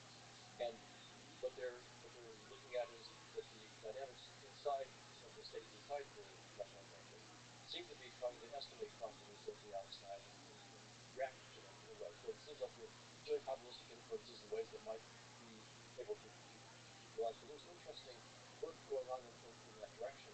But what I'm saying is something slightly different, and that is, like when I look at you, all I see is skin, hair, and eyes. Right? That's all I see. But I know that there's a deeper reality. I believe that there's a much deeper reality. There's the whole world of your experiences, your thoughts, your hopes, your dreams. In some sense, the face that I see is just a symbol that I create. Right? And as soon as I look away, I believe that symbol. But I don't believe you. I don't believe the conscious experience, the whole world of your. So I'm only believing an interface symbol. That interface symbol is a portal, so to speak. Not a perfect portal, but a genuine portal into your conscious experiences. That's why we can have a conversation. We genuinely, your consciousness is genuinely affecting mine, and mine is genuinely affecting yours through these icons, which I create on the fly. I create your face when I look. I believe it. I don't create you, your consciousness. That's there all the time. But I do. So now when I look at a cat, I'm creating something that I still call living. I still think it's conscious. When I look at an ant, I create something that I still would call living, but maybe not conscious. When I look at something I call a virus, now I'm not even sure I would call it living. And when I look at a proton, I would say I don't even think that it's not alive at all. It could be that I'm nevertheless interacting with something that's just as conscious as you. I'm not saying the proton is conscious. The face that I'm creating when I look at you, that face is not conscious. That face is a data structure to me. That face is an experience, but you're not an experiencer. So similarly, a proton is something that I create, when I look, through a collision with a large hadron collider or something like that. But what is behind the entity in space-time? So I've got this space-time interface, and I've just got this entity that I call proton. What is the reality behind it? Well, the physicists are finding these big structures, epicahedron, sociohedron. What's behind those? Could be consciousness. In which case, when I'm interacting with a proton, I could be interacting with consciousness. Again, to be very, very clear, because it's easy. I'm not saying a proton is conscious. Just like I'm not saying your face is conscious. symbol I create and then delete as I'm looking. So your face is not conscious, but I know that that face that I interface, the electric interface that I create, is an interface symbol that's a genuine portal to a true consciousness. The portal is less clear for a cat, even less clear for an ant, and by the time we get down to a proton, the portal is not clear at all. But that doesn't mean I'm not interacting with consciousness. It just means my interface gave up. And there's some deeper reality that we have to interact with. So your question really forces out a big part of this whole approach right now. So it's a portal to consciousness. I wonder why you can't. Your portal is not as good to a cat, to a cat's consciousness, than it is to a human. Does it have to do with the fact that you're human and just similar organisms with similar complexity are able to create portals better to each other, or is it just as you get more and more complex, you get better and better portals? Let me answer one aspect, because if I'm more confident now, then I can speculate on that. Why is it that the portal is so bad with protons and elements and particles whatsoever? So quarks, electrons, and gluons, and stuff like that.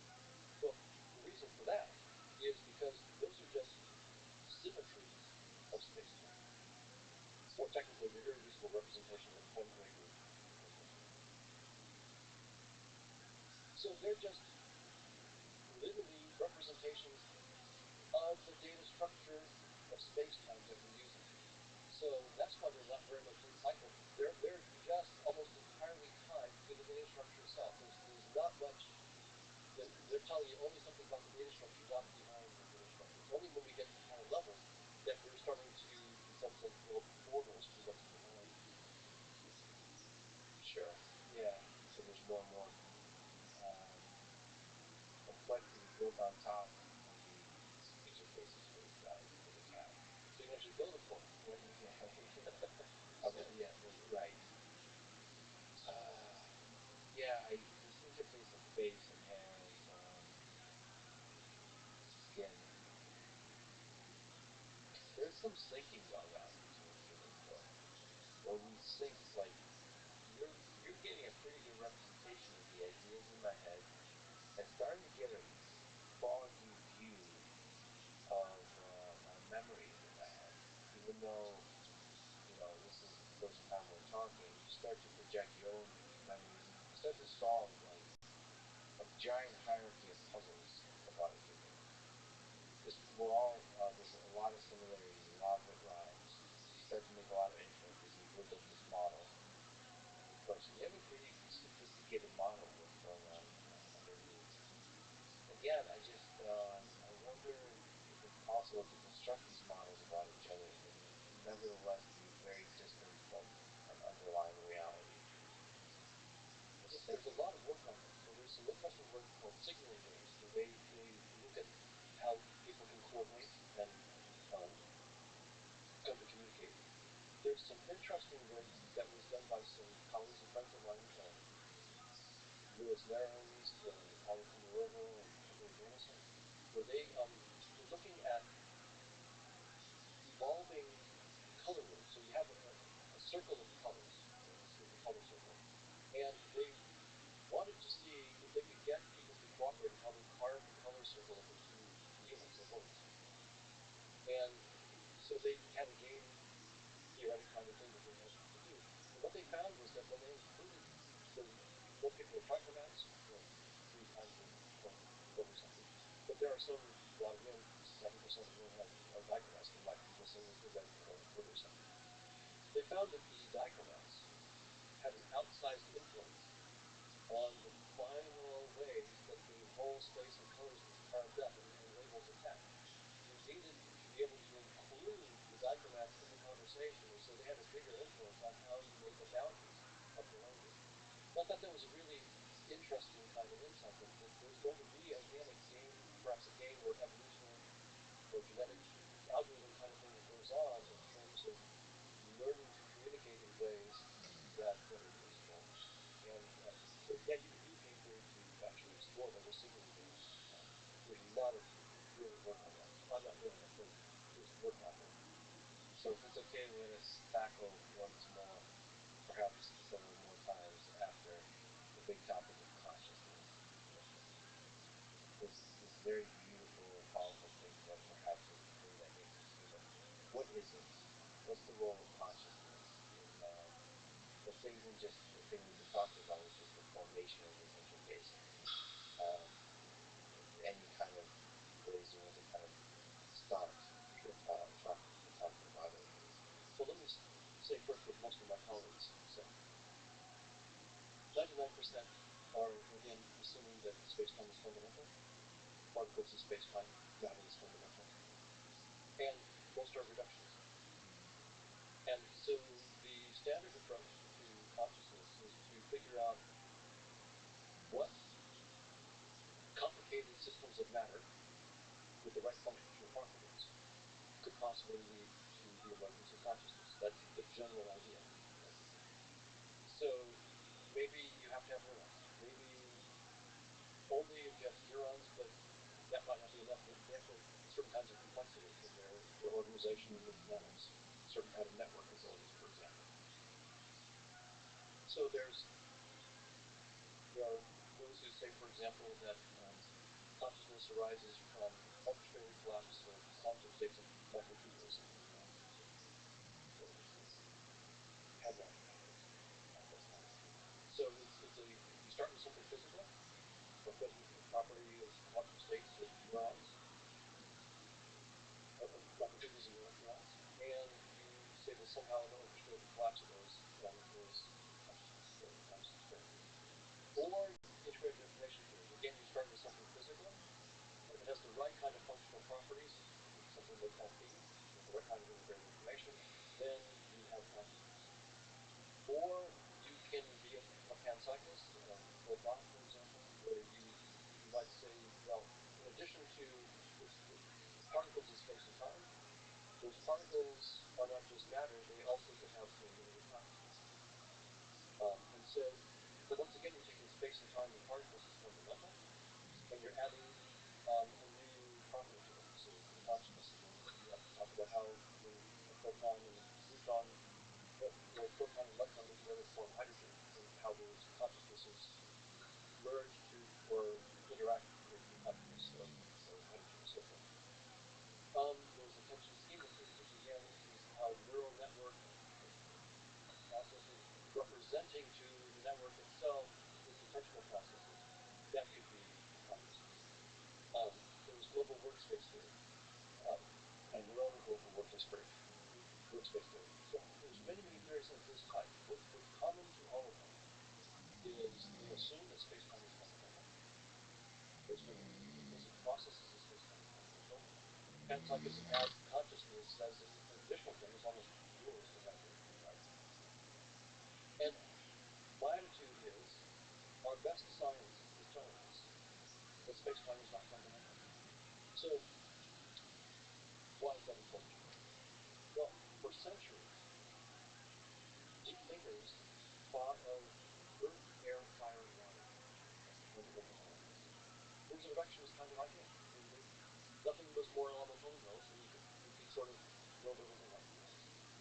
When we got the periodic table of elements, we realized that, of course, we want to study earth, air, fire, and water. There's combustion science for fire. There's sciences for all these other things, water and so forth. So those are big science for these things, but fundamental? No. If you're looking for something fundamental, those are the wrong building blocks. Earth has many different kinds of elements that project to the one thing that we call Earth. If you don't understand that there's silicon, that there's iron, that there's all these different kinds of things that project to what we call Earth, you're focusing on it. You're not fundamental. You're not going to get there. And then, after the periodic table, then we came up with quarks, electrons, and gluons, the particles of the standard model of physics. And so we actually now know that if you really want to get fundamental, the periodic table is an end. It's good for chemistry, it's wonderful for chemistry, but if you're trying to go deep fundamental, what is the fundamental science? That's not it. You're going to have to go to quarks, electrons, and gluons and so forth. Well, now we've discovered space-time itself is doomed. Quarks, electrons, and gluons are just or representation of the symmetries of space-time. So the whole framework on which consciousness research is being based right now is doomed.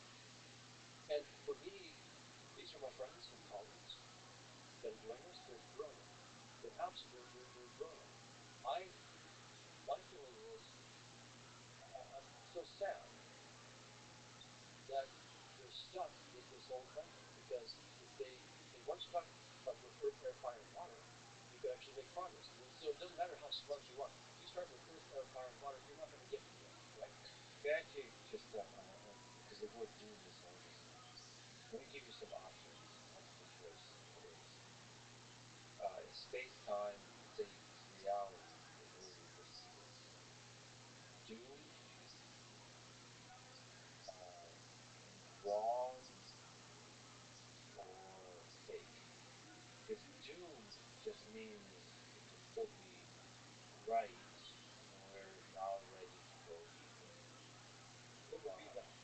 So it's not wrong. It's not a complete deviation from a journey toward the truth. Right. It's like earth, air, fire, and water is not wrong. There is earth, air, fire, and water. That's a useful framework, but it's not fundamental. Right. Well, there's also wrong, which is they used to believe, as I recently learned, that George Washington was the president, the first president of the United States, was bled to death for something that could have been easily treated, because it was believed that you can get. Actually, I need to look into this further, but I guess you get toxins out or demons out. I don't know what you're getting out with the bleeding of the person. So that ended up being wrong, which is widely believed as a medical tool. So it's also possible that our assumption of space-time is not just doomed, but it's wrong. Well, if we believe that it's fundamental, that's wrong. But if we believe it's a useful tool, that's right. But it could see, but bleeding somebody to death was believed to be a useful tool. That's right. It wasn't just not fundamental. It was very. I'm sure there's cases in which bleeding somebody would work, but it would be a very tiny, tiny, tiny percentage of cases. So it could be that it's wrong. Like it's a side road that's ultimately leading to a dead end, as opposed to a truck stop or something that you could get off of. My feeling is it's not the dead end kind of thing. I think that what the physicists are finding is that there are these structures beyond space-time that they project back into space-time. And so space-time, when they say space-time is doomed, they're very explicit. They're saying it's doomed in the sense that we thought it was fundamental. It's not fundamental. It's a useful, absolutely useful and brilliant data structure. But there are deeper data structures, like the psychological puzzle. And space-time is not fundamental. What is doomed, in the sense that it's wrong, is reductionism. Which is saying space-time is fundamental. Right. The idea that somehow being smaller in space and time, in space-time, is a fundamental nature of reality. That's what it turned out to be a useful heuristic for building networks and so forth, and several other places reductionism becomes very useful. But that's, in some sense, an artifact of how we use our universe. Yes, so you're saying size doesn't matter. Okay, this is very important. Ultimately, right. I mean, it's useful for theories like thermodynamics, and also for understanding brain networks in terms of individual neurons, and neurons in terms of chemical systems inside cells. That's all very, very useful. But the idea that we're getting to the more fundamental nature of reality, no. When you get all the way down in that direction, you get down to the quarks and gluons, what you realize is what you've gotten down to is not fundamental reality, just the irreducible representations of a data structure. That's all you've gotten down to. So you're always stuck inside the data structure. So you seem to be getting closer and closer. I went from neural networks to neurons chemistry to particles, quarks and gluons. I'm getting closer and closer. No, I'm getting closer and closer to the actual structure of the data structure of space and time, the irreducible representations of it. That's what you're getting closer to, not to a deeper understanding of what's beyond space and time. We'll also we'll return again to special dynamics, because you keep saying that space-time is doomed, but mostly focusing on the space part of very interesting to see why time gets the bad cred too, because how do you have dynamics without time? And I think I talked to you a little bit about. But let us return. There's really a whirlwind overview of different theories of consciousness that are out there. What is consciousness outside of space? If we think that we want to have a model of consciousness, we, as scientists, then have to say, what do we want to write down? What kind of mathematical model are we going to write down? If you think about it, there's lots of things that you might want to write down about consciousness. Well, fairly complicated subject. So most of my colleagues are saying, let's start with matter or neurons and say what properties of matter do create consciousness. But I'm saying that whole thing is out. Space-time is room, that whole thing is out. We need to look at consciousness qua consciousness. In other words, not as something that arises in space and time, but perhaps as something that creates space and time as a dual structure. So what do we want?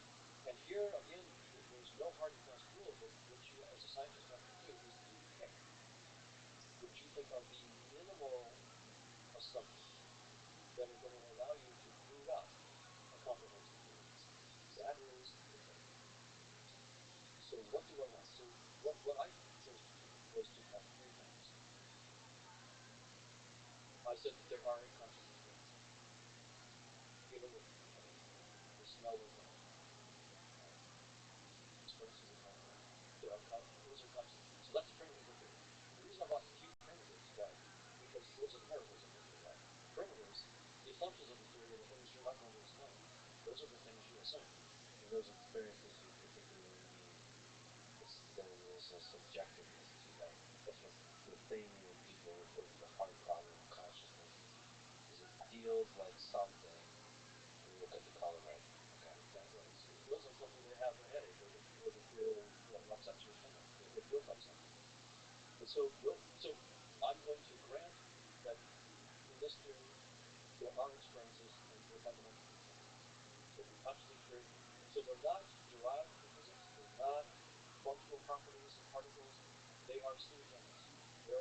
They exist. Just like we assume space-time exists. I'm now saying space-time is just a data structure. It doesn't exist independently. Conscious experiences. Sorry to interrupt once again, but should we be focusing in your thinking on humans alone? Or is there something about in relation to other kinds of organisms that have a sufficiently high level of complexity?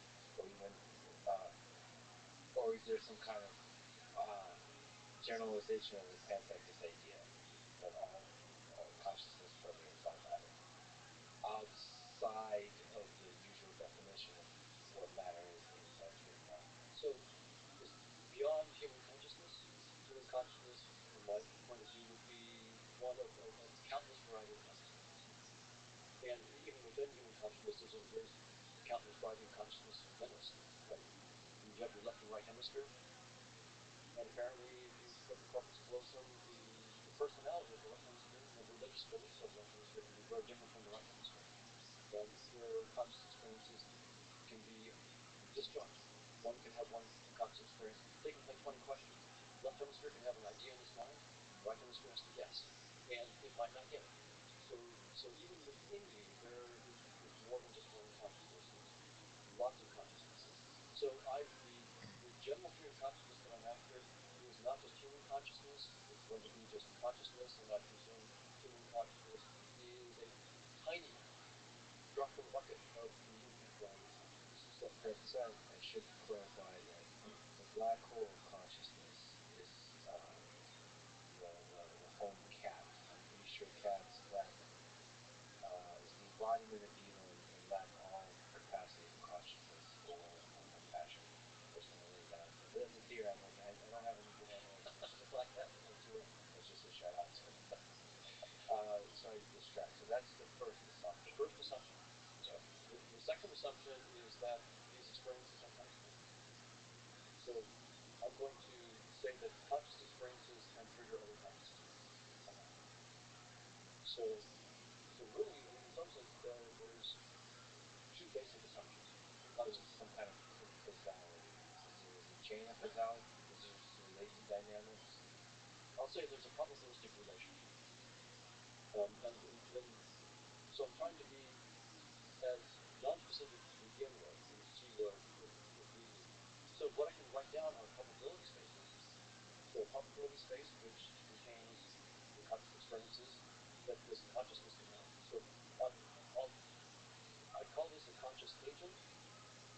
This technical thing. Now, Monica Harris and I talked about this, and she rightly cautions me that people will think that I'm bringing in a notion of a self or agency and so forth when I say conscious agent. So I just want to say that I use the term conscious agent merely as a technical term.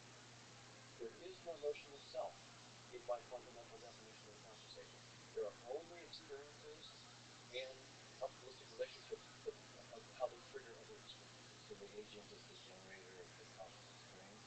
The agent is a mathematical structure that includes a probability measure, the probability space of possible conscious experiences, and a Markovian kernel, which describes how, if this agent has certain conscious experiences, how that will affect the experiences of other consciousness, including itself.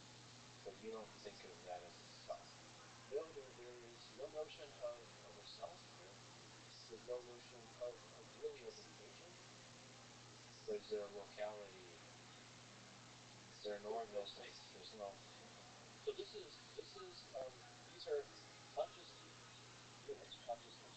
But they're distinct in some way because they have to interact.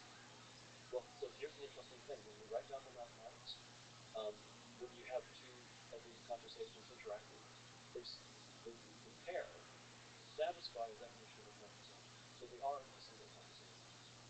So there is one conscious agent. Yeah. But it has a nice analytic decomposition into as many conscious agents. So that's a nice interface. It's a very useful and scientific interface. It's a scale-free, or it would be like a fractalite approach to it, in which we can use the same unit of analysis at all scales in studying consciousness. But if I want to talk about, so there's no notion of learning, memory, problem solving, intelligence, self, agency. So none of that is fundamental. So, and the reason I did that was because I want to assume as little as possible. Everything I assume is a miracle in the theory. It's not something to explain, it's something to assume. So I have to build networks of conscious agents. If I want to have a notion of a self, I have to build a self. I have to build learning, memory, problem solving, intelligence, planning, all these different things. I have to build networks of conscious agents to do that. It's a trivial theorem that networks of conscious agents are computationally universal. That's trivial. So anything that we can do with neural networks or automata, you can do with networks of conscious agents. That's trivial. But you could also do more. The events in the probability space does not limit to it. So the Markovian dynamics is not restricted to physical functions. It's very nicely sized up. So this can capture anything to do with theory, anything you can do with neural networks, you can do with conscious agents. But it leaves open the door for the possibility of non-computable interactions between conscious agents. So we have to if we want a theory of memory, let's build it. And there's lots of different ways you can build. We've actually got a paper, Chris Fields took the lead on this, and we have a paper called Conscious Agent Networks, where Chris takes the lead and shows how to use these networks of conscious agents to build memory and to build primitive kinds of units. But can you provide some intuition of what conscious networks of conscious agents helps you? Well, first of all, what that looks like, and I don't just mean mathematically. I just mean I might have a little bit of intuition, but how that helps us potentially solve a hard problem of consciousness.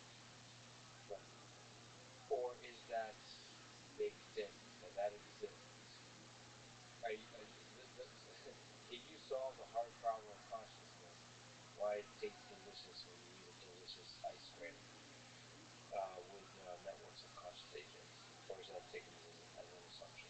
So the standard way the hard problem is filed is you're assuming space and time in particles from neurons, for example. These are just physical things that happen in consciousness. And we have to explain how the conscious experience of a taste of chocolate could emerge from those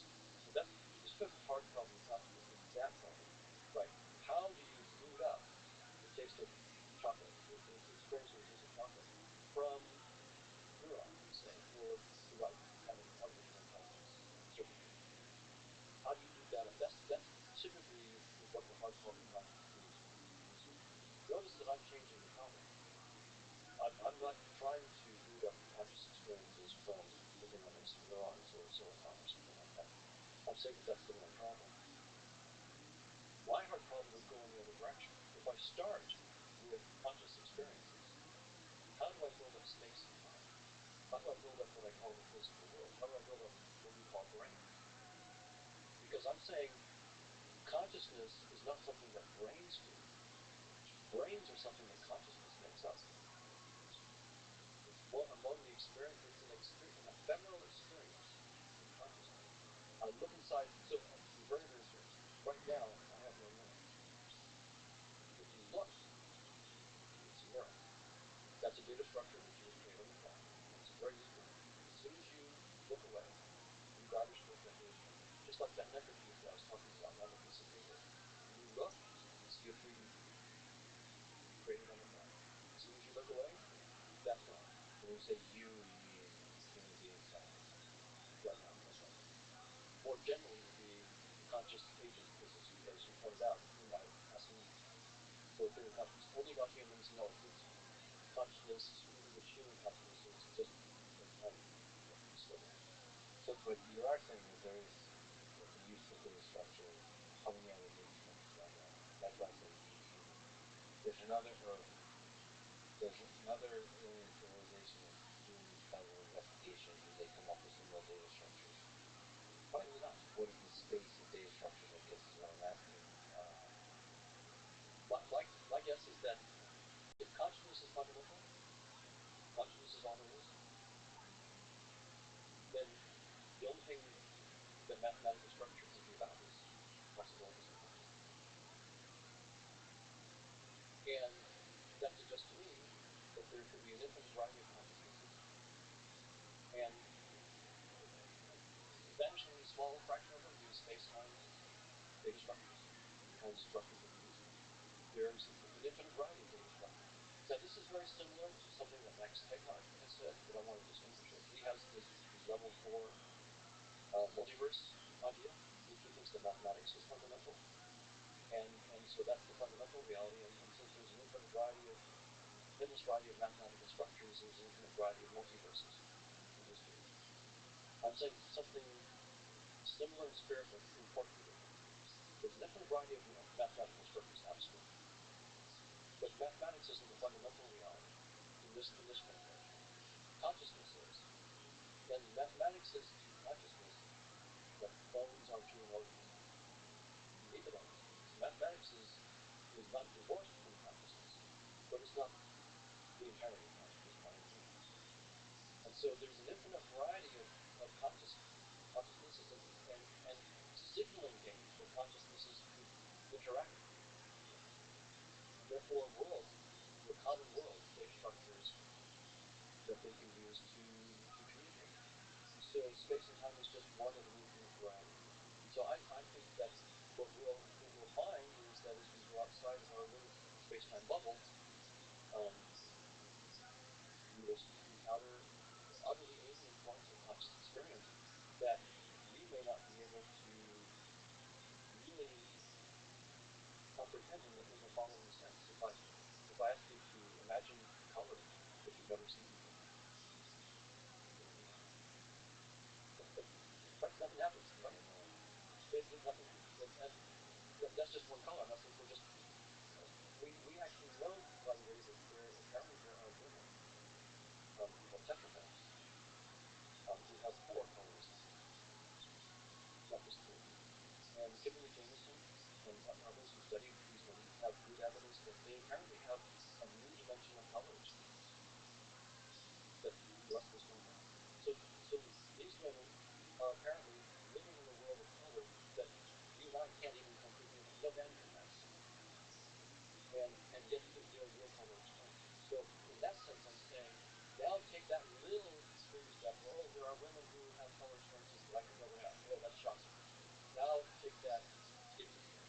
There are consciousnesses where every aspect of their experiences is like that before. It's something utterly alien to you. You have nothing like that. And yet these are all possible varieties of conscious experience. When you say there's a lot of consciousnesses, is singular consciousness basically the set of possible experiences you have in that subjective way, as opposed to the underlying mechanism? You say that having extra plurireceptor, ability to have new experiences, that somehow is a different consciousness. Is there a way to see that as all the same consciousness, the subjectivity itself? Right. Because when you have two of these conscious agents interacting, it's mathematics. They actually satisfy the definition of a conscious agent. So in fact, they are single conscious agents.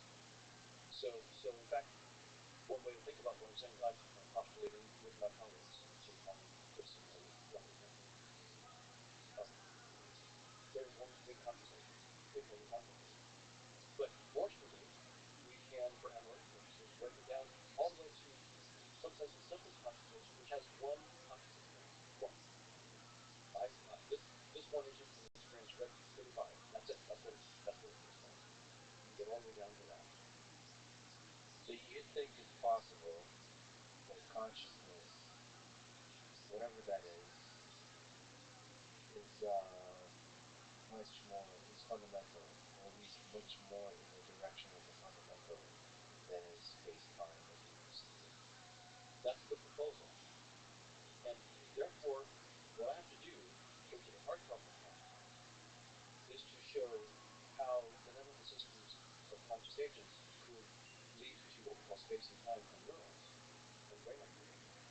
In other words, we have to show how you get space-time and physical objects entirely from a theory of conscious agents outside of space-time, with the dynamics outside of space-time. So and I can tell you how we plan to do that. But that's the idea. Okay, the magic of it, the chocolate is delicious. So there's a mathematical kind of thing that we can say here, how it can emerge within a system of networks of conscious agents. But is there going to be, at the end of the proof, why chocolate is so delicious? Or no? I guess I'm going to ask different kinds of dumb questions to try to sneak up. Oh, well, that's the right question. And when I say that I think conscious experiences are fundamental, what that means is, in the current version of my theory, I'm not explaining conscious experiences religiously. That's the miracle. That's one of the miracles. So I have two miracles in my theory. There are conscious experiences, like the case we're talking about, and that there's a probabilistic relationship. When certain conscious experiences occur, others are more likely to occur. Those are the two miracles that It's possible to get beyond that and somehow start to chip away at the miracleness of that miracle. That chocolate is so delicious. I hope so. I've got my hands full with what I'm doing right now, but I can just say at top level how to think about that. I can get at this consciousness without form. This is really tough. Consciousness without form versus the various forms that consciousness takes. It's explains it really fast. Right. So when I write down a probability space for these conscious experiences, say, here's probability space for the possible conscious. It's just like when I write down a probability space for an experiment. I'm going to flip a coin twice. Right? And I want to flip the possibilities of various outcomes. So I have to write down a probability space. It could be heads, heads, heads, tails, tails, heads, tails, tails. So you report, as in the class of probability, you're told, write down your probability space. If you don't write down your probability space, you can't get started. So here's my probability space for consciousness. How do I want to interpret that structure? The structure is just sitting there. There's going to be a dynamics that happens on it, right? Experiences appear and then they disappear. Just like heads appears and disappears. So one way to think about that fundamental probability space is that corresponds to consciousness without infinite. The infinite consciousness that transcends any particular consciousness. Well, do you think of that as a mechanism, as a thing like the rules of government are like outside of space time. It's not if you think consciousness is fundamental, isn't it? What you're getting like it is solving the hard problems, which is like, well, where does the thing pop up? Which is the mechanism of the thing popping up. Whatever the consciousness is, the different kinds and so on. That mechanism. And also, the question I want to ask is, how tricky do you think it is to solve that problem? We've solved a lot of difficult problems throughout the history of humanity. There's probably more problems to solve left than we've solved by like infinity. But along that long journey of intelligent species, when will we solve consciousness? It's one way to measure it. So I'll give two answers. There's one problem I think that we solved that we haven't solved yet. And that is the reverse of what held us dilemma. The problem of how do you start with consciousness experiences in the way that I've just described them, and build up space and time and brains. That I think is a tough technical problem, but it's a principal problem. It's not completely solved. So we would solve the hard problem, not by showing how brains create consciousness, but how networks of conscious agents create what we call the symbols that we call brains. So that I think Does that allow you to? Because it's interesting. It's an interesting idea. If consciousness creates the brain, then the brain creates consciousness. But does that allow you to build the brain? my guess is that it will enable unbelievable technology. Mostly. And I'll tell you why, and I think it plugs into the work that the physicists are doing. So this theory of consciousness will be even deeper than the structures that the physicists define like the entropy. But the other answer to your question is less than positive.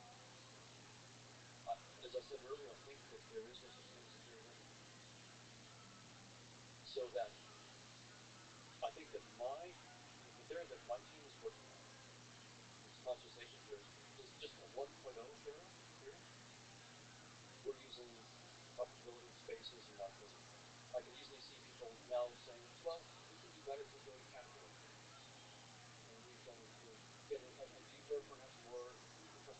And then someone will say, well, now I'll go to split theory. And there'll be, so I imagine that there'll be conscious agents 5, 10, 3 trillion, point oh. So I think it will never end. I think ultimately, this question that we've heard put our fingers on is, how does the formless give birth to form?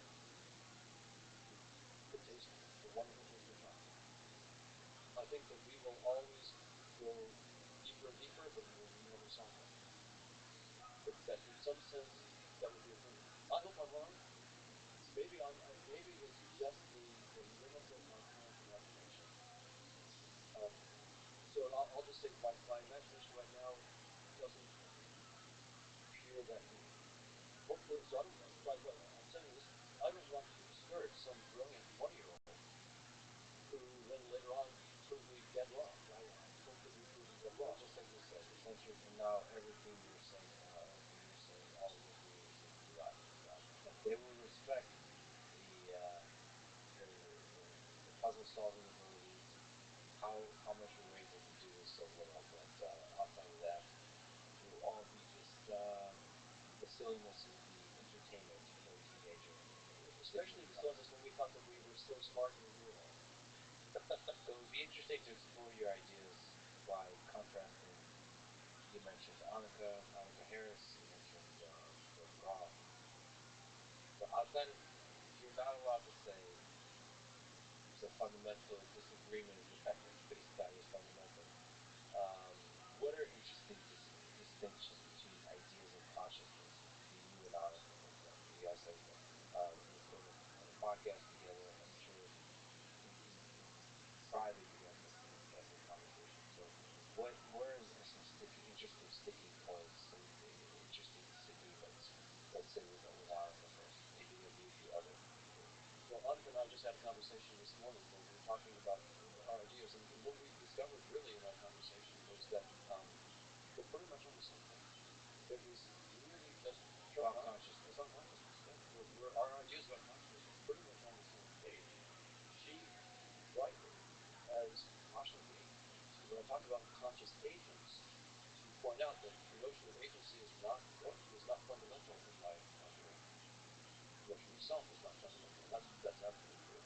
I can use this network of conscious agents, and I use as a technical term. Conscious agents is a technical term for that probability space that we're talking about right now. I can use that to build models of a self and to build models of agency, but they're not fundamental. So she has really been very helpful in helping me to be a little bit clear about these ideas and not say things that are misleading. Sure. The word, I mean, this is the interesting thing about language, actually, is that language, quite obviously, is an interface for truth. It's so fascinating that individual words can have so much ambiguity, that the slight specific choices of a word within a particular sentence, within the context of a sentence, can have so much, such a different meaning.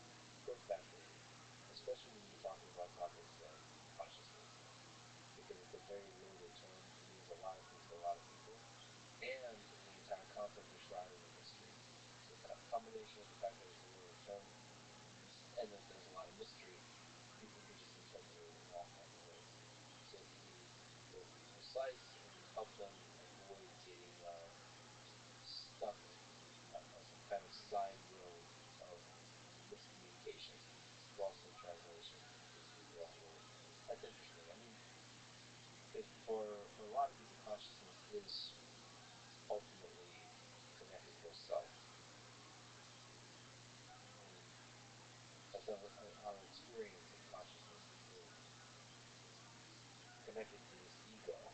I mean, what else could it possibly be? I can't even, how do you begin to comprehend or visualize or conceptualize a consciousness that's not connected to like this particular organism?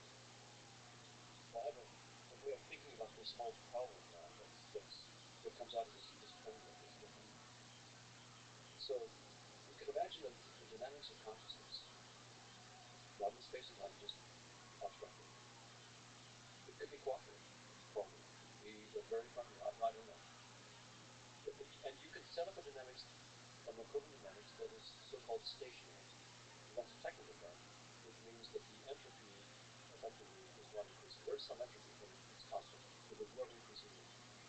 And in that sense, the dynamics is friendly. There is no topic point.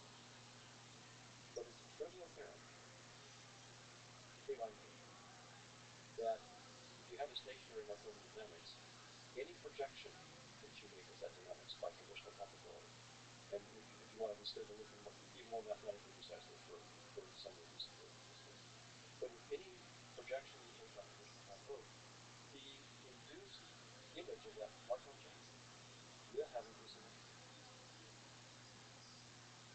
You will have in constant time. So I'll be very, very precise. I have a Markov chain x1, x2 to xn, where n goes to infinity. The entropy H, capital H, of xn is equal to the entropy H of xn minus 1 for all n. So the entropy is the same. But the theorem that H of xn, say given x sub 1, is greater than or equal to H of xn minus 1 given x1. Sure. What is the greater come from? Because the theorem is three-line theorem. H of xn given x1 is greater than or equal to H of xn given x1 and x2. That's the difference. But then H of xn minus 1 given x1 on x2 is equal to H of xn given x2, xn minus 1 given x2 by the Markov method. And then, because it's stationary, I get equal to H of x, I have to write it down, xn minus 1. Right, anyway, there's a three-line proof. So, but the assumption of stationarity, we're using a lot of terms that people don't understand. Right. It doesn't matter. So there's some kind of some programming dynamics is basically trying to model some kind of system. There's some probabilities, and there's agents, and they interact in some kind of way, and you can say something about that system as it evolves. Stationarity, so stationary system is one that has certain properties in terms of entropy, very well, but we don't know what stationary has. We don't know what properties. Right. So there's a kind of assumption you would see. Okay, well, what does the system behave like under these different properties? The more constraints, the more assumptions you take, the more predictive, the more interesting, powerful things you can say, but sometimes more limited. That said, we're talking about consciousness here. How does that so cooperative, so competitive? It just, I'm like chocolate. I'm sitting here, I have a brain, I have a suit. Sure as hell feels like I'm a cell. What am I tuning in? Am I plugging into something? Am I a projection? Simple trivial projection into space-time from some much larger organism that I can't possibly comprehend. How the hell, you're saying something, you're building a mathematical intuition, fine, great, but I'm having an existential crisis here, and I'm going to die soon, or I'll die pretty quickly, so I want to figure out what chocolate's intuition. So help me out here. So it just keeps sneaking up to this. Right, so the whole technical thing is to say this. Even if the dynamics of consciousness is stationary, so the thing is non-competent, any projection of it, any view of it, will have the artifact of a competent. That's a limited resource. Limited resources. So the fundamental dynamics will have no limits, limited resources whatsoever. Any projection will have, certainly time as a limited resource, and probably lots of other limited resources. Hence we could get competition and evolution and nature red and tooth and claw as an artifact of a deeper system in which those aren't fundamental. And in fact, I take it as something that this theory must do at some point is to show how networks of conscious agents, even if they're not resource limited, give rise to evolution and natural selection via a projection. Yeah, but you're saying, okay, I'm trying to understand how the limited resources that give rise to, so first the thing gives rise to time, it gives rise to the limited resource, it gives rise to evolution by natural selection. How that has to do with kind of a chocolate delicious? Well, it's not going to do it directly. It's going to give to this notion of self. So, it's going to give you the notion of self. Evolution basically we're talking about self. And also of a self separate from other selves. So the idea would be that competition and life and death and all this kind of thing. That's right. So it won't. I don't think. As I said, I don't think that I can tell you how the coronavirus gives rise to the experience of time. Right now, my current theory says that's one of the miracle zones here. So my theory can't do it. And the reason my theory can't do it is because Hoffman's brain can't do it right now. but the notion of self, yes. The notion of self can be an artifact of the projection of a. So there's one conscious agent. Because anytime conscious agents interact, they form a new conscious agent. So there's one conscious agent. Any projection of that one conscious agent gives rise in time, even if there wasn't any time. And it gives rise, I haven't proven it. This is me guessing where the theory is going to go. Not, I haven't done this. There's no paper on this yet. So now I'm speculating. My guess is I'll be able to show, or my writer colleagues working with me will be able to show that we will get evolution and natural selection, the notion of individual cells, individual physical objects, and so forth coming out as a projection of this thing. And that the self, this thing will be really interesting in terms of how it starts to interact with certain third form conditions. Where we will say that there is a notion of self that needs to be let go, which is this finite self that's competing with other selves to get more money and prestige and so forth. That self, in some sense, has to die. But there's a deeper self, which is the timeless being that precedes, not the being, perceive any particular conscious experience. It's the ground of all experience. There's that notion of a deep capital self. But our little capital lowercase s selves could be artifacts of projection. And it may be that what consciousness is doing in this framework is, right, is projecting itself down into a self that can call itself John, a self that can call itself Lex.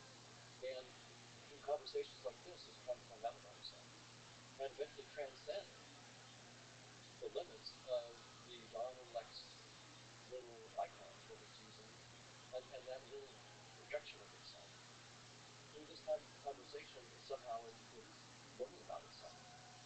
So that thing dressed me up today, in order to understand itself. And in some sense, you and I are not separate from that thing, and we're not separate from each other. Yeah. Asking questions, asking choices on my end. All right, so you mentioned you agree on there's a consciousness on a lot of the phenomena. Is there somebody, friend, a friendly foe, that you disagree with, some nuanced, interesting way or some major way about consciousness, about these topics of reality that you return to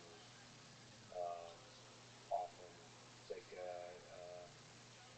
Christopher Hitchens with Rabbi David Wolpe had interesting conversations with years that added to the complexity and the beauty of their friendship. Is there somebody like that that over the years has been a source of strengthening your ideas? My ideas have been really shaped by several things. One is the physicalist framework that Rothschild almost refers to every doctor that I adopted to. Until the reason I walked away from it was because it became clear that we couldn't start with conscious ingredients and pure consciousness. Can you define physicalist in contrast to reductionist? So a physicalist, I would say, is someone who takes space-time and the objects within space-time as ontological entities. Right. And then reductionist is saying the smaller, the more fundamental. That's a methodological thing. That's like saying within space-time, as you go to smaller and smaller scales of space, you get deeper and deeper laws, more fundamental laws. And in reduction of temperature to particle number is a perfect example of that. But I think that the reason that worked was almost an artifact of the virtual elements. That was for a long time your colleagues, including yourself, were physicalists, and then broke away. Broke away because I think you can't start with unconscious ingredients and reduce consciousness. And so even with Roger Penrose, where there's like a gray area. Right. And here's the challenge I would put to all of my friends and colleagues is give one specific conscious experience, then choose to do that. So if you think that it's integrated information, and this I've asked this Julian Genoni a couple times, back in the 90s and then just a couple years ago. I asked Julian, okay, so great integrated information. So you're all interested in explaining some specific conscious experiences. So what is pick up the taste of chocolate? What is the integrated information precise structure that we need for chocolate and white? Does that structure have to be for chocolate and white? Why is it that it could not possibly be one? Ask them, is there any one specific conscious experience that we should pick up? Because notice, they set themselves the task of bringing a conscious experience into physical systems. That's the task they set themselves. But that doesn't mean they're, I understand your intuition, but that doesn't mean they're wrong just because they can't find a way to do it on the own. That's right. Well, it doesn't mean that they're wrong. It just means that they haven't done that. I think it's principle. The reason is principle. But I have to go through and explain that. But the fact is, one of the factors is not one theory. So integrated information theory, orchestrated collapse of microtubules, global workspace theory. These are all theories of consciousness. These are all theories of consciousness. There's not a single theory that can give you a specific conscious experience. That can say, here's the physical dynamics with physical structures. That must be the case for chocolate. Does everyone know that? So you're saying impossible, they're saying it's just hard. Yeah. My attitude is okay.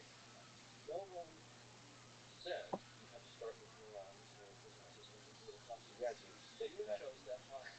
So since you chose that problem, how much progress have you made? Well, when you've not been able to come up with a single specific conscious experience, and you've had these brilliant people working on it for decades now, that's not really good progress. Let me ask you to play devil's advocate. Can you try to steel man meaning argue the best possible case for reality, the opposite of even better? So, or maybe just sticking to consciousness. Can you take the physicalist view? Can you steel man the physicalist view for playing devil's advocate too, or steel man the person view? Right, physicalist. What's a good, like saying that you might be wrong right now? What would be a convincing argument for that?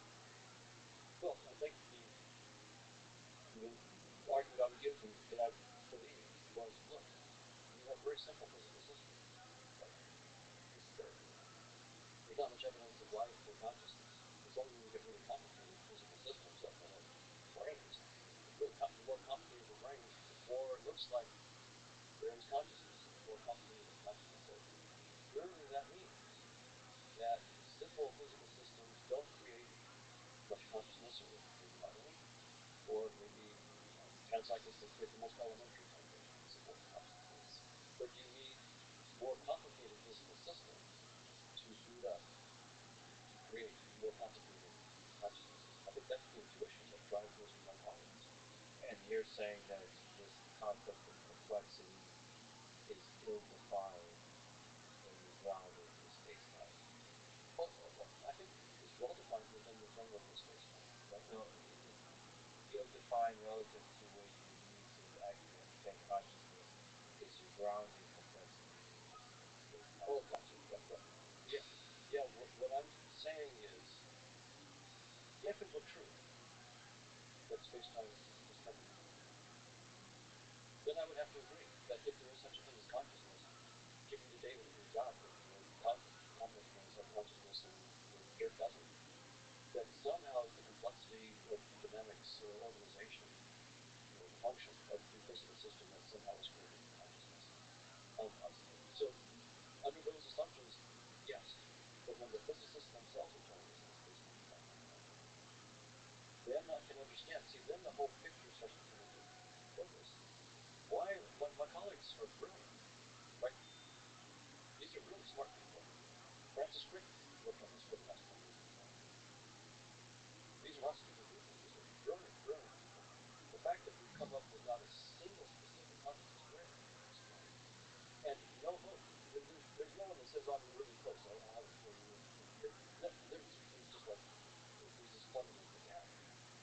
So much so that Steve Pinker, in one of his writings, says that he likes the global workspace theory. He says the last dollop of the theory, which there's something that's like, he said we may have to just stipulate that as a real fact. That's Pinker is brilliant, right? He understands the sort of play on this problem of the hard problem of consciousness, starting with physicalist conceptions, and then trying to get a consciousness. You set yourself the problem, starting with physical stuff does not understand that. I'm trying to get the taste of chocolate out as maybe some kind of function of the dynamics of it. We've not been able to do that. And so Pinker is saying we may have to cut. We may have to just stipulate that last bit. He calls it the last dollar. And just stipulate it as a bare fact of nature that there is something that's not. Well, from my point of view as the physicist, the whole point, the whole promise of the physicist is we wouldn't have to stipulate. I was going to start with the physical stuff and explain where the consciousness is. If I'm going to stipulate consciousness, why don't I just stipulate consciousness and not stipulate all the physical stuff too? So I'm stipulating that. I'm saying, okay, I agree. Well, it's actually what I call the conscious dualist perspective. Because the panpsychists are effectively dualists, right? They're saying there's physical stuff that really is fundamental, and then consciousness. So I would go with Pinker and say, look, let's just stipulate the consciousness. But I'm not going to stimulate the physical stuff. I'm going to actually now show how to boot up the physical stuff from just the consciousness. So I'll stipulate less. Is it possible, so if you stipulate less, is it possible for our limited brains to visualize reality as we've dug deeper and deeper and deeper? Is it possible to visualize it now? With the tools of math and the tools of computers, the tools of our mind, are we more visually now? You said there's ways to intuit what's true using mathematics and probability and sort of Markovian dynamics, all that kind of stuff. But that's not visualizing. That's just a kind of building intuition. Is it possible to visualize in the way we visualize so nicely in sports now? In 3 dimensions. You've got two. You really are looking through a 2-dimensional screen until but we intuit to be a 3-dimensional world, and also inferring dynamic stuff within sports. Anyway, is it possible to visualize some pretty pictures that give us a deeper sense of the truth of reality? I think that we will incrementally be able to do that. I think that, for example, the picture that we have of electrons and photons interacting and scattering wasn't, it may have not been possible until Faraday did all of his experiments and then Maxwell wrote down his equations, and we were then sort of forced by his equations to think in a new way. And then when Planck in 1900, desperate to try to solve the problem of black body radiation with what he called the ultraviolet catastrophe, where Newton was predicting infinite energy for there wasn't infinite energy for black body radiation. And he, in desperation, proposed packets of energy. Then once you've done that, and then you have an Einstein come along 5 years later and show how that explains the photoelectric, the photoelectric effect. And then eventually in 1926 you get quantum physics. And then you get this whole new way of thinking that was, from the Newtonian point of view, completely contradictory or counter to it, certainly. And Newton was right, not contradictory. He used intuitionist method, not contradictory, but still, certainly you couldn't have gone there. And so here's a case where the experiments and then a desperate mathematical belief sort of we use those as a flashlight into the deep fog, right? And so that science may be the flashlight into the deep fog. I wonder if it's still possible to visualize like we talk about consciousness from a self-perspective experience it. Hold that idea in our mind where you can experience things directly. We've evolved to experience things in this 3D world. And it's a very rich experience. When we are thinking mathematically, we still, in the end of the day, have to project it down to low-dimensional space to make conclusions. The conclusions will be in numbers, or a line, or plot, or visual.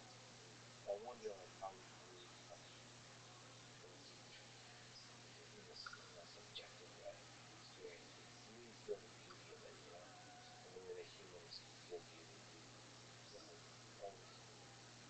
I don't think we're screwed. I think that we get little hints of it from psychedelic drugs and so forth. We get hints that there are certain dimensions that we can take on a little bit. I apply this chemical, which is just some element of magnetite, to this other, to your brain, your ingestion. And all of a sudden, it seems like I've opened new portals into conscious experiences. Well, that's very, very suggestive. That's like the black body radiation doing something that we didn't expect, right? It doesn't go to infinity when we thought it was going to go to infinity, and we're forced to propose these quantum. So once we have a theory of conscious agents, and this projection into space, and I should sketch what I think that projection is. But then I think we can then start to ask specific questions. When you're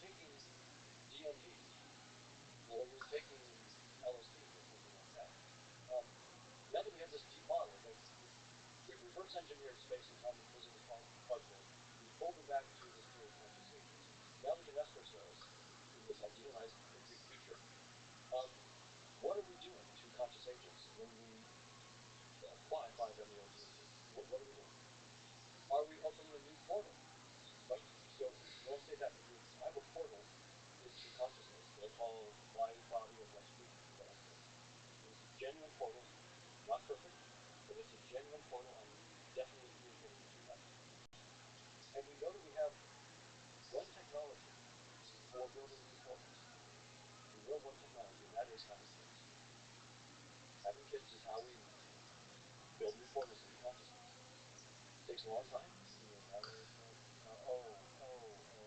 mean like Your son and your daughter didn't exist. That was a portal. You're having contact with consciousness that you never had before. But now you've got a son or a daughter, but you went through this physical process. You were born, then you evolved in right, and that portal is yours. So when you have kids, are you creating new portals that are completely distinct from the portals that you created with other consciousness? Like, can you elaborate on that? To which degree are the consciousness of your kids a part of you? Well, so every person that I see, that symbol that I see, the body that I see, is a portal potentially for me to interact with the consciousness. And each consciousness has a unique character, right? Like I said, smile, and so forth. So when each new kid that's born, we come in contact with a personality that we've never seen before, right? And a version of consciousness that we've never seen before. At a deeper level, as I said, the theory says there's one agent. So this is a different projection of that one agent. But so that's what I mean by a portal is within my own interface, my own projection. Can I see other projections of that one consciousness? So can I get portals in that sense? So I think we will get a theory of that. If we will get a theory of portals, then we can ask how the psychedelics are acting. Are they actually creating new portals or not? If they're not, we should nevertheless then understand how we could create a new portal. Right? We have to just study what happens when we make new inputs. We know that technology creates new portals. So we have to reverse engineer that and then say, okay, could we somehow create new portals together with that new with something like brain-computer interfaces, for example. Yes, maybe just chemically. But probably more on the computer level.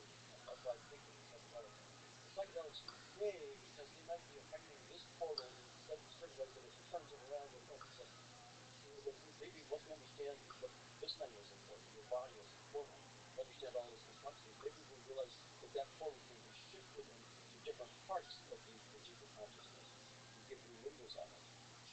And so in that way, maybe, yes, the psychedelics could open up new portals in the sense that they're taking something that's already a complex portal and just tweaking it. Well, but creating is a very powerful difference to morphing. Right. Tweaking versus creating, I agree. But maybe using your intuition to release the full space of the kinds of things that this particular system is capable of. I mean, the idea that you would never get the consciousness created, right? I mean, that breaks my brain because I guess I'm sort of physical in that sense, but it's just much easier to intuit the world. It's very practical to think, all right, there's a neural network, and what are the different ways, fascinating capabilities can emerge from this neural network. That's right. It's easier. So you start to, and then present yourself the problem of, okay, well, how does consciousness arise? How does intelligence arise? How does emotion arise? How does memory arise? How do we filter within this system all the incoming sensory information we're able to allocate attention in different interesting ways? How do all those mechanisms arise? To say that there's other fundamental things we don't understand outside of space-time that are actually core to how this whole thing works is a bit paralyzing, because it's 10% down, and we're like 0.001% up. What is the P? I certainly understand that. My attitude about it is, if you look at the young physicists who are searching for disruptors beyond space-time, like FTV and so forth, they're having a ball. Space-time, that's what the old folks do. That's what the older generation does. We're doing something that really is fun and new, and they're having a blast, and they're finding all these new structures. So I think that we're going to succeed in getting a new deeper field. I would just say what I'm hoping with the theory that I'm working on. I'm hoping to show that I could have this timeless dynamics of consciousness known up in time. I take a projection, and I show how this timeless dynamics looks like the Big Bang and the entire evolution of space-time. In other words, I see how my whole space-time interface. So not just the projection. It doesn't just look like space-time. You can explain the whole and the origin of the universe. That's what we have to do. That's what the physicists understand. When they go beyond space-time to the application of the cosmological formula, they ultimately know that they have to get back to the Big Bang story, the whole evolution, that whole story where there were no living things. There was just the point. And then the explosion, and then just particles at high energy, and then eventually the cooling down and the differentiation, and finally matter condenses, and then life, and then consciousness. That whole story has to come out of something that's deeper than that time. And that's what we're up to. We want to get, so the whole story that we've been telling ourselves about the Big Bang and how brains evolved and consciousness will come out of a much deeper field.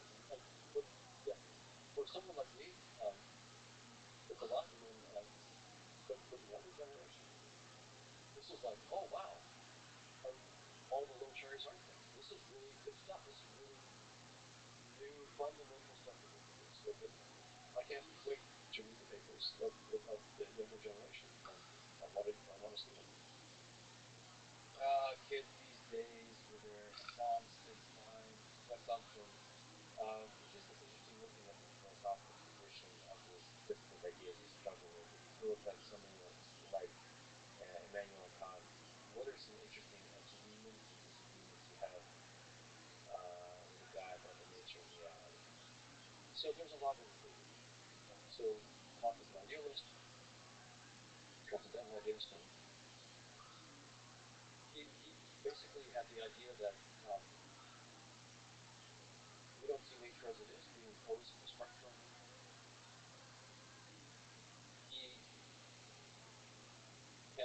So in some sense, I'm saying something similar. I'm saying that, by the way, I don't call myself an idealist. I call myself a timeless realist, because idealism has a long history, a lot of different ideas, counter idealism, and there's a lot of debates and so forth. It tends to be identified with, in many cases, anti-science and anti-realism. And I don't want either connection with my ideas, and so I just call mine conscious realism with an emphasis on realism, and not anti-realism. But one place where I would, of course, disagree with Kant was that he thought that Euclidean space-time was arbitrary. He just went, that's false. So he went far on that. But in general, the idea that we don't start with space-time, that space-time is in some sense forms of our perceptions. Yes, absolutely. And I would say that there's a lot in common with Berkeley in that regard. There's a lot of ingenious arguments in Berkeley. Leibniz, in his monadology, understood very clearly that the hard problem was not solvable. He posed the hard problem and basically dismissed it. Just said, you can't do this. And so if he came here and saw where we are, he said, look, guys, I told you this 300 years ago. And he had his monadology. He was trying to do something like, different from what we had, but he had these things that were not in space-time. He was trying to build something. I'm trying to build a theory of conscious agency.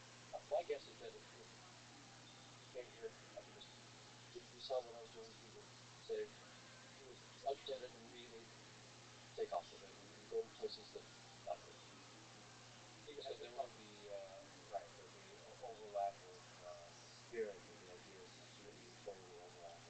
his genius would then just run with the clock factor around it. I love his words.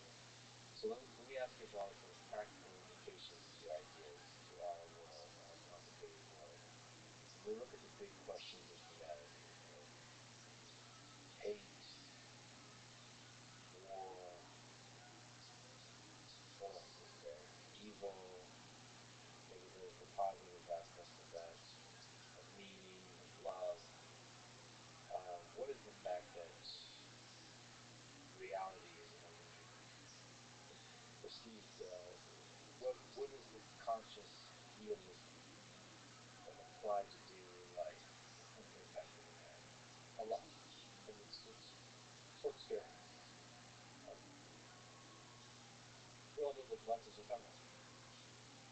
And spiritual traditions have said, wake up to the fact that, anything that you do here is going to disappear.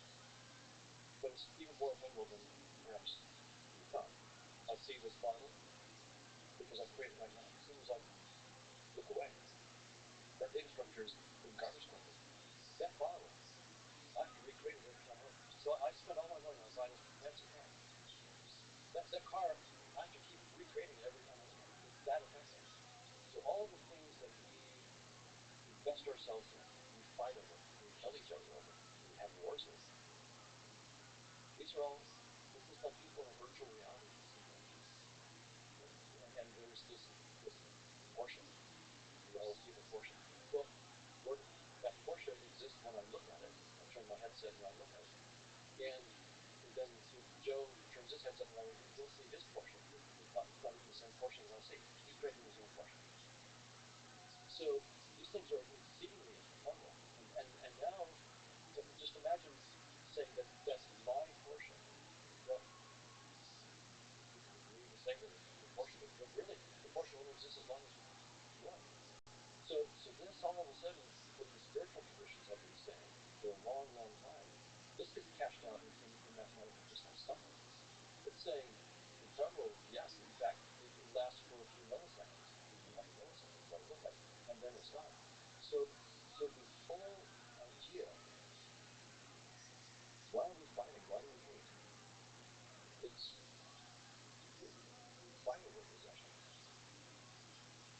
because we think that we're small little objects inside this pre-existing space-time. We assume that mansion, that car, exists independent of us, and that somehow we, these little things, can have our sense of self and importance enhanced by having that special car, or that special house, or that special person. Well, in fact, it's just the opposite. You create that mansion every time you look. You're something far deeper than that mansion. You're the entity which can create that mansion on the fly. And there's nothing to the mansion except what you create in this life. So all of a sudden, when we take this point of view, it has all sorts of implications for how we interact with each other, how we treat each other. And again, a lot of things that spiritual traditions have said, it's a mixed bag. Spiritual traditions are a mixed bag. Some of them do right at one about them. I'm not promoting any particular, but they do have some insights. Yeah, they have wisdom. They have certain wisdom. I can point to lots of them. I won't go into it, but I can also point to lots of them. So the issue is to look for the key insights. And I think they have a lot of insights about the ephemeral nature of objects in space and time, about being attached to them, including our own bodies. And reversely, that I'm not this little thing, a little consciousness trapped in the body, and the consciousness itself is only a product of the body. So when the body dies, the consciousness disappears. It turns completely around. The consciousness is fundamental. The body, my hand exists right now because I'm looking at it. My hand is gone. I have no hand. I have no brain. I have no heart. If you look, you will see a heart. Whatever I am is this really complicated thing of consciousness. That's what I am. All the stuff that I thought I was is something that I created with flying belief. So this is completely radical restructuring of how we think about possessions, about identity, about survival or death, and so forth. This is completely transformative. But the nice thing is that this whole approach of consciousness unlike the spiritual traditions, which have said, in some cases, similar things, they've said it imprecisely. This is mathematics. We can actually now begin to state precisely, here's the mathematical model of consciousness, conscious agents, here's how mathematical spacetime, which I can sketch really briefly. And here's why things are ephemeral, and here's why you shouldn't be worried about the ephemeral nature of things, because you're not a little tiny entity inside space and time. Quite the opposite, you're the author of space and time. The I and the am and the I am is all kind of emerging through this whole process of evolution and so on. That's just surface waves, and there's a much deeper ocean that we're trying to be brought to. So how does you said this, some of the stuff you have to think about math and space time. How does it math and space time? So just a very, very high level here, right? The structures that the physicists are finding, like the empathy, it turns out they're just static structures, they're polygons. But they, remarkably, most of the information in them is contained in permutation matrices. So it's a matrix, like an n by n matrix that just has zeros and ones. That contains almost all of the information. And you can, if you have these plotted graphs and so forth that they use to root up the scatter, you can conceive of scatter matrices almost entirely from this permutation matrix. So that's just, now from my point of view, I have this conscious agent dynamics. It turns out that the stationary dynamics that I was talking about, where the entropy is increasing, all the stationary dynamics are sketched out by permutation matrices. So if you just simple Birkhoff polygon, all of the vertices of this polygon, all the points, are permutation matrices. All the internal points are Markovian kernels that have the uniform measure as a stationary. And to feel a little better what the heck you're talking about, so basically there's some complicated thing going on with the network of conscious agents, and that's mappable to this, just what you were saying, with the dimensional matrix that scattering us through what, like intersection, like this, like photon stuff. I mean, I don't know if it's useful to sort of dig into detail. I'll do just a high level one. Yes. So the high level is the long-term behavior of the conscious agent dynamics. Forget the projection. Just looking at the long-term behavior, I'm hoping will give rise to the empathy. The empathy then gives rise to space-time.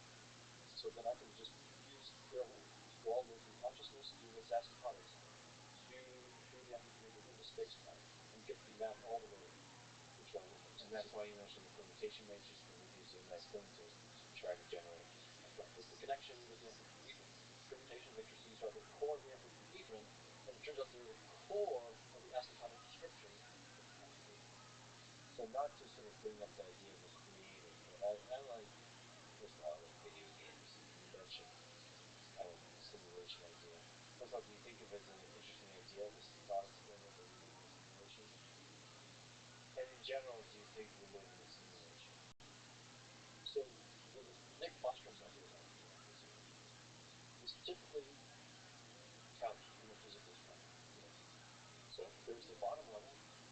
There's some programmer who is physical space-time, and they have a computer that they program really cleverly, where they've created conscious entities. So you have the hard problem of Maximus, right? The standard hard problem. How could a computer simulation wake up? Which isn't explained by that simulation theory. But then the idea is that the next level, the entities that are creating the first level simulation, then write their own simulations and get this answer. So the idea that this is a simulation is fine. But the idea that it starts with the physical space is Well, there's different properties to it, the partial rendering. But to me, that's an interesting idea. It's not whether the entire universe is simulated, right? How efficiently can you create interfaces that are convincing to all other entities that can appreciate such interfaces? How little does it take? Do you said like partial rendering, or like temporal rendering of stuff. Only render the tree falling in the forest when somebody's there to see it. It's interesting thing. How can you do that superficially without having to render everything? And that to me is one perspective on simulation. Just like it is video games. Right. Where a video game doesn't have to render every single thing. It's just the thing that the observer is looking at. Right. There is actually that's a very nice question, and there's whole groups of researchers that are actually studying in virtual reality what is the sort of minimal requirements on the system? How does that operate to give you an immersion experience, to give you the feeling that you have a body, to get you to take it real? And there's actually a lot of really good work on that right now. And it turns out it doesn't take that much. You do need to get the perception actually tight, and you have to give them the perceptions that they're expecting. If you have them, but if you can lead them along. If you give them perceptions that are close to what they're expecting, you can then maybe move the reality around a bit. Yeah, it's a tricky engineering problem, especially when you're trying to create a product that's possible, because it feels like an engineering problem, not a truly scientific problem. For me, obviously, it's a scientific problem, but it's a scientific problem. It's not a scientific genius, I guess, to some of the ways. But here's a case for just us, our own. This is a virtual reality interesting right now. So here's something you can try for yourself. You just close your eyes and look at your experience in front of you. Just be aware of your experience in front of you. What you experience is just like a mottled dark gray. There's all sort of, there's some dynamics where there's just dark gray. But now instead of having your attention forward, put your attention backward. What is it like behind you? And there, it's like nothing. Really? So what is going on here? What am I experiencing back there? Something, right? I don't know if nothing is this is the absence of, it's not even like darkness or something. It's not even darkness. There's no qualia, and yet there is a sense of being. That's interesting. There's a sense of being back there. I put my attention forward, I have the quality of a gray model thing. But when I put my attention backward, there's no quality at all, but there is a sense of being. I personally, and you haven't been to that side of the room. I've been to that side of the room. So for me, memories start. I start playing the engine of memories, which is like I take myself back in time and think about that place where I was hanging out in that park, and I try to see what I left behind. So that's an interesting quirk of two ways of collecting these experiences, and we can replay them in interesting ways whenever we feel like it. And it's almost like being there, but not really, but almost. That's right. And yet we can go our entire lives in this. We talk about the minimal things with VR. We can go our entire lives and not realize that all of my life it's been like nothing behind us. Yeah. We're not even aware that all of our lives, if you just pay attention, pay attention to what's behind you, you're like, oh, holy smoke, it's so scary. It's like nothing. There's no quality there at all. How did I not notice that my entire life? We're so immersed in the simulation, we buy it so much. Yeah. I mean, you can see this with children, right? With persistence, they do the peekaboo game. You hide from them and appear, and they're full of tricks. And in the same way, we're full of tricks. There's nothing behind us in this simulation. And that's really interesting. These theories are really having beautiful immortal human theories. How has these theories given you personally? Like, are there good days and bad days when you wake up and look in the mirror, and the fact that you can't see anything behind you, the fact that it's rendered, like, is there interesting quotes? Nietzsche with his gaze longing to be a ghost, the ghost gazes into you. How has this theory, these ideas changed you as a person? It's been very rewarding. This stuff is not just abstract. It's not us. Sometimes I realize that there's this individual whose mind is doing all this science and coming to these conclusions, and the rest of me is not integrating this. Like, I don't believe it. I don't believe this. So as I start to take it seriously, I get scared myself. It's like, but it's very much. And then I read these spiritual traditions and realize they're saying this very, very similar thing. It's like there's a lot of convergence. So for me, I have the first time I thought it would not be possible that we're not so equal was in 1986. So the physics and mathematics we were doing, and when that hit me, it hit me like a ton of bricks on opposite down. It really, it was scary. Really a shock to the system. And then to realize that everything that has been important, like, getting a house, getting a car, getting a reputation. Well, that car is just like the car I see in the virtual reality. It's there when you perceive it. It's not there. So the whole question of, well, what am I doing and why? What's worth now? Clearly, getting a big house is what's worth now. Because we all knew that we were going to die. So we tend not to know that. We tend to hide it, especially when you're young. Before age 30, they don't believe it's going to die.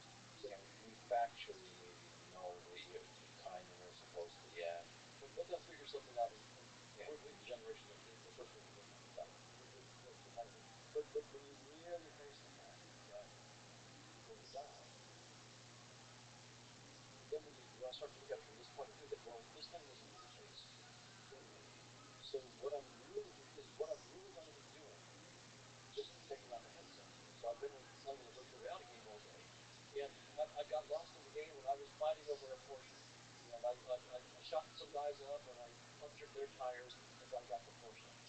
Now I take the headset off, and what was that for? Nothing. It was data structure and data structure. So all of the wars and fighting and reputations and all this stuff were just a headset. So now, so my theory says that intellectually, my mind, my emotions rebel all over the place. It's like and so I have to measure that. What percent of the day would you say you spend as a physicalist, sort of living life, pretending your car matters, your reputation matters? Like how much, with that Tom Waits song, I like my town with a little drop of poison. How much poison do you allow yourself to have? I think my default mode is physical. I think that's just the default. I when I'm not being consciously attuned. Intellectually conscious, because you're still, if you're tasting coffee, you're not thinking, or drinking, or just taking in the sunset, you're not being intellectual, but you're still experiencing it. Yeah. So it's when you turn on the introspective machine, that's when you start. And turn off the thinking. When I actually just start looking without thinking. So that's when I feel like I all of a sudden started to see through. Sort of like, okay, part of the addiction to the interface is all the stories I'm telling about. It's really important for me to get that. It's really important to do that. So I'm telling all these stories, and it's all wrapped up. Almost all the mind stuff that's going on in my head is about attachment to the interface. And so what I found is that essentially the only way to really detach from the interface is to literally let go of not knowing. And then all of a sudden, even my identity, my artistic, my name, my education, and all this stuff is almost irrelevant because it's just now here is the present moment. And this is the reality right now. And all of that other stuff is an interface story. But this conscious experience right now, this is the only reality as far as I can tell. The rest of it's a story. But that is, again, not my default. That is, I have to make a really conscious choice to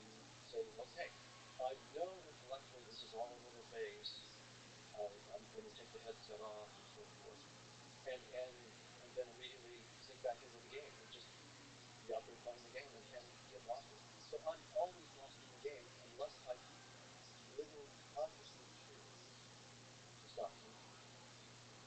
Isn't it terrifying to acknowledge that it's beyond the game?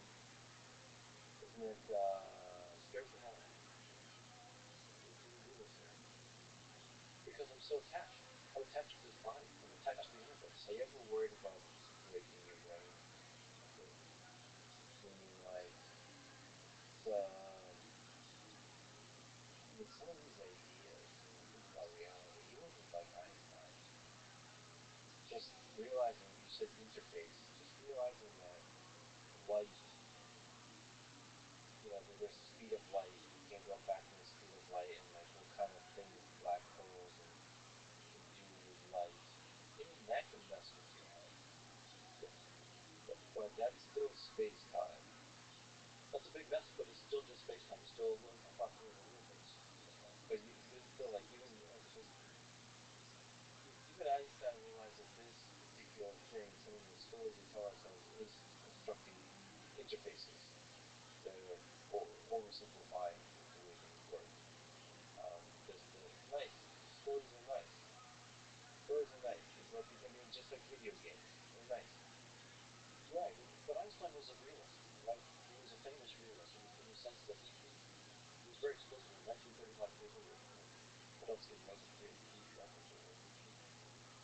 they said, if without in any way disturbing the system, I can predict with probability 1 the outcome of the measurement, then there exists in reality that element, that value, right?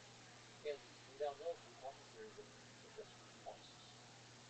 That Einstein's idea of local realism is strictly speaking false. And so you can predict, you can set up, with quantum theory, you can set up, and there's a paper by Chris Dukes in Quantum Bayesianism where he scouts this out. It was done by other people, but he gives a good explanation of this, where they have a sequence of something like 9 different quantum measurements that you can make.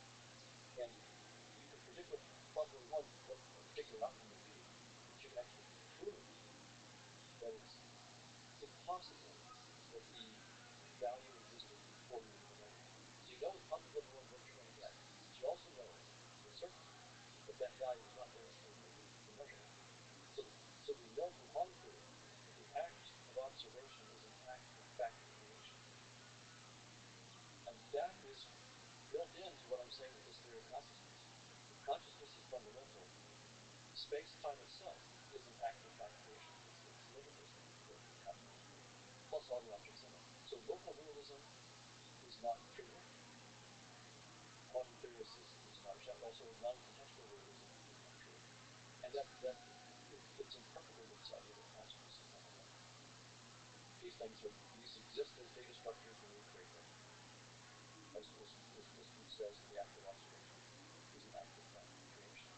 But I must say, on a personal level, I'm having to spend, I spend a couple hours a day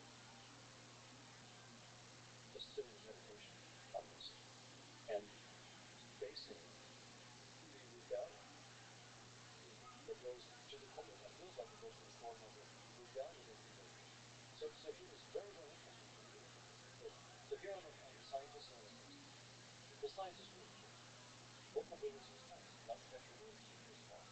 Space-time is very, very clear. It couldn't be clearer. And my emotions rebel left and right. When I sit there and say, okay, I am not something that's space-time. Something inside of me says, of course you are. And I'm completely attached to it. I'm completely attached to all this stuff. I'm attached to the body, I'm attached to the headset, I'm attached to my car, I'm attached to people, I'm attached to all of it. And yet I know as an absolute fact, I'm going to walk away from all of it. I'm going to die. Well, in fact, I almost died last year. COVID almost killed me. I sent a goodbye text to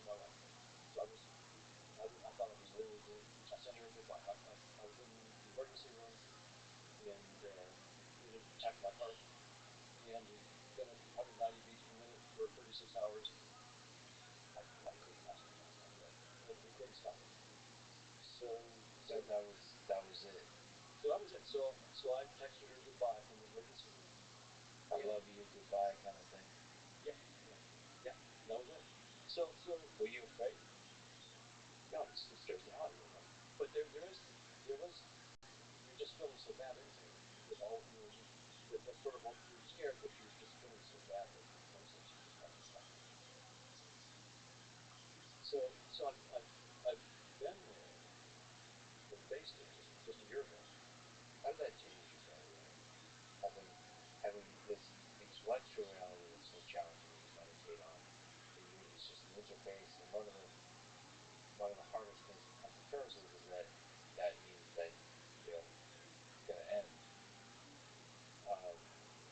How did that change you, having come so close to the reality that it's not just an intellectual reality, it's the reality of death? It's forced. I've meditated for 20 years now. I'd say averaging 3 or 4 hours a day. But it's put a new urgency. Urgency is not the right word, because it's riveted my attention. Put it that way. It's really riveted my attention, and I've really paid. I spent a lot more time looking at what the spiritual traditions say. I don't. By the way, again, not taking it with a, take it all with a grain of salt. But on the other hand, I think it's stupid to ignore. So I try to listen to the best ideas and to sort out nonsense from it. And it's just you have to do it for ourselves. So what makes sense, and I have the advantage of some science, so I can look at what science says and compare with spiritual tradition. I'm trying to sort it out for myself. But then I also look and realize that there's another aspect to me, which is this whole notion. I seem to be wired up, as evolutionary psychology says I'm wired up, right? All these defensive mechanisms. I'm inclined to lie if I need to. I'm inclined to be angry, to protect myself, to have an in-group and an out-group, to try to make my reputation as big as possible, to try to demean the out-group. There's all these things that evolutionary psychology is spot on. It's really brilliant about the human condition. And yet I think evolution, as I said, evolutionary theory, is a projection of a deeper theory that there may be more competition. So I'm in this very interesting position where I feel like, okay, according to my theory on consciousness, maybe this is what it means for consciousness to wake up. It's not easy. It's almost like I feel like I have real skin in it. It really is scary. I'm really most scared when I start. It really was hard to say goodbye to my mom. Really, and to look at that and then look at the fact that I'm going to walk away from the scene and it's just an interview. How do I? So it's trying to put all this stuff together and really rock it. It's not just intellectually, but rock it. Yeah, what are you afraid of, you silly, evolved organism that's gotten way too attached to the interface? What are you really afraid of? That's right. Is there very personal? It's very, very personal. Speaking of that attack, what do you think is the love role? What's the role of love in our human condition? This interface that we have, is it somehow interconnected with consciousness? This attachment, right, that we're given, and this deep, like it's some there's some quality to it that seems very interesting, peculiar. Well, there are two levels I would think about that. There's love in the sexual sense, and then there's love in the deeper sense. And in the sexual sense, we can give an evolutionary account of that and so forth. I think that's pretty clear. In this deeper sense, so of course, a marriage doesn't have that in the sexual sense, but there's a deeper sense as well. When I was saying goodbye to her, there was go to the deeper, much deeper level with it. That's one place where I think that the mixed bag from spiritual traditions has something right. And let's say, love your neighbor as yourself. In some sense, love is fundamental. I think that they're onto something very, very deep and profound. And every once in a while, I can get a personal glimpse of it, and especially when I'm in the space within a family. Like when you really let go of prongs, I get little glimpses of a love in the sense that I'm not separate. It's a love in the sense that I'm not different from them. Yeah. If you and I are separate, then there's I can fight you. But if you and I are the same, if there's a union there, we're together. Yeah. Yes. All those stories that have been told throughout history said through the spiritual tradition. What do you think that is? Is that us trying to find that common thing at the core? Well, in many traditions, not all, the one I was raised in, my dad was a Protestant. We tend to think of God as a being. But I think that that's not right. I think the closest way to think about God is being, period. Not a being, but being. It's a very grounded being in itself. That's true. And from my point of view, that's the grounded consciousness. So the grounded conscious being is what we might call God. But the word God has always been, for example, you'll hear people saying God is like my God, so I'm going to fight you. We'll have wars over it because the being, the specific being that you call God is different from the being that I call God, so we fight. Whereas if it's not a being, but just being, that you and I share being, then you and I are not separate. There's no reason to fight. We're both part of that one being, and loving you is loving myself. We're all part of that one being. The spiritual traditions that point to that, I think, are pointing in a very interesting direction, and that does seem to match with the mathematics of the conscious ego stuff that I've been working on as well. It really fits with that, although that wasn't my goal. Is there, you mentioned that the young physicist that you talked to, or whose work you follow, had quite a lot of fun breaking with the traditions of the past, the assumptions of the past. What advice would you give to young people today, high school and college, not just physicists, but in general, how to have a career to be proud of, how they can have a life to be proud of, how to make their way in the world, and the lessons and the wins and the losses in your own life? What kind of insights would you pull out? I would say the universe is a lot more interesting than you might expect. But you are a lot more special and interesting than you might expect. You might think that you're just a little, tiny, irrelevant, 100-pound, 200-pound person in a vast, billions of light years across space. And that's not the case. You are, in some sense, the being that's creating that space all the time, every time you look. So, waking up to who you really are, outside of space and time, as the author of space and time, is the author of everything that you see. The author of space and time, everything that you see. Yes, so you're the author of space and time, and I'm the author of space and time. And space and time is just one little data structure. Many other consciousnesses have created other data structures. The authors of various other things. So realizing and realizing that I had this feeling growing up, I read all these textbooks. Oh man, it's all been done. Yeah, if I'd just been there 50 years ago, I could have discovered this stuff. But it's all in the textbooks now. Well, believe me, the textbooks are going to look silly in 50 years. And it's your chance to write the textbook. So of course, study the current textbooks. You have to understand it. You can go way to the rest until you understand what's been done. But then the only limit is your imagination. That's the only limit. The greatest books, the greatest textbooks ever written on earth are yet to be written. Exactly. What do you think is the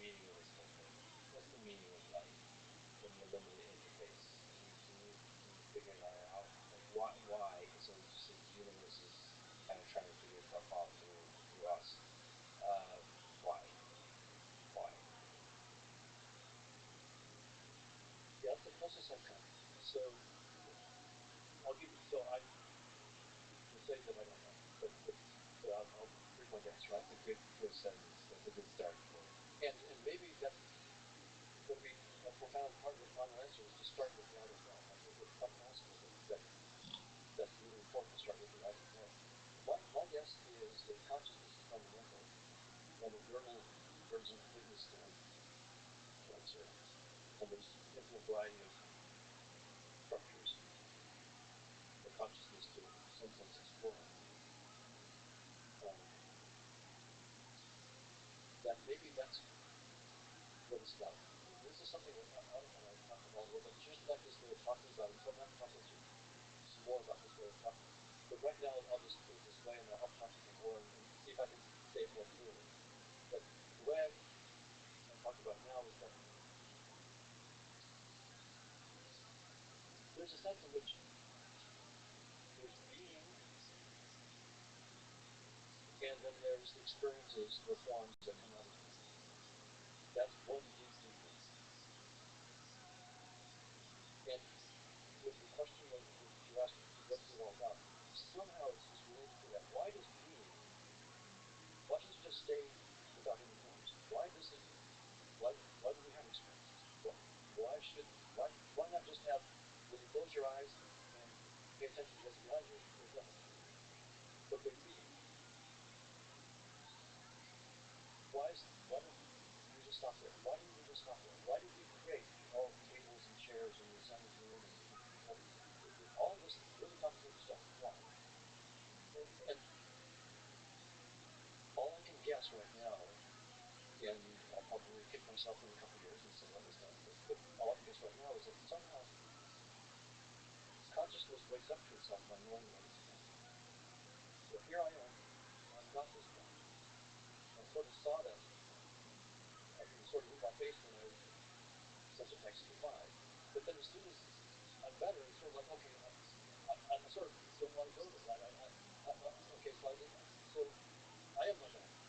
I go back to the standard feeling, I am my body, and I want to get that tomorrow, even though I was just about to die. So that comes rushing back. So consciousness immerses itself fully into the concept. It gets lost in it, and then slowly wakes up. Just so it can escape, and that is the way to know. But it needs to know what it's not. It needs to know that you are. You have to say, oh, I'm not that, I'm not that. That wasn't important, that wasn't important. That's really powerful. Don, let me just say that because I've been a long-term fan of yours, and we were supposed to have a conversation during this very difficult moment in your life. Let me just say you're a truly special person, and I, for one, and I know there's a lot of others that agree. I'm glad that you're still here with us on this earth for a short time. So whatever the universe is, whatever plan it has for you that has brought you close to death, maybe enlighten you some kind of way. I think it has an interesting plan for you. You're one of the truly special people. It's a huge honor to sit and talk to you today. Thank you so much. Thank you very much. I really appreciate it. Thanks for listening to this conversation with Donald Hahn. To support this podcast, please check out our sponsors in the description. Now, let me leave you with some words from Albert Einstein, relevant to the ideas discussed in this conversation. Time and space are modes by which we think, and not conditions in which we live. Thank you for listening, and hope to see you next time.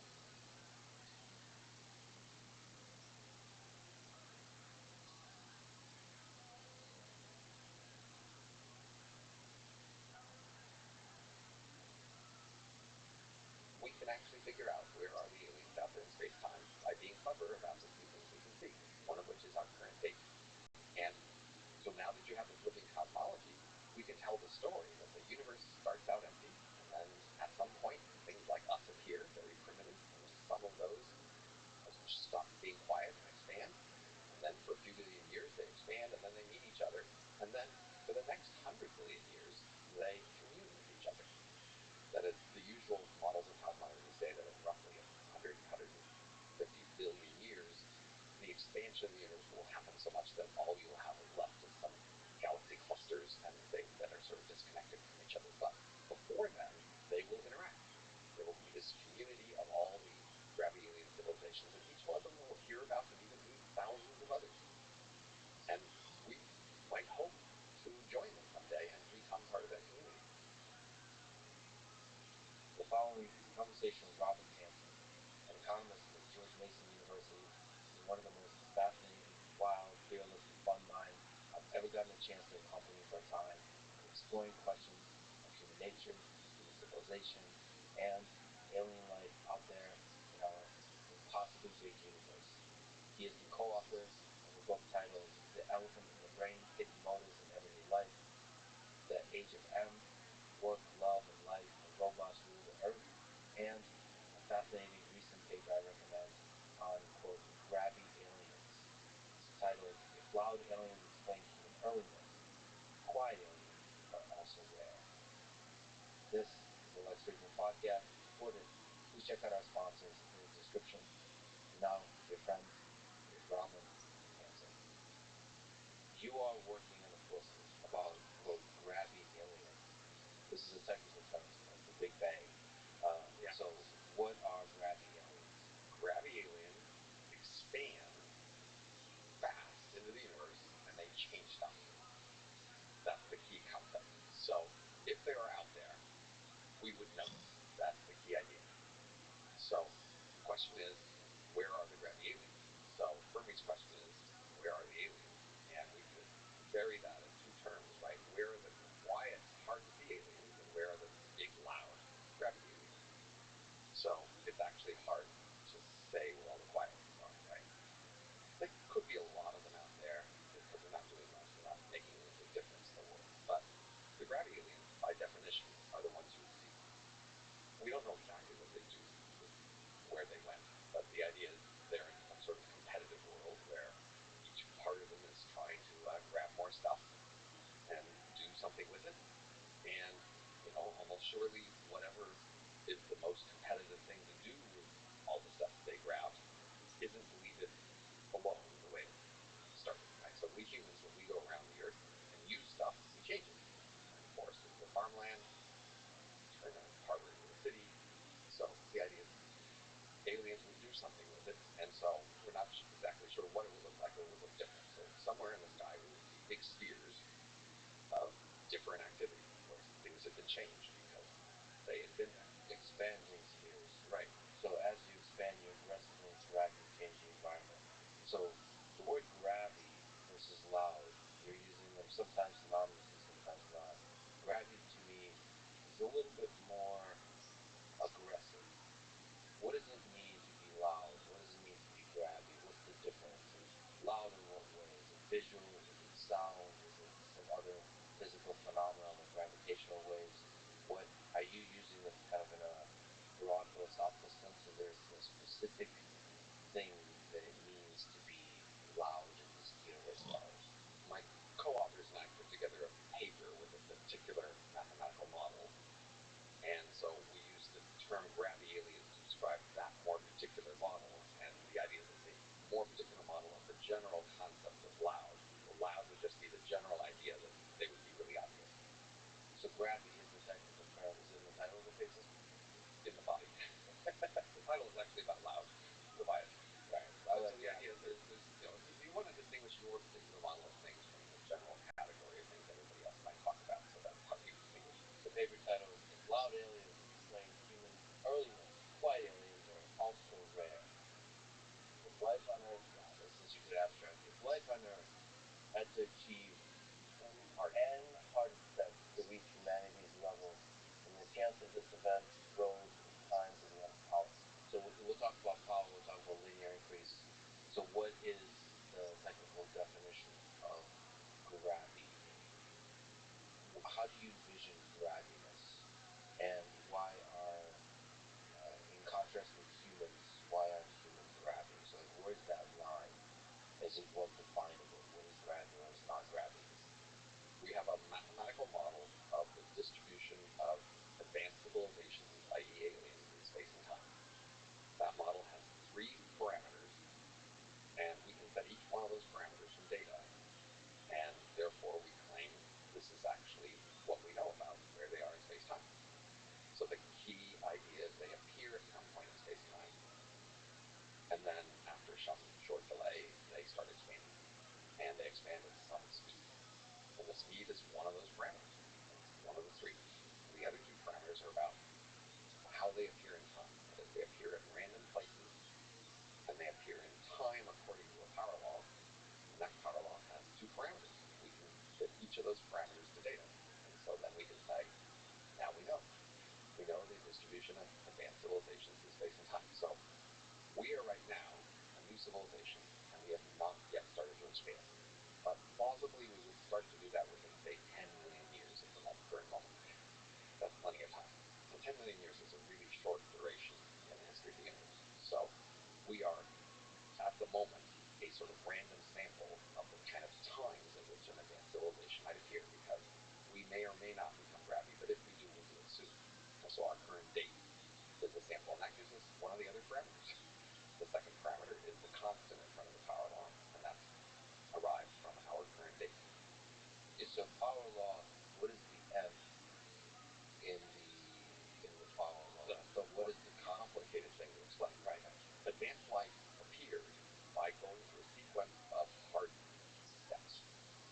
So starting with very simple life, and here we are at the end of this process at pretty advanced life, and so we had to go through some intermediate steps, such as sexual selection, photosynthesis, multicellular animals, and the idea is that each of those steps was hard. Evolution just took a long time searching in a big space of possibilities to find each of those steps, and the challenge was to achieve all of those steps by a deadline of when the planet would no longer host simple life. And so Earth has been really lucky compared to all the other millions of planets out there, in that we managed to achieve all these steps in the short time of the 5 billion years that Earth can support simple life. So not all steps, but a lot of them, because we don't know how many steps there are before you start the expansion. These are all the steps from the birth of life to the initiation of major expansion. Right, so we're pretty sure that it would happen really soon, so that it couldn't be the same sort of a hard step as the last ones in terms of taking a long time. So when we look at the history of Earth, we look at the durations of the major things that have happened, that suggests that there's roughly, say, 6 hard steps that happened, say, between 3 and 12, and that we have just achieved the last one that would take a long time, which is, well, we don't know. Well, But whatever it is, we've just achieved the last one. are we talking about humans or aliens here? So let's talk about some of these steps. Yeah. So Earth is really special in some way. We don't exactly know the level of specialness. We don't really know which steps are the hardest or not, because we just have a sample of one. But you're saying that there's 3 to 12 steps that we have to go through to get to where we are. That are hard steps, hard to find. That's something that took a long time and is unlikely.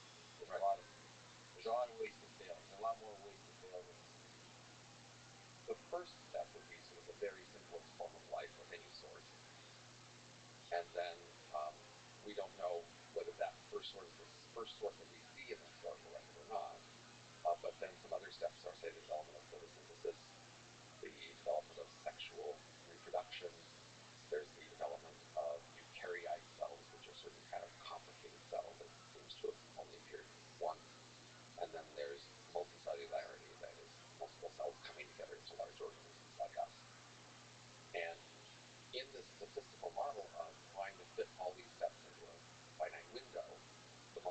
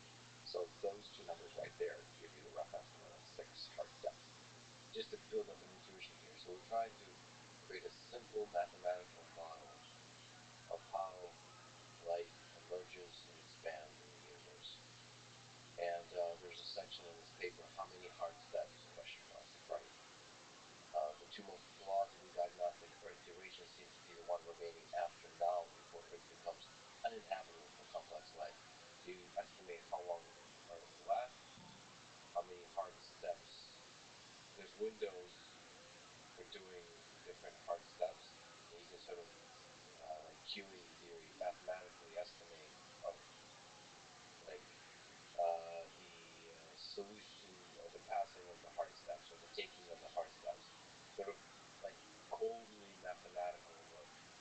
If life, pre-expansionary life, requires a number of steps, what is the probability of taking those steps on an Earth that lasts 1 billion years, or 2 billion years, or 5 billion years, or 10 billion years? And you say solving for E using the observed durations of 1.1 and 0.4 then gives E values of 3.9 and 12.5, range 5.7 to 26, suggesting a middle estimate of at least 6. That's what we said, 6 hard steps, right? Just to get to where we are, right? Started at the bottom, now we're here. That took 6 steps on average. The key point is, on average, these things on any one random planet would take, trillions of years, just a really long time. And so we're really lucky that they all happened really fast in a short time before our window closed. And the chance of that happening in that short window goes as that time period to the power of the number of steps. And so that's where the power we talked about before came from. And so that means in the history of the universe, we should overall roughly expect advanced life to appear as a power law in time. So that very early on, there's very little chance of anything appearing. And then later on, as things appear, other things are appearing somewhat closer to them in time because they're all going with this power law. What is the power law? For people who are not sure, math inclined, right, describe what a power law is. So, say the function x is linear and x squared is quadratic, so it's the power of 2. You make x to the 3, that's cubic, or the power of 3. So x to the 6 is the power of 6.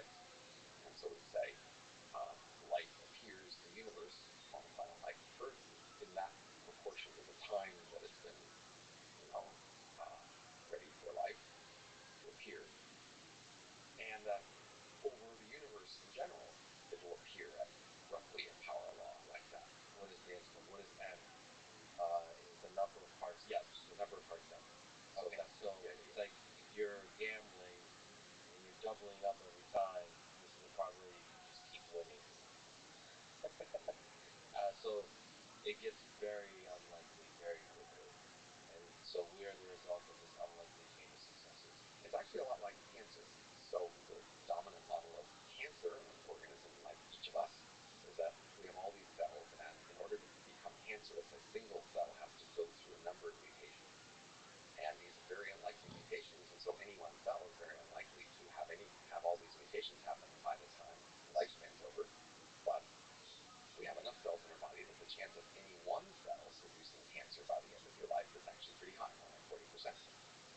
And so the chance of cancer appearing in your lifetime also goes as power law, this power of the number of mutations that's required for any one cell in your body to become cancerous.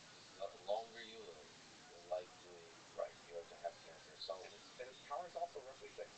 That is, the chance of you getting cancer is roughly the power of 6 of the time you've been since you were born. It is perhaps not lost on people that you're comparing the power laws of the survival or the arrival of the human species to cancerous cells. The same mathematical model, but of course we might have a different value assumption about the two outcomes. But of course, from the point of view of cancer, very similar. From the point of view of cancer, it's a win-win. We'll both get to thrive, I suppose. It is interesting to take the point of view of all kinds of life forms on Earth, of viruses and bacteria. They have a very different view. Take the Instagram channel, Nature's Metal. Right? The ethic under which nature operates doesn't often correlate with human morals. It seems cold and machine-like in the selection process that it performs. I am an analyst, I'm a scholar, an intellectual, and I feel I should carefully distinguish predicting what's likely to happen and then evaluating or judging what I think would be better to happen. And it's a little dangerous to mix those up too closely, because then we can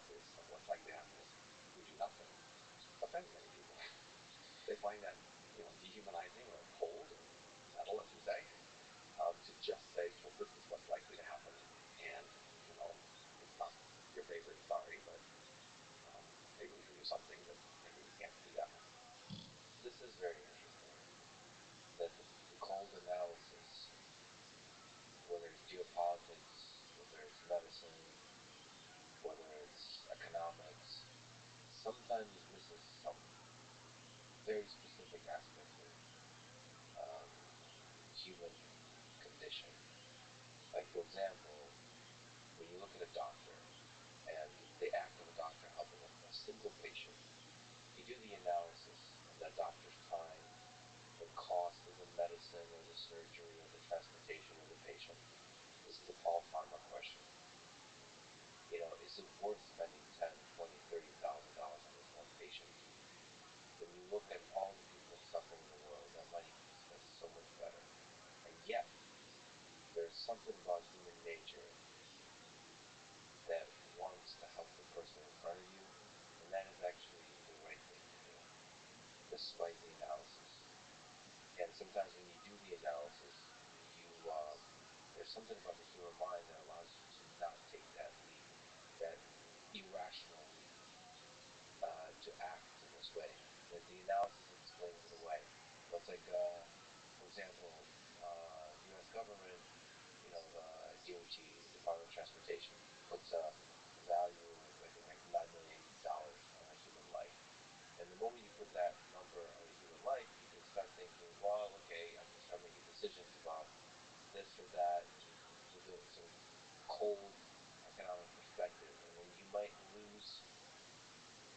deviate from a deeper truth of what it means to be human somehow. So you have to dance, because then if you put too much weight on the anecdotal evidence on these kinds of human emotions, then you're going to lose, you could also probably more likely deviate from truth. But there's something about that cold analysis. Like, I've been listening to a lot of people coldly analyze wars. War in Yemen, war in Syria, Israel, Palestine, war in Ukraine. And there's something lost when we do a cold analysis of why something happened. We talk about energy, talking about sort of conflict, competition over resources. When you talk about geopolitics, there's models of geopolitics and why certain war happened. You lose something about the suffering that happened. I don't know. It's an interesting thing because you're exceptionally good at models in all domains, literally. But also there's a humanity to you. So it's an interesting dance. I don't know if you can comment on that, Dan. Sure.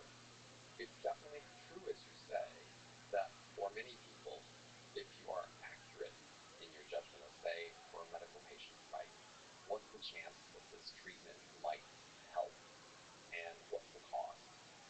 And compare those to each other, and you might say, this looks like a lot of cost for a small medical gain. And at that point, knowing that fact, that might take the wind, the air out of your sails. You might not be willing to do the thing that maybe you feel is right anyway, which is still to pay for it. And then somebody knowing that might want to keep that news from you, not tell you about the low chance of success or the high cost, in order to save you this tension, this awkward moment where you might fail to do what they and you think is right. But I think the higher calling, the higher standard to hold you to, which many people can be held to, is to say, I will look at things accurately, I will know the truth, and then I will also do the right thing with it. I will be at peace with my judgment about what the right thing is in terms of the truth. I don't need to be lied to in order to figure out what the right thing to do is. And I think if you do think you need to be lied to in order to figure out what the right thing to do is, you're at a great disadvantage, because then people will be lying to you will be lying to yourself, and you won't be as effective at achieving whatever good you were trying to achieve. But getting the data, getting the facts is step one. That's the final step. Absolutely. So it's, I would say, having a good model, getting the good data is step one, and it's imperative. Because you can't just use that data to arrive at sort of the easy, convenient thing. You have to really deeply think about what is the right thing.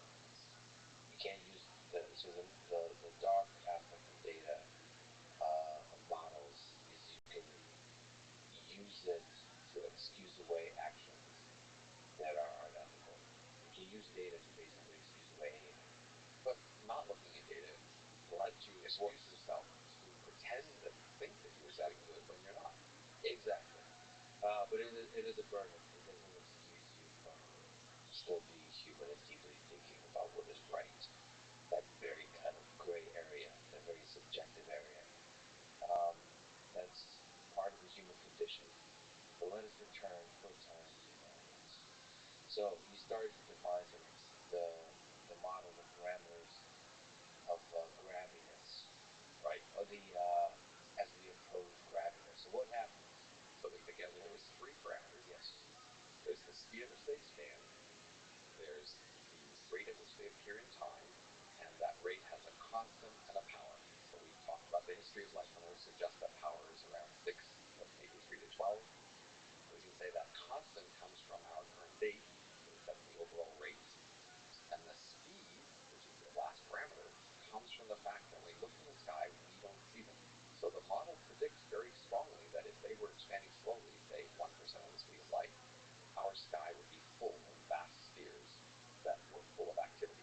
That is, at a random time when a civilization is first appearing, if it looks out into its sky, it would see many other grabby alien civilizations in the sky. They would be much bigger than the full moon. They'd be huge spheres in the sky, and they would be visibly different.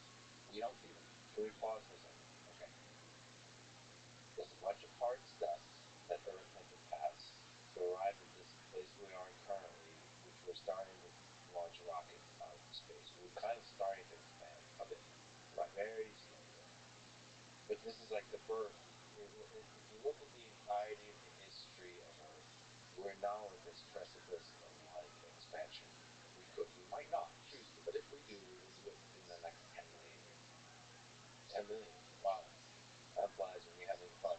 I was living in a short time on the cosmological scale, so that is, it might be only 1,000. But the point is, even if it's up to 10 million, that hardly makes any difference to the model. So I might as well give you 10 million.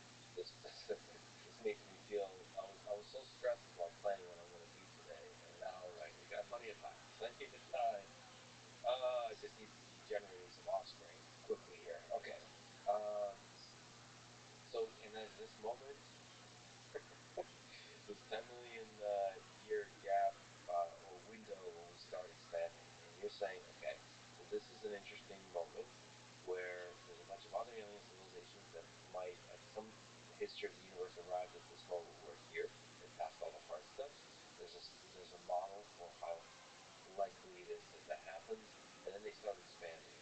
When you think of an expansion as almost like a sphere, Right. When we say speed, we're talking about the speed of the radius growth. Exactly. Like the surface, how fast the surface is changing. Okay. And so you're saying that there's some speed for that expansion, average speed, and then you can play with that parameter, and if that speed is super slow, then maybe that explains why we haven't seen anything if it's super fast. Or if it's slow, which creates a puzzle. If slow predicts we would see them, but we don't see them. Okay. So the way to explain that is that they're fast. So the idea is, if they're moving really fast, then we don't see them until they're almost here. And okay, this is counterintuitive. All right, hold on a second. I think this works best when I say a bunch of dumb things. Okay. And then you elucidate the full complexity and the beauty of the dumbness. Okay. So there's these spheres out there in the universe that are made visible because they're sort of using a lot of energy. They're generating a lot of light. They're changing things. They're changing things. And change would be visible A long way off. They would take apart stars, rearrange them, restructure galaxies. They would do some big, huge stuff. Okay. If they're expanding slowly, we would see a lot of them because the universe is old enough to where we would see. That is, we're assuming we're just typical, maybe at the 50th percentile of them. So like half of them have appeared so far, the other half will appear later. And the math of our best estimate is that they appear roughly once per million galaxies, and we would meet them in roughly 1 billion years if we expanded out deep enough. So we're looking at a grabby alien model 3D setting. Right. That's the actual name of the video. But by the time we get to 13.8 billion years, the fun begins. Okay, so this is we're watching a three-dimensional sphere rotating. I presume that's the universe, and then the Rabbi aliens are expanding and filling that universe through all kinds of. And pretty soon it's all full. It's full. So that's how the Rabbi aliens come in contact, first of all, with other aliens, and then with us, humans. The following is a simulation of the Rabbi aliens' model of alien civilization. Civilizations are born and expand outwards at constant speeds. A spherical region of space is shown. By the time we get 13.8 billion years, this sphere has evolved 3,000 times as wide as the distance from the Milky Way to Andromeda. Okay, this is fun. It's huge. Okay, it's huge. All right. So why don't we see we're one little tiny dot in that giant sphere, right? Why don't we see any of the gravity aliens? Depends on how fast they expand. So you could see that if they expanded at the speed of light, you wouldn't see them until they were here. So like out there, somebody is destroying the universe with a vacuum decay. There's this doomsday scenario where somebody somewhere can change the vacuum of the universe, and that would expand at the speed of light and basically destroy everything in it. But you'd never see that until it's after, because it's expanding at the speed of light. If you're expanding really slow, then you see it from a long way off. So the fact we don't see anything in the sky tells us they're expanding fast, over a third the speed of light, and that's really fast. But that's what you have to believe if you look out and you don't see anything. Now you might say, well, how? Maybe I just don't want to believe this whole model. Why should I believe this whole model at all? And our best evidence why you should believe this model is our early date. We are right now almost 14 million years into the universe on a planet around a star that's roughly 5 billion years old. But the average star out there will last roughly 5 trillion years. That is 1,000 times longer. And remember that power law. It says that the chance of advanced life appearing on a planet versus the power of 6 over time. So if the planet lasts 1,000 times longer, then the chance of it appearing on that planet, if everything would stay empty at least, is 1,000 to the 6th power, 10 to the 18th. So enormous, overwhelming chance that if the universe would just stay empty and waiting for advanced life to appear, when it would appear, it would be way at the end of all these planet lifetimes. But it's a long planet, near the end of the lifetime, trillions of years into the future. So, but we're really early compared to that. And our explanation is, at the moment, as you saw in the video, the universe is filling up. Roughly a billion years, it'll all be full. And at that point, it's too late for advanced life to show up. So you had to show up now before that deadline. Okay, yeah, it's going to break that apart a little bit. Okay. Well, Link got something to say. So, the power law, things we've done on Earth, the model you have says that it's very unlikely that we're lucky SOBs. Is that mathematically correct to say? We're crazy early. That is, when early means like in the history of the universe. In the history of okay, so given this model, how do we make sense of that? If we're super, can we just be the lucky ones? Well, 10 to the 18 lucky, how lucky do you feel? So, that's a pretty lucky, right? 10 to the 18 is a billion billions. So then if you were just being honest and humble, that means, what does that mean? One of the assumptions I calculated is crazy early must be wrong. Yeah, that's what it means. So the key assumption we suggested that the universe would stay empty. So most life would appear like 1,000 times longer later than now if everything would stay empty waiting for it to appear. What is non-empty? So the gravity aliens are filling the universe right now. Roughly at the moment they filled half of the universe, and they've changed it. And when they fill everything, it's too late for stuff like us to appear. Oh, wait, hold on a second. Did anyone help us get lucky? If it's so difficult, how do, so it's like cancer, right? There's all these cells, each of which randomly does or doesn't get cancer, and eventually some cell gets cancer, and you were one of those. But hold on a second. Okay. So you got it early. You got it early compared to the prediction with an assumption that's wrong. So that's how we do a lot of, theoretical analysis. You have a model that makes a prediction that's wrong, and that helps you reject that model. Okay. Let's try to understand assumption is that the universe is empty, stays empty, and waits until the symbiont life appears in trillions of years. That is, if the universe would just stay empty, if there was just, nobody else out there, then when you should expect symbiont life to appear, if you're the only one in the universe, when should you expect to appear? You should expect to appear trillions of years in the future. I see. Right. So this is a very sort of nuanced mathematical assumption.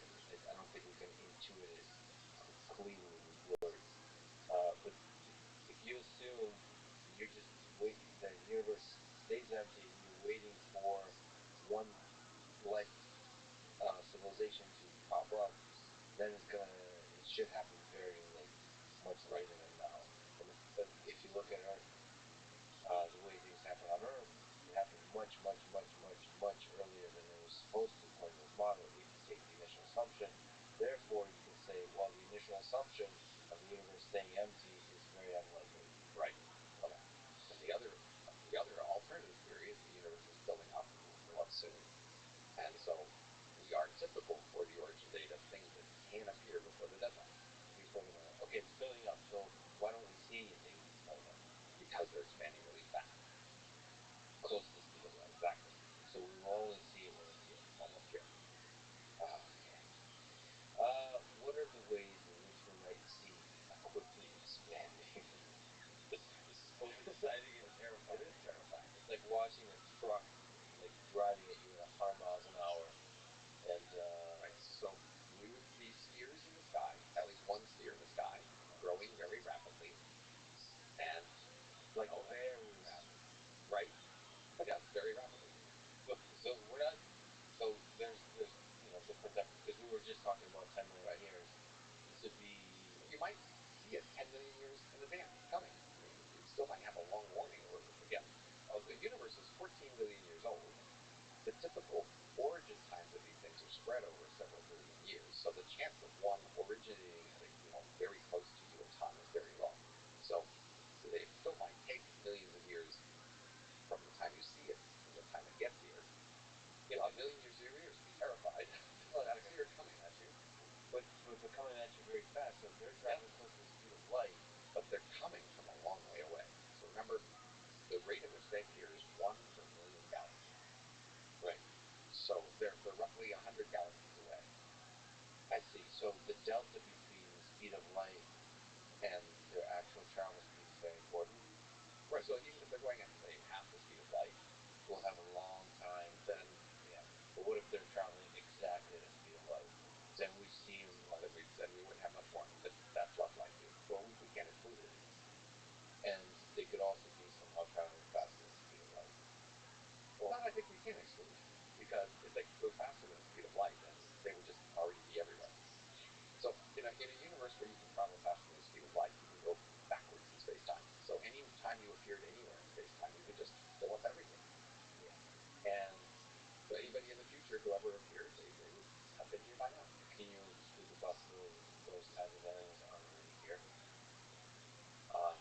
Well, we should have a different discussion of that. Right. Okay. So let's actually leave that. Let's leave that discussion aside. Okay. Just to linger and understand the Grabby alien expansion, which is beautiful and fascinating. Okay. So there's these giant expanding spheres of alien civilization. Now, when those spheres collide, mathematically, it's very likely that we're not the first collision of alien civilization, as opposed to one way to say it. So there's like the first time the spheres touch each other, recognize each other, right? They meet. They recognize each other first before they meet. They see each other coming. And then so there's a bunch of them. There's a combinatorial thing where they start seeing each other coming, and then there's a third game. They say, "What the hell?" Then there's a fourth one. Okay, so what does that thing look like? What lessons from human nature is the only data we have? Well, can you draw so the story of the history of the universe here is what I would call a living cosmology. So what I'm excited about, in part by this model, is that it lets us tell a story of cosmology where there are actors who have agenda. So most ancient peoples, they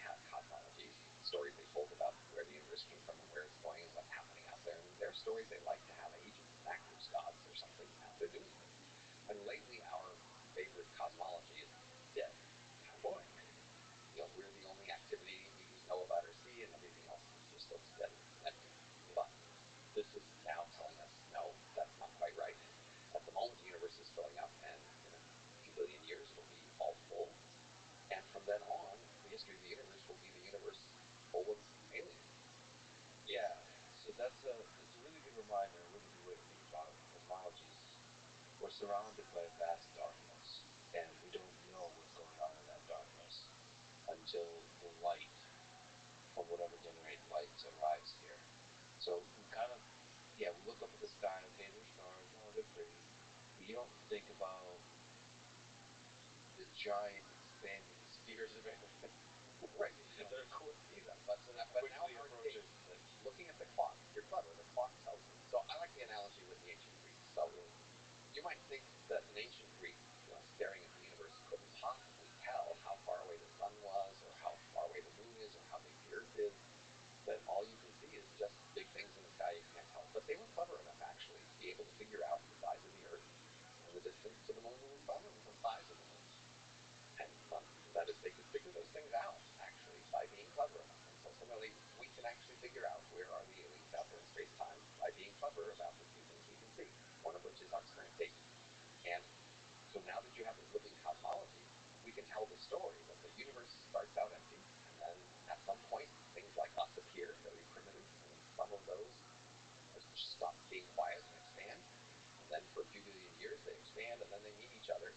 And then for the next 100 billion years, they commune with each other. That is, the usual models of cosmology say that in roughly 100, 150 billion years, the expansion of the universe will happen so much that all you'll have left is some galaxy clusters and things that are sort of disconnected from each other. But before then, for the next 100 million years, 100 billion years, excuse me, they will interact. There will be this community of all the Rabbi alien civilizations, and each one of them will hear about and even meet thousands of others. And we might hope to join them someday and become part of that community. That's an interesting thing to aspire to. Yes, interesting is an interesting word. Is the universe of alien civilizations defined by war as much or more than war-defined human history?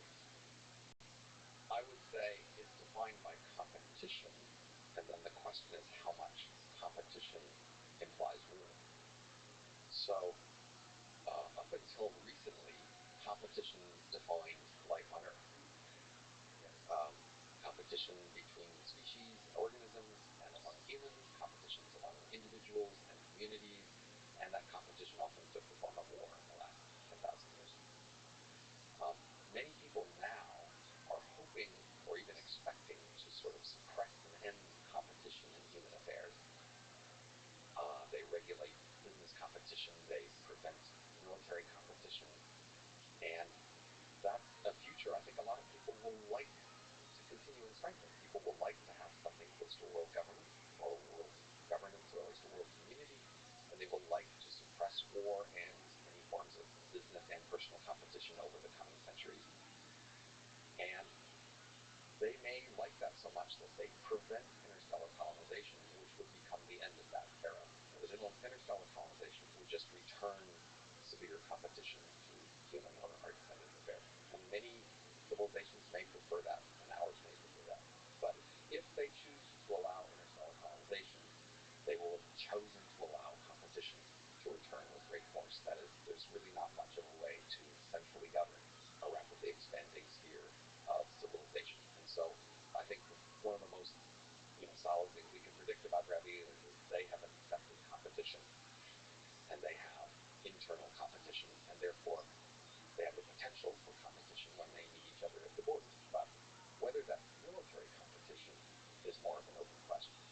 The military meaning physically destructive. Right.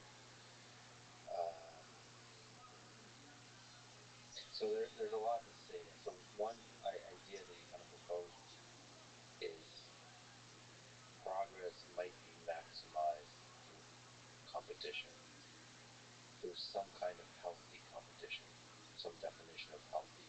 So like constructive, not destructive competition. So like we would likely, grabby alien civilizations would be likely defined by competition because they can expand faster.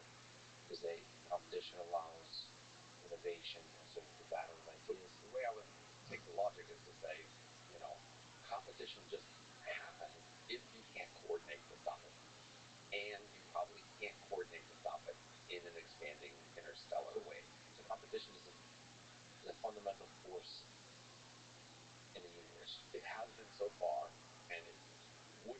in an expanding grabby alien civilization. But we today have the chance, many people think and hope, of greatly controlling, limiting competition within our civilization for a while. And that's an interesting choice, whether to allow competition to sort of regain its full force, or whether to suppress and manage it. Well, one of the open questions that have been raised in the past less than 100 years is whether our desire to lessen the destructive nature of competition, or the destructive kind of competition, will be outpaced by the destructive power of our weapons. Sort of, if nuclear weapons and weapons of that kind become more destructive than our desire for peace, then all it takes is one asshole at the party to ruin the party. It takes one asshole to make a delay, but not that much of a delay on a cosmological scale to get punished stuff. So even a vast nuclear war, if it happened here right now on Earth, it would not kill all humans. It certainly wouldn't kill all life. And so human civilization would return within 100,000 years. So all the history of atrocities, and you look at the Black Plague, right, which is not human-caused atrocities or whatever. There are a lot of military atrocities in history, absolutely. In the 20th century, those challenge us to think about human nature, but the cosmic scale of time and space, they do not stop the human spirit, essentially. The humanity goes on. Through all the atrocities, it goes on, Most likely. So even a nuclear war isn't enough to destroy us or to stop our potential from expanding. But we could institute a regime of global governance that limited competition, including military and business competition of sorts, and that would prevent our expansion. Of course, to play devil's advocate, global governance is centralized power. Power corrupts, and absolute power corrupts absolutely. One of the aspects of competition that's been very productive is not letting any one person, any one country, any one center of power become absolutely powerful. Because that's another lesson, is it seems to corrupt. There's something about ego in the human mind that seems to be corrupted by power. When we say global governance, that terrifies me more than the possibility of war, because it's I think that people will be less terrified than you are right now. And let me try to paint a picture from their point of view. This isn't my point of view, but I think it's going to be a widely shared point of view. This is two devil's advocates arguing, two devils. Okay? So for the last half century and into the continuing future, we actually have had a strong elite global community that shares a lot of values and beliefs and has created a lot of convergence in global policy. So if you look at electromagnetic spectrum or medical experiments or pandemic policy or nuclear power energy or regulating airplanes or just in a wide range of areas, in fact, the world has very similar regulations and rules everywhere. And it's not a coincidence, because they are part of a world community where people get together in places like Davos, etc., where world elites want to be respected by other world elites, and they have a convergence of opinions, and that produces something like global governance, but without a global center. This is sort of what human mobs or communities have done for a long time. That is, humans can coordinate together on shared behavior without a center by having gossip and reputation within a community of elites. And that is what we have been doing and are likely to do a lot more of. So, for example, one of the things that's happening, say, with the war in Ukraine, is that this world community of elites has decided that they disapprove of the Russian invasion, and they are coordinating to pull resources together from all around the world in order to oppose it. And they are proud of that, sharing that opinion and they feel that they are morally justified in their stance there, and that's this kind of event that actually brings worldly communities together, where they come together and they push a particular policy, a position that they share, and that they achieve successes. And the same sort of passion animates global elites with respect to, say, global warming or global poverty and other sorts of things. And they are, in fact, making progress on those sorts of things through shared global community of elites. And in some sense, they are slowly walking toward global governance, slowly strengthening various world institutions of governance, but cautiously, carefully, watching out for the possibility of a single power that might corrupt it. I think a lot of people over the coming centuries will look at that history and like it. It's interesting thought, and thank you for playing that devil's advocate there.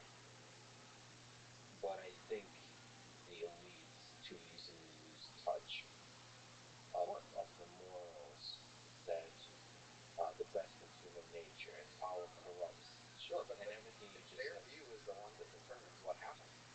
Their view may still end up there, even if you or I might criticize it from that point of view. So, from a perspective of minimizing human suffering, elites can use topics of the war in Ukraine and climate change and all of those things to sell an idea to the world, and with disregard for the amount of suffering it causes their actual actions.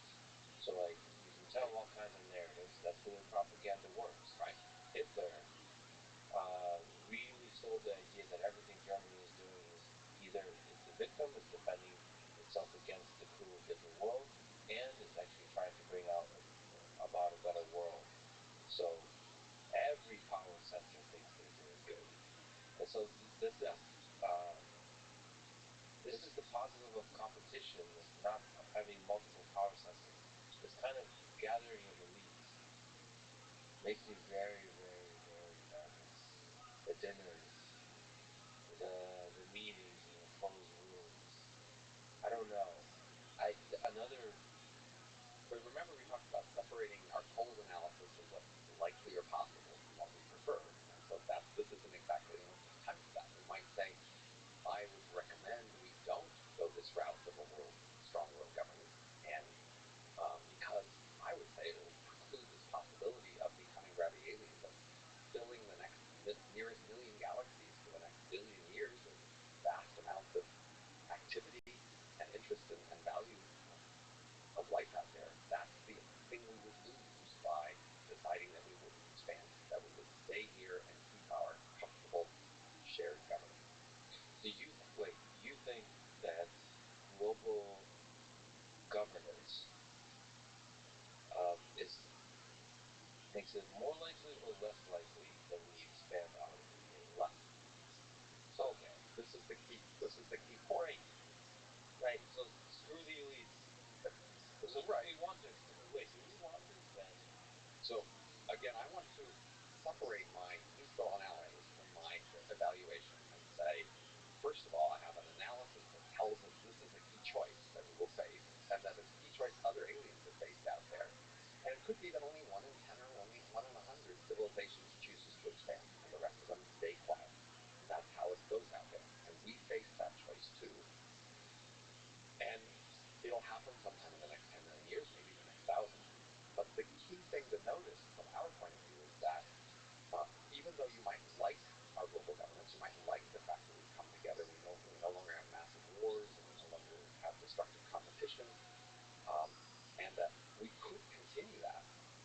The cost of continuing that would be to prevent interstellar colonization. That is, once you allow interstellar colonization, then you've lost control of those colonies, and whatever they change into, they could come back here and compete with you back here as a result of having lost control. And I think if people value that global governance and global community and regulation and all the things it can do enough, they would then want to prevent interstellar colonization. I want to have a conversation with those people. I believe that both for humanity, for the good of humanity, for what I believe is good in humanity, expansion, exploration, innovation, distributing the centers of power is very beneficial. So this whole meaning of elites, I've been very fortunate to meet quite a large number of elites. They make me nervous because it's easy to lose touch of reality. I'm nervous about that in myself, to make sure that you never lose touch as you get sort of older, wiser. You know how you generally get like disrespectful of kids. Kids these days, no, the kids are. Okay, but I think you should hear a stronger case for their position. So I'm going to play devil's for the elites. Yes, well, for the limiting of expansion and for the regulation of behavior. So just okay, can I link on that? Sure. So you're saying those two are connected. So the human civilization and alien civilizations come to a crossroads. They have to decide: do we want to expand or not? And connected to that, do we want to give a lot of power to a central elite, right? Or do we want to distribute the power centers, which is naturally connected to the expansion? When you expand, what distribute the power? If, say, over the next 1,000 years, we fill up the solar system, right? We go out to Earth and we colonize Mars and we change a lot of things. Within the solar system, still everything is within reach. That is, if there's a rebellious colony around Neptune, you can throw rocks at it and smash it and then teach them discipline. Okay. How does that work for central control over the solar system is feasible. But once you let it escape the solar system, it's no longer feasible. But if you have a solar system that doesn't have a central control, maybe broken into 1,000 different political units in the solar system, then any one part of that allows interstellar colonization, and it happens. That is, interstellar colonization happens when only one party chooses to do it and is able to do it. And that's what it's there for. So you can just say, in a world of competition, if interstellar colonization is possible, it will happen, and then competition will continue. And that will sort of ensure the continuation of competition into the indefinite future. And competition, we don't know, but competition can take violent forms and many productive forms. And the case I was going to make is that I think one of the things that most scares people about competition is not just that it creates holocaust and death on massive scales, but that it's likely to change who we are and what we value. So this is the other thing, this power. As we grow, as human civilization grows, becomes multiplanetary, multi-solar system potentially, how does that change us? I think the more you think about it, the more you realize it changes a lot. So, first of all, it's pretty dark, by the way. Well, it's just honest. Right, well, I'm trying to get there. I think the first thing you should say is you look at history, just human history over the last 10,000 years. If you really understood what people were like a long time ago, you realize they were really quite different. Ancient cultures created people who were really quite different. Most historical fiction lies to you about that. It often offers you modern characters in an ancient world. But if you actually study history, you will see just how different they were and how differently they fought. And they've changed a lot, many times. And they've changed a lot across time. So I think the most obvious prediction about the future is, even if you only have the mechanisms of change we've seen in the past, you should still expect a lot of change in the future. But we have a lot bigger mechanisms for change in the future than we had in the past. So, I have this book called The Age of M, book from a my friend Robust school here, and it's about what happens if brain emulations become possible. So a brain emulation is where you take a actual human brain and you scan it in fine spatial and chemical detail to create a computer simulation of that brain, and then those computer simulations brains are basically citizens of the world. They work and they vote and they fall in love and they get mad and they lie to each other, and this is a whole new world. And my book is about analyzing how that world is different than our world, basically using competition as my key lever of analysis. That is, if that world remains competitive, then I have to figure out how they change in that world, what they do differently than we do, and it's very different. And it's different in ways that are shocking sometimes to many people, and in ways some people don't like. I think it's an okay world, but I have to admit, it's quite different. And that's just one technology. If we add, dozens more technologies, changes in just expect, it's possible to become very different than who we are. In the space of all possible mind, our minds are a particular architecture, a particular structure, a particular set of habits, and they are only, one piece in a vast space of possibility. The space of possible mind is really huge. So, yeah, let's linger on the space of possible mind for a moment, just to sort of humble ourselves. How peculiar our peculiarities are. Like the fact that we like a particular kind of sex, and the fact that we eat food through one hole and poop through another hole. And that seems to be a fundamental aspect of life. It's very important to us. And that life is finite in a certain kind of way. We have a meat vehicle. So death is very important to us. I wonder which aspects are fundamental or would be common throughout human history and also throughout history of life on Earth and throughout other kinds of lives. Like what is really useful? You mentioned competition seems to be a one fundamental thing. I've tried to do analysis of where our distant descendants might go in terms of what are robust features we could predict about our descendants. So again, I have this analysis of sort of the next generation, so the next era after ours. But if you think of human history as having three eras so far, right? There was the forager era, the farmer era, and the industry era. Then my attempt in Age of M is to analyze the next era after that. And very different, but of course there would be more and more eras after that. So analyzing a particular scenario and thinking it through is one way to try to see how different the future could be, but that doesn't give you a sort of like sense of what's typical. But I have tried to analyze what's typical, and so I have two predictions I think I can make pretty solidly. One thing is that we know at the moment that humans discount the future rapidly. So we discount the future in terms of caring about consequences, roughly a factor of 2 per generation. And there's a solid evolutionary analysis why sexual creatures would do that. Because basically your descendants only share half of your genes, and your descendants are a generation away. So we only care about our grandchildren. Basically that's a factor of 4 later. Because it's later. So this actually explains typical interest rates in the economy. That is, interest rates are greatly influenced by our discount rate, and we basically discount the future by a factor of 2 per generation. But that's a side effect of the way our preferences evolved as sexually selected creatures. We should expect that in the longer run, creatures will evolve who don't discount the future. They will care about the long run, and they will therefore not neglect the long run. So, for example, for things like global warming and things like that, at the moment, many commenters are sad that basically ordinary people don't seem to care much. Market prices don't seem to care much, and ordinary people it doesn't really impact much because humans don't care much about the long-term future. But and futurists find it hard to motivate people and to engage people about the long-term future because they just don't care that much.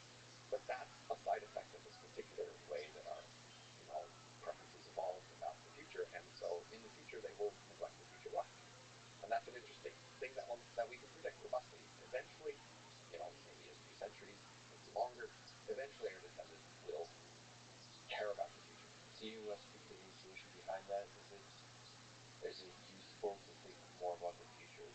Right. If evolution rewards creatures for having many descendants, then if you have decisions that influence how many descendants you have, then that would be good if you made those decisions. But in order to do that, you'll have to care about them. You'll have to care about that future. So to bring back, that's if you're trying to maximize the number of descendants. But the nice thing about not caring too much about the long-term future is you're more likely to take big risks, or you're less risk averse, and it's possible that both evolution and just life in the universe is rewards the risk takers. Well, we actually have analysis of the ideal risk preferences too. So there's a literature on ideal preferences that evolution should promote. And for example, there's literature on competing investment funds and what the managers of those funds should care about in terms of risk, various kinds of risks, and in terms of discounting. So managers of investment funds should basically have logarithmic risk, i.e. in shared risk, in correlated risk, but be very